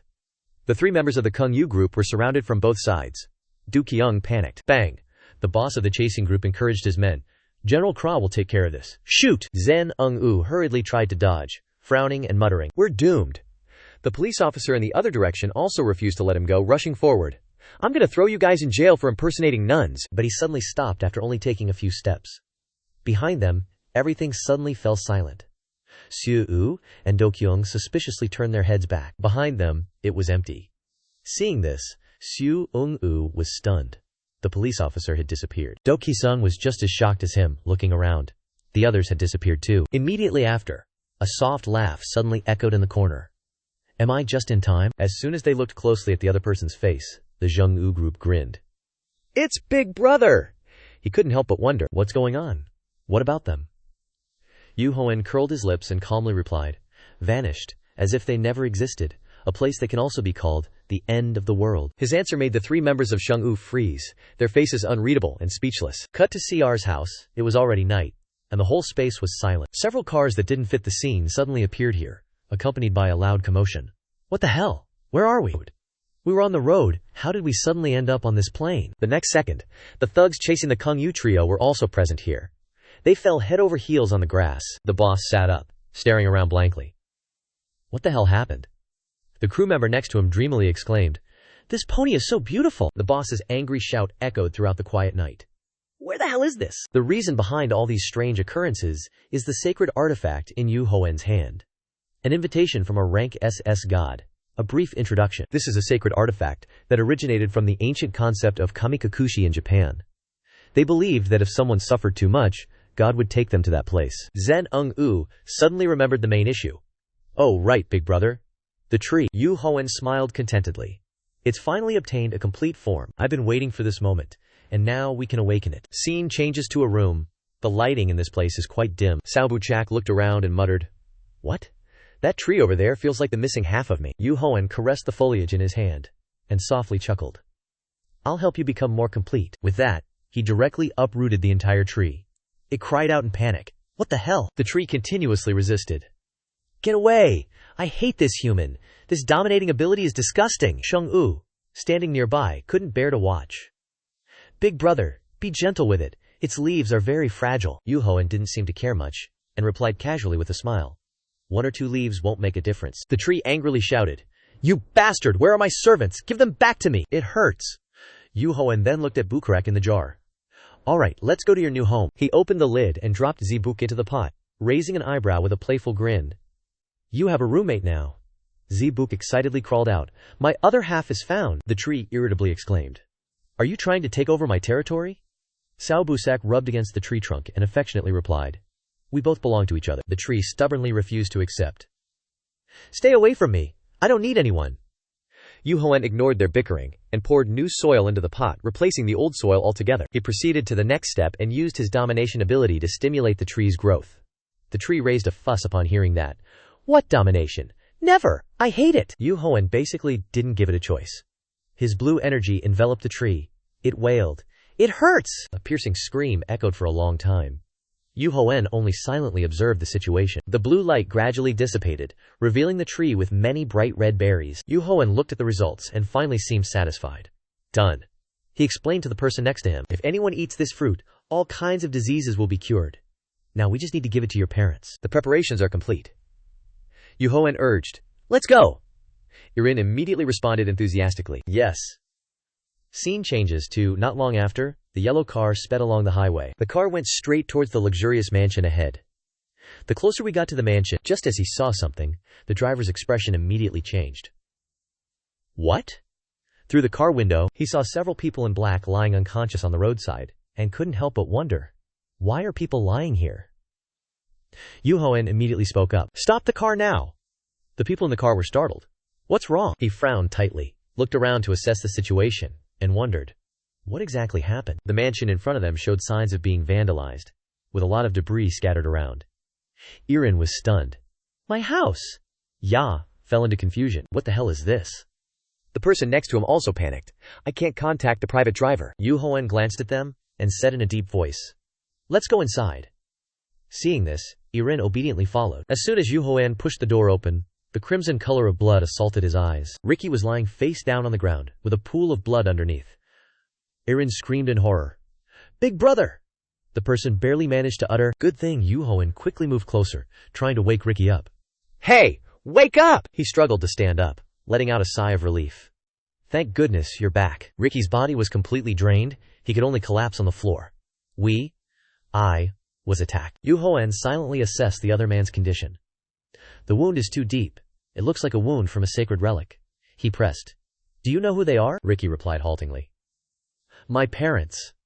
They targeted them, then were sucked into a strange painting. Duhoen immediately instructed Jae-ha. Check Mr. and Mrs. Hen's room, quick. He naturally agreed. Okay. Just then, the landline phone nearby suddenly rang. Duhoen immediately became vigilant, his eyes fixed on it. The phone automatically sent a message. Hello? Is anyone there?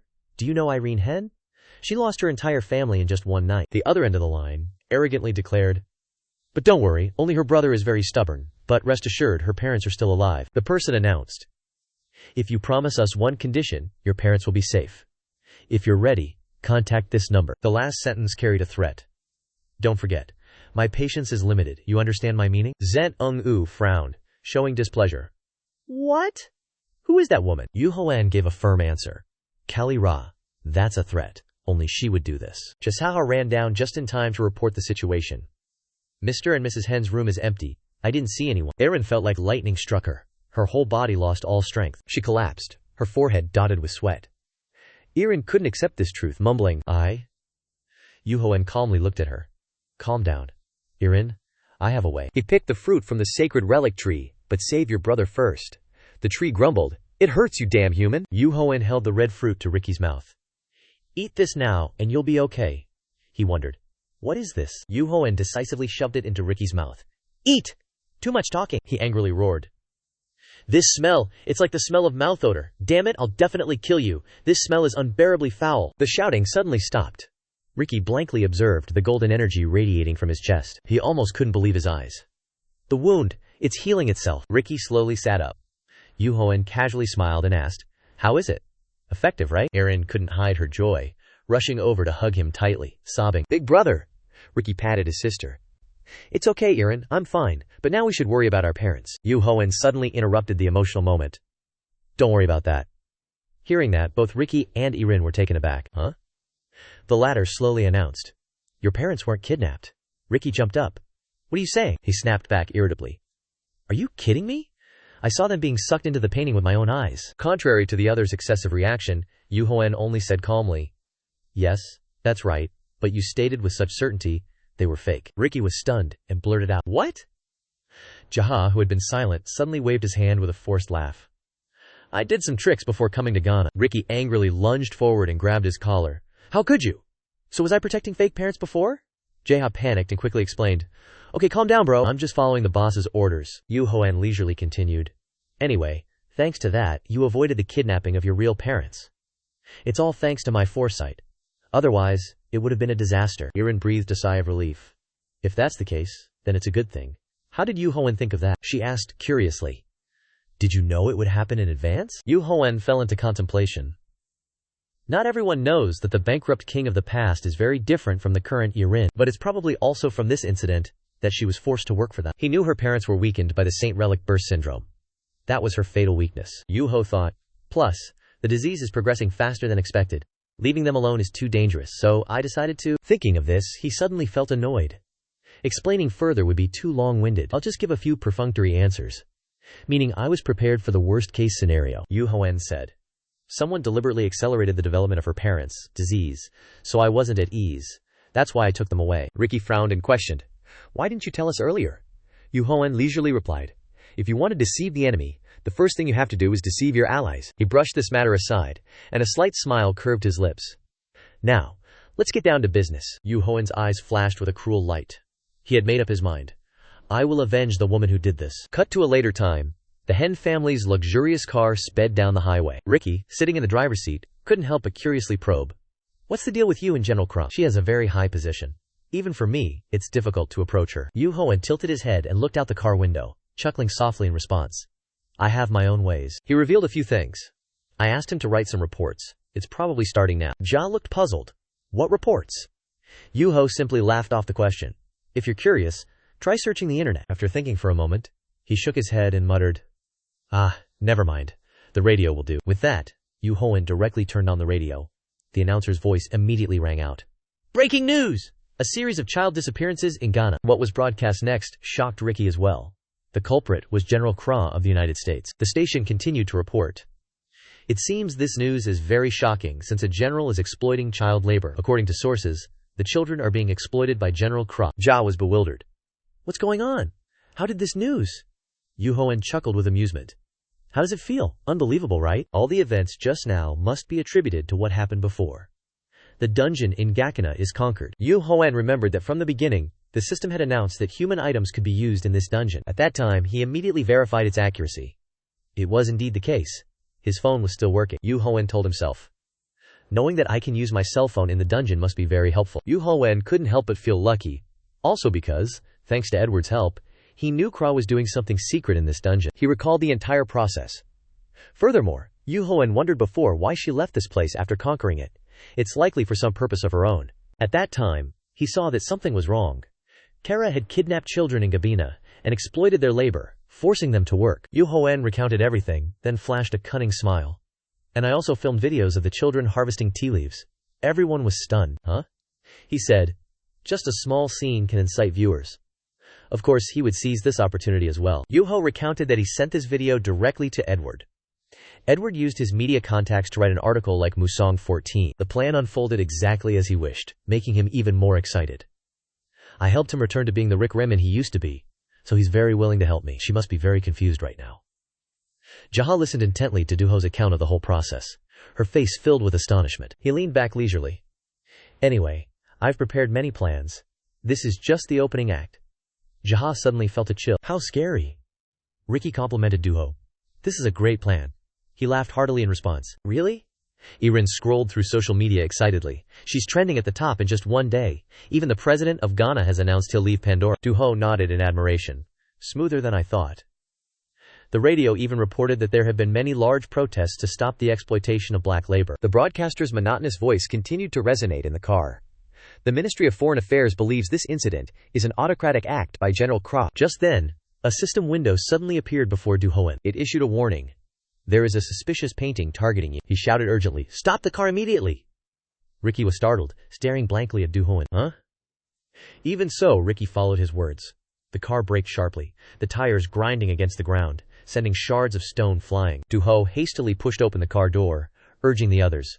Get out of the car quickly, or we're as good as dead. His grave expression startled Irin slightly, her lips moving but unable to speak. Jaha, sitting next to her, was also thrown into confusion, and quickly obeyed Duhoyen's words. They had just jumped out when, in the next second, a viscous black liquid suddenly poured down. The entire car instantly melted into a pile of black goo.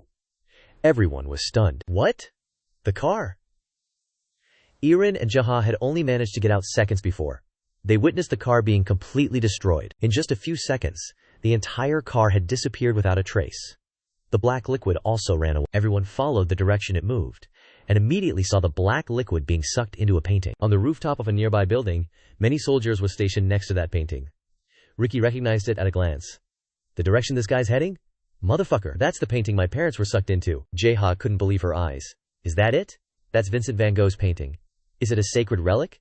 Shouldn't it be in the Netherlands? Kira pursed her lips, silently standing in a corner on the rooftop, watching the entire process. Oh, you. Ah, Ta, said in a cold voice.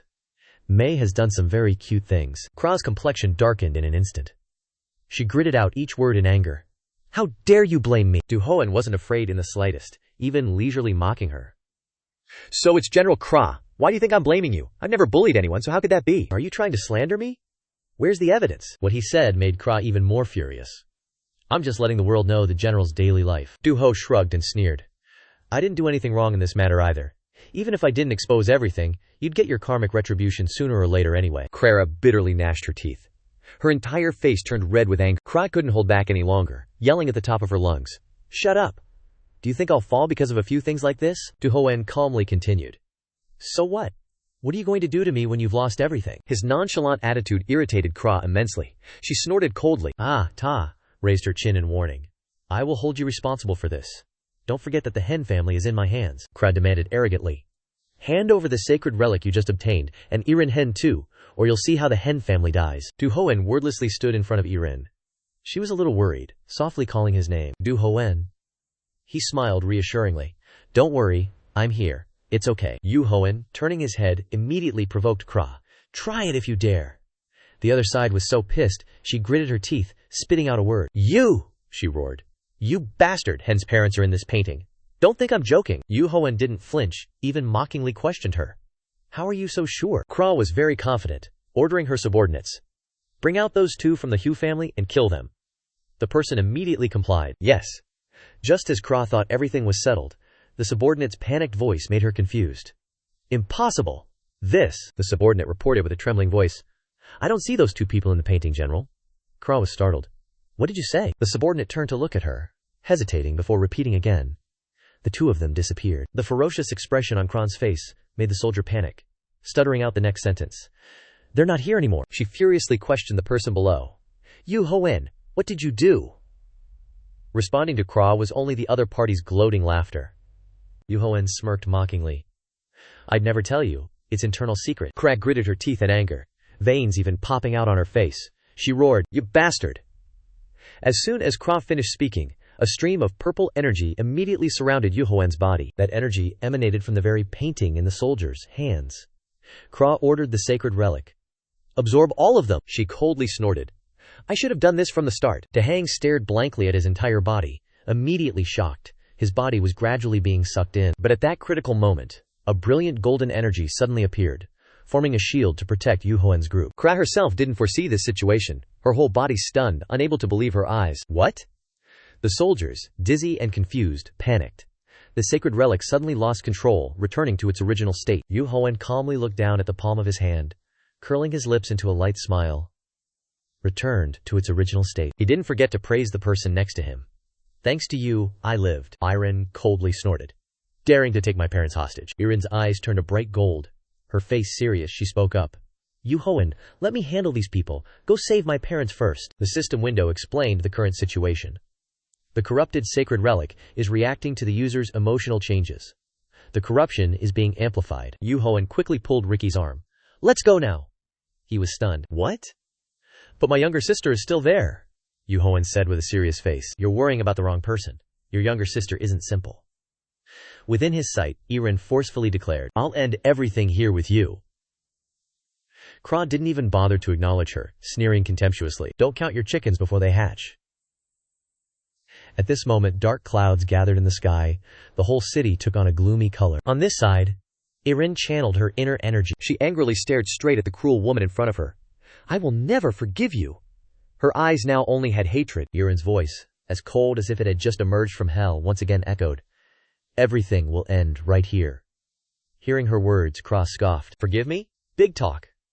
Kra also began to channel her inner energy. It seems like you have a very useful relic, but don't be too complacent. Her eyes darted around as she said this. If you're going to resist me, then there's no other way. The bowstring was released. An arrow carrying Krun's dark power shot straight towards Irin. Facing this attack, the girl in front seemed incredibly small, practically like throwing an egg at a rock.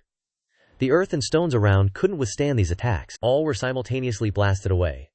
Very quickly, the explosion ignited a flame. The place where Irin stood exploded, as if hit by a bomb. Seeing the situation before them, one of her soldiers hurriedly asked, General, aren't you going to capture that girl alive? But in response to this question, Kra coldly replied, She could be dangerous later. We shouldn't let it drag on. Pausing for a moment, she added, Besides, she's alone right now, so it's very advantageous for us. At the same time, the soldier suddenly shouted, General, over there! From within the storm, the young woman's feet immediately stood upright. Incredibly heroic. Seeing Irin's resolute gaze, the soldier couldn't help but be shocked. She's unharmed! Come here! Kra gritted her teeth, not realizing she was already sweating. Damn it! No longer afraid, with a heroic aura, Irin shouted, Now it's my turn! Never having been overwhelmed by an enemy like this, Kra panicked to the point of being stunned. And just like that, from Kra's location, a huge explosion rang out, nearly collapsing half of the building. But fortunately, Huen's truck managed to speed away from the danger zone in time. Inside the car, Ricky worried, My sister will really be alright, right? Far from his brother's worry, Yu Huanran said, She's fine. Don't you trust your sister? But at this moment, Yu Huan's eyes glanced over at him. But what if I said she wasn't okay? What could you do if you wanted to go back, when you can't use your relic? Actually, what you said isn't wrong, making Ricky freeze. Realizing his own uselessness, he bit his teeth, silently blaming himself. Seeing Ricky's expression, Yu Hoen didn't say anything more. Alright, you don't need to worry.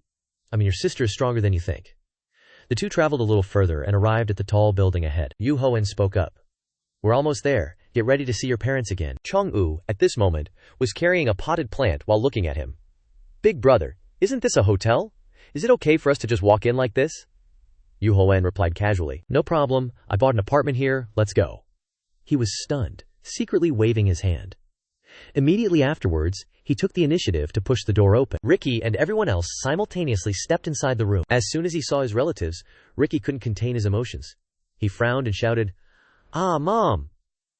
Without hesitating for long, Duhoen quickly said to Daihang, "Go get a few fruits from that tree over there." He came over, pinching his nose. "It smells awful," but quickly said, "Okay, coming right away." Knowing that this type of fruit wasn't very fragrant, Duhoen said as he held it, "I should have processed it through multiple stages, but there's no time." Then he crushed the fruit. A stream of red liquid flowed straight into the mouth of the old man lying on the bed. In less than 5 minutes, a miracle occurred. A beam of light radiated everywhere, making Ricky's jaw drop. On the bed, his father was beginning to show clear changes after drinking the liquid from that red fruit. Ricky couldn't help himself. He looked at his father's body, then exclaimed, "The recovery speed is too fast." Duhoen frowned. "It's still not enough for Mr. Hen. And Mrs. Hen too, just do it the same way I did." Ricky was startled. "Ah, huh? I understand now." Looking at that small branch constantly shaking, emitting a miraculous beam of light, Seong-woo was stunned. "This tree is amazing." Suddenly, from within the leaves, a sharp voice rang out, "Don't touch me, human!" Meanwhile, Ricky's father, Mr. Hen, also slowly began to open his eyes. His skin had returned to normal. Looking at Duhoen, he rubbed his head in confusion. "Where is this? What happened to me?" Duhoen happily said to him, "Don't worry, Mr. Hen, your health is better than before now." Although his family member had recovered, Ricky seemed surprised. He gaped and exclaimed, "Dad! Mom!" seeing his father was healthy again. While the woman was still lying on the bed, Ricky anxiously asked, "Mom, can you hear me?" Duhoen reassured, "She'll wake up in a bit, don't worry." Immediately after, he continued, "All right, I'll go back and pick up Irin. You stay here and take care of your parents." Looking at the mysterious young man before him, Ricky was somewhat worried. "Hey, are you going alone? Be careful." Finally, a proud man like Ricky Hen lowered his voice. "I sincerely thank you." Not being smug about his abilities, Duhoen casually replied, "All right, I'm leaving." On his way to pick up Irin, he kept thinking. Although Irin was strong, she still hadn't mastered that power well. Thinking back, it took great difficulty to kill her in his past life. But at this moment, the system panel suddenly lit up, startling Duhoen momentarily. Turns out the Bankruptcy Relic and the War Relic are nearby. Duhoen guessed.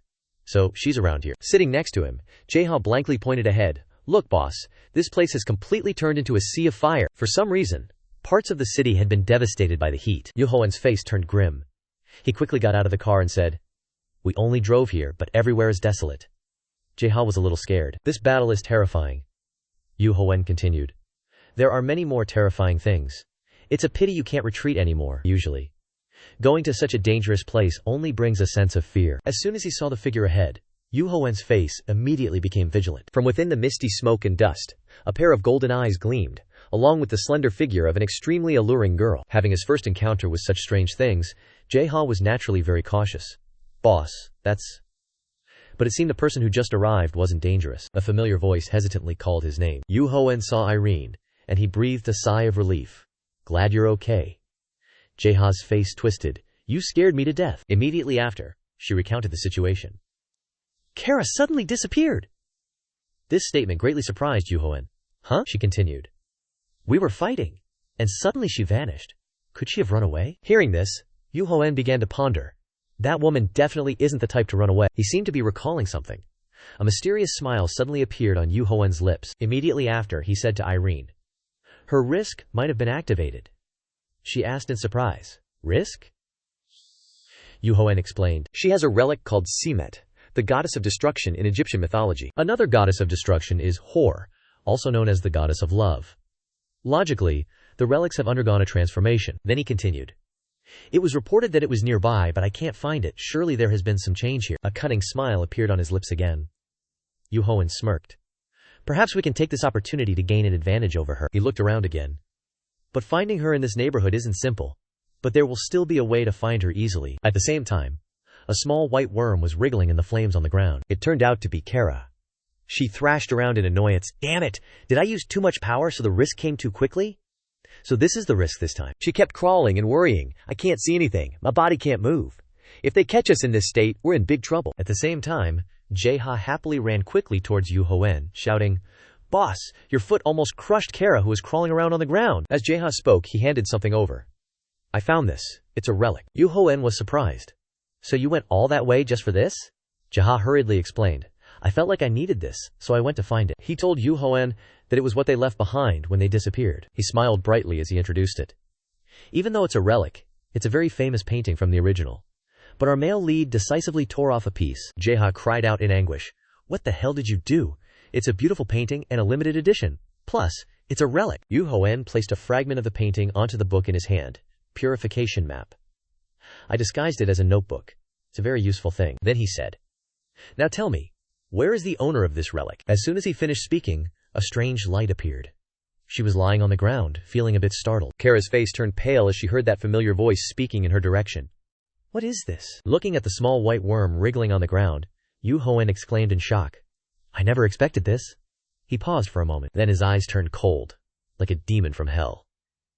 Yu Hoen said again, Gotcha, General. Watching Yu Hoen holding the small worm in his hand, Jaha was utterly surprised. What? Is that really her? He looked closely again. It's just a worm. Yu Hoen continued firmly. No, I'm sure Kara is in here. She just changed her form. Immediately afterwards, he said to Irene, First of all, we won thanks to you, and I saved your parents, so don't worry. She looked overjoyed. Really? Thank you, Yu Hoen. I don't know how to thank you enough, he replied casually. It's what I should do. We're just helping each other out. It's nothing. After the war ended, New York became peaceful. Hen's family and wife said they would gather at the mansion for a celebration party. Yu Hoen still had some things to deal with regarding Kara. According to him, Jaha started to redraw. He questioned, Hey, why do you want to create a copy of the original painting? Can't you give me a break? Yu Hoen glanced at him and said, Because it's still useful. Don't talk nonsense. Hurry up and do it. Oh, and can you make a copy with the same function as the real thing? Jin Henha replied reluctantly. Yeah, very similar. I often use it to scam people like Meo-chan, so I'm very familiar with this. A flash of coldness flickered in Yu Hoen's eyes. He secretly resolved that he needed to take down Kara as soon as possible. In a flash, everyone had arrived at Hen's house. Yu Hoen was the first to get out of the car. As soon as he got out, Ricky quickly introduced. This is the Hen family's second mansion. This place is rarely used, so it's not quite up to par. Is that alright? Yu Hoen glanced over and smiled faintly. It's fine. I don't intend to stay long anyway. Ricky replied cautiously. Yes. And just like that, Yu Hoen and Jaha quickly went inside to meet Irene's parents. As soon as he entered, Jaha called out loudly, Hello! He was overwhelmed by the grandeur. Beautiful house, truly a rich family. But before he could finish looking around, Yu Hoen hurriedly exploited his labor. Go to any room and work and finish the copy as soon as possible. Don't stand there blathering, Jaha said with tears in his eyes. I understand. Finally, a smug smile immediately bloomed on his lips. Yu Hoen thought to himself, Now I need to reduce Kara's dominance. Immediately, he threw Kara in worm form hard onto the ground. Come out! You must be punished for what you've done. Lying on the ground, she trembled. You bastard! You dare to punish me? You think I'll stay like this forever? I'll be back! Yu Hoen opened the bottle and said, I've been thinking a lot about torture methods. You can't do anything when you're just a worm. Then let's see if aged worms soaked in wine taste good. Without another word, he decisively threw her in without a hint of regret. Kara couldn't believe he would do something like this. She was startled. Before she could finish her thought, the male lead cunningly shook the bottle vigorously. Kara felt her head spinning, herself swaying. She cried out in distress, Too much alcohol!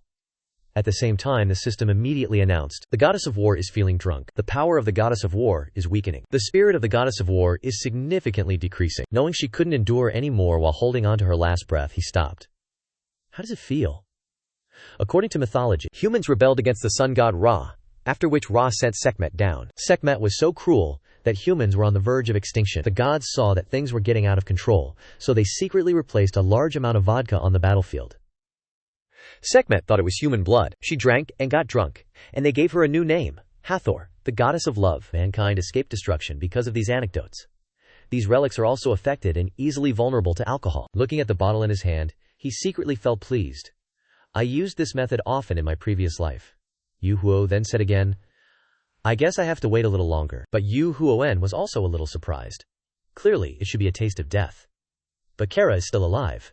Is it because she transformed into this form? And JHA is creating a copy of the original paintings in the studio. This will be the core condition for the effectiveness of this plan. Soon after, Jaha also brought the painting over. Big brother, I'm done. Asleep? Sleep well. Suddenly awakened, Yu Huoen stretched and yawned. You're still not asleep? I'm glad you finished in time. Immediately after, Yu Huoen quickly sat up. It's probably almost time. Curiously. Huh? Almost what? Yuhuo didn't say anything. He just remained silent, then glanced behind him. This gave Deha the chills. Hearing these strange sounds, D was sweating. What's going on? What's happening? Are you talking about me? Yuhuoen immediately said, Kara's people, they've probably surrounded this house. Dahaki panicked. What? So what do we do? Yuhuo recounted. No, it's because I intentionally attracted their attention. I left many clues for them before we came home. But this is a copy, right? Daha was surprised. He immediately asked, why did you do that? Yuhuoen added, just eliminating the king doesn't mean the risk will disappear. We need to clear out the rest of her pieces. Only this way can we completely eliminate our enemy. Looking at the painting, he felt pleased. That's why I used her as bait to lure them in. As soon as he finished speaking, Kra's subordinates also simultaneously rushed in, pointing guns, and they shouted, freeze! You're all surrounded. Having followed Yuhuoen for a long time, Di also learned how to be cheeky. Come on, sit down and have some tea, the soldiers shouted. Where are you hiding, General Kra? Lying inside the liquor bottle, she faintly heard this sound. It was her people coming here. One of the soldiers representing shouted loudly, hand her over to us! Do I need to fire a warning shot right between your eyebrows? Yuhuoen smiled gently. Calm down. I'll cooperate. In the bottle, Kra tried to shout with all her might. It's in here! Save me! It seemed like they heard Kron's voice. Yuhuoen himself was a little unhappy. He glared over. Then, Yuhuoen picked up the bottle. I hope we can resolve this peacefully, and I'll give you this bottle of wine. Come and get it. Without another word, he decisively threw it far away. The soldiers panicked. What is this thing? Damn it! Looking at the bottle shattering, he casually replied, it's nothing, just a normal bottle of wine. The soldiers were endlessly surprised. Shaking. Kara cursed inwardly. Say Yuhuoen, you bastard! Then he added, I already helped your general relax with some wine, no need to thank me. Wine made from such large worms is very precious. Seeing his big brother being so domineering, Ye Hao lamented, this is not good. One of the soldiers stomped angrily on the worm. Bastard, are you kidding us? Hand over the key item now! Lying on the ground, she roared desperately, ordering her subordinates, stop it! Just as he stepped on it, the soldier looked down in shock. What? It's so soft and hard. The system announced at the same time, the Holy Relic user is injured, Dominion is wavering, the War Relic is temporarily unusable. Yuhuoen smugly speculated. Crushed by her own subordinates, she must be starting to crumble. But it was indeed as he said. Crank was screaming, you bastards, who dares to step on me? I'm your general, you idiots. And at the same time, the target's dominion was temporarily reduced. Then Yuhuoen pulled down the cloth covering the painting. He smirked and said, right now. The soldiers began to panic as they experienced something strange. What? Our bodies? They're melting. No! Disappearing. Now they began to realize this was the unfinished painting of the origin. Damn it, it's sucking everything in to complete a full drawing. Stop it. Say Yuhuoen, you bastard. Seeing them, he was extremely smug. How is it? The feeling of being inside your own holy relic? The soldiers yelled, let us out, you dog. Inside the painting, a cold voice echoed, filled with hatred. You really are idiots. Seeing Kra standing there full of rage, they broke out in a sweat. General, why are you here? It's not like that at all. I certainly don't care, she shouted directly. If it's not your fault, whose is it? The subordinates were terrified. Sorry, Yuhuoen said calmly. Welcome back, my dear general. Inside the painting, Kra ordered her subordinates. Hurry, find a black spot coordinate so we can escape this holy relic.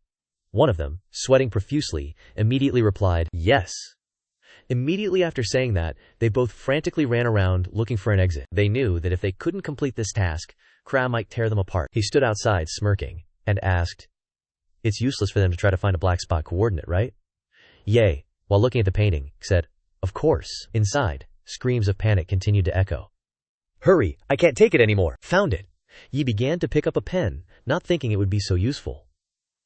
What do you want to draw? Yuhuoen, draw the ugliest things possible. Unleash its power. Strokes began to form, and Kra's fear increased. What the hell is this? The two soldiers shouted. It's a monster. Looking at the creature with large tentacles, its mouth gaping wide, seemingly wanting to devour them, these soldiers were terrified. It's crazy. But just as Kra touched the black spot, a beam of light immediately appeared. It was as if something was shattering. She angrily gritted her teeth. Damn it! I should have been able to get out if I touched the black spot. Yuhuoen, seeing her struggling so hard, was extremely smug. It's useless. There's no way to escape. Give up. Seeing his enemy struggling like that, he now offered a condition. Should I start interrogating a little? Soon after, Kra and her people were continuously tortured for their crimes. Finally, Jen received some useful information. After she and her subordinates were of no use, he picked up the painting. Nothing left to ask. Krom panicked. Hey, what do you want to do? Didn't you say that if I gave you information, you would let us out of this damn painting? He looked at his enemy from 2 lifetimes right in front of him, and his cold voice echoed, What are you expecting? You think I'm going to save you? To save you. It'll just cause more trouble. Deep in her heart, Cross saw the fear in his eyes. She gritted her teeth, her eyes blurred. You demon. Indeed, he didn't intend to let her have a peaceful death. General Krom, are you desperate? No way. And finally, the painting began to gradually burn in front of Yu Hoen. That was the end of the War King. Immediately after the general's death, the television station quickly reported on the recent controversy surrounding the disappearance of General Kira. In addition, all key TSOF officers under the general's command were missing. No traces were left, making it difficult for the investigation teams. Yu Hoen was focused on watching the news, while Yi Hao couldn't help but exclaim, This place is so beautiful, like a restless child. Bro, what should we do in this place? What do you think about it? Even though he was talking a lot, Yu Hoen kept focusing on the news. Jae-hae continued to ask questions about the yacht party at the Hill family. At the same time, George stepped out with a bright smile, along with his wife. It's all thanks to Yu Hoen. Sorry for causing you trouble because of my family. He looked at him, and at the same time, gave a sly smile. I'm just doing what I should do. But standing in front of his benefactor, he was extremely generous. Come on, don't be like that. Just say what you want. George Hen, I will do my best to help you. Long Yu Hoen rejoiced inwardly. Of course I want to. Then try to control your emotions. I have a business project. George was surprised. Business? Can you tell me more details? No need to be shy, you are our benefactor. Just waiting for that, he immediately got straight to the point. I have some useful antiques. I want to turn them into products and sell them. Typically, the fruit of the almond tree. You know the effect. That's an example. Not only that, but there are also items from the tea tree that are great in flavor, and if we continue to excavate, there will be more artifacts, relics, and more that can be used as supplies. Pausing for a moment, he continued. And I also know a very good manager. George also felt excited and laughed. So that's the situation now. He didn't refuse, nor did he hesitate, but directly agreed. We will help you. I find the plan you proposed quite interesting. Indeed, the rich are different. Not many words. George then asked, What do you want to name your company? Yu Hoen seemed to have thought about this for a long time. He immediately replied, Let's see. Then, CR. At the same time, from afar, a black crow flew over, bringing a gloomy sound. It seems like you're having a lot of fun. Seeing it, the hen couple were extremely startled. Joe was surprised. A crow. At the same time, Irin ran over, holding something in her hand. Yu Hoen, I find this relic very strange. I brought a weapon here. His eyes fell on her ample bosom. At the same time, the crow spoke. What is this power? A painful feeling came, causing her to be startled, and dropped the item in her hand. The bankrupt relic is losing control. Seeing her daughter clutching her chest in pain, her mother frantically ran over. Irin, what's wrong? The crow looked at Irin and said, I didn't think you had such strong teammates. Yu Hoen didn't hesitate and directly exposed it. Lai Wen, you've been following me for a long time. The crow calmly replied. Anyway, this is the first time I've met them. He was annoyed that the beauty was injured, so he pointed directly at its face. Okay, don't show up like this next time. After a brief conversation, Yu Hoen explained. Everyone, don't be afraid. It doesn't hurt anyone. Everyone, go to the dining hall first. George asked him curiously. What is it? Yu Hoen irritably told him. Something that likes to stalk and follow people. This answer made the black crow unhappy. Stalking? Like 2 close friends, he turned to it and replied. It's always been like that. The crow didn't bother to argue, just let it be. Suddenly remembering something, Yu Hoen looked at it and asked, By the way, why did you show up here? The crow then began to get to the point. Human, you are performing very well. You are very smart in handling things, but after all, you are just a stinky brat. Hearing this, his face looked a little unpleasant. If you want to lecture me, then do it another time. If you have nothing else, then leave. The black crow's eyes suddenly lit up. It continued. I have nothing to say to you. I came here to see your face. Besides, the relics out there are paying attention to you. Hearing these warnings, his mood suddenly became heavy. Yu Hoen continued. Last time, the Than Lock map also said the same thing in those relics, about the rumors being spread that I am a target that needs to be eliminated. The crow didn't lie. That's right. Yu Hoen recounted. They also said you are a crow that eats its own kind. The crow didn't deny it, nor did it answer. It hinted. However, it will also benefit you on the path to unifying the relics, and will not be affected by the relic. Hearing this, he frowned and replied, That's right. The crow told him. Relics always consider humans as enemies in particular, and it also warned Duhoen. I came here to tell you, your enemy is watching you. Among those who use the relics, there are some who trapped me before, so be careful. The recent movement of relics is very unusual. The dungeons will once again break free from where they are to find people. Hearing this, he wasn't scared, but instead laughed it off nonchalantly. How interesting. I don't mind getting dirty. As it said this, the crow soared into the sky. Become strong, human. You must be careful. At the same time, it threw a strange object down towards the yacht. I happened to pick this up on the way here. This is for you. Duhoen shouted after it. What is this? The crow had no intention of staying to explain. It simply said briefly, it will be useful to you. This mysterious friend made him a little annoyed. Every time I want to say something, it just leaves. Immediately afterwards, he looked at what the crow had just given him. Let's see, this is an ancient relic called Hung Bu and Non-Par. Duhoen stroked his chin observantly with interest for a while. Take a look at this. Jeha was surprised. What the heck is this? He asked curiously. Is it from that strange bird? Did it disappear? Duhoen replied. Yeah, it's gone. This is what it gave us. I think there's treasure inside. Hearing this, the greedy man's eyes immediately lit up. Jeha couldn't hide his greed for treasure. Open it now! Duhoen immediately cut him off. No, we can't open it here for now. We still have a lot to do, so let's go. Seeing his disappointment, Duhoen then explained. If we open it here, it might not be the right time. Ricky stepped forward at the same time. So where are you going to put this? Duhoen looked at him. He said calmly. That problem is no longer a concern. Immediately afterwards, receiving Duhoen's look, Jeha immediately nodded understandingly. He rummaged and took something out of his bag. Looking at the picture, Duhoen was even more satisfied. This relic taken from Kra is also a pretty good bag. And immediately, Jehan used that picture as a giant bag, stuffing the entire huge relic into it. Holding the treasure in his hand, he whined. It seems like I'm not used to controlling it, but this thing is so useful. Duhoen breathed a sigh of relief. Okay, let's go have some fun. Everything's fine. And when he returned, Duhoen began building the company. Edward smiled happily, shaking his hand. Happy cooperation. And just like that, Duhoen got funding, so he signed a contract with Edward. Of course. And it was a contract between the Hammurabi stone. And of course it was a slave contract. Until one day, Aaron happily walked into his room that day. She excitedly said loudly, Brother Duhoen, a business card sealed with a red seal has been delivered to you. She asked for Duhoen's opinion. What do you think? I think it's an invitation. He looked at the letter in his hand, silent. It was a party, where all the major artifact prospectors around the world gathered. But the host of the party was Pandora. Jeha was a little worried. Is it okay if we go there? But the problem is even more ridiculous, is where this invitation came from. Aaron looked at him curiously. Are you gonna go? Duhoen also answered her frankly. No, but there will probably be some trouble at the party. Looking through the guest list, Duhoen couldn't help but exclaim with interest. This name is? Seeing his reaction, Irene couldn't help but ask in surprise. Do you know any of these people? A sly smile appeared on his lips. Memories suddenly flooded his mind. It was a relic user. Opposed to me, on the guest list this person's name is Julian Miller, a character that even after 2 lifetimes, I can never forget. Meeting an old acquaintance again, Duhoen.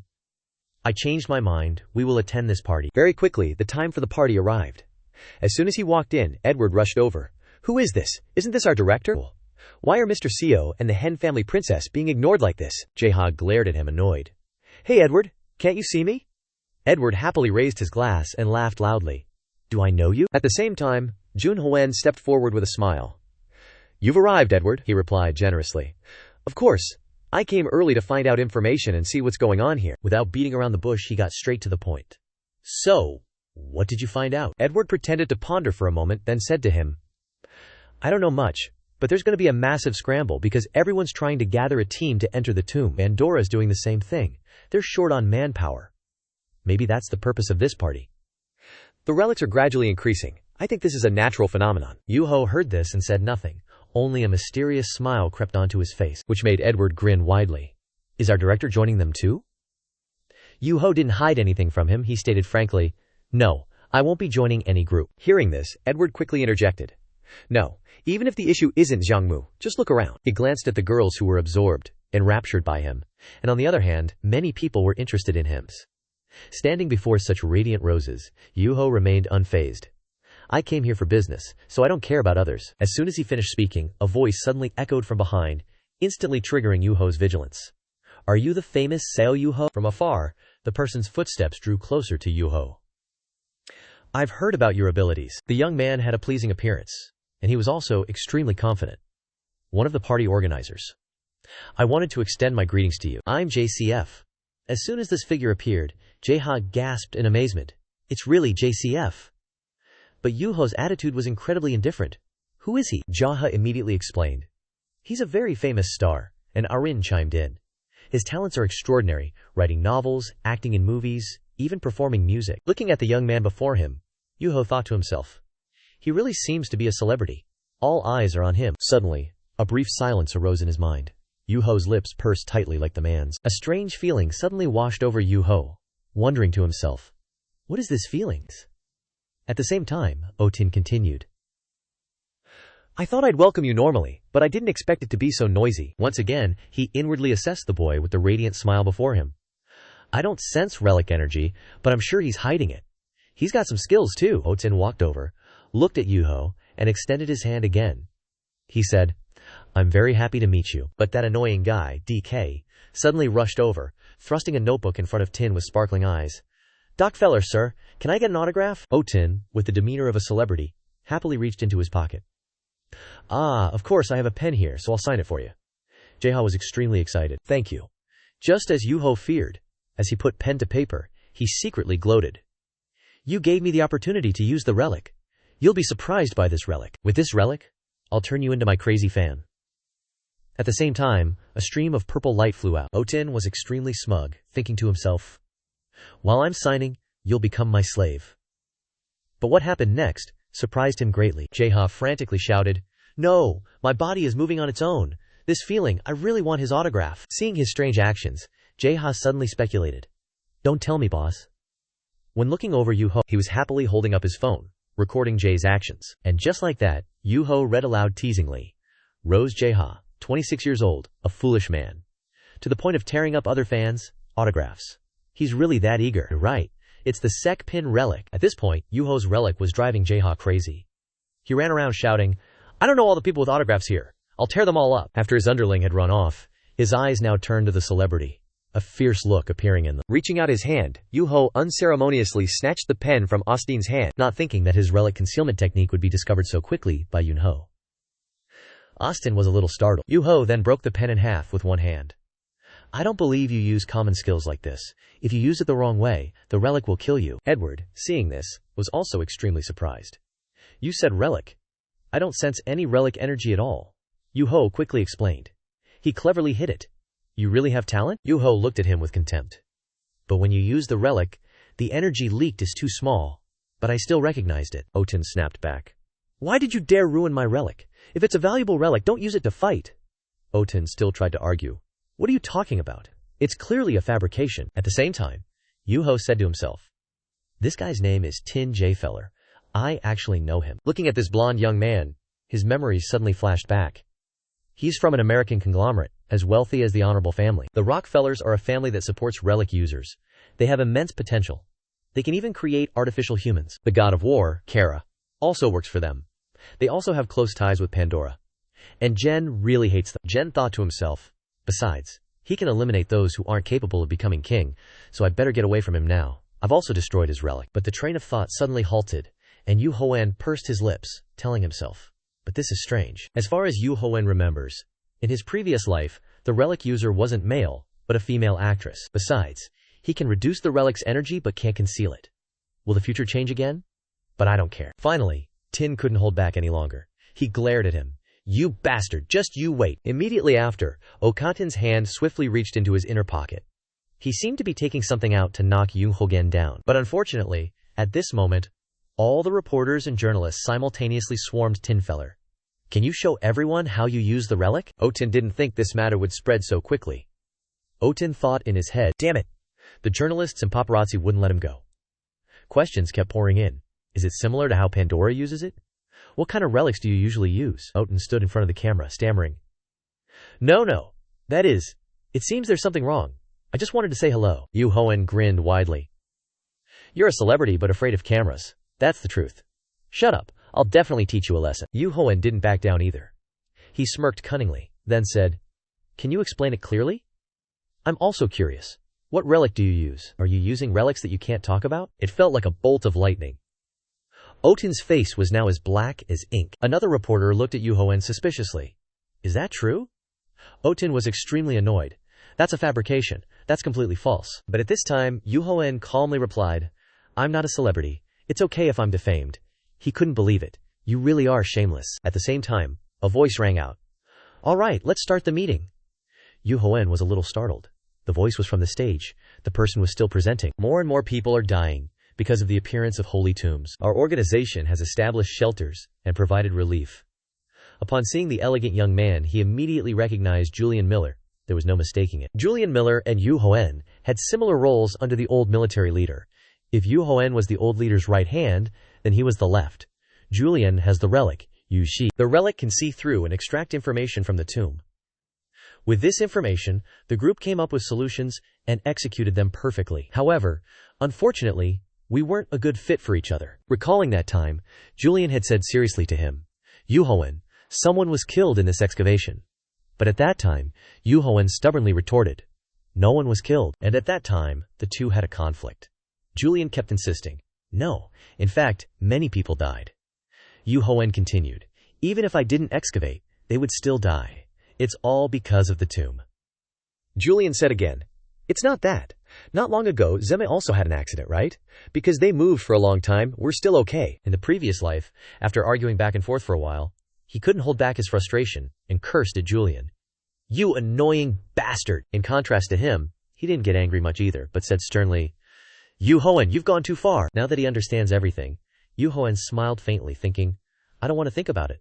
This time I don't need to confront him anymore. The information provided by the GAT relic isn't unique either, because I have the experience of living 15 years ahead and the help from the crow. But the reason I came to this party is indeed because of him. Before thinking, he immediately said goodbye to the troublesome Otin. I'm leaving. Have fun interviewing, he shouted annoyedly. Hey wait, Duhoen! At this time his gaze shifted to the surroundings. The person who sent the invitation to the party is Kutan, so he must be around here. Duhoen looked at Julian. He secretly made a decision. I won't let you work for Kuchan. Of course, that includes the others related to Pandora. A cunning smile appeared on his lips. I just hate him. I'll ruin all of his plans. On the stage, Julian continued his conference. So far, charitable activities will be carried out. I hope everyone here will join hands in donating. Seeing that sincere face, memories suddenly flooded back, making Duhoen's emotions a bit conflicted. Duhoen began calculating. The meeting has ended. I can't let Chairman Jun strike up a conversation with him now. At the same time, one of Tezun's subordinates rushed past. We are from Chairman Jun's side, Mr. Miller. Please stop. Would you kindly give us your opinion on joining the Thuong Long group? Seeing Julian about to leave, Tezun immediately stepped forward to block him. Why are you in such a hurry? He smiled broadly at Julian. Thank you for your speech. Give me time to say hello first. Then Tezun continued. Your presentation was very convincing. You won't have to worry about money if you work for me. Julian said coldly to him. Thank you. Duho pondered silently. What does this mean? He clearly spoke about joining Thusong Long before the briefing. He's been trying to persuade him from the start. That old man is too cunning. Duhoen was annoyed. That stinking old man. No matter how the future changes, Chairman Jun is still the chairman. The message just arrived. Jae Hao was surprised. This is from the boss.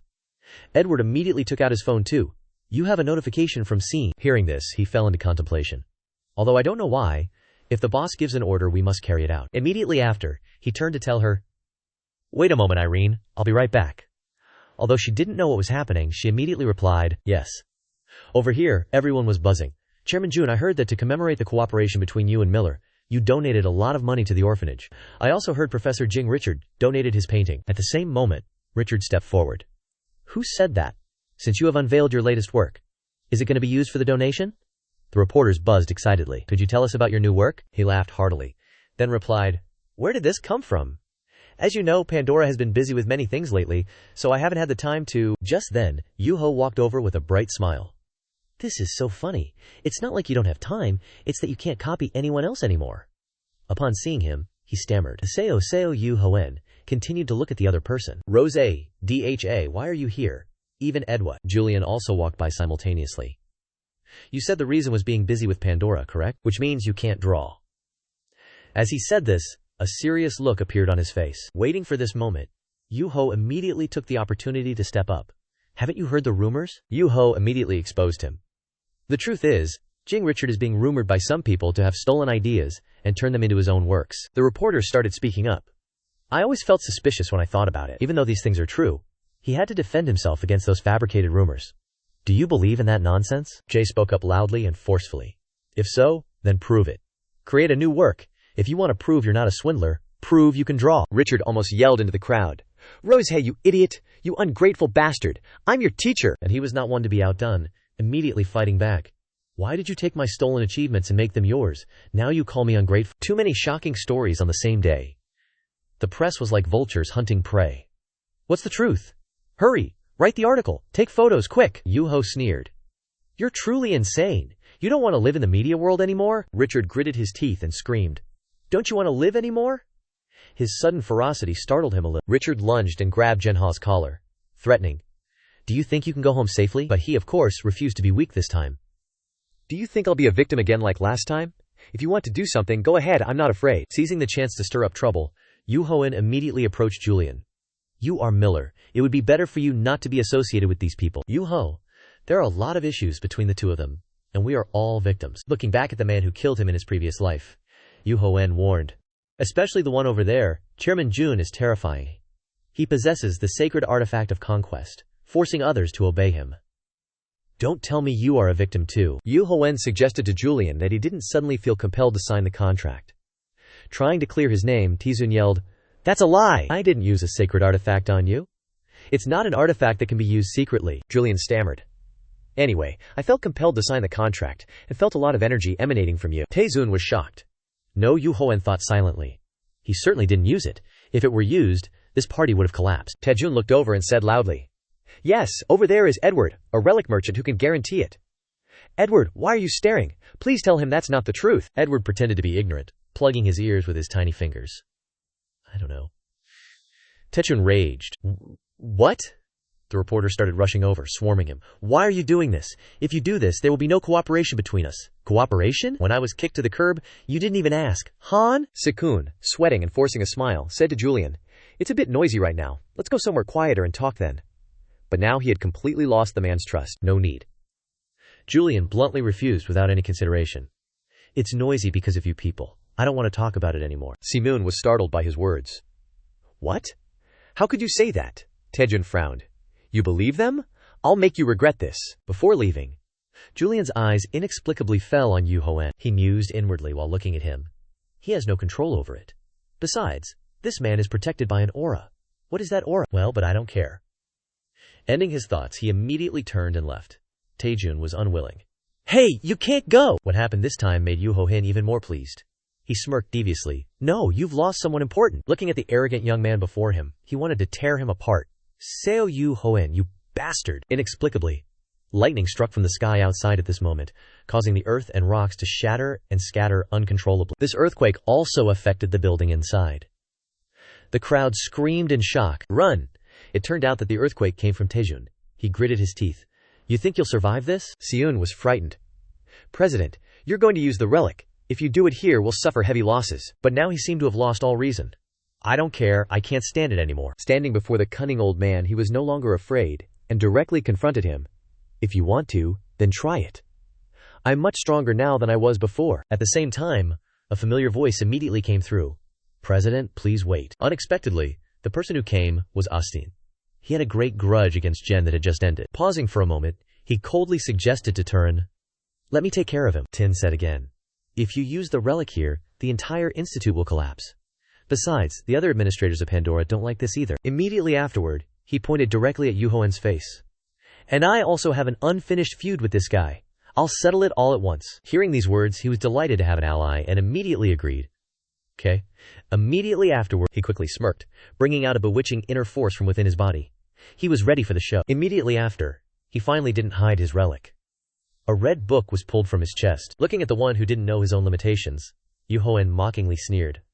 Let's wait and play with what kind of feeling. You foolish fanatic. Immediately after, Duhoen drew his weapon. If you use a mental attack, I'll do the same. On the other side, Edward was busy dealing with the out-of-control crowd. He was startled when he looked over. Wait! Why did you draw your sword? You'll kill these people. These people here can hinder your company. They're just being controlled. Duhoen was still calm. He rushed forward with his sword and said indifferently, You don't need to worry, just watch. Because this was a mental attack, The controlled people immediately felt the pain, causing them all to stop their attacking movements simultaneously. He didn't expect that Duhoen could use this to control everyone.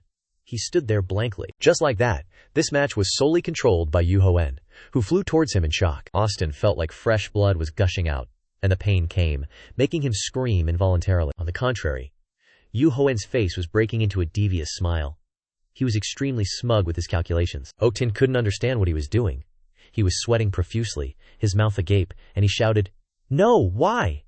His hands instinctively grabbed his neck. Even though he didn't see any blood, he didn't understand why he felt so much pain. After calming down, Okantin couldn't believe his eyes.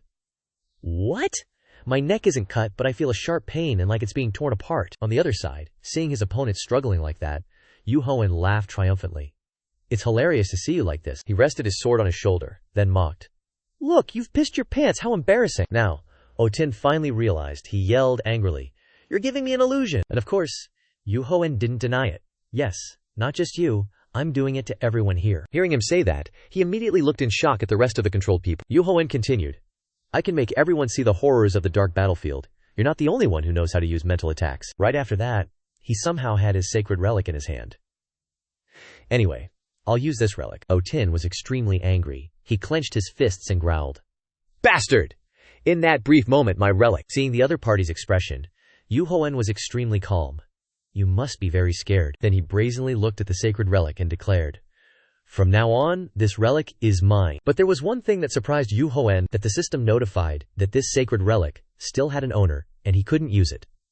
And Duhoen needed to reduce the owner's dominance. At this point, Duhoen glanced at him. He vomited everything out, but he was still alive. Otin wiped the saliva from his mouth.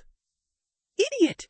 Don't you know it's bad to take someone else's relics?" Immediately after that, he channeled his inner energy into his fingers, then shouted, "Come back to me!" At the same time, from inside Duhoen's sleeve, the rope from before had begun to stir. Immediately, it headed towards Otin, then rushed over to attack the enemy. Using all its strength to tighten around the opponent, the rope simultaneously shouted, "Don't bother my master!" Duhoen said casually, "I didn't call it, it tied you up itself." And at this moment, Okannetin's dominance over that sacred relic had begun to decrease. Duhoen was satisfied. The atmosphere in his home would be better. He should leave this place soon.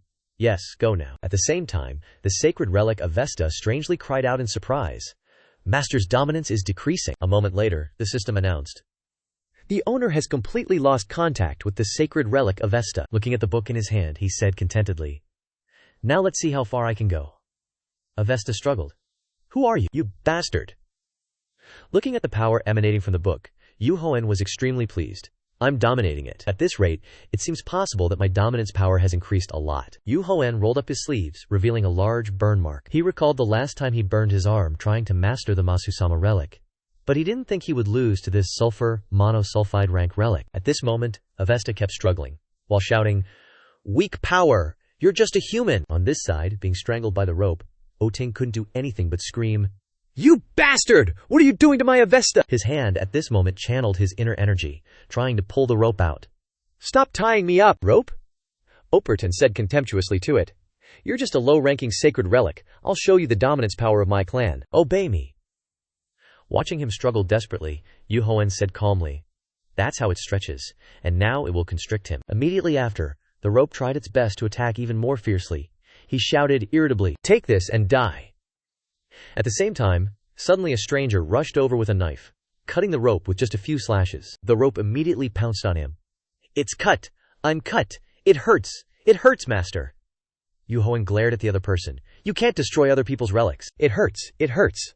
Otin irritably hugged his neck, looking at him. "You just stole and destroyed my sacred relic." Duhoen said calmly, "That's because you started it. Anyway, I have completely dominated this sacred relic." Duhoen raised the book. "The feud between us is over. I will leave. You should enjoy this party." Seeming unwilling that he had stolen his sacred relic, Otin shouted, "Bastard, stop!" Immediately after, he immediately ordered his bodyguards to rush up. "Vera, capture him!"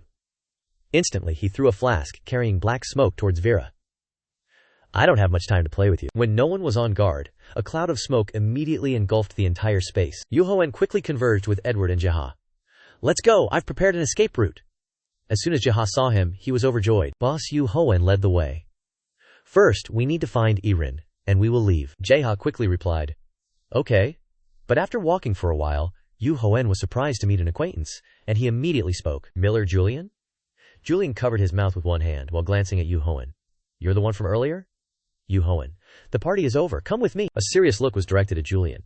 He said again, I have a relic to escape from here. Julian was instead wary. How can I trust you? You were the cause of the chaotic party. Yu Hoen did not object to this statement, but he did not forget to mock. Although your mouth is not beautiful, you are right. Then Yu Hoen also added, that's their business after all. I've always helped you. Now if I wanted to do anything to you, why would I offer an invitation to escape together?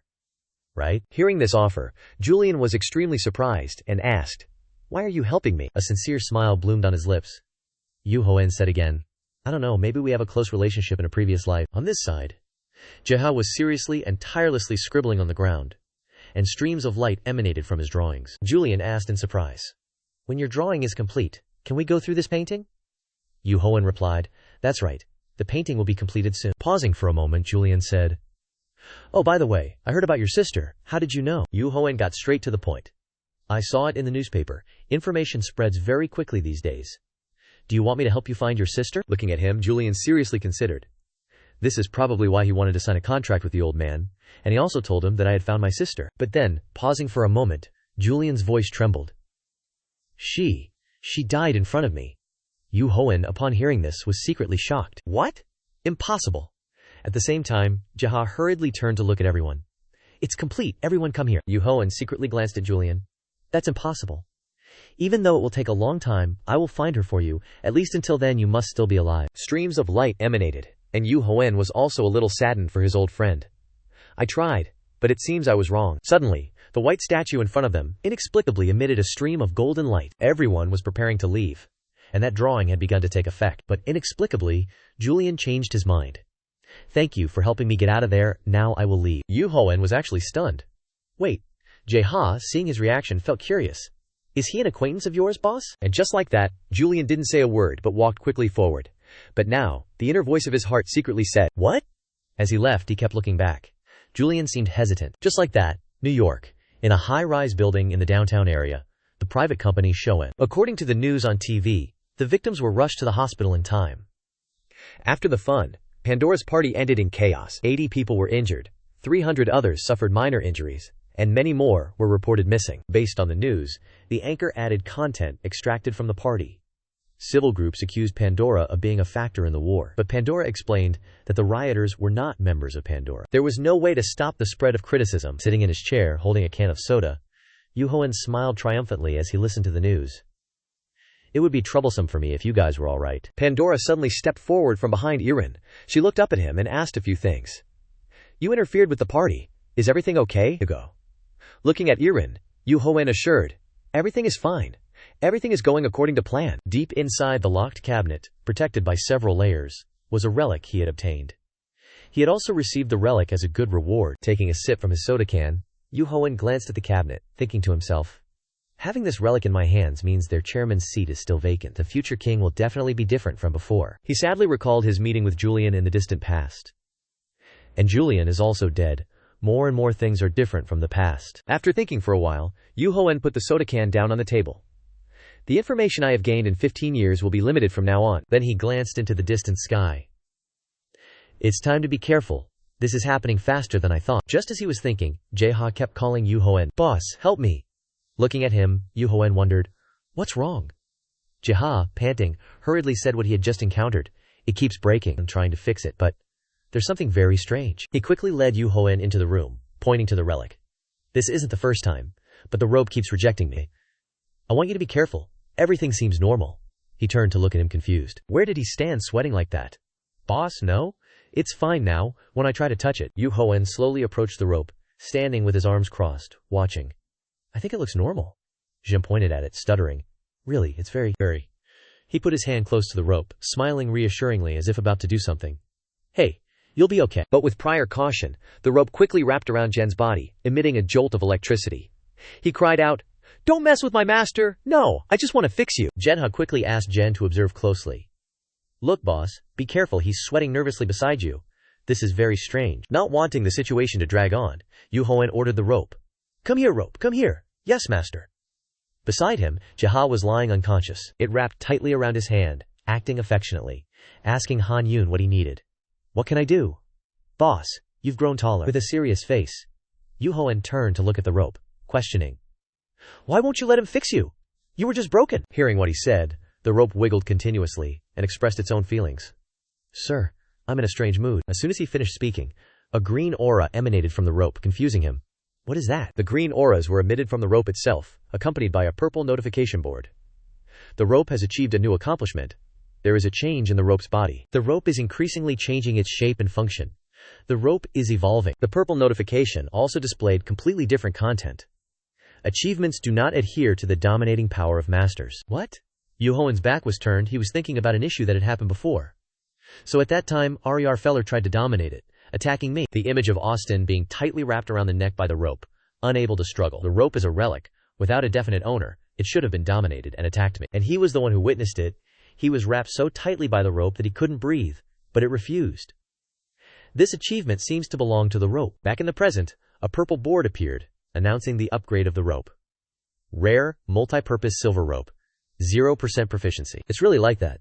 The rope is now shimmering silver, the ranking has increased, the rope has changed into a secondary attribute relic, the power of the relic has increased. Duhoen was silent. He lowered his head to observe the transformation of the rope and thought. Besides, it turned into an attribute relic. The evolved rope excitedly surrounded the two of them. "I feel so good! I feel so good!"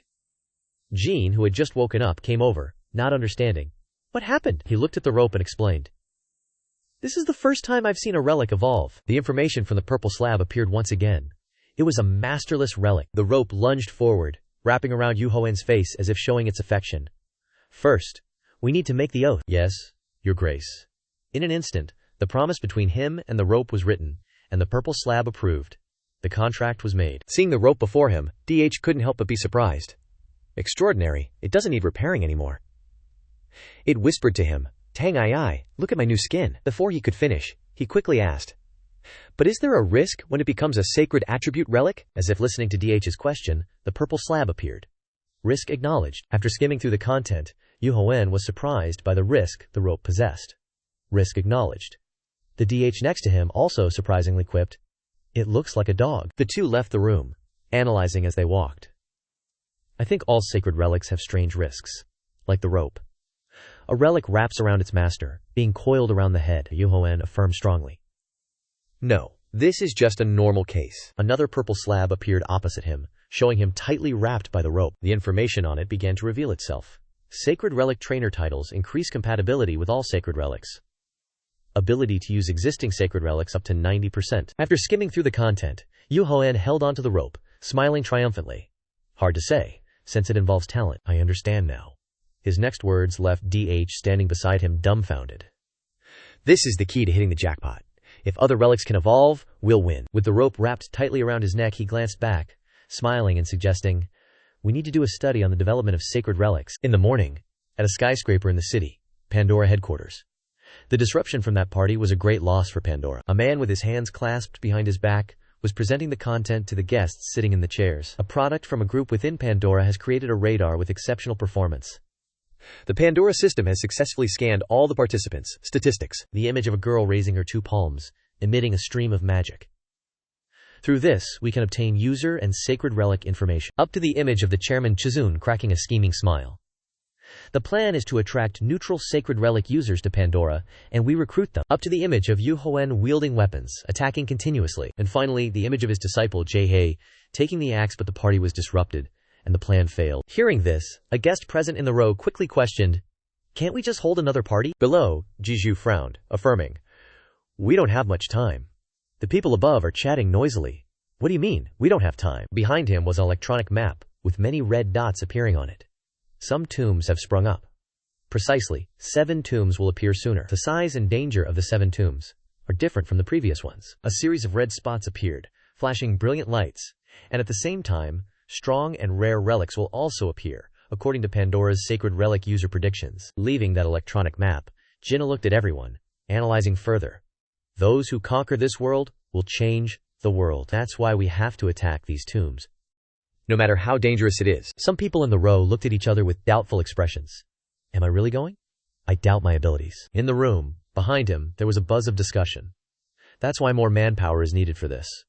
although the plan is to obtain strong people as soon as possible. In the row above, the guests, after a moment of thought, began to have answers. That's a big problem. Anyone have any ideas? I'll spend more money. How foolish. The problem is manpower, not money. Joger raised his hand, speaking his opinion.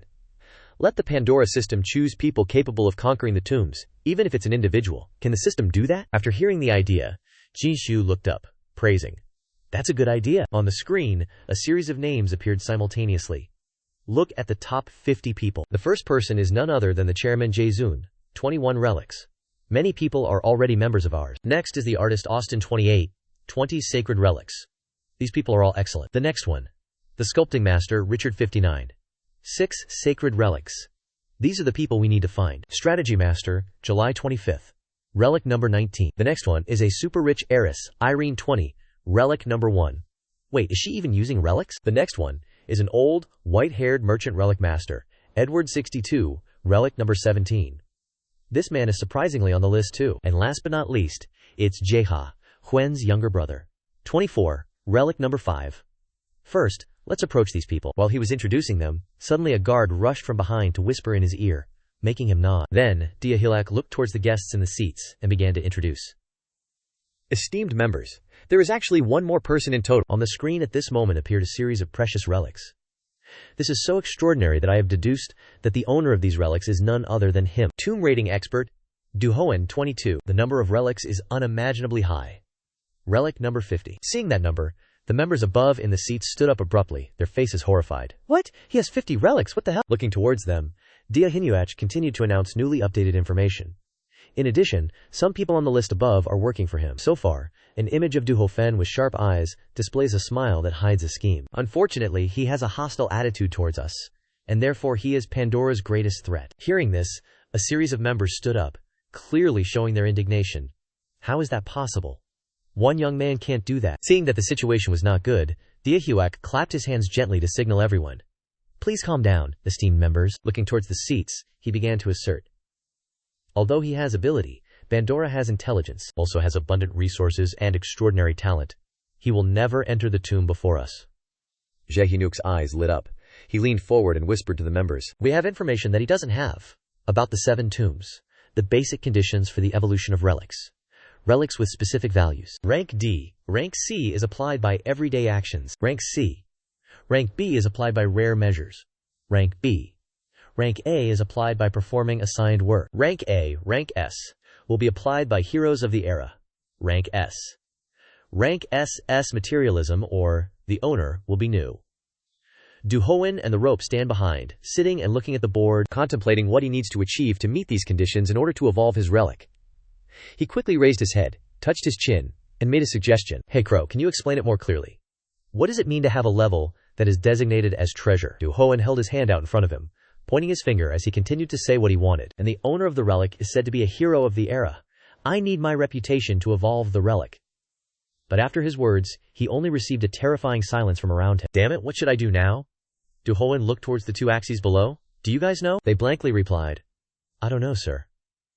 On this side, the remaining items full of relics also affirmed. We also don't, boss.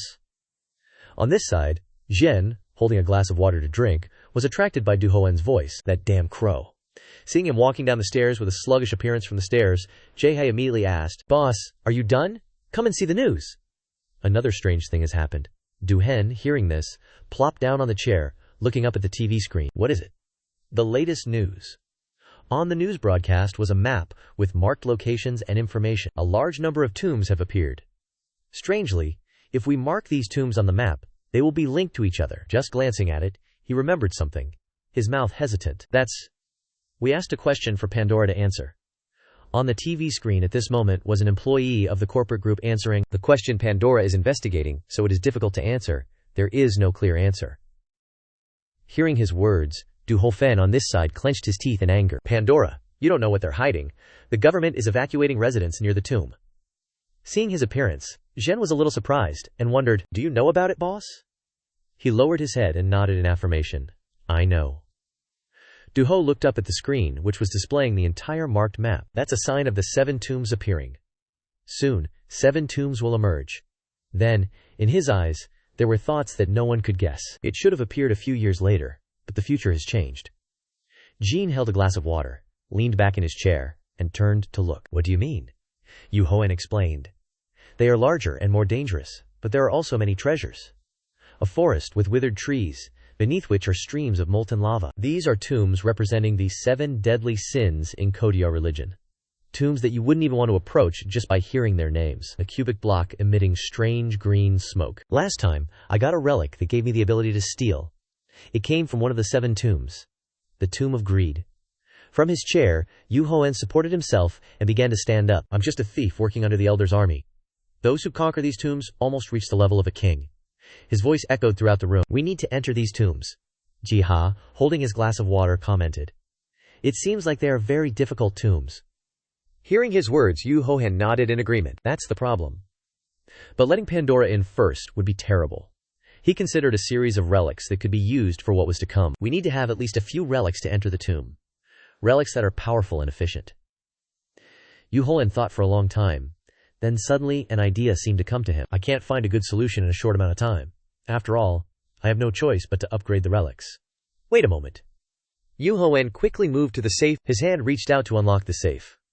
Inside the safe, a red book with an air of mystery appeared. Taking the book in his hand, Yu Hoen smiled cunningly. A blazing red flame startled him. With it, I can easily increase my reputation. Maybe we can use this to add new conditions. Holding the relic in his hand, Yu Hoen shouted an order to it. Now, Avesta, your first task is to make me your master. A series of purple panels appeared with messages about the relic he was holding. The conditions are not sufficient for using the relic. They are not yet met. Missionary relics require the user's reputation and popularity. You need at least 10 people to be charmed by you. Too angry, he threw the Avesta relic to the ground, stomping on it forcefully. This useless thing. If I were famous, what would I need you for? Touching his chin, Yu Hoen thought about the famous artist Austin. So JCF is an artist.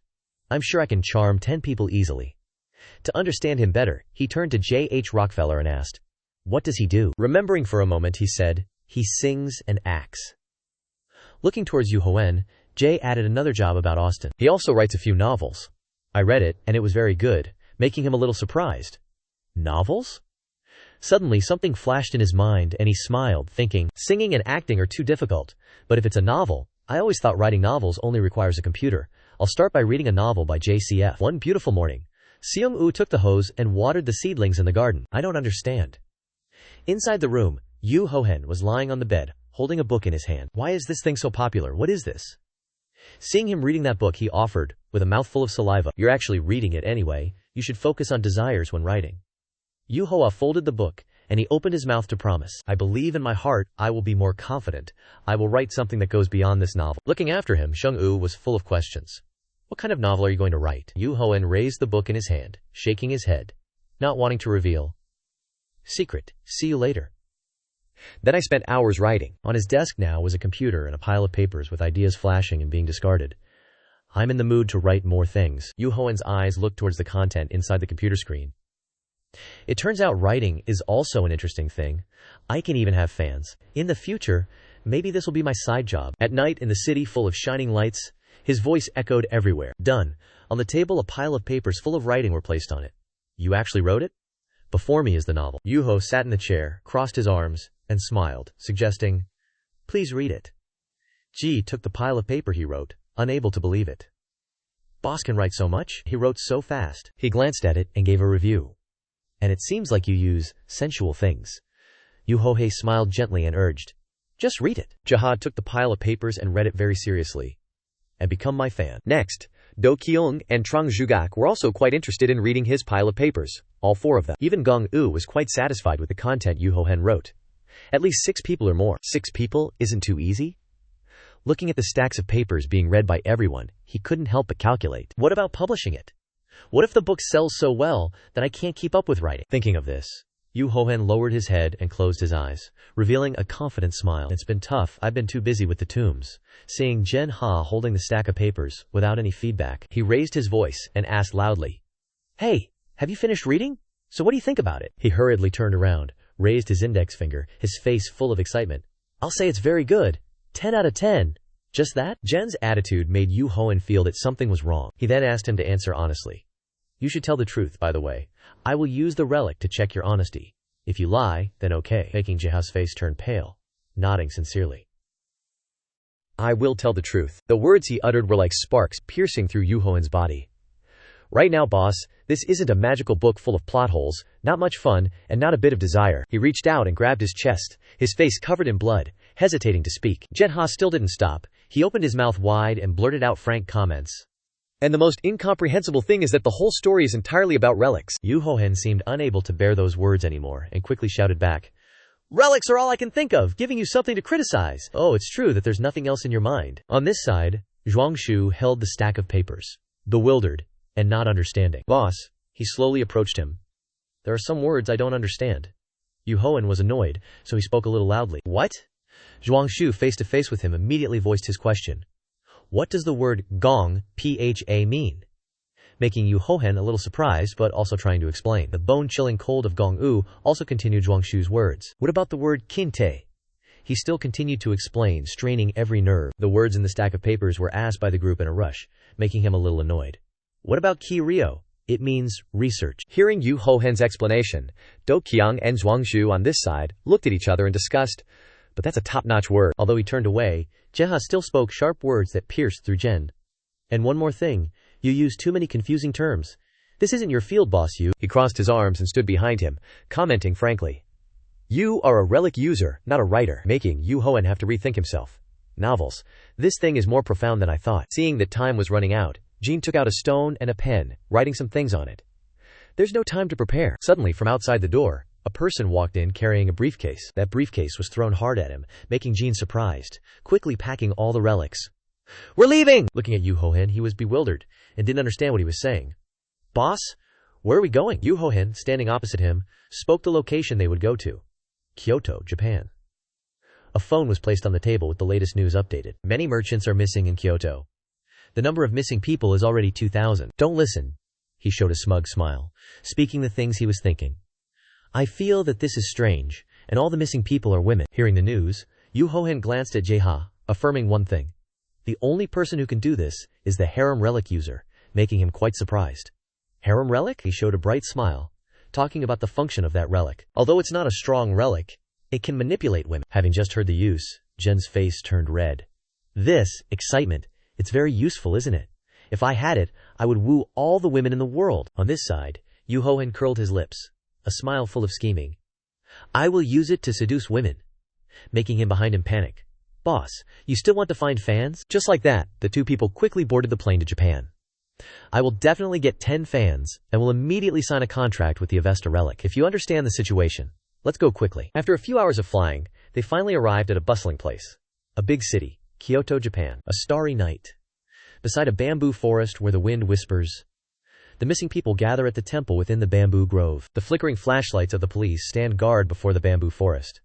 At this moment, all entrances are guarded by police. Holding the phone in his hand, he reports the reason for the police's appearance. So many police are here because the daughter of a senator has gone missing. In front of him, Yu Hoen has some questions. "Why are you sticking to me? Are you scared?" Holding the phone, reading the information, Jaw trembles slightly. "Boss, a police officer has already died here. The Prime Minister's child has gone missing. A police officer died during the rescue operation, so how can you say it's a harmless relic?" Hearing the information, Yu Hoen is also a bit confused, stroking his chin as he recounts. "The relic is only used to manipulate women. The relic is famous for its 3,000 concubines. The Casanova relic only manipulates ordinary women." Standing in front of Jeha, after a moment of analysis, he makes a prediction. None of them have the power to kill. This means the user of the harem relic has other relics as well. Without hesitation, Yu Hoen quickly runs off to look for clues. "I'll go around and check," leaving him there.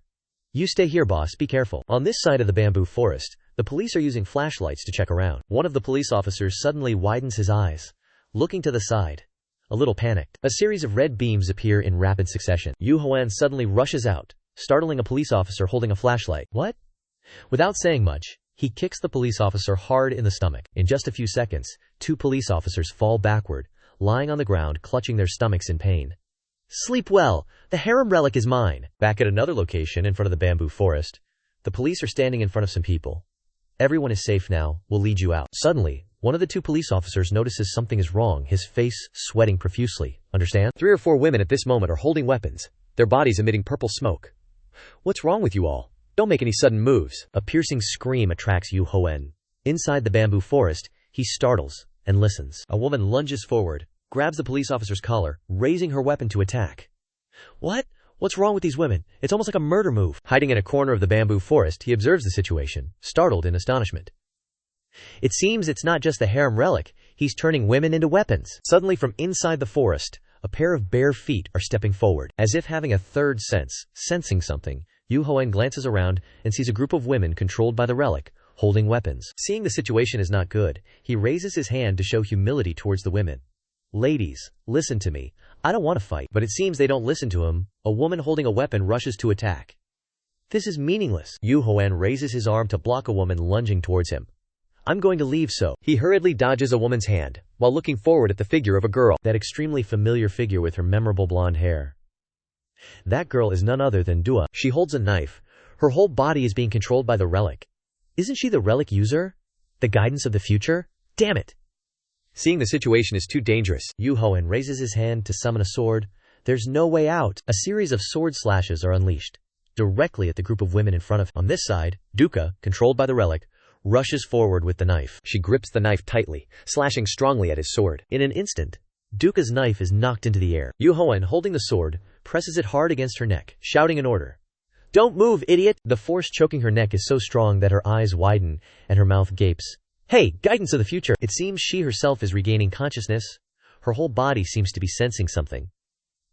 If I'm not mistaken, Sasaki Zuka. Her eyes widened. Seemingly Zuka herself has stabilized Sasaki's body, her own name. This sound. Purple notifications begin to appear, a series of notifications about her condition. Consciousness is starting to recover. The influence of the relic is beginning to weaken.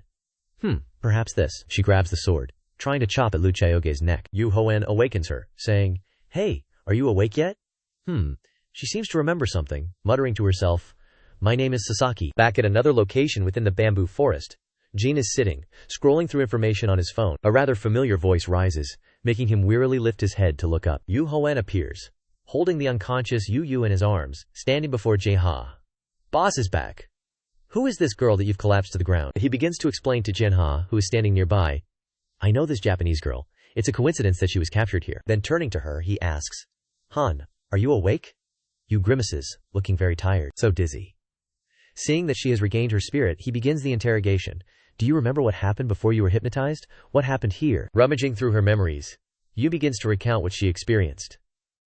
The man who hypnotized me was an American, a soldier named Simon. Hearing that name, Duhoen immediately offers a guess. He might be one of Kai Luo's subordinates. Jae-ha beside him nods, agreeing with his thought. Perhaps. Not far away are the high-rise buildings of Japan's most bustling city. There are many people hypnotized at this temple. Now there are over 2,000 people. He squats down, sitting across from Yun, asking a few more things. Their fighting strength is abnormal, not just hypnosis, right? Not hiding anything, she honestly declares to him. Yes, Simon has a necrosis relic. Hearing the information, Duhoen reveals a smug smile. So it's a necrosis relic. So those women with the swirling purple smoke are controlled by that relic. Simon is no ordinary player. By using a harem relic and a necrosis relic, women have become powerful weapons. As she speaks, Dua's face reveals fear towards that man. It will be very difficult to find Simon, because he always has an army of hypnotized women by his side. What she said is exactly what he already knew. Duhoen even adds, Of course, and more than 2,000 soldiers. He quickly glances at his feet, jumps up and makes an assertion. But I still have ways to deal with him. Duhoen quickly stands up looking at Dua, quickly asking, I'm going back to the inn now. Did you bring the car? Making her confused, she quickly recalls, What? No. Receiving the answer from Dua, Duhoen grabs some money and throws it at her. Take this and go home and don't get involved in this matter. He prepares to leave when he is drawn in by Duga's voice, turning his head to look. Duhoen. A face full of loveliness, with bright eyes and a voice filled with coquetry. You said I saved the future. Is this? Dudu's words make Duhoen's face turn pale, slightly bewildered. Today, I saved you and the future. But he answers with a sentence that seems to petrify her. The future will be messed up because you interfered. Go home quickly. Beside him, Jae-ha looks at Duhoen with a jealous expression. Since when have you been so popular? He chuckles softly, quickly explaining. Don't worry, she's still a child. Suddenly, in front of both of them, a purple information panel appears. Lines of information also gradually appear. Some basic requirements for using the Avesta relic. Condition. No popularity level. 10. Dissatisfaction above 50. Condition. Number of people you need to charm 4/10. Looking through the information, Duhoen puts his hand to his chin, his head full of thoughts. I thought she was charmed by me, but why are there 4 people? From his hand, Duhoen takes out a relic, looking vaguely like a character sample. It's here, but it can't be used. I understand. He quickly looks towards Genha, analyzing. Although all the other relics have been restored, the Egyptian relic still hasn't allowed him to recover, making him blankly nod his head in agreement. Yes, you can see he doesn't want to waste time. Duhoen grabs his collar, chuckling softly. Time to train the dog. Jeha behind him listens in confusion. Train the dog? The relic is quickly thrown away by him, falling straight to the ground. Have fun, dog. The surrounding space was an empty field full of lush green grass. It was perfect for escaping and having fun. The Egyptian relic began to emit golden rays of light. A black dog with fiery red eyes looked around in confusion. What's going on? Where am I? Seeing Anubis, Duhoen smiled and greeted it immediately. Long time no see. As if remembering something, it stammered. You are Anubis bared its sharp teeth, its fiery eyes full of hatred. This time I will kill you. As soon as it finished speaking, its entire body suddenly collapsed face first onto the ground. Not understanding what was happening. Why can't I move? Anubis looked towards him and angrily shouted, Hey, what did you do to me? He put his hands in his pockets, calmly saying to it, I didn't do anything, you're just broken. Duhoen raised his arm, pointing towards Deha, who was smiling awkwardly. If you want to recover in the best way, make a contract with me. Hearing his words, it lay on the ground, clenching its teeth, its red eyes blazing. A contract with a human, don't make me laugh, Duhoen's voice rang out. That's what I'm hoping for. Behind him, the rope suddenly shot forward from nowhere. It's time to train this stupid dog. It came forward, tightly wrapping around Anubis, squeezing its entire body. That hurts. Duhoen held the rope in his hand, chuckling softly. We're just getting started. Anubis was tightly bound, angrily opening its mouth. Damn it, he suggested. Should we go for a light walk? Infuriating it. Who are you to order me around? Seeing that Anubis was not cooperating, the rope tightened around its neck. Like you have a choice, causing its mouth to fill with saliva. Damn this rope! Anubis began to soften its tone. It whispered to his rope. Hey, you and I are both relics. Why are you serving him? You and I are allies. But unexpectedly, the rope was completely on Duhoen's side, tightening around Anubis's neck. Hey, what are you saying? Boss, look at this! Making him stand and watch, unable to stop laughing. That's a lesson for trash dogs like you. Duhoen extended his hand towards the rope, suggesting, do something else? It immediately received the order. Yes, boss. Only Anubis was in tears. You're so annoying. It bared its sharp teeth, its fiery red eyes deciding to accept his request. I can't take it anymore. Let's sign the contract. Anubis's hand touched Duhoen's palm. So quickly restore me. He immediately agreed. I'm very good at this. Duhoen crouched down, positioning one leg at a right angle, grabbing its leg. While sitting down, a round ball whizzed past Anubis's head, attracting its attention. Okay, so we're taking the next steps. Seeing his actions, it bared its sharp teeth, its fiery red eyes showing resentment. Hey, do you know I'm a god-tier relic? As soon as it finished speaking, the rope beside it mercilessly dragged Anubis after the ball. Hey, run faster or you'll be killed. A moment later, the rope held the ball in front of Duhoen. Boss, I brought it back. Next to it was an unconscious Anubis. What are you going to do with it? Once again, he continued to raise that round ball high. Once again, the scene before him made it lie on the ground, sweating profusely with worry. No, if he does that again, I'll die. Just as expected, the ball continued to be thrown into the air. This time, not giving the rope a chance to drag it away, Anubis immediately lunged forward. It opened its mouth wide, tightly catching the ball thrown by him. Well done! Again and again, the ball was caught by Anubis, tightly held in its mouth. Then, the training continued so I could make a contract with this dog. In the park full of green trees beside the stone bench, his and its voices rang out. Now we will sign the contract, and I am your master. Human, I accept your offer. Standing in front of him, Anubis raised its head, confidently, strongly, and calmly judging. I feel like I'm about to die a second time. It slightly lowered its head, its fiery red eyes, its face furrowed, observing his appearance. I understand. You are a fairly strong human. On this side, Duhoen gave him a smile. I accept you as my master. Intervening between the two was a brilliant golden light bursting outwards. Seeing the light growing stronger, he chuckled with satisfaction. Good. Duhoen raised his hand slightly to reveal a symbol of Egyptian relics. Having finished, he looked at Anubis with an innocent expression and ordered, Go back to the inn and heal it. It responded gently. No. Duhoen delivered a blunt sentence, startling it. Just a little bit more and you'll be shattered. Anubis frantically asked repeatedly, Should I just run away? The voices of both echoed throughout Japan's most bustling city. If you're restored, you'll be very useful to me. You guys aren't doing anything bad, are you? Do that job well in the future. Back elsewhere, at a temple, someone's voice echoed all around. Lord! Lord! From outside the door, a girl hurried in, bowing her head to report. There are intruders! Lying on the floor, the man quickly propped himself up. Damn it, what are they doing this early in the morning? How dare you attack my harem achievement and wake me up? His eyes with blue irises revealed clear anger, as he vowed through gritted teeth. Although I don't know who you are, I will make you die a miserable death. Back on this side, a group of people with dark faces were surrounded by purple smoke. I don't hit civilians. Call out your master. Duhoen and Duhoen behind were trembling. He frowned and ordered them. Go out, you can only hide inside. From inside the temple, a guy walked out, a pleased smile on his face. Standing on this side, Duhoen frowned in observation with a serious face. Hashin raised his palm high in front of him. Behind him was a group of supporters. Although I don't know who you are, you will die here. This is the first time I've seen someone break through. As soon as he finished speaking, behind both of them, a group of women had surrounded them with no escape. He frowned slightly and added an introduction. All these women are my weapons, and you are surrounded. Besides that, these women are very strong. A whole group of women with glowing purple eyes are being controlled by Hashin. Their souls are like unconscious warriors, are dual spirits, and you won't be able to defeat them. Hearing his threats, Duhoen on this side smirked. Really? He raised his hand. A surge of golden power appeared around him. Duhoen slammed that hand down on the ground, shattering the surrounding rocks, along with the release of golden power. From the ground, skeletal arms and heads arose. A series of skeletons holding weapons rushed forward. So, here I also have 20,000 soldiers. Snap! These are the eternal warriors called to be servants of the relic. In the thick white smoke, Duhoen gave a challenging smile. How about it? The scene before him made Hashin frown, biting his teeth in fear. How? The skeletons are approaching the temple. Under the golden power I control, at least you can see the difference between us. The skeletons with fearless faces stepped forward. Now you are the one surrounded, you fool. Hearing his words, he gritted his teeth in anger, panicking. Bastard. Hashin quickly ordered the group of controlled women in front.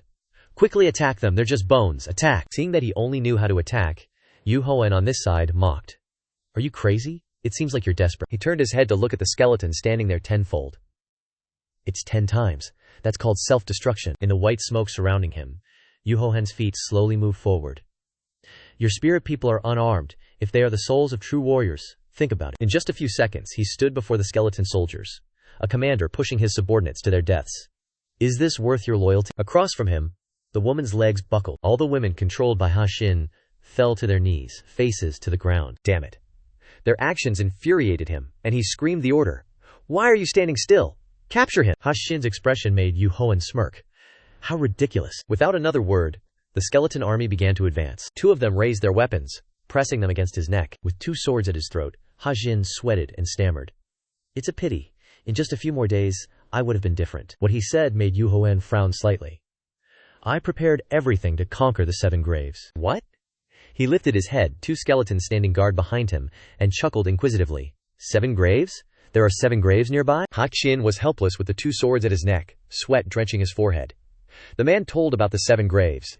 He recounted that after being threatened, Hashin revealed that a grave would appear near Kyoto. The moment the story ended, he was struck and sent flying backward with a painful cry. Seeing Duhoen approaching, Hashin pleaded in panic. Stop, I've told you everything. Of course, he wasn't moved at all, simply giving a cold order. Stop whining. There's still some work left for the others. Looking at the controlled people, Hashin wondered. What's wrong with them? Duhoen replied nonchalantly. I don't know, but you reap what you sow. The system displayed a notification.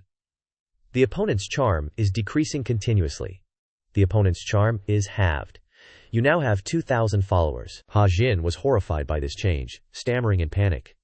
The owner has changed? What? Looking at his face, Duhoen smiled cruelly, his voice low and filled with murderous intent. Pay the price. As soon as he finished speaking, the others rushed toward him, ready to teach Hashin a lesson he wouldn't forget. He cried out desperately in a panic, Wait, save me! The sky was pitch black, the rain falling harder and harder, bringing a melancholy feeling to people's hearts. In another scene, the sky was clear with warm sunlight covering the city. A familiar voice rang out. How many days will you be here? Duhoen calmly replied. The grave will appear soon, so it seemed they were enjoying a meal. But the conversation continued. Duhoen admitted. I originally came here to get the harem relic, but it's a pity that I forgot to bring my favorite relics. Biting into a piece of steak, Yeehaw said shyly, I didn't even bring many clothes to change. You hua them. Just then, noticing that something seemed wrong, JH interrupted with a tense expression. Boss, what did you do? It turned out that outside the door, a series of fans were clinging and crowding. That kid made JHA exclaim, "It's a little scary." Excited screams rang out, making the atmosphere somewhat chaotic. Yu Hoen sarang hajo, oba! Looking over was full of obas. Yu Hoen got up from the table, looking tired, as if wanting to avoid the noisy sounds. I'm bored with the games of celebrities, but the crowd became more and more excited, and increasingly chaotic. He's coming out! Yu Hoen Oba opened the door and stepped out. Yu Hoen was now the male god in the hearts of all the girls there. All of you should go home. We'll meet again later. Of course, this advice had no effect on them. Why? Oba what? No. They continued to indulge in Yu Hoen's unique beauty and ignored all words. No, oh. He looked at the crowd with a cold gaze. You can bother other people. But then he raised a sign full of calculation. But it's okay. This is my fan website. Join me. Cheers rang out again and again. Oppa, we will definitely join. Jaha stood next to him in surprise and asked, Boss, when did you create it? Yu Hoen said lightly as if it were nothing. Sasaki helped me make it. He explained it because she was a fan. In the crowd it kept ringing out. Oba, look at me. He nodded in satisfaction. This will help me breathe easier. But suddenly, in that chaotic crowd, something caught Yu Hoen's attention. A red-haired girl looked really outstanding in the crowd. A familiar face appeared in his sight, making him pause for a moment. Duhoen realized she was Lisua. Memories flashed back in his mind. Lisua used to be a member of the excavation team at Azure Planet. Under my command, she was very good at finding and concealing relics, so she was acting as a spy. Duhoen was lost in memories from his previous life, recalling how close he and she used to be. Watching Sua's figure gradually disappear into the crowd, his eyes narrowed slightly, wondering why she was in Japan. Leaving that aside, looking at the number of relics placed on the table, Duhoen couldn't hide his satisfaction. Let's see, holding the notebook in his hand, he discovered something interesting. Even his reputation had increased, and some relics had been upgraded. Duhoen observed carefully, and saw that 3 relics had changed from level D to level C, gradually leveling up. His eyes stopped on a familiar item. The Xia Writing Brush Relic, Class A to Class S. Looking at the brush placed on the table, Duhoen gazed at it like a treasure. This brush leveled up too. A smirk appeared on his face. Although it wasn't a new item, in this case this job wasn't in vain. He smiled faintly, his eyes stopping on the perfume bottle on the table. Besides, I signed a contract with Avesta, and received Casanova perfume as a reward. It's used to gradually increase popularity. Duhoen stared at them, thinking to himself, what new thing should I start with first? The relics seemed hesitant. Hey boss, your eyes are scary. But then, from behind him, specifically outside the main door, a sound rang out. This caught his attention. Duhoen's eyes became more cautious. Seeing his expression change and him walking towards the door, Zenha asked in surprise, What's wrong? Duhoen said with suspicion, I heard a suspicious voice. Zenha assumed it was the sound of a trolley. I guess it's a hotel staff. Sure enough, in the hallway, a hotel staff was pushing a trolley, creating the noise just now. But just as the door opened, the person who appeared was Shu An, dressed in a waitress uniform. Looking at her, he raised his eyebrows slightly, chuckling softly. Lua became a waitress. Seeing her working diligently, Duhoen felt a sense of relief, which made him laugh. But then the smile faded from his lips as he smelled a familiar scent. Besides, he also sensed the scent of a relic. Hey, stop! Duhoen stared at Sua, and she seemed to feel that gaze directed at her. Ignoring his words, she continued walking. Duhoen quickly reached out and blocked her. Hey, I told you to stop! Sua turned her head, somewhat annoyed. Is there something you need, sir? Duhoen raised his eyebrows, his voice stern. I want to ask a few questions. He slowly moved forward, each step filled with pressure. You've been following me since before entering the hotel, but you're pretending to be a hotel cleaner. Do you think? I don't know. Sua brushed off his hand and stubbornly said, I don't know what you mean. Her expression was as expected. She still refused to admit it. Duhoen tilted his head slightly. The scent of the relic was clearer than ever. But I smell the scent of a relic from your body. How do you explain this? She gritted her teeth, as if she had been caught red-handed. Duhoen coldly concluded. I know everything. He confidently judged. You're as simple as ever. Ziha stared at Sua, questioning. Who is she really? Sua stepped back, her hand secretly pulling something out from behind the cloth covering the trolley. There's no other way. I have to risk it. She quickly transformed, becoming a completely new form with overflowing energy. Duhoen was slightly startled. His eyes froze when he recognized something familiar. The Lunar Assassin. This is a ghostly relic that appeared in the history of the 3 kingdoms. He hissed softly through his teeth, his voice as taut as a bowstring. This relic is very dangerous. Then a light flashed, tearing through the space in that room. Seeing this, Shuei shouted directly at his face. "What are you doing?" Slamming the door shut, cold sweat dripped down his forehead as he warned. "I don't have any relics to fight her. If you make a mistake, your soul could be taken." Hearing this, Yu became frightened. "My soul taken?" Lu Dongli explained. "That means death. If I do something wrong." The door began to make strange noises. Lu Dongli sensed that it wouldn't be able to hold on for another second. Zhu A stood outside, taunting him. "Hey, you fool! You think you can stop a spirit with a door? Open the door!" In Shu A's mind, there was only one mission: to kill them quickly, then interrogate him. Lu Dongli gritted his teeth, his eyes darting around the room, desperately searching for a relic that could restrain this kind of power. "Do I have any other relics?" But then he shook his head, his expression becoming even more serious. "I don't think so, but there's something else, by the way. This is really going." A loud shout came from behind. "Boss, you're going to get caught!" His eyes became serious, ignoring all the words behind him. As the spirit gradually surrounded him, the energy from the relic began to emanate, protecting Lu Dongli. Seeing that Zhu Tukeo couldn't get close to him, the thought echoed in his head. There's no other way. Zhu A's voice was strained, as if not believing what was before her eyes. "What are you doing? Attack him now!" But Zhu Tuo's legs couldn't move. Her raised hand was blocked by an invisible force. "It seems a relic is stopping me." Lu Dongli narrowed his eyes, seeing the faint light floating around him like a shield. It can actually resist. He glanced at the relics right there and muttered, "Which one should I use? Too many things." Seeing Zhu Tuo gradually disappearing before her eyes, "This is too scary," Shu A shouted in helplessness. "Hey!" Seeing this, Lu Dongli sneered and gloated. This relic ran away before even fighting. She glared angrily. "You bastard! What did you do to my relic?" As she said that, he began to use his relic. "I don't know, but you're very lucky, by the way." It rushed forward quickly, surrounded by magical lights. Lu Dongli coldly continued. "Shu A was bound by the relic, unable to move. You will be punished for entering someone else's room." Shu A bit her lip, trembling with anger, but instead of resisting, she roared, "Kill me quickly!" Lu Dongli tilted his head, his eyes suddenly flashing with seriousness. "I won't do that. I'm going to ask you a few things." He stepped closer, his sharp eyes piercing through her heart, not leaving Shu A's face, which was contorted with anger.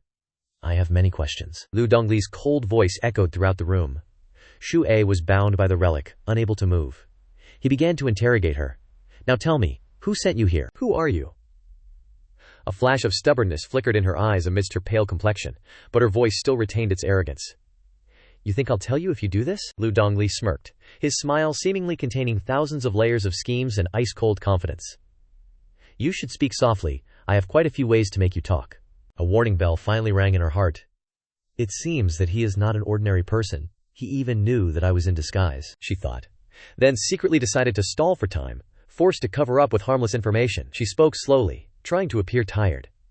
"I must stall for time with unimportant information.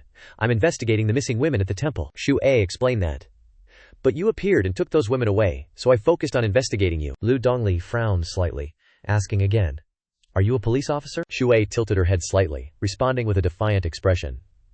"Impossible! What makes you think so? I'm not. What do you know about me?" Lu Dongli stepped closer, his voice low but clear, sending shivers down her spine. "I know a lot." Only one thought remained in Shu A's mind. The more nonsense I say, the better it will be for me. Even so, her body was falling apart bit by bit. But she still told herself to try her best. Even though she was about to collapse, she could still hold on, until her colleagues came to the rescue. In the hallway, Wen was walking, when he noticed something unusual ahead. "Hurry! What?" In front of them was Anubis. It was fast asleep in the pitch-black hallway. That dog is huge. Despite that, the two of them still walked towards it, acting as if nothing was happening. "I think it's sleeping." As they gradually passed Anubis, Wen reassured his colleague. "Don't worry about it, hurry." But no. Everything they thought couldn't happen, did. Just as they walked away from it, Anubis suddenly opened its eyes. Perhaps it was their conversation that woke it up. As if by instinct, it barked loudly to signal to the person in the room. Of course, Duhoen realized that, because it was part of his initial plan. That dog is very useful when it makes the house feel hot. Knowing that dragging out the time to wait for his teammates to rescue him was about to fail, Sua shouted, "What is it?" Duhoen smirked. "Looks like we have guests." Outside in the hallway, Wen was bitten on the butt by Anubis. He couldn't escape those sharp teeth, and was full of anger. "You mean because I'm a stupid dog, you don't care?" A desperate cry for help rose. "Help me!" Duhoen quietly opened the door and glanced over, his eyes showing a strange interest. "You're here to help me, eh?" Wen understood what was going on and was surprised. "What do you mean?" Duhoen pulled a sharp knife out of his hand, causing Wen to turn pale. It's okay, let's continue investigating. As quick as lightning, Yu Hoen stepped forward and slashed the blade across Wen's bracelet. The bracelet was broken in two. His eyes stopped there and he realized, where have I seen this bracelet before? You are a member of the China Excavation Corporation. Then he pointed to the strange symbol on it. And this symbol means corpse. Really? Corpse? Unable to believe that Yu Hoen knew everything in such detail, Wen was somewhat panicked. What? How do you know? Very quickly he was subdued, along with his colleague, Sua. At this moment, Yu Hoen ordered, "You can contact your superiors now." In Jae-hen's mind, information was piecing together like puzzle pieces. Pandora, an international relic management organization led by the United States and Europe. But China did not participate in Pandora because China formed an alliance with Russia. He quietly pondered. The China-Russia alliance is starting to take action. I will ask again. Lies will not pass. Yu Hoen leaned down, his cold eyes meeting theirs. What are you doing in Japan and why are you following me? That matter. Before the other party could open their mouth, Yu Hoen stopped them. Don't rush to answer. He turned to look at Anubis and said, let this dog help you answer. In order to extract information quickly and accurately, Yu Hoen decided to order it. This time it's not the butt, but the front. Seeing this, Wen turned pale with fear, sweat dripping down as he stammered. Bite there. How humiliating, you like to torture people. Besides, he ignores you, Anubis shouted angrily. Bastard who dares to ignore me, being tortured to the limit of endurance. I will tell him. He trembled as he confessed. We are following Simon. Simon is the one who kidnapped the girls, right? Wen continued to confess. That bastard said he could conquer the 7 tombs. He's so confident because he got important information from us. Yu Hoen's eyes suddenly flashed with interest, muttering, this is interesting. This isn't information from the United States but from China. Wen shrank back. Of course. I also have information from the United States. No, you betrayed the old tree. Yu Hoen narrowed his eyes, somewhat smug with this information. This is very interesting information. Thank you. So of course what you want is much more than that. Try answering how China has information about the 7 tombs. Hearing this, Wen hesitated in panic. What? Yu Hoen moved closer, his voice hissing through his teeth. Actually, that's more important information, isn't it? The interrogation had not yet come to an end, when the scene shifted to a different setting a few days later. At this time, Yu Hoen and Jae-ha were slowly strolling through the city of U in Japan. Holding the USB tightly in his hand, he secretly felt smug. I received the information that I collected from those assassins. Thoughts flashed through his mind. So these people hacked the Pandora system. He recalled that Pandora had a first-rate detector called Pandora. So, they got enough information about the tombs and are trying to monopolize them. Yu Hoen was also somewhat worried. But is the Chinese information network impenetrable? Does Pandora have intelligence on the China-Russia alliance? Many questions lingered in his mind. Although getting news from the Pandora system isn't good news, since both the China-Russia alliance and Pandora have it, Yu Hoen gritted his teeth slightly, expressing his feelings directly. To control the use of the people's relics. They both share the same goal. I don't like either side. While deep in thought, Jae-hen suddenly hesitated and asked, by the way, that assassin, why did you let him go? Yu Hoen said casually, as if he had done a trivial thing. He's sure to die after returning. Whatever. Then his eyes softened, containing a distant longing. I won't lose her again. He smirked. Before letting them go, I used the relic to mark them. I want her to be my teammate again. Because he has memories of his past life, he understands Sua better than ever. Of course not yet, because she is a very disobedient person. Opening the car door he planned. I will use information from China. Jae-ha, full of doubts, asked again, are you going to use them to excavate the tomb? Yu Hoen nodded, softly letting out a sound. I have to study them more at this time. The driver greeted them enthusiastically. Congratulations, dear guests. He still has some reservations. I still don't know what they plan to do to prepare for this excavation. Interrupting the conversation, the driver politely asked, where would you like to go, sir? Yu Hoen said in an even tone. Take us to Kyoto. The driver was bewildered. Really? Are you aware of the problems happening in Kyoto? Yu Hoen was calm and reassured the driver.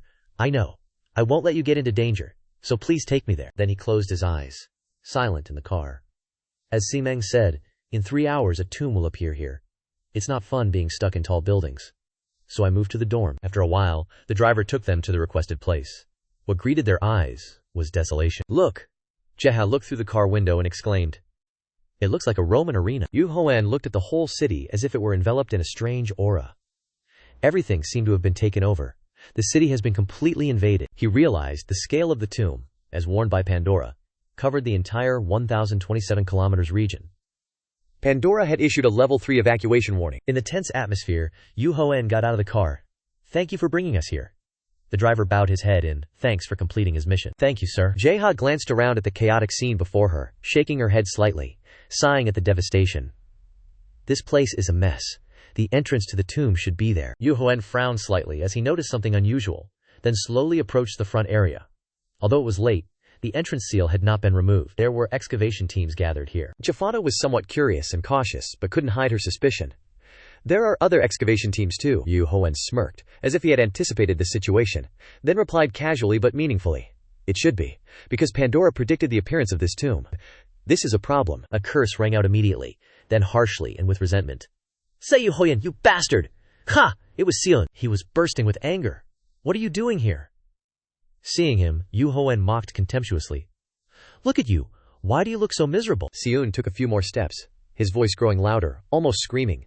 Not letting go of the person in front of me. You were the troublemaker at the party. How dare you interfere in the cooperation between the chairman and Julian? Duhoen raised his eyebrows slightly. His face remained calm and sarcastic, his voice emphasizing each word as if provoking mockery. Am I lying? I'm just telling the truth. Seeing his nonchalant attitude, he lost control. Don't sneer. You declared war on us from the start. Suddenly, a voice rang out from behind. You should calm down. He restrained the anger in Seon. This wasn't the time to fight. He had just appeared. Duhoen was panicked. His eyes widened in disbelief. He cursed inwardly. That bastard. What he said made the already tense atmosphere even more tense. I will apologize to you on his behalf. He is Jiang Chen. Please forgive him. In the air so thick you could cut it with a knife, Jiang Zhang lowered his head slightly, offering a card to Duhoen. I apologize for him bothering you, Mr. Seo. The tension remained palpable. He continued, as if trying to smooth things over. We don't want to be your enemy. If you encounter any difficulties, please don't hesitate to contact us. A forced smile stretched across his lips, his tone becoming even more subservient. We would be happy to help you. But in response, Duhoen merely glanced at the card, his voice as cold as ice sliding on steel. Unnecessary. Immediately, Duhoen, having just accepted the card, tore it to pieces without a second thought. Witnessing this, Jiang Zheng could only exclaim as the scraps of paper fell through the air, his entire being filled with discomfort and anger, as he issued a warning. I'm warning you this time. If I see you again, you're dead. His breath caught in his throat. He remembered his past life vividly. How could he forget him? This bastard was the one who led him to his final resting place. The memory flashed back like a nightmare. He was the one who carried out Lao Jun's dirty scheme. Jun had said, if you do this, I'll give you the position of Azure Dragon Director. But the infuriating truth was he was a member of his team. Duhoen still couldn't shake the feeling of betrayal. Though I found out the truth too late. Duhoen once thought of him as his brother. He never imagined he would deceive them. Duhoen still remembered their conversation from that day. Duhoen, I'm feeling a bit under the weather, so I can't go this time. But the tomb shouldn't be too difficult for someone like you. Then he offered a small item, his voice steady and sincere. This is an escape relic. You can use it in a pinch. Okay. Seeing this, Jiang Zheng asked meaningfully, probing softly, and why don't you leave Josejai at home? That way he won't bother you. Duhoen looked at his teammate, a slight smirk playing on his lips as if stating the obvious. Even though he seems clumsy when entering a tomb, he's my teammate. That's important, Duhoen. Knowing Duhoen's abilities, Jiang Zheng spoke more frankly. Well, every tomb is easy for you anyway. Whatever it is depends on you. Duhoen nodded slightly. Okay, I understand. But what was destined to happen, happened. He should have known it was all part of his plan. An easy tomb was the worst kind of difficulty. He looked down at the escape relic in his hand. The Long Shen, the escape relic, used to escape the tomb, but it turned out to be a trick. Thus, Duhoen lost his amazing teammates. But before his death, he met the crow and gained a new life. Duhoen's eyes darkened, but his voice was as gentle as a whisper sent back to the past. Now, I want to say thank you, even though it's not hard to pretend to be close to this bastard. Unable to understand Duhoen's strange actions, Jiang Chen asked again, puzzled. Why are you suddenly acting like this? His eyes narrowed as he looked at the traitor, a faint smile appearing, but the bitterness was strangely like how he still felt disgusted by him. He was completely stunned to hear his blunt words. He's like a pile of garbage, because I don't like seeing you. Sensing the clear contempt from Duhoen, Sijun turned to Jiang Chen and said, Look, you're still confident you could persuade him. What are you doing, you bootlicking dog? Duhoen didn't respond, his cold gaze fixed on the void ahead before decisively giving the order. We're going straight to the tomb, Sijun exclaimed in panic. What? You guys want to enter the tomb? Duhoen turned his head, looking at them out of the corner of his eye, and nodded as if challenging them. That's right. Do you have any complaints?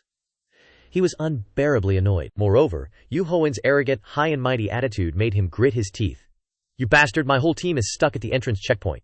You think you'll be any different? Yu Hoen continued to walk forward. The dilapidated area was shrouded in ancient markings and harsh blue light amidst a gloomy space. Yu Hoen casually uttered a sentence as if he were already tired of all the doubt. Yes, of course. You can stand there and watch. As soon as those words were spoken, from behind, Jen's voice rang out hesitantly, as if gripped by an unseen fear. Boss, can we go back? As soon as the words were spoken, their figures completely disappeared before the two remaining people, meaning they were moving deeper into the ancient tomb. His emotions remained unchanged. Yu Hoen asked back, his voice low. Is it because we're getting closer to the tomb that you're worried? The air around them seemed to thicken. Jin swallowed hard, his eyes darting around, unable to hide his astonishment at the scene before him. It's like we're in. What greeted their eyes were bodies strewn across the floor. Boss! All these people are unconscious. Yu Hoen turned back, his eyes flashing coldly for a moment, before letting out a sigh. This was both unsettling and unpleasant. It was a relief to see them like this, just lying there. Jenhaha's voice was visibly weakening. I really wanted to clearly feel the changes happening in my body, but I still don't know what's going on. What's happened? His face was ashen, his voice so weak as if his soul was being drained. Boss, we can rest here. However, Yu Hoen only urged him. We need to be faster. He kept moving forward, whispering to himself. The influence of the relic is stronger than I thought, but it doesn't affect me. Ji was dazed and no longer able to perceive what's going on. Why am I being dragged on the ground? Yu Hoen rummaged through something in his backpack, explaining to Jin. It's the laziness inside you. Jin tried to resist the sleepiness enveloping his mind, his lips trembling as he repeated in disbelief. What? Lazier than anyone? Yu Hoen understood this clearly and explained in detail.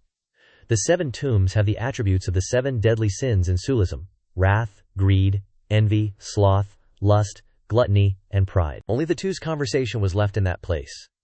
This is the tomb of sloth. It seems that even when you get close to the entrance, your mind will be swallowed by extreme exhaustion. A cold wind blew through, carrying the dark breath of the burial place of the will to live. Yu Hoen whispered. It's very troublesome to escape the excavations. A figure lying on the ground moaned in a daze. This place is so comfortable, Jin said after sitting for a while. I think I want to get out of here. Yu Hoen turned back sharply, his voice as sharp as a whip. What? You want to leave here? At that moment, Yu Hoen summoned. Go, dog! From the dense bone fog, Anubis appeared, his eyes wild. Human, it turns out you haven't forgotten me. Here we can only focus on defeating Queen Xin Lai. It said it could grant natural ease to the lazy. Of course, Yu Hoen didn't care about that. Noisy, I called you because I have a job for you. His voice was decisive as he stopped the rope to tie Jin up. Let's begin. Let's go! Jen was dragged on the ground, his face contorted in discomfort. Boss, why are you doing this? Yu Hoen didn't even glance at him, coldly saying, so you don't sit down and fall asleep again. Because of the patience effect, lazy attacks are nullified, immune to laziness because of the influence of patience. A thought flashed through his mind, and Yu Hoen muttered to himself as if confirming it. Obviously, this is very useful. I have to hurry. This is quite worrying. Anubis growled, his voice rough and sarcastic. This is amazing. How am I here? Wait a minute, the entrance will open soon. Turning to look at Yu Hoen, it wondered. So what are you planning to do? What's the plan? Good point? He replied with one word. We will search here. Of course, Anubis didn't understand. What do you mean? He stated the stark truth of the moment. I won't be able to enter when the entrance opens. Yu Hoen paused for a second and then made a decision. So I need you to create an explosion. The dog whined in confusion. What? He reached out, smiling faintly, his voice strained. Easy, I'll help you after I'm done. Anubis growled, full of annoyance. Hey human you! A curse word burst out in the space, along with a terrifying explosion. Damn it. Looking at that explosion, Yu Hoen said with satisfaction. The entrance test is complete, Yu Hoen shouted. Let's go, help me fix it. Anubis staggered and groaned. What is this? Hurry up, it hurts. The two of them went through the place, one after another, going deep inside. Jeha couldn't believe his eyes anymore. We actually made it to this tomb. His eyes swept across the dark space in front of him, and then asked softly, by the way, what relics are in here? Before his eyes was Domus Aurea, the Golden Palace? Yu Hoen smirked and asked, do you know? His question continued in the back. The famous Roman emperor. Ji didn't understand, stammering and asking, what is that? As soon as the words were unfinished, a dazzling light burst out in front of them. What is that aura? Jehao panicked. What the heck? The scene before him stunned Deha. Suddenly, there was a fire. He growled, as if realizing something. Wait, if this is fire, Emperor Nero? Yu Hoen confirmed. You're right. A gasp escaped. Deha hissed through his teeth. Damn it. Nero is famous for being a tyrannical king. This tomb is too dangerous. Boss Yu Hoen narrowed his eyes, assessing the situation.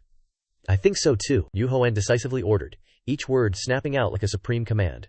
We need to put out the fire, take out the original sacred relic, and use it to absorb the flames. Dia blanked out but quickly complied. It's possible. Yu Hoen nodded. Trust me, it can be used as a weapon later. Bringing the sacred relic forward, each flame seemed to be sucked inside. Jeha whispered, absorb all this fire. The space quickly revealed itself. The fire also gradually disappeared. It's much more effective now. But before he could celebrate, someone shouted loudly from afar. Over there! A crowd of people swarmed inside. You damn fool, why are you sleeping at the door? Dia noticed that there were too many of them, and they were coming this way. Yu Hoen clenched his fists, his eyes flashing with a crazy light.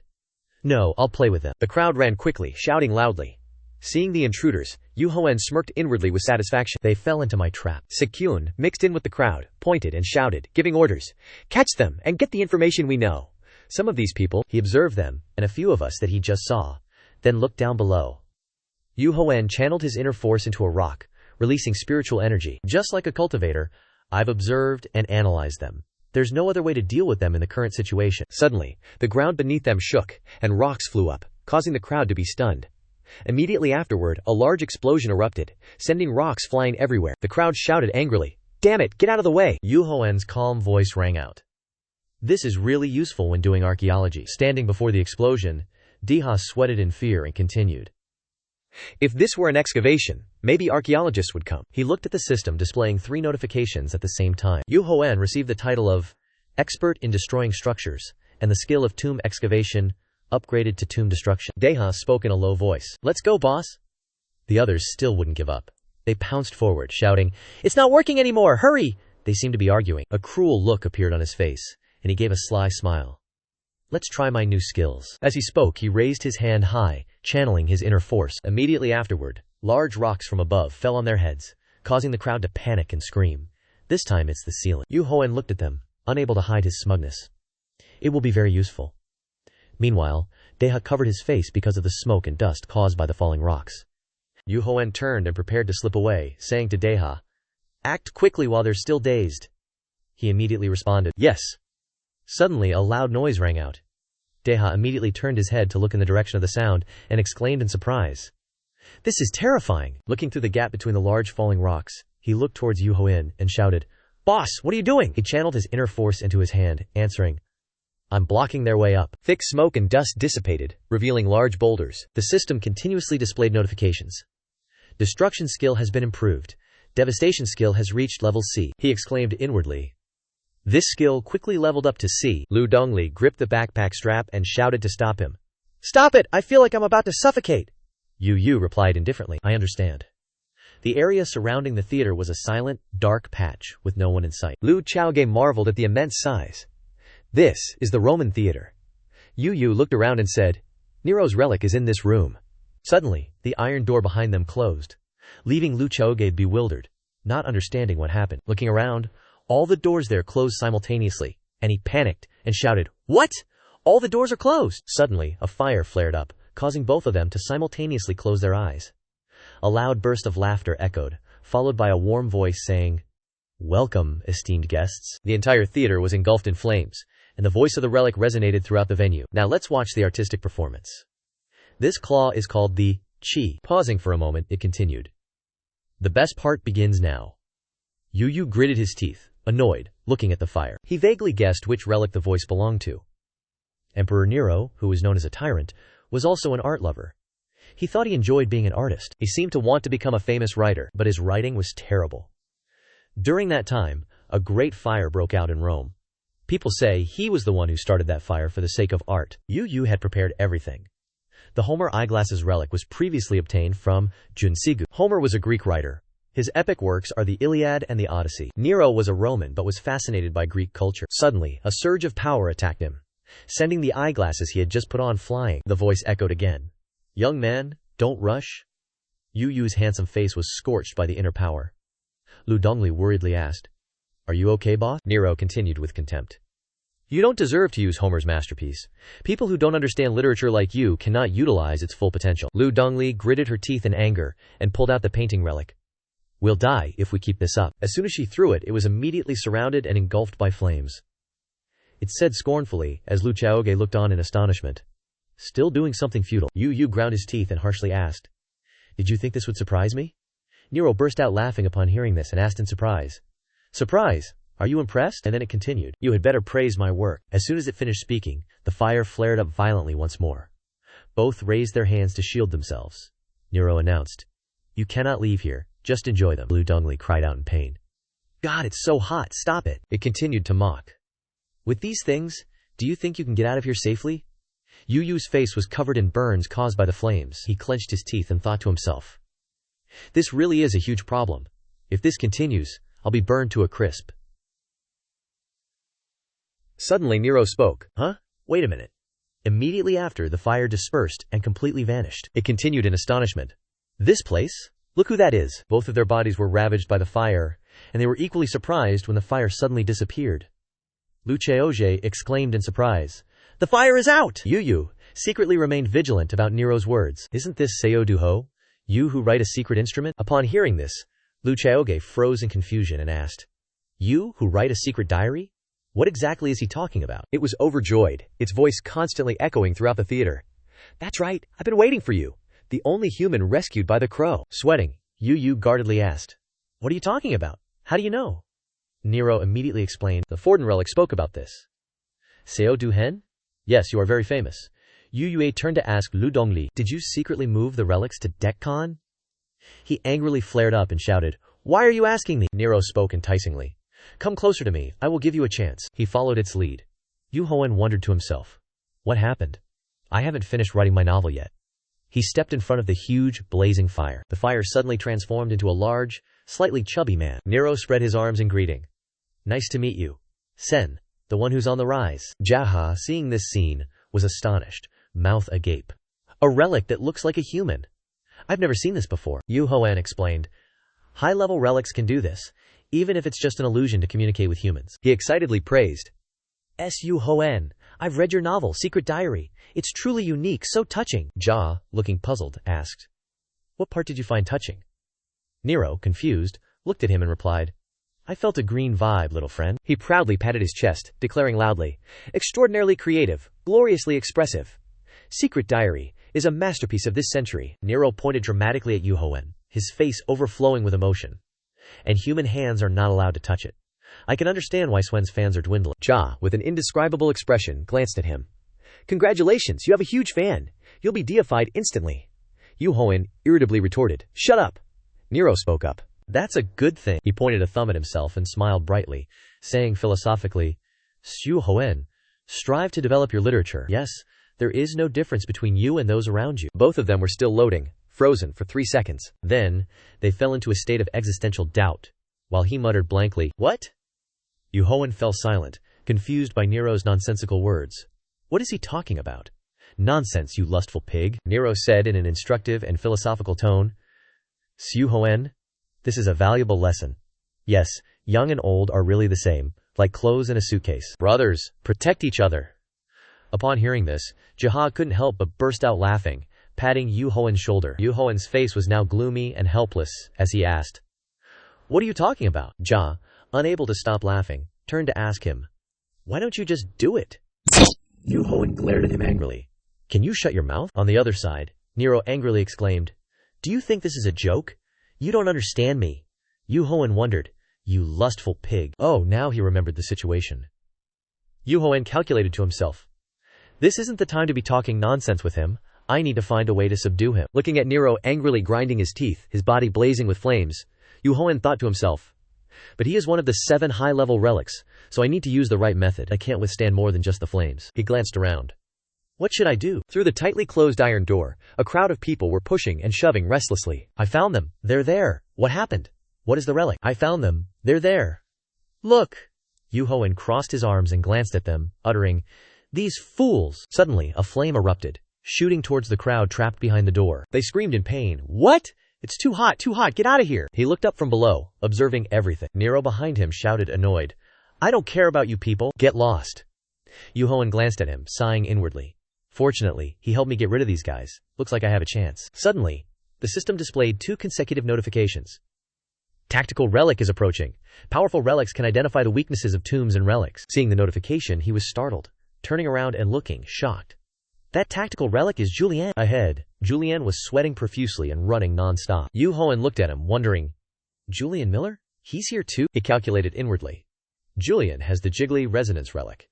It can see the weaknesses of the Nero Relic. At this moment, Nero loudly exclaimed, What's wrong with you? We need to fight to conquer me. He wondered to himself, I can't stand still. What is he planning? He said with a confident tone, I won't let others get in your way. Let's go. Duhoen silently observed Nero. Suddenly he praised, Good. On the side, Goat blankly called out, Boss.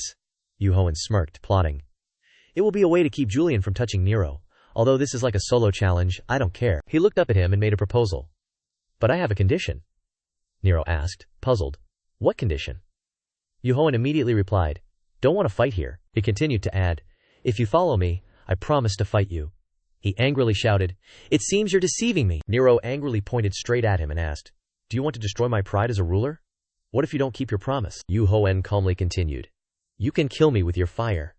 Goat frantically turned back. Boss. He recalled the scene of being burned just now. This fire won't kill me easily. It's very unpleasant. I have felt death once. Immediately after, he angrily retorted, That kid is impossible. Duhoen continued, I just want us to fight fairly. He continued to talk about his thoughts. You are a strong person. You certainly know the importance of the environment. Can you use your power comfortably here? Looking at the rubble over there, Duhoen continued. But for me, this place is very uncomfortable. It's natural that I can't use my power in this place. If you want to compete fairly, you need to come to the place I choose. Nero was convinced and agreed. You're right. He just said, I understand. You must keep your word. Then the light from Nero's body emitted and immediately transformed into a human-sized ring lying on the ground. Duhoen looked at it, inwardly satisfied. Good, I persuaded him. He held Nero in his hand and smirked, thinking, It's time to get out of here. Suddenly, a loud explosion rang out. Duhoen startled and looked over, seeing Zhu Luyan standing on the railing, calling out his name loudly. Duhoen softly said, Forgive me, Miller. He smirked triumphantly. Forgive me. You came late and this achievement is already mine. He frowned and shouted, Don't lie. This tomb hasn't been conquered. Duhoen asked, puzzled. What do you mean? Looking at Nero in his hand, he ordered, Relic, let's get out of here quickly. Nero immediately replied, Okay. A large, blinding light appeared. From above, Julian unwillingly screamed, No. He looked at the empty, dilapidated theater, talking to himself. The relic's energy disappeared. Did he really get the relic? Even the tomb wasn't cleared. Looking at the large door again, the owner of the tomb has disappeared. The tomb will soon collapse. I need to get out of here. At this moment, rocks from above were constantly falling. The people inside panicked and stirred. The tomb suddenly collapsed. What's going on? A large collapse occurred. Everything inside the theater collapsed and fell down. Dust filled the air. Now everything inside is just a pile of rubble. Switching to a scene on TV, a reporter is announcing the news. The large tomb that appeared in Kyoto suddenly collapsed. The international relic organization Pandora said that the tomb has been conquered. Kyoto has begun to recover, and life is returning to normal. Tin, after hearing the news, angrily cursed. What the hell? People are saying that the tomb was conquered. Why don't they mention who conquered it? The girl beside him spoke up. Mr. JCF, new information has been sent. The one who obtained the sacred relic in Kyoto is Sen. But he couldn't believe his ears. He asked again, What?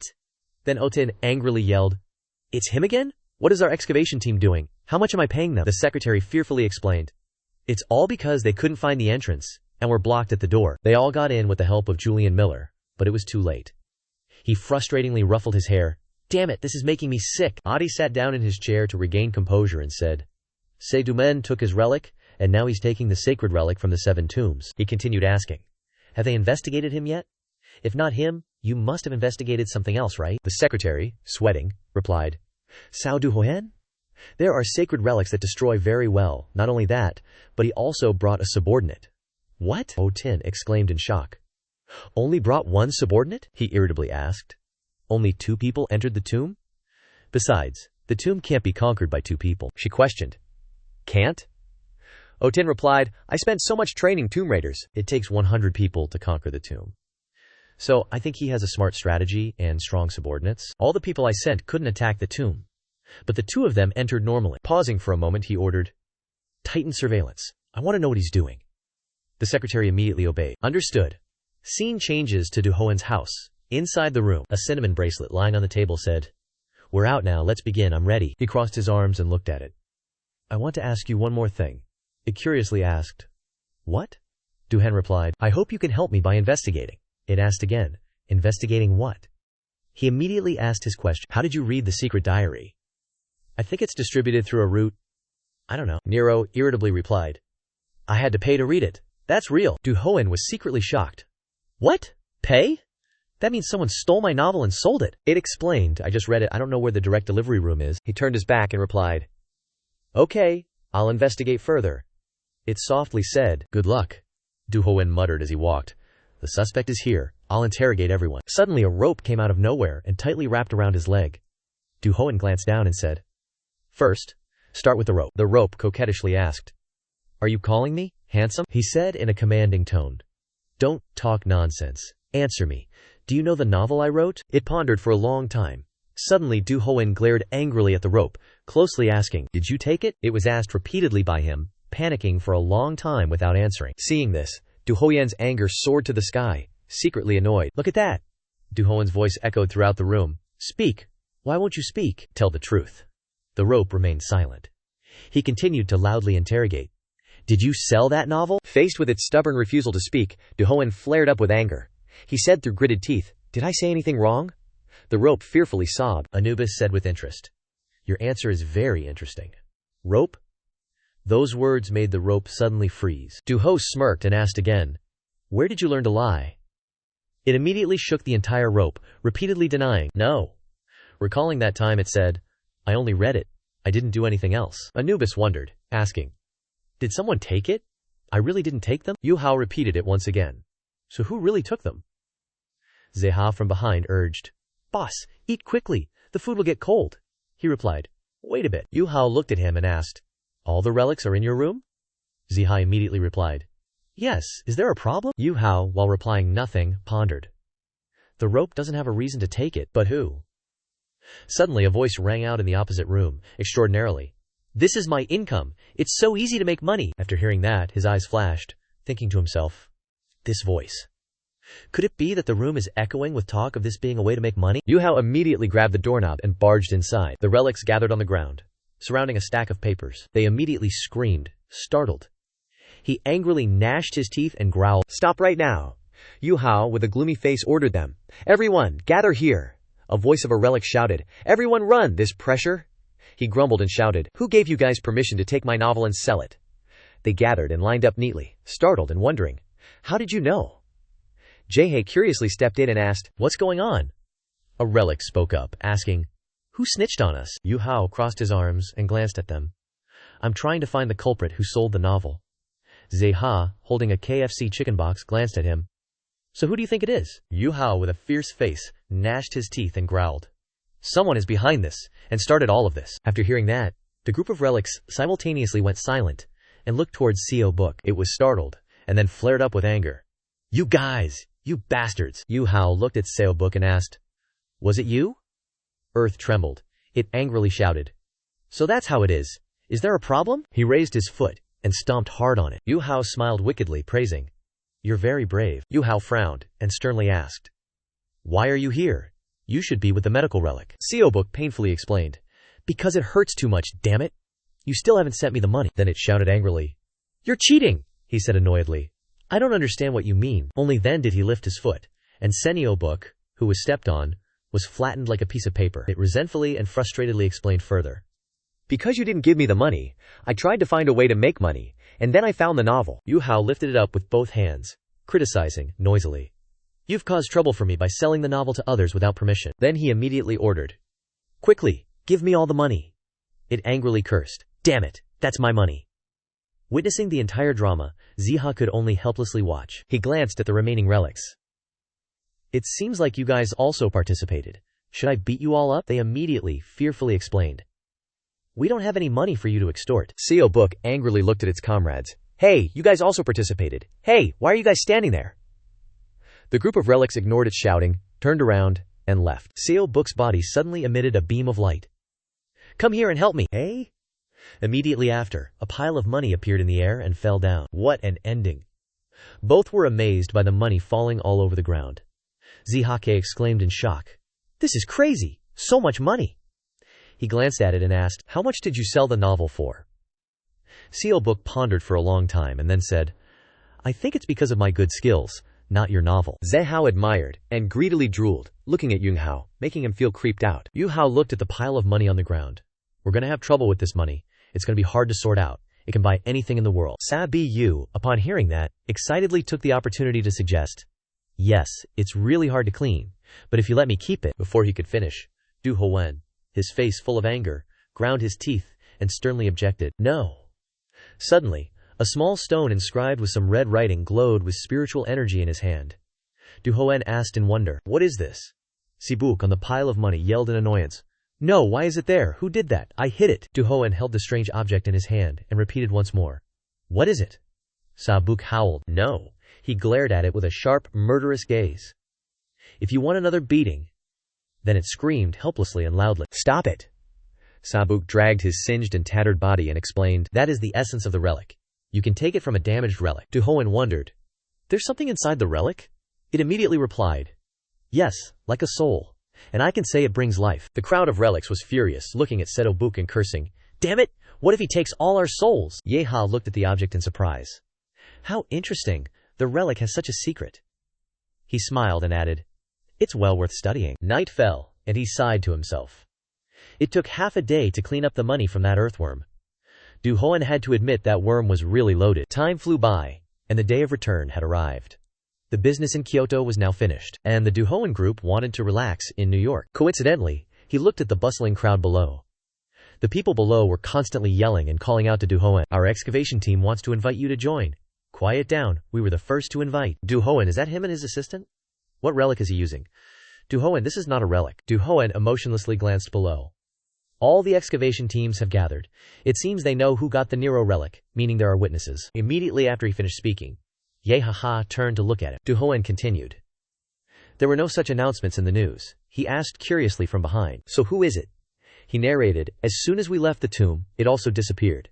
If we hadn't conquered it, there would have been no escape route. It wouldn't have been easy for those stupid miners to get out. But they escaped safely. Pausing for a moment, he continued. So, it can only be said that Miller saved them. Yeha was surprised. Julian Miller? Duhoen recalled that when he was there, he seemed to have found an escape route, or something else. And then he concluded. Even if he is an enemy, he wouldn't let anyone die. Yeha was confused. Isn't that a good thing then? Duhoen looked annoyed at the phone in his hand. It's driving me crazy. Damn it, the messages are increasing too, he tiredly voiced. If this continues, it will be very complicated to get to the airport. The crowd below still hadn't stopped calling out. Duhoen, you're right, please look here. A thought flashed through Duhoen and Yeha's minds. He immediately spoke up. Boss, I have an idea. Duhoen, still engrossed in his phone, asked, what is it? Yeha excitedly said, sell them a fake. He glanced at Yeha and said, the fake you made last time disappeared. He smiled confidently and replied, so this time, I will do it differently. He looked over at the relic essence lying on the ground and planned, just the shell of the relic? Then put the soul inside it. Thus, the copying ability disappears quickly, but the outward appearance lasts longer. If you put a soul inside, it's very possible. Duhoen smirked slyly, and then sold them to attract attention. Very good, he immediately continued. Conversely, we go to the airport. It won't be a problem if we destroy the relics. Jeha excitedly added. Then let's do it quickly. The relics lying scattered on the ground, after hearing the whole plan of the two, secretly shuddered and broke out in a cold sweat. Jaha, with a bright smile on his face, proudly said, this is my idea. If there is a reward, I will work better. Duhoen replied, okay, and he excitedly ran off to work. All right, I'll get to work immediately. Duhoen folded his arms and secretly observed, this is the future Fire King con artist. He happily smirked, thinking to himself, in the future, it will be very fun. Glancing at the open computer on the table, Jeha's voice rang out. Let's start by posting an advertisement for selling the relics. Duhoen asked in surprise, where are you going to post it? He smiled and looked at him, replying, there's a relic forum created by Pandora. Looking at the products on the computer, he said, users collect relics on this website. Did you know? I've heard news about the website, but I don't know the owner. Duhoen couldn't help but admire, this is a very diverse website. He continued to operate happily, replying, that's right, and suddenly understood. This was also created by an intelligent, exclusive ability. I will take advantage of it right now. Jeha scratched his head awkwardly. What should the title be? Excellent excavation teams will see it. This is a concern, isn't it? Duhoen suddenly pushed him away and said, What are you talking about? Let me do it. Feeling upset, and his eyes were tearful. This is my spot. He typed while reading the title. Relic Excavation Team in the Kyoto Tomb. He exclaimed in shock. Boss, you're going big, Yu Kosen calmly said. The more false articles, the more beneficial it will be for us. Jiha was petrified upon hearing this. The things in it will cause trouble for us later. He continued. If we don't sell them, we'll be stuck here forever. So take care of yourself, it's a secret plan. Looking at the screen, he exclaimed in panic. Wait, and those aren't relics of Julius X. Yu Hoen smirked confidently. No one knows that. With this, we will have more customers. Jiha was sweating all over his head after hearing this. Immediately, he hit enter and said, It'll be fine. Then Yu Hoen leisurely walked out of the room. I've posted the article. You should prepare the fake relics. Jiha responded with dissatisfaction. I understand. The sky gradually dimmed. In the late afternoon, a loud voice rang out. Boss! Jiha excitedly said. This is amazing. It seems the views are increasing rapidly. He smiled brightly, holding the computer in his hand and proudly showing it to Yu Hoen. He asked in surprise, Every website is exploding? Now the website is so hot that the news is also reporting it. Requests have started to increase. Calls, phones, and emails are being sent a lot. Many newspapers have also talked about this. At this time, night had fallen because the article was too hot. Yu Hoen just received another announcement of an agreement with an auction format, and the location is Los Angeles. The time is this month. After arriving in Los Angeles, Joseha began to create a high-quality copy of the Nero relic. He made various agreements such as shopping for auction websites. Soon the time passed quickly to the day of the auction. At this time, the crowd stood densely in front of the door. The crowd clamored and shouted, What? There are only a few people. But he rented a place like this. Why hasn't he arrived yet? On this side, hiding behind the wall, Yu Hoen smirked triumphantly, observing the situation. Daha said softly, Boss, we're late. He replied, Yeah? Let's go in now. Yu Hoen continued, I will run the auction, create damn lamb. I will take all the tickets and not allow any intruders. He immediately agreed. Okay. He reassured his subordinates. You'll be fine, don't worry. Jiha worriedly asked, Why? Yu Hoen suddenly recalled and explained, Lua seems to be here. She's the girl from the Chinese excavation team. That's right, I know this because before they left, I put marked relics on them. Then he continued. This is a guest. The people here are worried. This plan will only succeed after the auction ends safely. Daya, hearing this, was filled with enthusiasm. I'll do my best. Yu Hoen replied with satisfaction. Good. Try to do your job well. He walked over and asked if everyone had gathered yet. Yu Hoen smiled and continued. Calm down. Let's go in together now. Then, a glint flashed in his eyes. The entrance fee for each person is 1 relic. Everyone there simultaneously froze. What? Yu Hoen raised a finger, speaking as if referencing a document. It doesn't matter if you're in the same group or not. Each person is required to provide 1 relic to enter. It's an interesting way to bid. As soon as he finished speaking, the crowd, instead of being shocked at his audacity, couldn't contain their anger and shouted, You want to take all the relics? Yu Hoen, seeing a familiar face, spoke up. Oh, so you're here too? He smirked slyly. As you know, there isn't enough space in the auction house.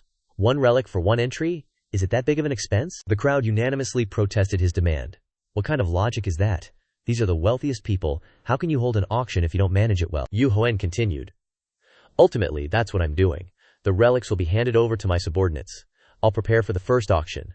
Damn it, I get hit anyway. Jiha smiled awkwardly, frozen in place. Looking inside the auction room, Yu Hoen said, And as I just said, does everyone know that there isn't enough room for this auction? He glanced at the crowd and said, You all better think carefully with all your IQ about this. The angry crowd shouted wildly, clearly saying that he was robbing them. Jiha, looking at Yu Hoen, was sweating, thinking, I think the auction needs to start. He stood in front of everyone, trying to mediate. Calm down! Everyone, no matter the grade, just 1 relic is enough. Isn't it very good for those who use high-grade relics? Everyone clamored, holding relics in their hands and yelling, No, this is necessary for the auction. Now start quickly. This evil man, this is awful. Everything is terrible. While speaking, everyone threw the relics at Jiha. Let me hand over my relic and go in. Me too. He panicked and tried to stop them. Come, one at a time. Soon after, everyone gradually calmed down, each person stepping forward to submit a relic. There are benefits of hiring such a small place. There are some users of high-grade relics, who competing with each other also go in. Yu Hoen said, You can enter by finding it. Oten smirked in agreement. Okay. He put his hands in his pockets and said leisurely, It's a pleasure to meet you here. Clearly you are also a potential customer. He thought about that speech for a long time. Yu Hoen turned his head to look behind him and said, We will show the customers the goods now. On the osmanthus ring cushion, the light placed on it sparkled. Everyone looked and exclaimed in admiration. This is Julius Kaiser relic. It looks like an elegant flower crown. Below, someone couldn't help but speak up. Stop talking nonsense and start the bidding. He smiled and said, wait a moment, not enough people have entered yet. Outside at this time, Jaha smiled brightly as he received the relic from the last person. Thank you, you are the last customer of today. Then he stood up and ordered the doors to be closed. The latecomers were unwilling. No way. Jaha smiled secretly. Fortunately, they obediently left. The auction will also go well. I will have a well-deserved reward. He turned to ask a guy, how many relics did you count? He immediately replied, a total of 3 boxes of relics. Looking at the relics lying in that box, someone couldn't help but say, we have so many relics. How much of a bonus will we receive? Just then, someone called out from behind. Jaha curiously turned his head to look. He was secretly surprised after seeing that person. Julian Miller! Jaha feigned ignorance and stammered. You are? Jaha laughed awkwardly and continued. I didn't expect you to come, but what's the matter? Julian said coldly. I'll be brief. You guys are selling fake relics. What do you intend to do? Jaha was shocked to have his deepest secret exposed, thinking in astonishment. He knows. He racked his brains, recalling his conversations with his boss. He knows so much about sacred relics. Duhoen once told him he could see all the features of the tomb and relics. At that moment, Jaha was startled and asked, is that true? Jaha thought to himself. A replica containing the core of a sacred relic also said that this person couldn't be tricked into doing anything. Recalling his thoughts, he immediately retorted. What do you mean? Are you telling the truth? Julian said with certainty. Don't lie.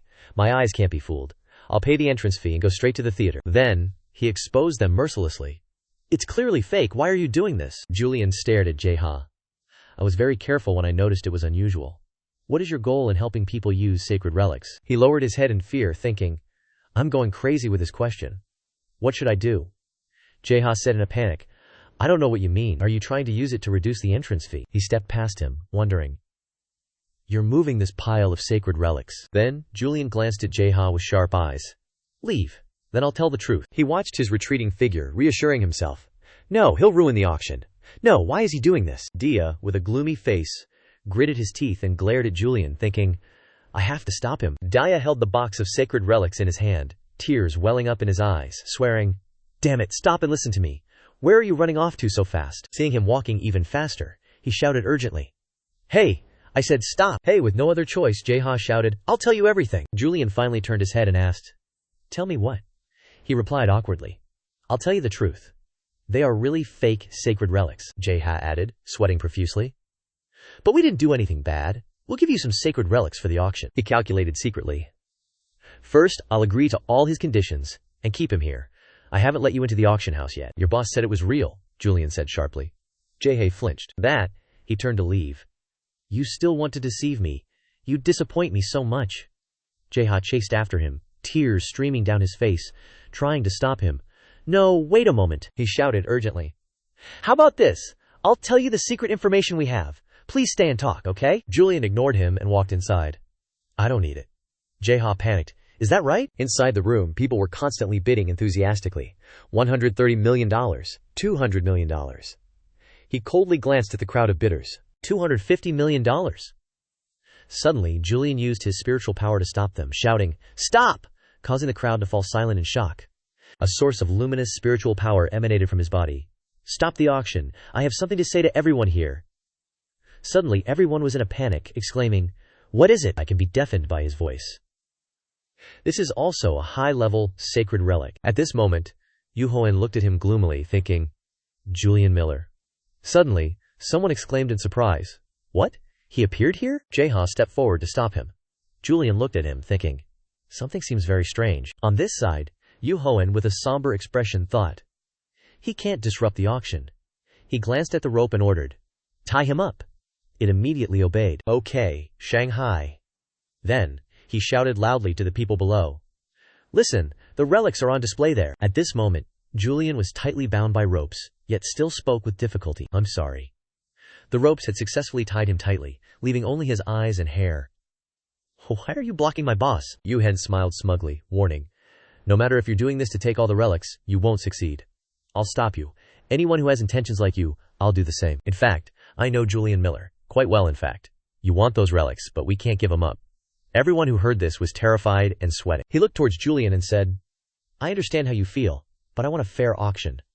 Rope immediately responded, As you command, Master, Duhoen continued. I've decided to step away for a bit, so we can continue the auction. As he spoke, a sharp glint flashed in his eyes, and he smiled slyly. Below, the crowd clamored, raising their hands to bid. Since then, the auction has continued safely. The value of the relics has been transferred to $900 million. Then, at one point, an arm raised gently and spoke up. I'll make a slightly different offer. Soapy smiled confidently. I'll pay with relics, not just one, but an sulfur monosulfide class relic. Suddenly, someone couldn't help but shout, What did she say? She smiled questioningly. How about this way of bidding? The person next to her asked in surprise. My reason is that since the entry tickets also use relics, the auction needs the same. Sophie continued. Do you like this? Duhoen smiled brightly, looking at everyone below, unwillingly. No way, this is too unreasonable. He gave a sly smile, saying, This is a desirable proposal, but even sulfur monosulfide class relics are a bit weak. Below, the crowd immediately buzzed incessantly. What? Really? I'll provide you with more sulfur monosulfide class relics. Then so will I. I'll provide you with a level A relic. Then I'll provide you with 2 level A relics. Duhoen was pleased with the scene. From then on, they started arguing about what relics they would contribute. It was a sight to behold. At the end of the auction, the fake relics were given to Princess Sophie from Monaco. She was the first woman to bid with relics. Soon after, he knocked the hammer down, announcing, Congratulations, the Julius Caesar relic has been successfully sold. Sophie was overjoyed. Yes, I won. Around her, everyone was annoyed and unconvinced. That's ridiculous. On the other side, someone was so angry he seemed to breathe fire. That damn bastard! I offered so much money, honestly, you deliberately gave it to her. Duhoen over there mocked. I'm not stupid. The value of $200 million versus and sulfur monosulfide level relic. Just 2 S-class relics, 3 A-class relics, and 10 B-class relics are enough. He glared at him resentfully. Duhoen thought to himself with pity. Too bad for Austin, Pandora's dog. Looking at Oten angrily gnashing his teeth, glaring at Sophie, he smiled smugly, pleased. However, the auction was still a complete success. The plan succeeded. In the cold corridor, inside the room, Duhoen looked at Julian, who was tied up and lying on the ground. What should we do with him now? He turned to ask Rope. What made him show up at the auction house? He stammered in fear. I think he came to participate in the auction. When he came and saw a relic, he knew it was fake. Yu-Ho thought for a moment after hearing this. I can't fool him, even though the quality has been improved. Suddenly he ordered, Rope, let him go. It immediately released the gag from his mouth and asked, Han, are you okay? Are you okay? Julian immediately asked after being able to speak again. Duhoen, are you a scammer? What do you think will happen to you after they find out it's fake? He calmly replied. As long as you leave quietly, you'll be safe, right? He struggled to break free from Rope. No joke. I'll reveal the truth if I get out of here. Duhoen smiled, saying, Please be patient. The person who obtained the relic is a princess of a country. If she hears about it, I could be in trouble. He retorted angrily. If it's so scary, you shouldn't have done this in the first place. I don't want to help at all. He leisurely looked at Julian. Although there's no hope, he's still stubborn. So, what should I do? Suddenly, Duhoen glanced over, as if discovering something. Above the ventilation shaft, a flame immediately shot out, attacking, surprising him. Soul relic. Suddenly, it slipped past Duhoen and flew out the door. At some point, he gritted his teeth, watching its figure fly away into the distance. It disappeared. Pausing for a moment, Duhoen continued. Looks like she's been listening to our conversation. Daha panicked, asking, Then what should we do? Behind them, Julian, still tied up, exclaimed, Great, someone knows the truth, and you'll be caught soon enough. Stroking his chin thoughtfully, Duhoen said. Like he said, we're gonna get caught. Daha, terrified, teared up. What? Duhoen added quickly. No, we can use this. He immediately stopped crying, confused, and asked, How? Duhoen started explaining softly to Daha, Miller being involved in this plan is actually a good thing. We can use it. Then, he flashed a dangerous, cunning smile. I'll make you an accomplice. Over here, the laurel wreath is placed neatly on the table. Sophie smiled happily, saying, This is also a relic from one of the 7 tombs. The girl beside her shared her joy. Congratulations, princess, that girl continued. I have paid all the cash and relics that you auctioned. Sophie replied happily, Thank you. She handed the bag containing the newly auctioned relic to the bodyguard beside her. Be careful. It's very expensive. He immediately replied, Yes. Sophie excitedly said, I can become a relic user with this relic. Pandora will know my name. Suddenly, a voice rang out from behind. Please wait a moment. The voice belonged to Sua. She coldly criticized. This place is unbearable. The relic is fake, Princess Sophie. Immediately frowning upon hearing that, Sophie questioned. Who are you? What are you talking about? A subordinate behind her spoke up. The relic you won at the auction is fake. At this, Sophie was startled and astonished, asking, "What did you say? How could this be?" Sua gloated after seeing the prey take the bait. "I can prove it." Then she immediately made her request. "Please lend me the relic for a moment." Sua continued, "I need my relic to prove it." Sophie crossed her arms and frowned, asking, "How can I trust you?" Sua glanced at the surrounding crowd, who were curiously watching, and replied, "There are so many people here. Surely I wouldn't do anything foolish?" Sophie frowned, holding the laurel wreath in her hand, and reluctantly agreed. "All right, but if you deceive me, you'll face the consequences." She held it out, saying, "Take it," then added, "Hold it tight." A beam of light shone. Instantly, the laurel wreath in Sophie's hand shattered. In the next second, Sua slashed with the knife in her hand, and the laurel wreath was immediately knocked away. Sophie panicked and questioned, "Hey, what are you doing? Do you know what you're doing?" Looking at the shattered pieces of the laurel wreath on the ground, she said coldly, "A high-grade relic, cut in half." Sua raised the knife high, glanced at Sophie, and asked, "This dagger is only a grade B relic. What grade is your relic?" Sophie stammered in a panic. Grade SSUA immediately explained, "Low-grade relics cannot damage high-grade relics under normal circumstances." Sophie was startled, suddenly realizing what that meant. Pausing for a moment, she couldn't believe it, and continued, "This relic is even below grade B." Sua calmly replied, "Yes, the entrance fee has been paid, and everyone has been deceived." The people around them realized in shock. "That's right, my relic." Sua gritted her teeth and growled, "That bastard is still somewhere in this auction house.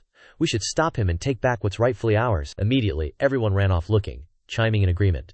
"Okay, Seo Duhoen, today you must die." Sua smiled, secretly satisfied. Everything was going according to plan. That scoundrel certainly didn't think. She ran in the opposite direction, turning her head to smile at the crowd behind her, thinking happily, "That's how I put you in prison. I will be free to enter and exit the 7 tombs." On this side, Duhoen calmly spoke up, seemingly aware that they all knew this was a fake holy relic. Behind him, Zihaha, busy doing something, replied, "Very soon. It's almost finished." He flashed a cunning smile and urged, "Hurry up, we need to pull off one more trick before it's too late." On the other side of the wall, Exxon was looking at the surrounding garbage, searching, "Where are the real holy relics? I can't feel them. How did he do that?" Suddenly, a loud voice rang out behind him. "Seo Duhoen is here?" He looked over in surprise, as Duhoen, accompanied by Zekaha, raised both hands and asked, "Are all of you looking for me?" The surrounding crowd, infuriated, loudly shouted, "Give back our holy relics! You fraud! Did you really sell fake holy relics? You are a scammer. Quickly return the holy relics." Duhoen couldn't help but laugh out loud. "It's true that the holy relics you all took are fake holy relics." Immediately, everyone began to curse loudly. "You vile person, you also stole the bribe money. Hurry and return everything." Hidden in the crowd, Sua was surprised, secretly wondering, why did he admit it? He raised his hands to reassure everyone. "Calm down. We are also facing a dangerous situation." Then, he turned his head to look at Zedaha, who was focused on something with his head bowed. "Take a look." Trisk. He pulled up his shirt to reveal a long wound on his abdomen. Immediately, someone spoke up, asking curiously, "What? What kind of wound is that?" Everyone surrounded him, chattering non-stop. "He's going to die. Quickly save him." Zenit pretended to be scared, and explained, "Actually, we initially didn't intend to sell fake holy relics. We thought selling holy relics was too extravagant, but we received a threatening call because we obtained the holy relics from the tomb in Kyoto. Previously, holy relics were not very popular, but the reality is the opposite. And then I got this wound." Then he took out a piece of paper and continued, "And I had to follow the threatener's words. Look at this diagnosis result." Dia immediately asked, "Is that right? Do you believe us?" Someone then took the paper and read it carefully. At this moment, Duhoen also spoke seriously. "And we are trying to catch the culprit at this auction house." Z also added, "So we had to trick you." Tresk. Duhoen recalled the past moment. "The person who tried to threaten us will definitely show up here." Suddenly, a familiar voice rang out behind them. Chada asked, "Why did you let me win the auction? I swear I am not a threatener, and if he is here, I will definitely catch him." After a brief pause, Sophie frowned and asked, "Are you testing me?" Duhoen lowered his head, pretending to be sad, and stammered in reply, "I apologize to you, princess. You have many bodyguards. I thought it wouldn't be an issue. If the criminal is caught, we will return the real holy relics to you." She listened silently to his explanations. Duhoen continued, "After all, the auction was still normal, but if things continue like this, I still won't be able to catch that person." Finally, he concluded with a sentence, "I am telling the absolute truth." Sophie was silent in thought. Everyone around started discussing, "Is that real? He doesn't seem to be lying. At this moment, Duhoen secretly smiled smugly. Sorry, but this, Jose's wound was obtained with a holy relic. He glanced around, thinking to himself. And at this moment, shouldn't he have appeared already? Immediately, Julian appeared, rushing over. Wait, which one of them has won the auction already? He rushed forward, shouting to the crowd. There's a truth they need to know! Duhoen smirked to himself, thinking. And right now, he pushed through the crowd, looking directly at Julian, and said, Did any of them win the bid? There are truths that need to be known. Duhoen smiled sincerely at Julian. You're here. He, sweating, forced a smile.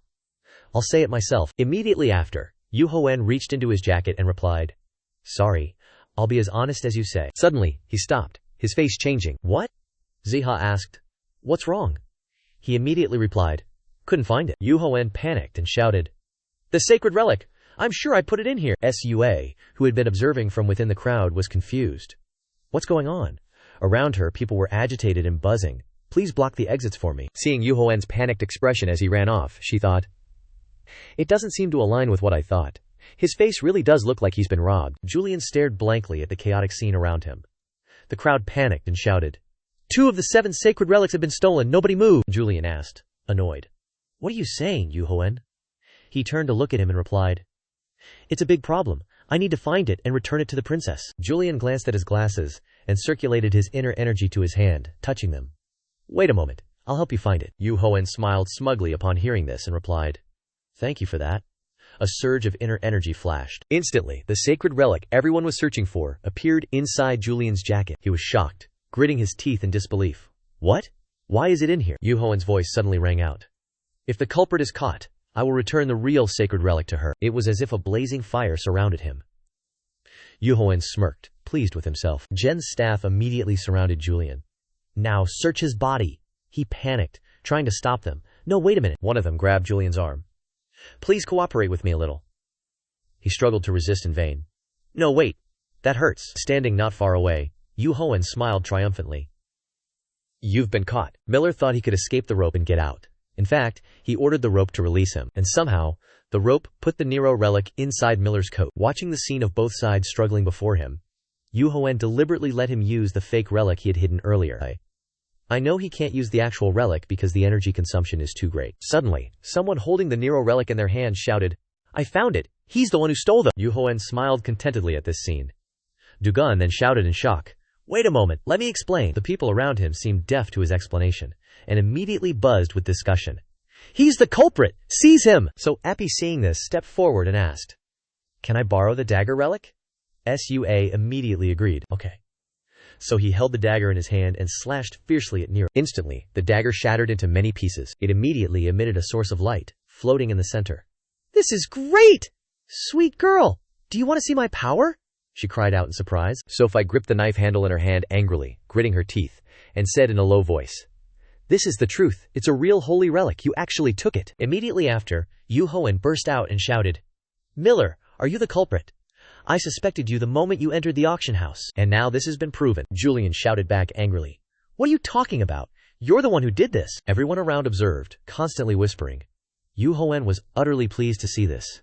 Julian was angry that he fell into his trap. But because Duhoen had prepared earlier, no one believed him. He curled his lips into a cunning smile, thinking, Is there any way? Now that everything's flipped, explain it in prison. And very soon after, the auction finally concluded. Afterwards, Julian was arrested by the police for stealing a relic. This was a bit regrettable. But on the other hand, his reputation will be diminished in the future, and he won't be able to bother Duhoen anymore. This happened because he always obstructed Duhoen. To solve the problem, the guys had to give the Nero relic to Princess Sophie. All the guests had left. Duhoen didn't know how long it had been since he left the hotel in New York. The moment they saw him return, the whole group, including Gongwu, immediately froze in astonishment. Boss! Looking at all the sparkling objects placed on the ground in front of him, Xiangwu was slightly startled. What's with this gold? And there are so many relics too. Duhoen smiled brightly and asked, Do you know where all this came from? Drooling with envy, Dokishim immediately replied, It looks like my boss did something extraordinary. Duhoen casually sat down on the sofa. It would have been even more incredible if I could have brought the Nero relic back here.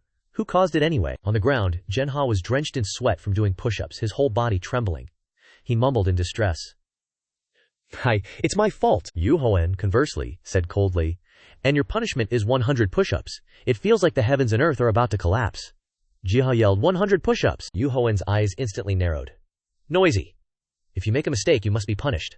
That's obvious. Looking at his tearful teammate with a reluctant face, Yu Hoen asked again. What do you think would have happened if I hadn't stopped Miller? Indeed, Yu Hoen's words were correct. Jianha finally submitted. Alright, it's my fault. Cutting him off, Yu Hoen continued.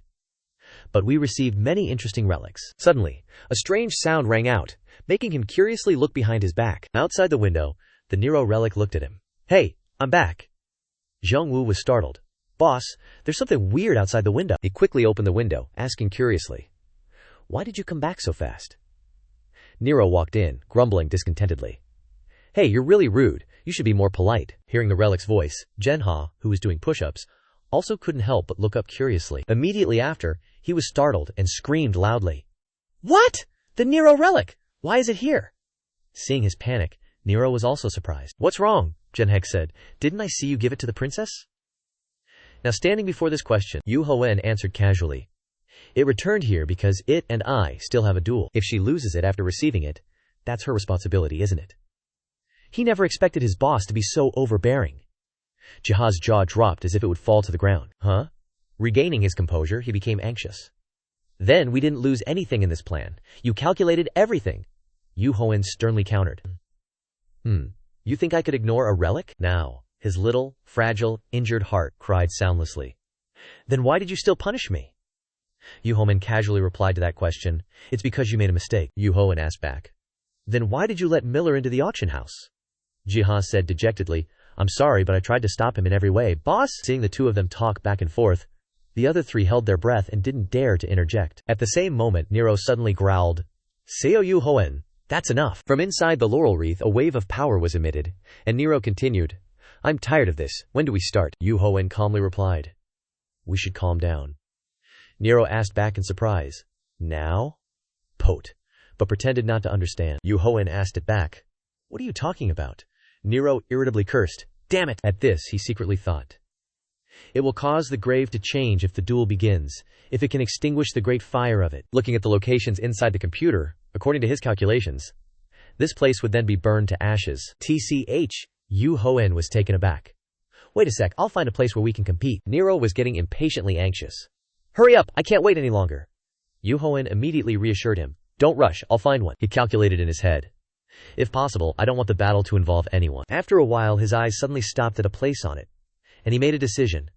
I can choose this place. After confirming the location, Yu Hoen happily told Nero, okay, it's Monaco. At this location, a large fire was spreading rapidly, causing chaos everywhere. Inside, people were rushing to put out the fire, and a noisy clamor arose. Why is there a sudden fire? It seems to be caused by the sacred relic princess brought along. Sophie was in her room, looking genuinely worried about the loss of the relic. At the same time, one of her close servants immediately reported, Princess, all the fires have been extinguished. Sophie breathed a sigh of relief. Thank heavens. But he continued. Although the fires occurred in the park and palace, they were extinguished immediately afterwards. The princess revealed a tired face. She said, Let's talk about that later. The man immediately fell silent. Yes. Then Sophie continued. Also, has the relic been found yet? Hearing this, the man was a little startled. I'll go check right now. He immediately obeyed the order and turned to leave. Yes, I will depart. Before leaving, Sophie did not forget to instruct. Be careful. As soon as the person left, Sophie gritted her teeth and frowned. That damn relic! I spent so much to get it. She recalled when she saw Nero, she was very happy and couldn't help but cheer. This is Julius's relic. But as Sophie's hand just touched it, a golden light immediately shot out. Nero, with an angry look, flew up and accused Sophie. How dare you touch me? But as a proud princess, she didn't allow herself to lower herself to a relic. Too bad. I am now your master. Nero replied disdainfully upon hearing this. Really? Immediately after that, it flew away. I don't accept anyone I don't like. Now, looking back at the empty suitcase, Sophie fell into contemplation again. That relic can burn anything. It's not easy to calm it down and seal it again. The palace has been burned down. She bit her lip, blaming herself. The palace was burned down. This makes me feel guilty. How can I subdue it? Lost in thought, Sophie didn't realize someone had come up behind her. Sua spoke up. Your Highness. Sophie suddenly startled and looked over. Sua. What have you found? Sua immediately replied. Of course, Princess. I have found where the relic is. Pausing for a moment, Sua looked back and continued. But this place is a bit far. in the middle of the Pacific Ocean. Hearing this, Sophie was surprised. What are you talking about?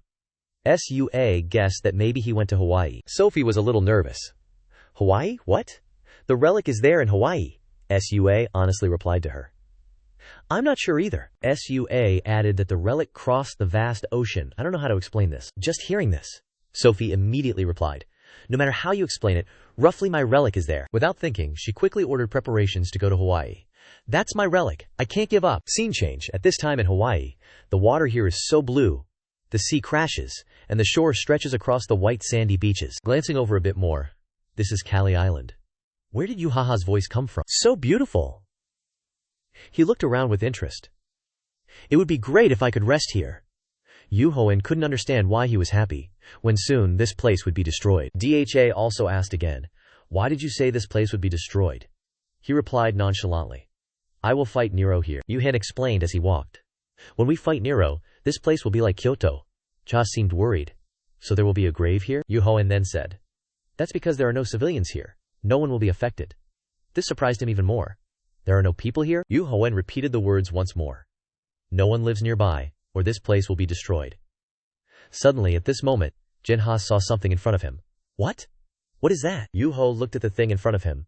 A flash of death appeared in his eyes. This is Lao Jun's villa. In front of the two, a magnificent villa was located next to the beach. Everything was extremely poetic. Duhoen breathed a sigh of relief. He said smugly to Jinha. Look, we don't know what the outcome will be, but Duhoen could confidently say that a grave would be made here, and this villa would be redecorated. This is that old fox's favorite villa, so I'm very excited. Every time he mentioned this person, he always carried a sense of resentment from the bottom of his heart, Duhoen said in a challenging tone. Okay, let's start playing. Scene change. Now at the Pai Shang Long Villa, the place is heavily guarded with a large security team. The large gate was built extremely solidly. Looking at it, it's no different from a large military area. After walking for a while, one of the guards spoke up. Should we have a few drinks after work? The other yawned repeatedly and agreed. But why haven't you left today? The conversation was not over yet. Suddenly a shocking sound rang out, startling both of them at the same time. What's going on? Suddenly a lot of money fell from the sky, causing the staff here to become agitated. Everyone wanted to get more for themselves. Looking at the sky, the money grub happily said loudly, This is my favorite money. Come here and grab it. Hurry, hurry. Seeing everyone acting strangely, the two guards still couldn't figure out what was going on. What are they doing? The crowd continued to stir. We don't need to work anymore. This is real money. At the same time, one of them looked at the two of them. Hurry up too. No, you should stand there. It's all mine. Like a scratch tape, the two just stood frozen, exchanging glances. After a while, the two stupid guards finally understood. They immediately ran out with the money flying from the sky. And just like that, the rope, along with the money grub carrying a large bag of money, led the hotel staff away. Yes, follow me, stupid humans. Over here, Yuho quickly received a phone call from Chongyu. He immediately answered the phone. On the other end of the line, Chongyu happily reported. Big brother, it's a success. The hotel staff have left. Duhoen replied with satisfaction. Okay. The two began to enter the villa. Cheu reported again. There are no guards inside. Duhoen also wondered. That's all? Immediately after, he instructed. Leave the rest to me and come here quickly. I'll send the location. Chongyu immediately replied. Okay. Looking over at Jha again. What about you? Ready? He immediately said, yes, I'm ready. Taking the Nero relic in his hand, Duhoen smiled with a meaningful smile. Okay, let's begin. As soon as he was summoned, Nero immediately admired the surrounding scenery. This place, the relic excitedly flew up, emitting a powerful source of energy. This classic confrontation. My spirit is soaring. This time it's for real. Pausing for a moment, Nero continued. But we're missing one thing. There are no audience or judges here. Duhoen replied. All the visitors have left. This is what makes the relic sad. Nero was surprised. Really? Duhoen began to lose patience. Stop talking nonsense and let's start. Helpless, Nero had no other choice. Alright. Immediately after, a large explosion immediately rang out, the light shining directly down on Juan's head. Turn's hotel at this time had begun to show signs of cracking. Just a little more, it's guessed that this place won't be able to hold on any longer. Just like that, all the infrastructure here collapsed in an instant, as if the place had just experienced a major earthquake. Duhoen and Jiha were standing there dumbfounded. In a flash, they were transported to a golden arena. Jiha looked around in awe, turning back and forth. It really has become a tomb. Duhoen smirked. This one is more beautiful than the previous one. Looking around, Jinha wondered, where did all these statues come from? At the same moment, a voice rang out, carrying a stream of magical light. Yes, That is my masterpiece. At this moment, Nero finally appeared in human form. Come on, are you ready? I will show you what art is. The system immediately announced. This place has become a space tomb. The inside will be different from the outside. It will be like the Golden Palace. You will not be able to leave here until you defeat Nero. Inside the palace, Nero's power is so strong that it completely supports him. Yet, he looked around with an utterly nonchalant expression, assessing the place. A beautiful theater. Can you call the audience in afterwards? Looking at the pile of weapons in front of him, Nero said casually. No need to worry. I have prepared them. Unable to hide his eagerness, Nero added, Hurry up. I paid 10 million to get in here, so hurry up. The entrance fee wasn't cheap. Genha couldn't help but gape at the scene before his eyes. Where did those relics come from? Duhoen happily explained. The earthworm took advantage of the situation to set them up. The relics were talking to each other. I'm curious about the author's ability. We have to see it before we leave. Yes, I'm also very curious. It seemed that what was happening before their eyes was beyond their expectations. Jaha looked at him. Boss, what's going on? Duhoen seemed very angry. I'll remember that. Nero looked at the pile of relics. He was satisfied. There are so many viewers. This is great. So Duhoen paused. After Nero's words, he calmly glanced over at him. Nero's face became somber. He looked straight at Duhoen. Let's begin. Scene changed to Turn's office.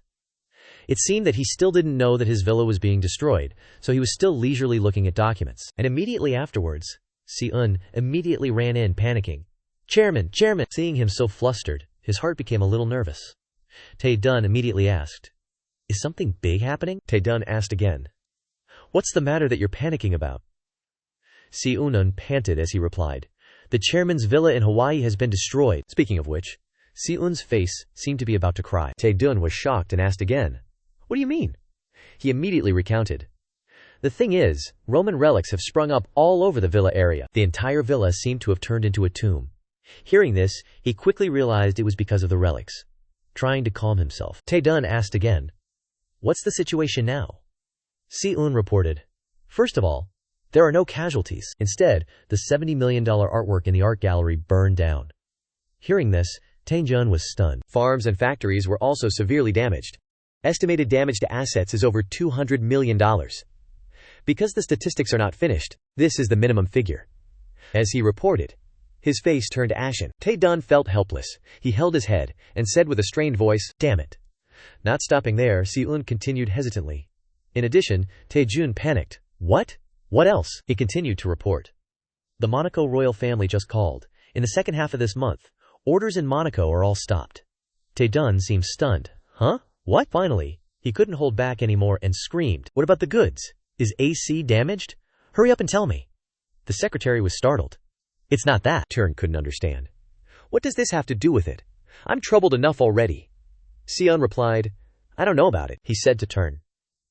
I now have a contact from a member of the royal family. Tae-jun quickly took the phone from Seo's hand. Receiving a call from the royal family. Okay. This is Tae-jun. A familiar voice came from the other end. Long time no see, Tun. This is Sophie Grimaldi. Hearing this voice, Turn's heart truly felt like it was dying. Immediately after, he whispered to Seo. Did the Princess of Monaco call you directly? He immediately replied. Yes, exactly. Tae-jun then chuckled insincerely. What's wrong? You surprised me. Sopo frowned and growled. From now on, if you answer my questions with lies, you won't even be allowed to step foot in Monaco. She got straight to the point. Do you know that I bought the Julius Carissa relic at the last auction? Tae-jun replied. I know. You won the auction. So Kempi immediately continued. That's right. I bought it at a very high price. But pausing for a moment, she continued. How is it that the relic is in your Hawaii villa? Tae-dun was thunderstruck, and he immediately explained. The relic is indeed in my villa, but it doesn't belong to me. So didn't understand, she asked again. Why is that? But sitting on the plane looking out at the sky, Sophie said. Listening to your answer, you admit the relic is in your villa. Why? Why did you steal it? Why would I steal it? Are you suspecting me? This damned bitch is driving me crazy. Seo anxiously reminded. President, she'll hear you. Pausing for a moment, Tae-jun composed himself, then tried his best to explain to her. I know it seems like the princess has misunderstood, and let me explain this. It wasn't me. I also don't know why that relic is also destroying my villa. So in this situation, I'm also a victim. So Keipo immediately continued. If you say so, I will personally visit your island to confirm this. And now that I'm almost there, I thought it would be more polite to report to you first, so I called you. Tae-dun bit his teeth irritably. A straight tree fears no crooked shadow, he thought, so he immediately replied, "Please, feel free." So said indifferently, "All right, good." Finishing speaking, she also quickly hung up. Taejun's room was now extremely silent. Taking his anger out on others, he yelled at Seoun. "What the hell are the villa staff doing? How did this happen?" He startled and reported back. At that time they said a rope and an earthworm brought a bag full of money and dropped it freely. Then he continued. And at that time the staff took the money. The more Taejun listened, the paler his face became. What? Seoun hesitated. I don't know what happened there, but the staff there posted this. Turn immediately speculated after hearing it. The culprit must be among them. But thinking it over, he was a little puzzled. No, wait. It seems this was planned in advance, wasn't it? Like an electric current running through his head, Tae-dun suddenly froze, as if he had remembered something. Immediately after, he vaguely suspected him to be Seoun. Quickly continuing. Yes. He recounted to his superior, who conquered one of the 7 tombs in Kyoto. Then he sold it to the Princess of Monaco. Taejun clenched his teeth together. It's Soen, that bastard. After thinking and stringing the events together, he was sure Swen was the bastard who did this. Seoun startled and asked again. He did it? Turn replied. Think about it. Wasn't he the first to conquer one of the 7 tombs? The veins on his face were all bulging out. Tae-dun said again. And now that bastard is destroying my villa. Why is he always causing trouble for me? As soon as he finished speaking, he immediately ordered his secretary. Prepare. Seoun seemed to still be dazed. Yes. Tae-dun yelled irritably. We're going to Hawaii now. Only then did he suddenly wake up. Ah, okay. A flash of murderous intent appeared in his eyes. Taejun calculated. Very good. This is a good excuse to eliminate that bastard. On Turn's villa's side, that power was still not stopping.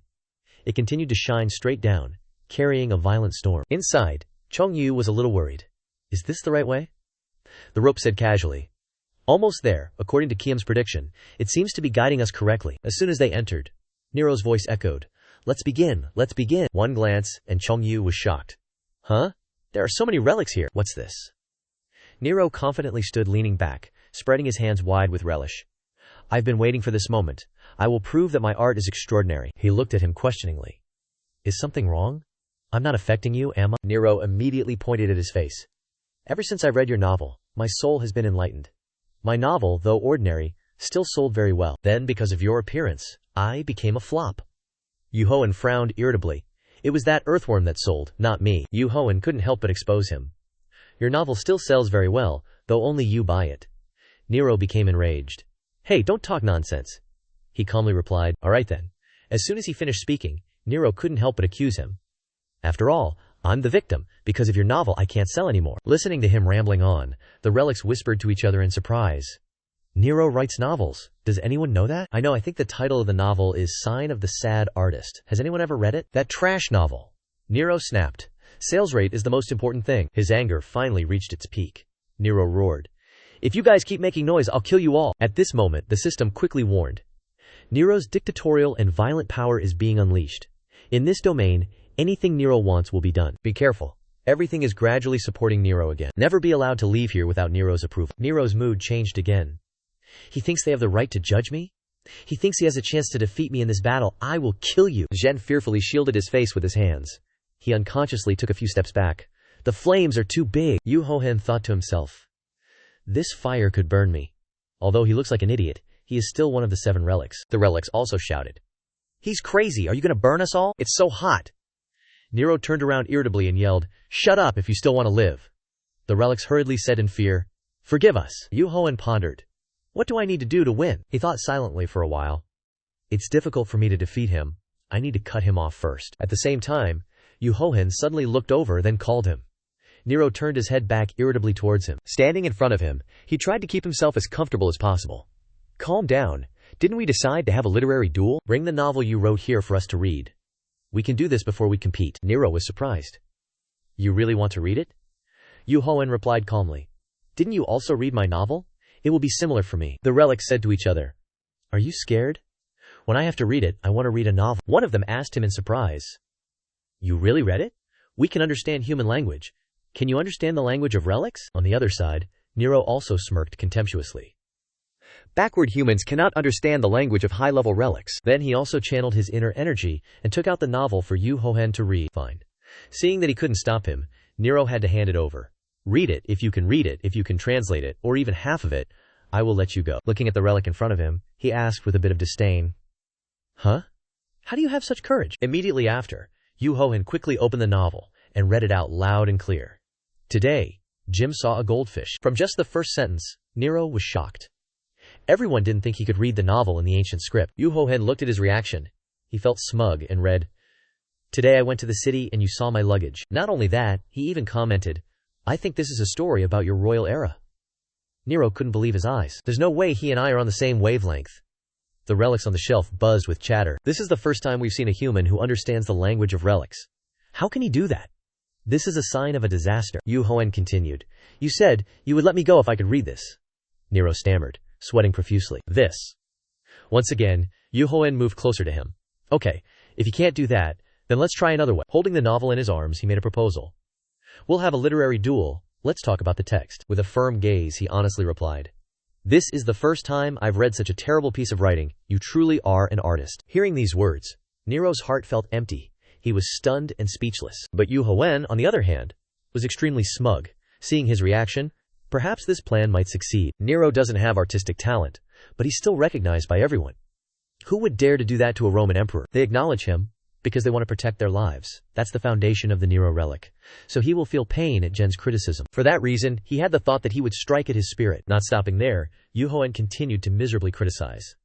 You see goldfish when you arrive at the village. Everyone stares at you. So what exactly do you want to convey? I can write it better than this 1,000 times. This isn't a novel, it's garbage. You should throw it away. Nero felt like he was so angry he was about to have a heart attack. Not giving him a chance to retort, Yu Hoen quickly took out a pen. Let me help make it a little more interesting. Seeing him bending down and writing attentively, Nero was furious. Get up, how can you change my novel? But Yu Hoen basically didn't listen to him. First, let's change the title. Nero, you guilty artist is crying. Seems like this will be better.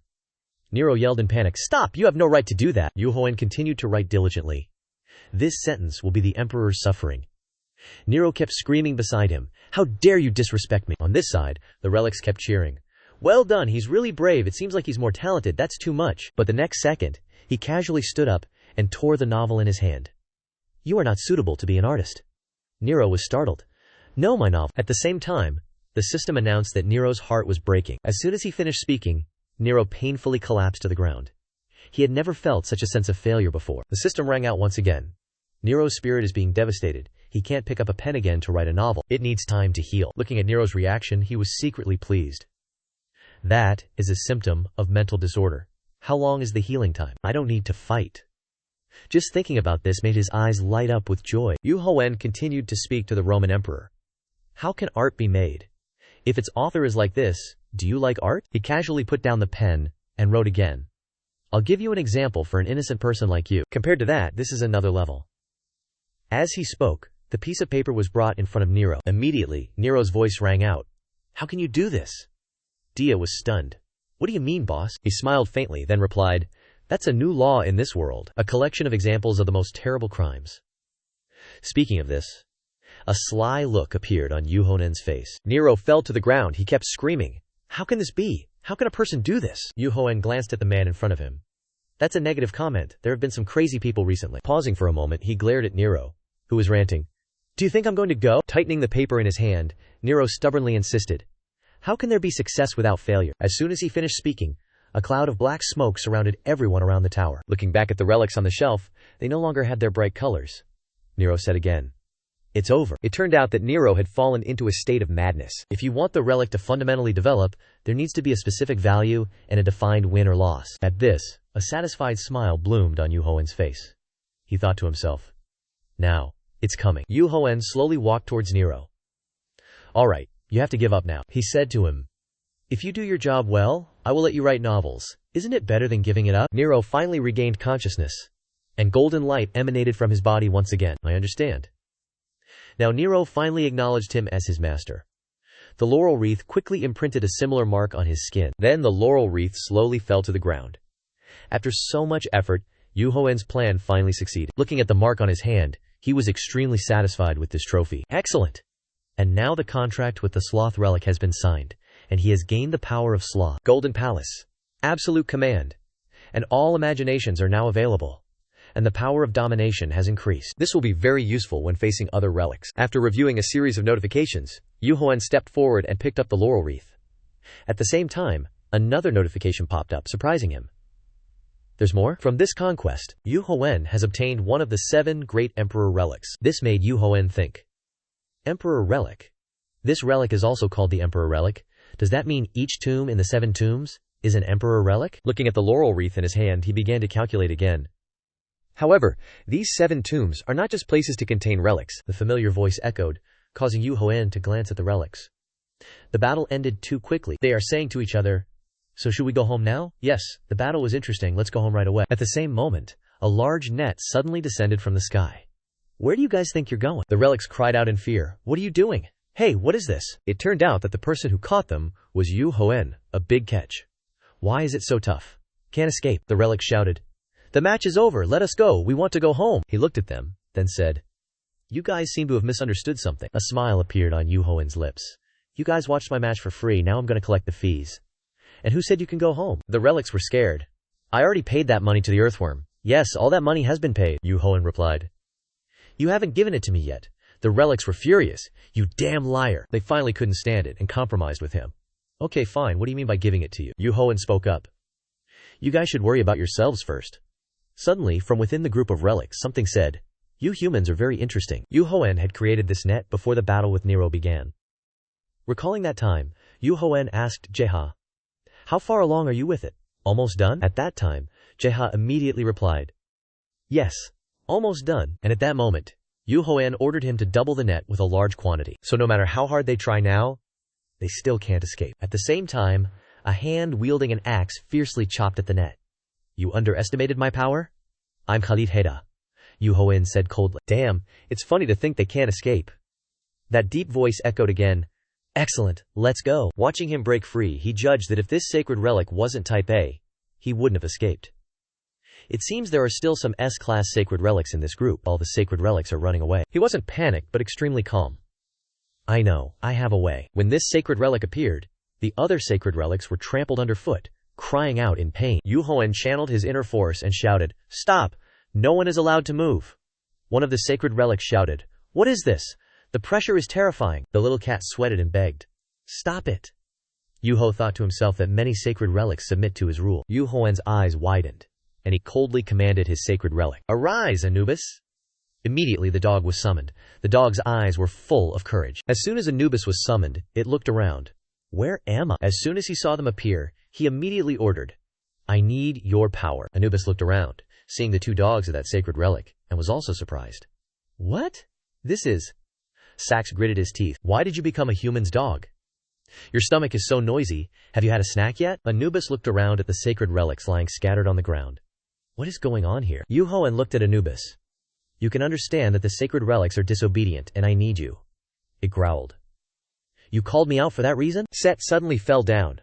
"I have no energy left. I must say this. If Anubis has been restored, let him go." Anubis gritted his teeth. "What's wrong, Yu Hoen? What does this mean?" Yu Hoen smiled brightly.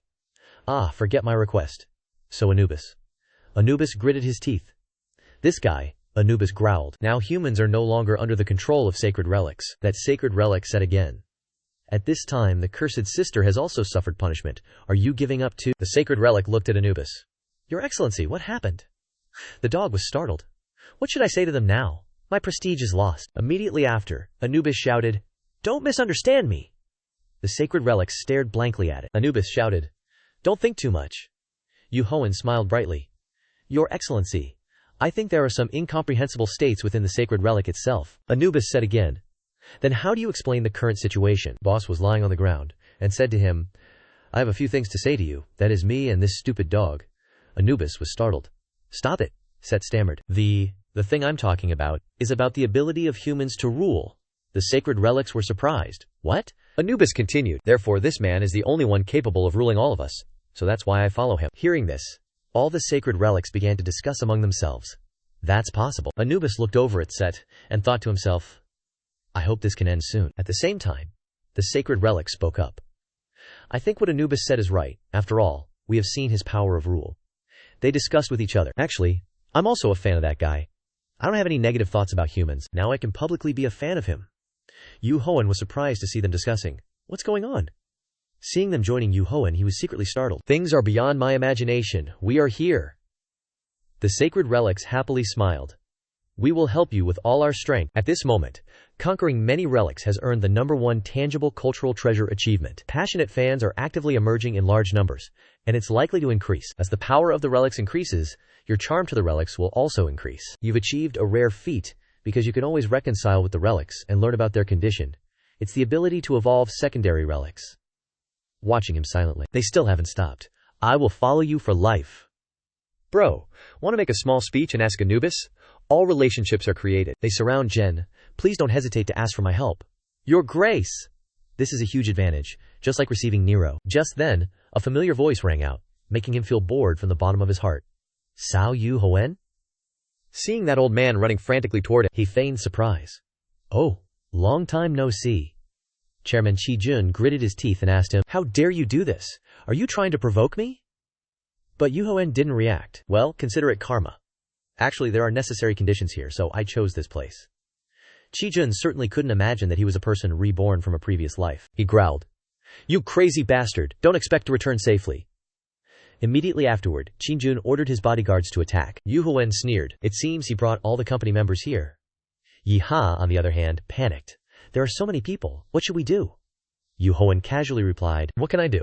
I haven't seen this in a long time. Looking at his lifelong enemy, he instead showed disdain. It seems you brought more reinforcements. Chi-jun gritted his teeth. After being disrupted by you so many times, he can't stay calm anymore. Today is your doomsday, you bastard. Immediately afterward, Chi-jun immediately turned to his people and shouted, what are you waiting for? Attack! Looking at the weapon in the hand of a young man over there, he said coldly with a hint of surprise.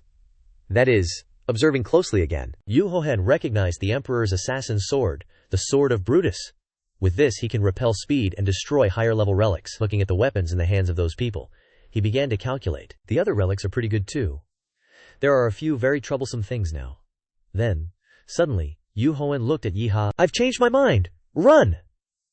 As soon as he finished speaking, he immediately sped off, leaving his subordinates stunned. Chi-jun was startled. He doesn't dare to fight them. On this side, Chi-jun's army was like a swarm of ants. One of them, taking the lead, shouted loudly, Fire! Duhoen ran while turning his back to observe the situation behind him. The sounds of gunfire echoed continuously, and the whole group kept running headlong. Everyone fearfully closed their eyes, not daring to open them wide. Dia ran for a while but didn't feel any bullets hitting him. He looked at Duhoen, startled. They missed. What did you do, boss? I didn't do anything.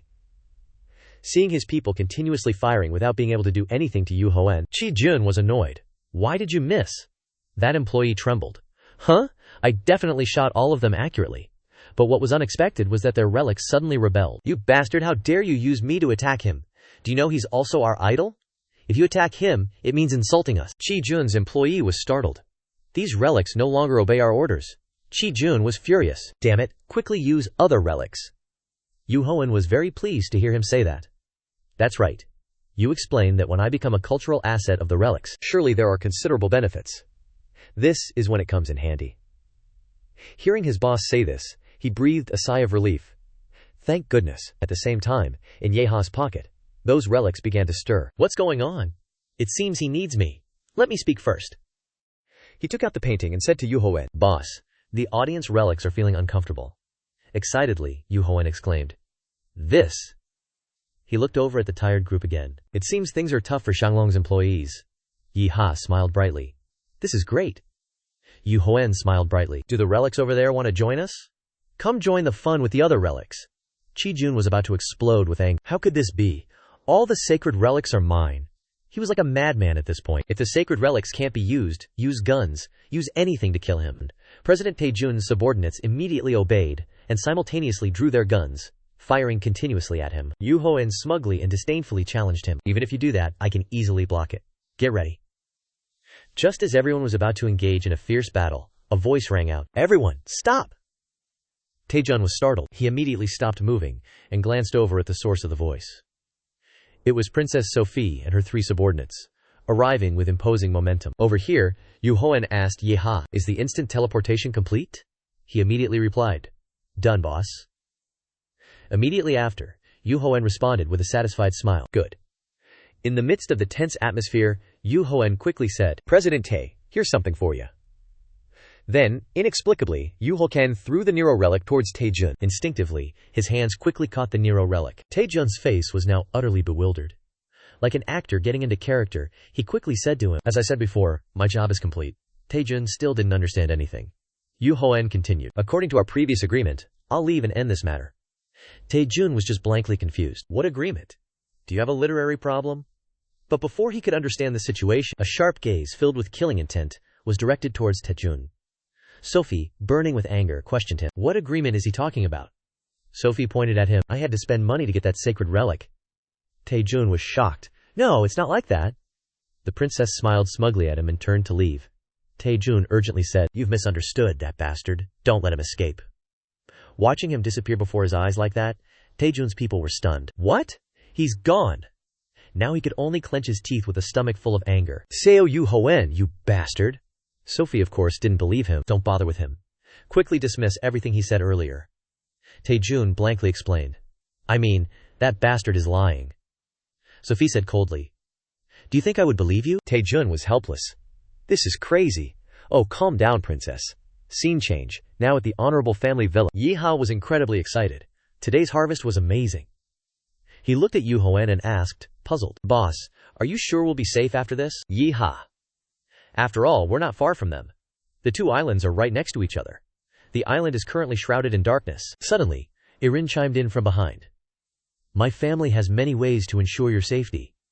Seeing her, he was a bit surprised. Irin didn't pay any attention. She looked at Yu Hoen again. Yu Hoen, how's this place? Are you satisfied? Very comfortable. This is an ideal place to rest. Irin smiled brightly like a flower. Really? If you need anything, just tell me, and I'll try my best to fulfill it. Pausing for a moment, she suddenly remembered. You haven't had dinner yet. Let me prepare dinner, okay? Yu Hoen smiled faintly. Thank you. Immediately after, he sat up. Now, let's focus. Jin was surprised. Focus on what? Yu Hoen immediately held up a tiny button in front of him. I installed a chip. Seeing Yu Hoen put it on, Jen was surprised. What? He put it on the fake Nero relic, he said, pressing the switch. Yeah, that's it. Remember when you threw that fake Nero relic away? I handed it back to that old man, the chairman. At that time, Jen put a chip on each Nero relic. He was sure they wouldn't throw it away. But it seems this is a bit useless. All I hear is the chairman yelling at his subordinates. But after a while, the chairman started talking to Princess Sophie. Taejun frantically explained, I really have nothing to do with that Yu Hoen bastard. Just seeing his face makes me sick. He was extremely wronged. Look, I didn't do anything. While my villa is being destroyed like this. Sophie also believed him a little at this point.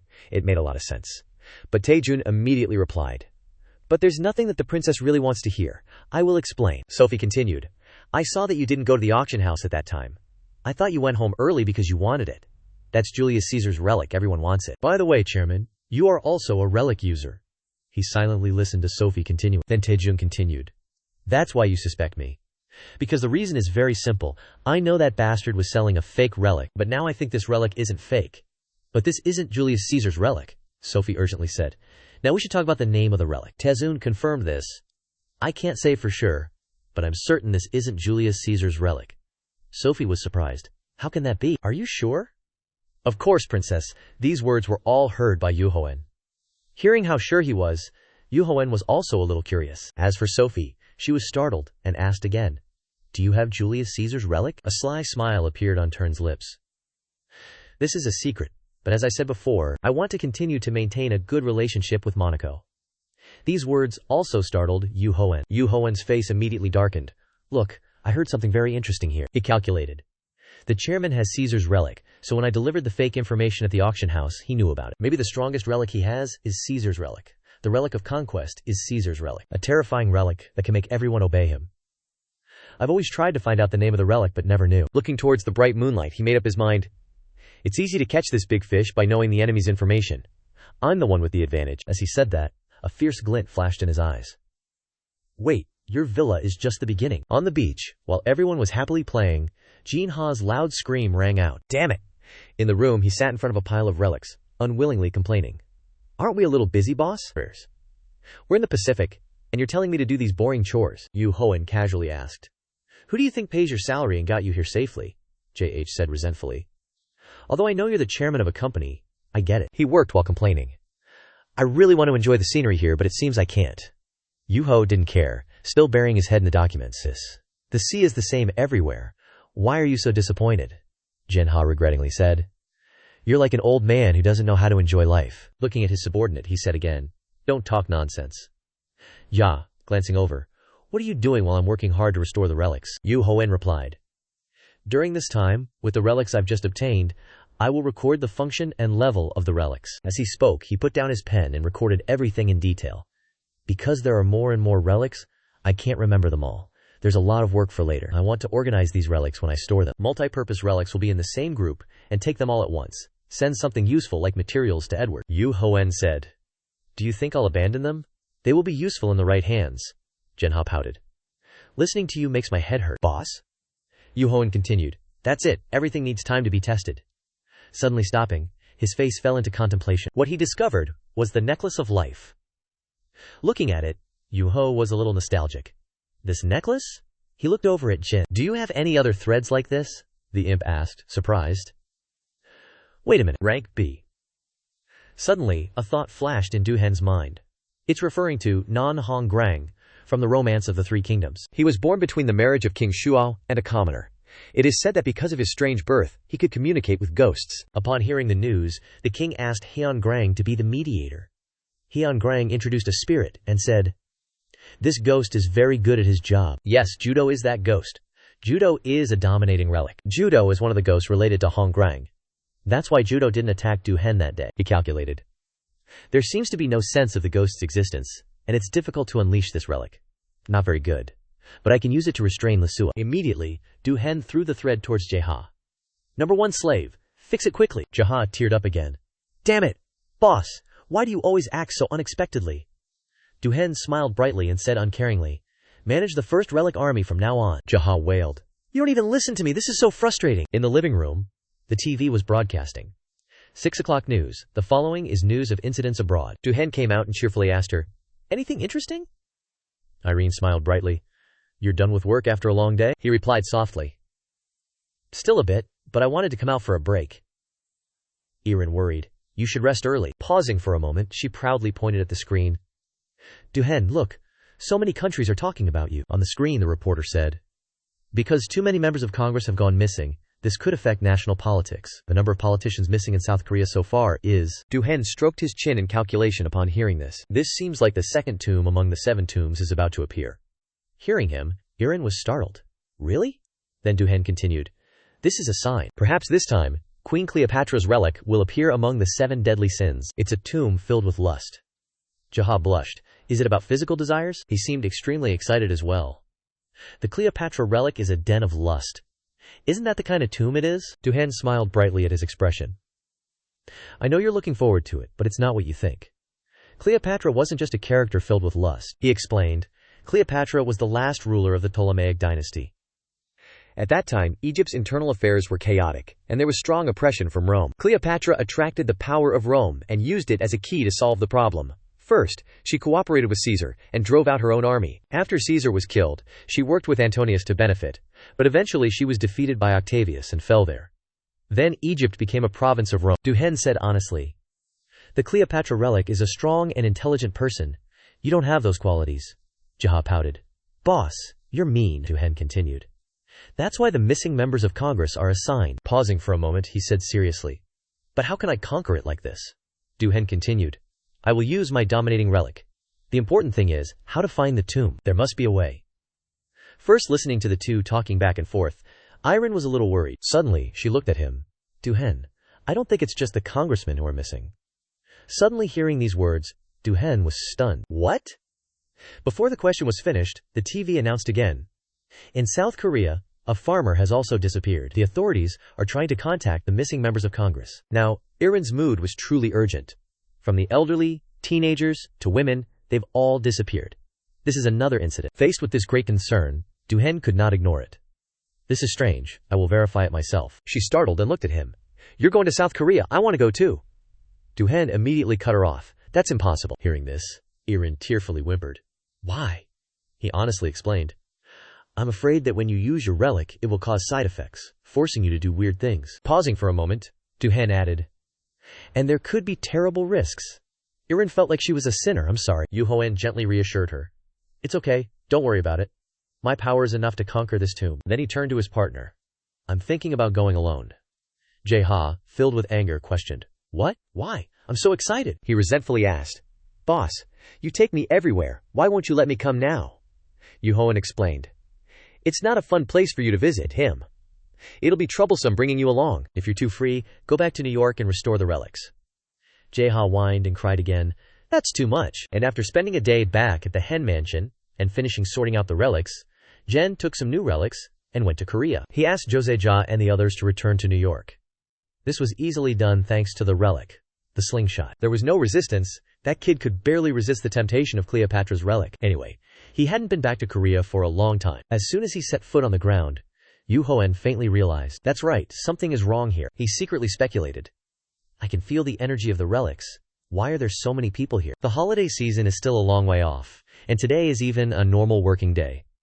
Usually they come and visit Seorak Mountain, and he assessed the passers-by again. The clothes are a bit strange. Office workers, farmers, even pajamas. Pausing for a moment, Hoen seemed to realize. These are people who are attracted by the relics, and according to the direction everyone is moving, he can confirm that they are heading towards this mountain. So many people are accidentally injured and wandering on the mountain. Duhoen wandered in his thoughts. This is also a bit strange.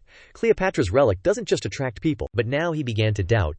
If it really was Cleopatra's relic, will the future change again? At the same time, a voice rang out, causing Duhoen to immediately turn his head to look back. How interesting! The ground began to crack and shake violently, causing everyone to be startled. It's an earthquake! The ground was becoming more and more eroded and collapsing. The surroundings quickly fell into chaos. Duhoen gritted his teeth. He looked at the scene in front of him, then started sweating. A tomb has appeared, and according to his understanding, this is an above-ground tomb. At the same time, from inside the tomb, a voice rang out. Now conquer it, human! Now you can't get out of here! In the shock of the people, the voice became extremely smug. No one will be allowed to leave this tomb. Do you like this? Now Duhoen understood 80% for sure that someone had created this tomb, but it wasn't Cleopatra's relic. As he thought, he became more vigilant. The system panel provided information. This is an above-ground tomb. You cannot leave this area until you can conquer it. Observing the surroundings with what was happening before his eyes, Duhoen narrated to himself. When I followed the energy of the relic, this tomb suddenly appeared. It seems that the relic deliberately brought everyone here. He merged into the crowd, recalling the saying, once again, you can't get out of here, I'll give you a hint. Enjoy the embrace as much as possible. Duhoen was stunned by what he read from the system's notification panel. It wrote that these people were directly affected by the relic's energy. The relic's energy is increasing. Those who came into contact with the relic's energy lost their senses and began to go insane. The unbelievable information came rushing in, causing Duhoen to gape, wondering, what is this? Seeing the people joyfully chanting, long live the empire, quote, Duhoen gritted his teeth and said, at first I thought this was Cleopatra's tomb of desire. Seeing the bizarre faces of everyone around, he realized. But now I'm sure it's not. What kind of relic is this? I've never encountered it before. From afar, in the crowd, a clear voice rang out.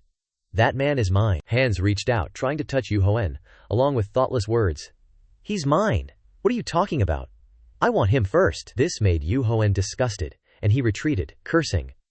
Are you all sick in the head? The system then announced.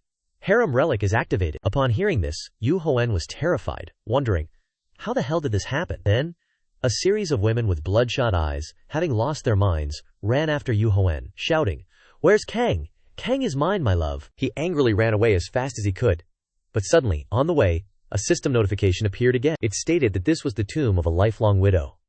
Duhoen was utterly stunned and exclaimed, This is really a relic I've never heard of before. Looking back at the women, and even the men who were frantically chasing him, Duhoen could deduce that they were very similar to the Tomb of Desire. On the road, two men who had not yet been hypnotized were confused, asking each other, What? Why are women chasing after that guy? He must have done something. Seeing the insane men chasing after Duhoen, the two men urged each other. We have to teach him a lesson. Quickly chase after him. Duhoen desperately fled from hundreds of people chasing him like he owed them money. The more he ran, the more Duhoen realized. Why are there more and more? Not only behind him, but even in front of him now appeared insane women chasing after him. They lost their minds and shouted, Kang is here! Which made Duhoen angrily curse. Damn it, there are even here! He twisted his ankle and decided to change his plans. So then, Duhoen worked hard to escape from the insane crowd. They kept calling out to him with thoughtless words. Where's Kang? Is Kang going up the mountain? Someone else unhesitatingly called out. My love! This made Duhoen think. If I get caught, I might die. Then he stared at a large tree in front of him and decided, that place. Then Yu Hoen diligently climbed up the giant ancient tree, surprising the people below. They exclaimed, "Oh, he climbed up there, come down, darling." After settling down, Yu Hoen sighed in relief. I can relax now. He looked down at the ground and gritted his teeth, contemplating. This is like the story of Silo and Nung, but something is very strange. Yu Hoen recalled the story of Silo and Nung, who were the main characters in The Pansori Keeper. She was driven out of town for having sex with a corpse. Silo met a mischievous girl with rumors. The two got married, then Silo died, and the woman became a widow. This story is famous for being very explicit and strange. Yu Hoen stroked his chin, thinking carefully. I should have known about this earlier. But what class are they both? Looking at the insane people standing below, he wondered to himself. If I think of them as 7 tombs, then the capture rate would be very high. But it's strange that Silo and Nung are class S. Yu Hoen denied. No. This story is good, but... Suddenly a voice rang out, interrupting Yu Hoen's train of thought. Very interesting. This voice made him unconsciously tense up, as if he had a bad feeling. Under the tree, everyone was frantically shouting at each other. Quick! Chop down the tree! They used axes to try to cut down the tree so that Yu Hoen would come down, causing him to be stunned and cursed. What the hell? Where did the axes come from? Rope appeared, actively saying to Yu Hoen, Master, let me! He smiled in satisfaction and replied, Okay. Then it flew high, leaving the end of the rope for Yu Hoen to grab. Then it helped him escape. Yu Hoen said to it with satisfaction, Rope, it turns out you're very useful. This is great. Rope happily replied upon hearing that. I was praised, I understand, Master. Suddenly, a notification appeared before Yu Hoen's eyes, surprising him. The announcement read, Attention!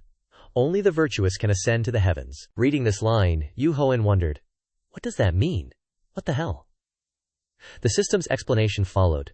Karma accumulated, and unable to ascend to the heavens. Retribution of thunder. No sooner were the words spoken, than a bolt of lightning struck Yu Hoen, stunning him and the rope. Yu Hoen fainted and fell freely. Seeing this, the rope flew to his rescue. You're falling, Master. Then it wrapped around Yu Hoen's body to ensure a softer landing. Yu Hoen held his head, looking extremely uncomfortable, and the rope asked worriedly, Master, are you all right? He replied, Yeah, I'm fine. Then, those crazy people, from who knows where, ran to Yu Hoen and shouted, Now, Jiang can't escape anymore. They frantically fought to reach Yu Hoen. It's a tense battle. He's mine. Get out of my way. I was here first. Then, a woman came up and touched Yu Hoen's face, and said to everyone, Hey, I was here first. You guys need to line up. She licked her lips, eyeing the dazed Yu Hoen, and asserted that he must be different from other men. Then, the woman placed her hand on Yu Hoen's chest and said again, Calm down. I will give you my love. The flagrant words filled Yu Hoen with disgust, and he cursed, Damn it! Suddenly, the rope appeared and slapped the blonde woman across the face, shouting, Did you ask my permission? Then, it physically assaulted all the other women near Yu Hoen, yelling as it did so, Stay away from my master, get lost! The women cried out in pain, What's wrong with this rope? And Yu Hoen, deeply moved by its valiant act, said, Thank you, rope. Then, without a word, the rope tied up all the women, rendering them immobile. Seeing the situation getting too serious, Yu Hoen reminded it, Rope, don't overdo it, they're just civilians. He ran off, reminding it, Stop, and let's go. The rope obediently replied, Okay, master. As Yu Hoen was running forward with all his might, suddenly a mocking voice rang out, You think that's it? This voice made Yu Hoen stop. The stranger continued, Stopping those women is the end of it. Do you think people only walk on paving stones? It asserted something that had never happened before. Hearing this, Yu Hoen guessed it must be a Nung relic. The person seemed to read his thoughts and asked, Why do you keep asking questions? Yu Hoen then judged. A strong and evil aura. It seems it has evolved. He was quite sure. Looks like this will be easy. In Hawaii, at the Huan family's mansion, Irin and her mother were intently listening to the information on TV.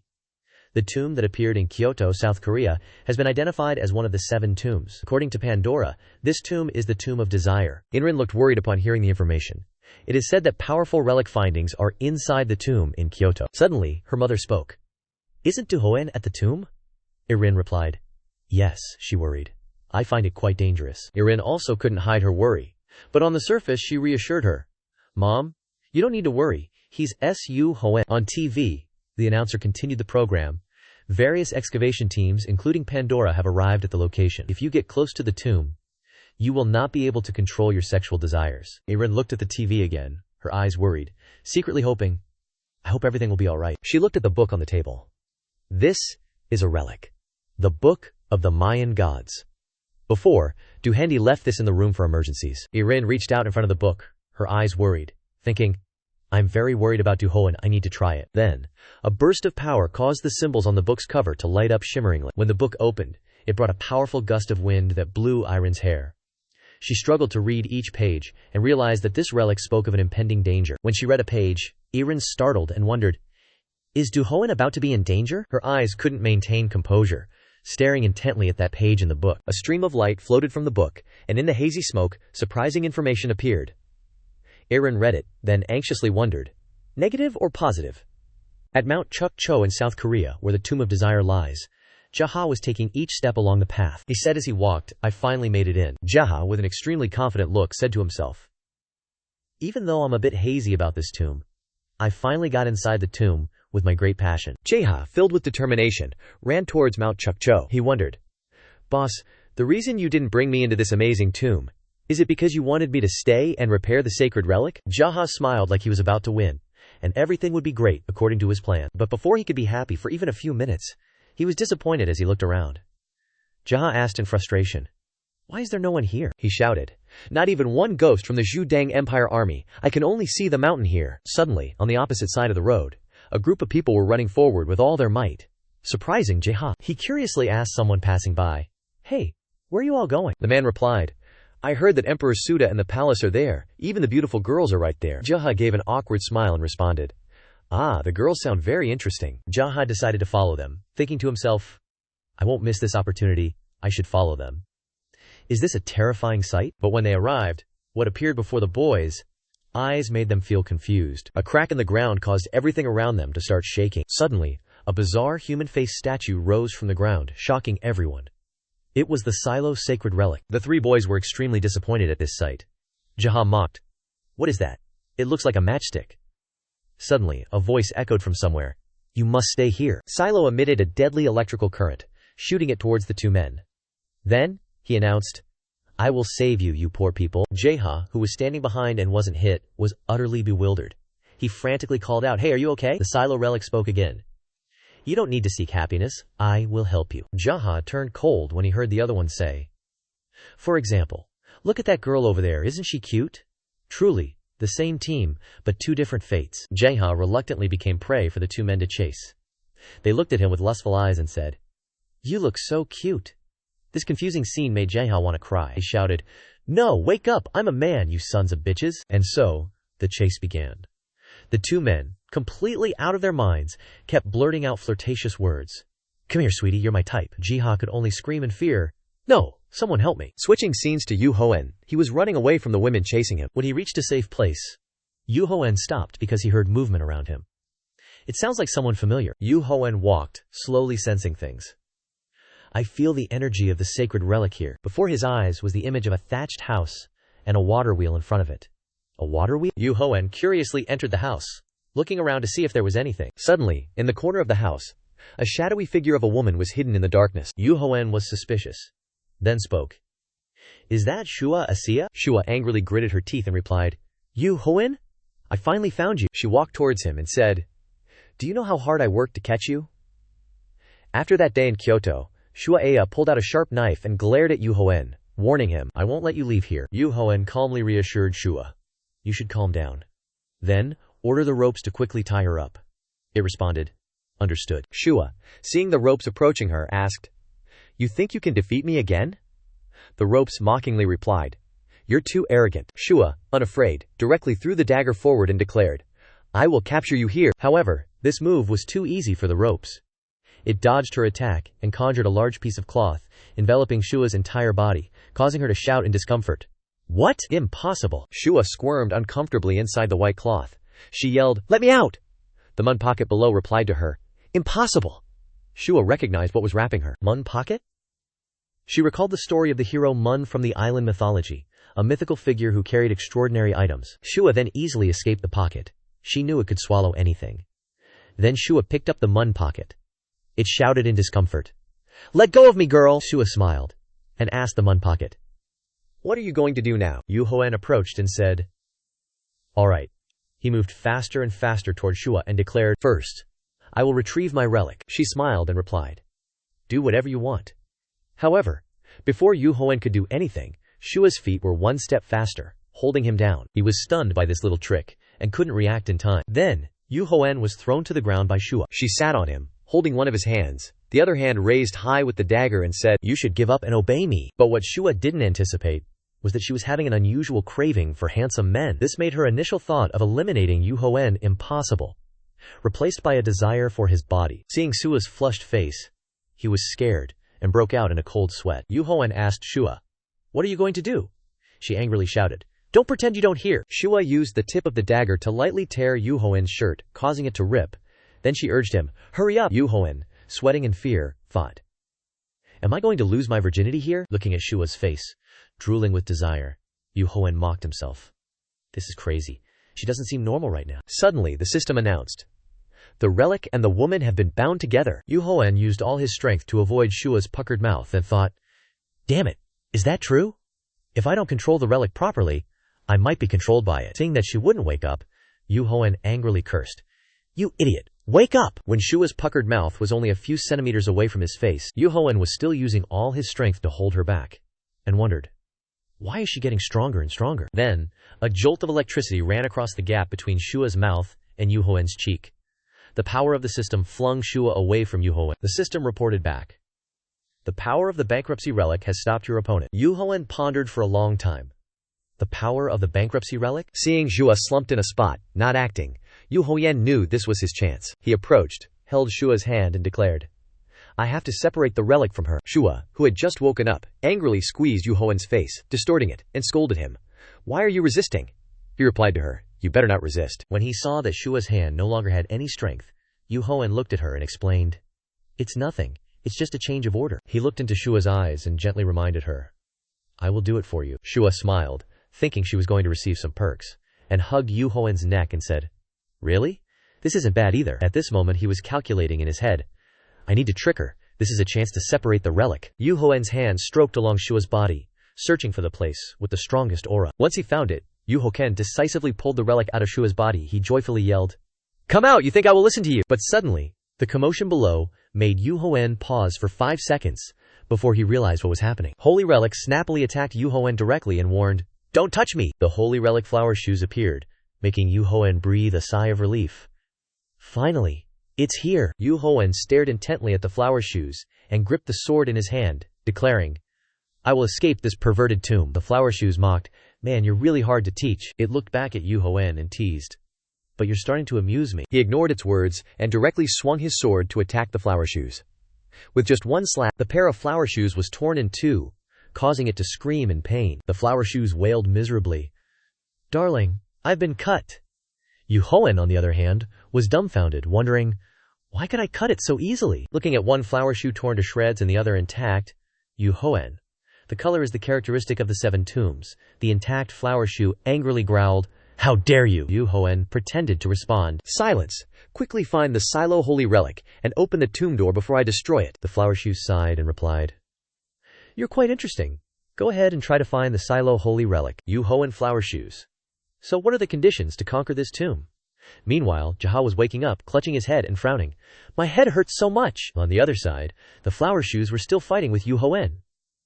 "You want the right answer?" Yu Hoen impatiently brought the knife closer to it and warned, "Stop messing around before I dismember you." The flower shoes fearfully stammered, Okay, I'll tell you." It recounted, "You need to meet the owner of the tomb to cleanse it. You need to give me money for me to open my mouth." Hearing this, Yu Hoen wondered, "The tomb owner?" After understanding, he smiled and replied, "Of course, there is an original owner of this tomb. Very interesting." Yu Hoen pressed the flower shoes. "So who is the real owner of the tomb?"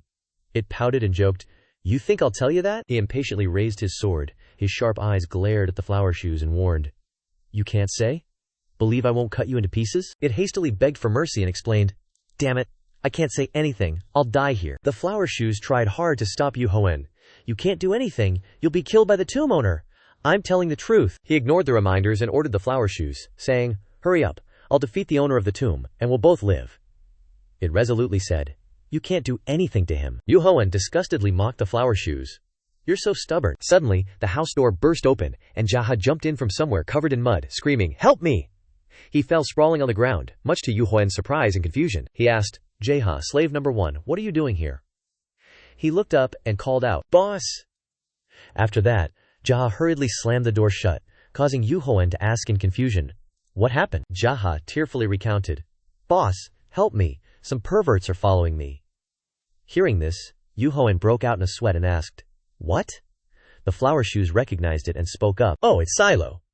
This statement caught the attention of both Yu Hoen and Jaha. They all stared intently at the flower shoes, each with different emotions. Suddenly, the voices of two insane men rang out outside the house again. "Darling, I know you're in here. Open the door." Jaha fearfully stood in front of the door.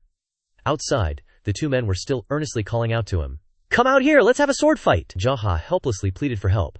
"Boss, do something quickly." Before anyone could speak, Silo's voice echoed from afar. "Now I'll talk using my method." As soon as he finished speaking, Silo rushed into the room from the outside, causing Jaha to fall to the ground. The man standing outside stepped in and said, "Now you can't run anymore." Jaha fearfully backed away and shouted loudly, "No, don't come here." The two men still ran crazily towards him, constantly uttering flirtatious lines. "Darling, you scream so adorably." Jaha was terrified, helplessly only able to scream louder, "No, get out!" Suddenly, Yu Hoen stepped forward, held his sword to a man's neck, and ordered, "Stop!" He angrily shouted, "What are you doing?" Yu Hoen gently reminded, "This man is my slave. If you do that again, don't blame me." He held the sharp sword in front of their eyes and warned, "If you're tired of living, you can try dying." Silo woke up on this side, muttering incomprehensible words. "My love, what is this about? Who did this to you?" Flower Shoes startled and screamed, "It was him." Silo angrily looked at Yu Hoen and shouted, "Hurry up, order him to release them." Silo frantically yelled, "Yu Hoen, you are the one who hurt my woman." His warning rendered Jen helpless. "Get ready, Shikon." He gripped the sword tightly in his hand, ready to fight, and said to Silo, "Although you seem stronger, our ranks are the same." As soon as he finished speaking, he slashed, cutting through his tree body, then declared, "Chop!" Silo painfully collapsed, shouting loudly. Then he rolled onto the ground, constantly moaning, "Oh my God." Yu Hoen determined. As expected, no different. The two men Silo had hypnotized suddenly froze like statues. They regained their senses, looked around and wondered, What am I doing here?" Then they urged each other, "Let's get out of here." Yu Hoen stood watching Silo fall to the ground and said, "You know, you can't beat me." He glanced impressed. "Where is the Tomb Master?" Flower Shoes scornfully complained. "You're so stubborn." Silo suddenly spoke. "If I tell you." Then he stood up, turned to look at Yu Hoen and asked him, "Will you conquer him?" Flower Shoes panicked and shouted, "Are you crazy? Shut up." Silo asked Yu Hoen, "Are you tired of living?" He smiled disdainfully and replied, "Just tell me, and I will conquer him." Hearing this, Silo immediately said, "All right, let's make a deal." Suddenly, a large white cloth enveloped Silo's entire body, catching him off guard, and he shouted, "What is this?" Silo was stuffed into a pocket trap, his voice still echoing, "Let me out." Yu Hoen looked at Sua, who was smiling smugly in front of him, and questioned, "Sorry, but what are you doing?" "Lai Shu?" he reminded. "Give it to me with the rope," Yu Hoen informed her. "However, I don't think that bag can hold on for long." Sua didn't think much and turned to leave, replying, "Think about what you've done in the tomb for the past time. This is mine. I will take over this tomb." After speaking, Sua ran away, not forgetting to throw out the relic to deal with Yu Hoen to buy time. She ordered the relic to stop him. Yu Hoen smiled triumphantly and reminded, "You forgot your relic can't attack me." After speaking, he ran towards Ixay without any obstacles. She was extremely stunned and asked, "It's not working anymore? Why didn't the two of you agree to meet and fight each other?" Yu Hoen's weapon flew into the air and spun 360 degrees. He quickly caught it, intending to attack Sua while she was dodging. When Sua was cornered against the wall, Yu Hoen warned her, "Give me the bag. Don't waste any more energy." He persuaded, "I have to conquer this tomb quickly so we can get out of here." Sua decided to compromise. She handed over the siege bag and said, "All right." Yu Hoen happily reached out his hand and said, "You should have done this sooner." Unexpectedly, a swift movement that was as fast as a glance from him. He was startled when Sue threw a knife at his side, causing Yu Hoen to panic. The knife then turned around, reversing its initial direction. The knife fell into Sue's hand. She annoyedly stated, "You are faster than I thought." Yu Hoen irritably replied, "I know that thing. Silver relic. Where did you get that relic?" Yi stood in the middle, confused, listening to the two argue. "What are you trying to do? I just want to know." Yu Hoen aggressively asked, "Is that from a woman named Jin Chan?" Sua stammered in reply, You are talking about what?" Yu Hoen carefully observed the frightened look and the beads of sweat on her face, then judged. Looking at her reaction, it seems correct. Damn it, what is her relationship with Jin Chan? He recalled the War King, King of Evangelism Ali, the Conquest King Kontezun, and the Greed King, Jin Chong. They were the strongest and worst enemies to deal with, due to the greedy relics. The silver relic is the weapon she often uses. Duhoen frowned and speculated. I think Dorado has also started to act, that's certain. The chaotic scene between the two made him think to himself, this is really bad news for anyone who is allied with her. I can't let her exploit my potential. Sua suddenly spoke up. I don't know how you know her, but it doesn't matter. You will end up here. She announced the destruction of the place. Judd too. After saying that, the house where the three people were standing suddenly had wooden beams falling down, leaving Jen and Yi dumbfounded. Large and small wooden beams fell onto them, causing Ye to scream in fear, calling for the boss. Duhoen angrily looked at them falling onto his head and growled. Whoa!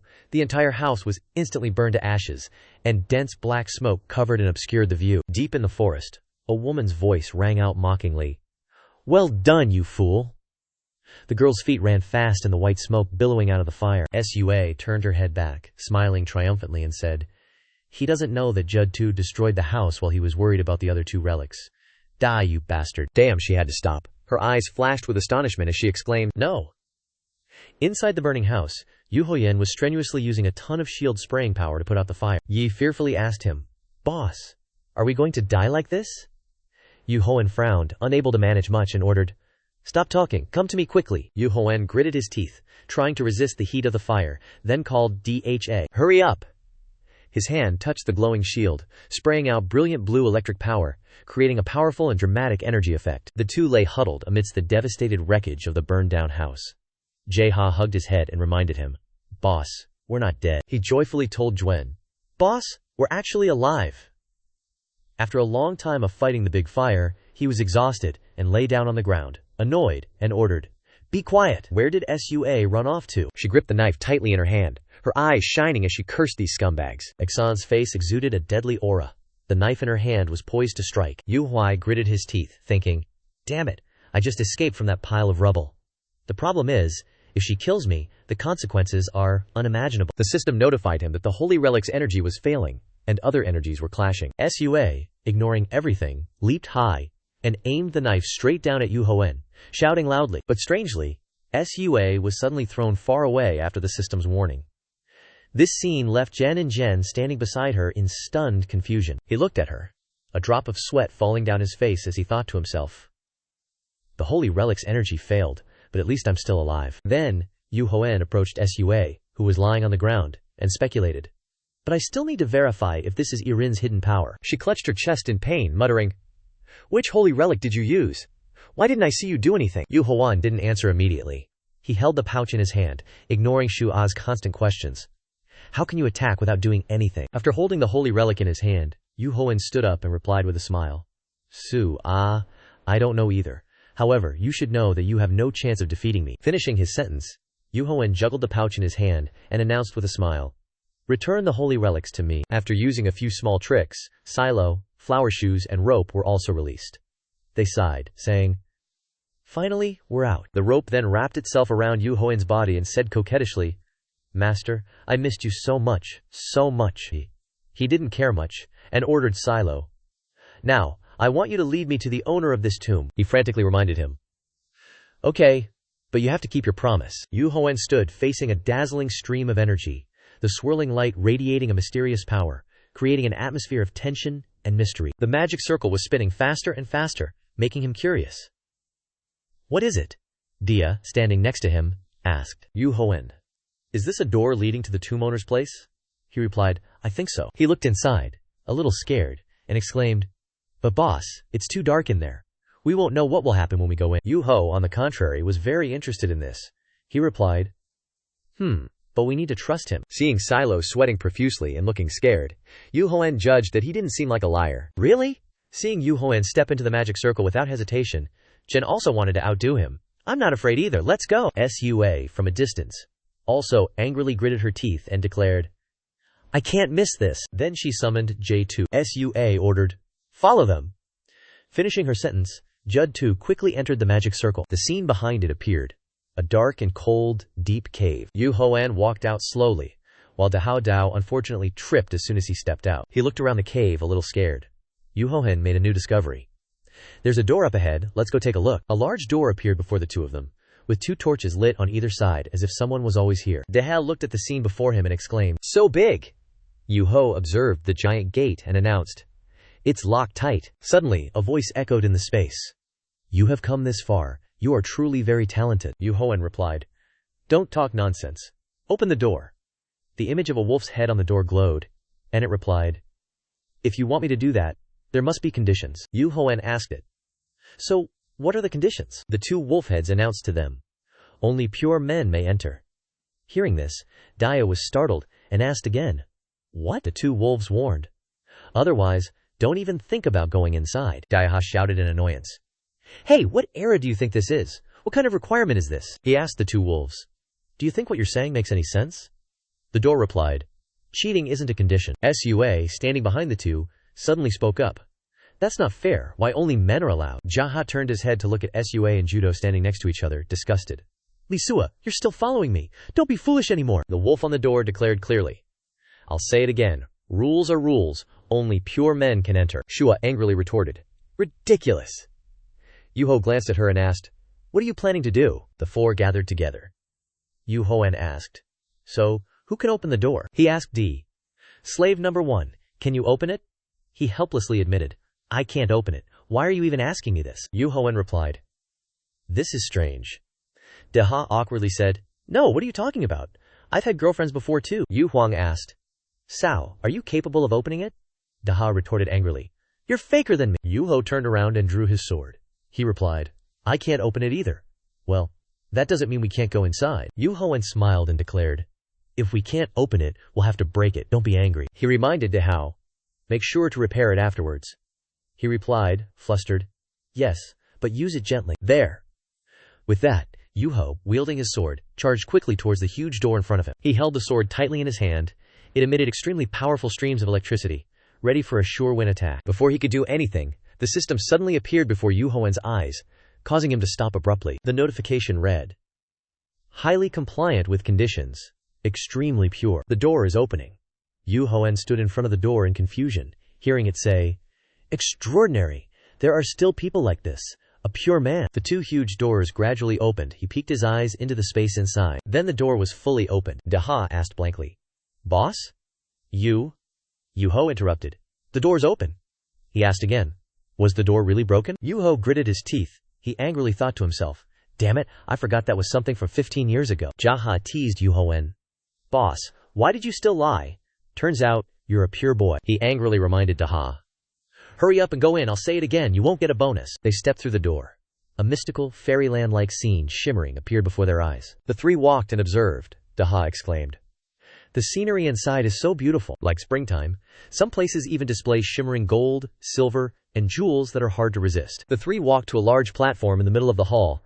Deha looked at the pile of gold and silver on the ground and exclaimed, "This is extraordinary." Yu-ho lost his patience. He angrily shouted, "Damn it, that sacred relic, get out here." A dazzling light appeared in midair. A charming female voice rang out. Clearly the manager had said the light grew larger and larger, within which faintly appeared the figure of a beautiful woman. She manifested after the spell, smiling as she asked, "Are you a pure man?" Yu-ho? Looking at the woman before him, he smiled inwardly. "Master of the tomb, I've finally found you here." Seeing the 3 of them staring at Danji, Yu-hoen thought gleefully, "Finally, the master of the lust tomb has appeared." He cautiously glanced around, making his judgment. But she definitely wasn't Cleopatra. Yu-ho looked around, commenting as he noticed the cave architecture and her clothes were in a neutral style. He observed the woman standing before him again, guessing the color of her aura was pink. If he wasn't mistaken, she was the sacred relic Daji. Recalling the past, Daji was a consort of a king in ancient China. The king was famous for living a lavish life. Back to the present, Danji looked at the 3 pure humans before her, smiling inwardly. It's time to eat. Suddenly, the system chimed in with a notification. "Sacred relic is using the power of temptation. If you are bewitched, you will be killed." Hearing this, Yu-hoen carefully reminded his comrades, "Be careful." She's starting to use her power of seduction. Danji began to unleash her move. A powerful purple light emanating from her body, spreading throughout the hall. Yu-hoen pursed his lips, his brows furrowed as he thought, "Attacks like these are so annoying." He stared intently at Danji, his face full of determination. "I need to endure it." As for Jinha, he was falling into the trap of lust. His eyes were filled with pink hearts, moaning incessantly, "Oh, you're so beautiful and sexy, please take me away to dance." Hearing this, Yuho angrily slapped Jinha, scolding, "Hey you idiot, wake up!" Yuho Xian looked at him, holding his face with regret. I shouldn't have told him the location of the tomb so he wouldn't come here. In this case, the sacred relic could kill him in an instant. Suddenly, something unexpected appeared, causing Yu Hoan to startle and tilt his head to observe. The sacred relics in his backpack clamored, "Honey, look at me, I'm here!" Yu Ho gritted his teeth, angrily thinking, even they are affected. The sacred relics continued to moan incessantly, "I love you." Yu Hoan turned to look at Suaa, thinking she was the only one who could help him. He said, "Listen to me, we should cooperate now." Hearing this, she immediately asked back, "What?" Sua covered her mouth, looking flustered. She asked again, "Why are you suddenly saying that?" Yu Homan replied, "Because you're not bewitched." Danji suddenly spoke up, "If you need it, I will help you. Come to me." Jinha asked her, "Really?" Seeing this conversation, Sua beside him gave a cold glare that made anyone who looked at her shudder. She went crazy, clasping her hands together and shouting, "I'll leave this idiot to you, help me control him." He screamed in fear for help. "No boss, save me." Yu Hoan helplessly watched them. Jinha painfully reminded Sua, "Be gentle." Yu Ho ignored them, turning to look at Denji and announcing, "I will end you before things get worse." She rested her hand on her head, casually replying, "You can try, darling." Seeing his determined look, as Yu Hoan drew his sword, Danji teased, "I won't bully you." He gripped the sword tightly in his hand, calculating, "She's a sacred relic that uses charm as her power." Yu Ho called out, "Jiha, wake up, I need you to fight." He wondered to himself, "Why do I have to fight with a beauty?" Yu Ho frowned, calculating, "If this continues, I might lose all the sacred relics. I need to double the usual level of dominance." Looking at Danji again, he was filled with determination, thinking, this should end as quickly as possible. With that, Yu Honyan immediately flew towards her. Dan's eyes shone like headlights as she declared to him, "Useless."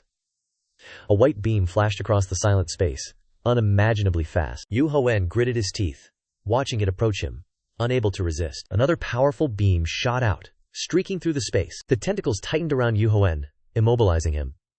Yu Hoan couldn't stop wondering, what the heck? Touching the artifact, Yu Hoan deduced, a tailless, furry snake fox. He looked at Danji, half doubtful, half believing, and asked, "Are you a nine-tailed fox?"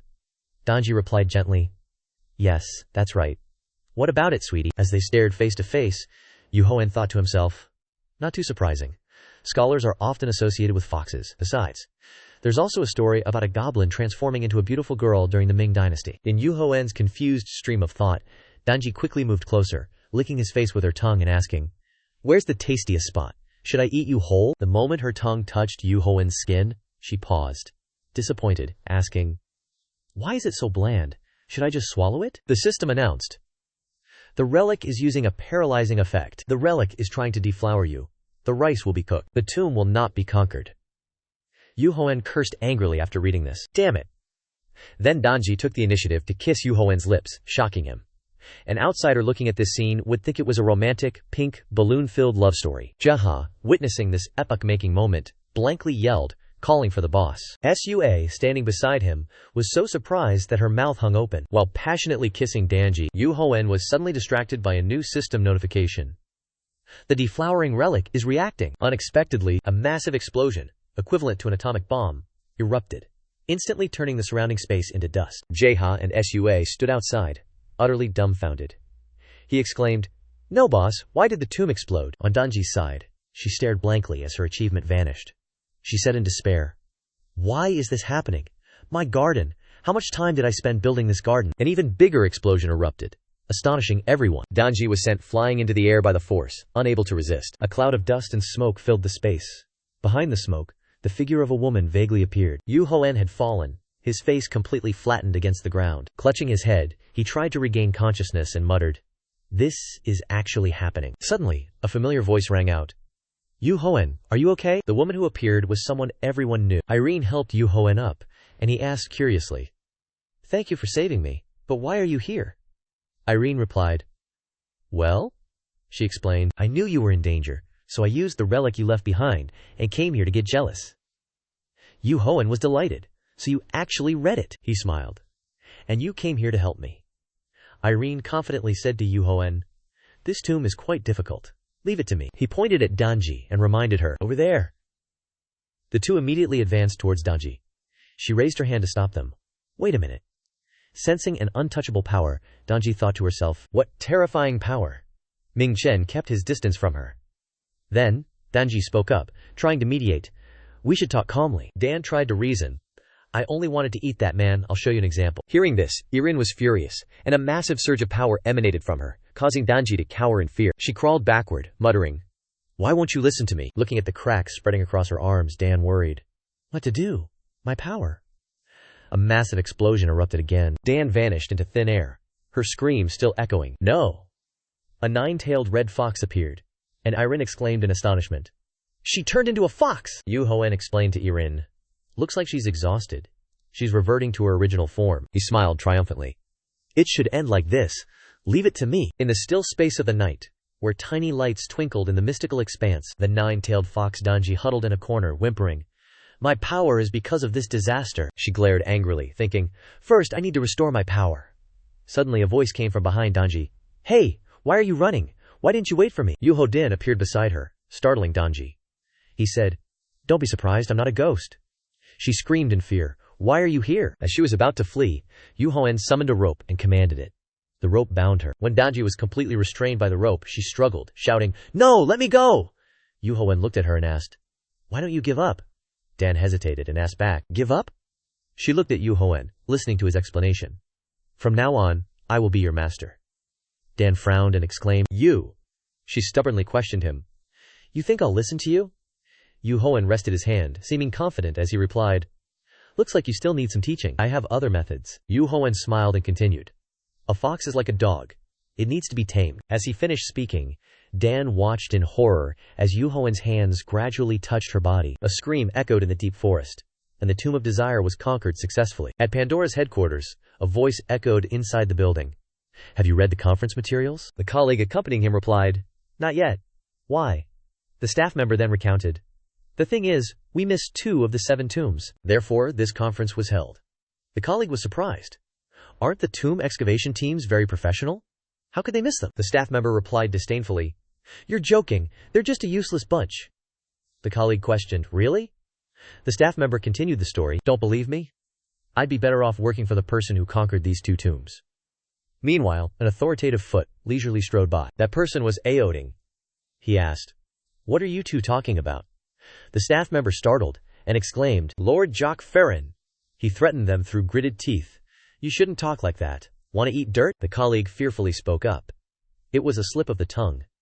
Jacques Ferrin coldly warned, watch your mouths. The 2 left, drenched in sweat.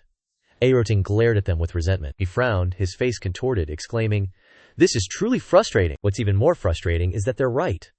Quote, how will Pandora fix this? Aoding muttered as he opened his office door. My current relic is only because of him.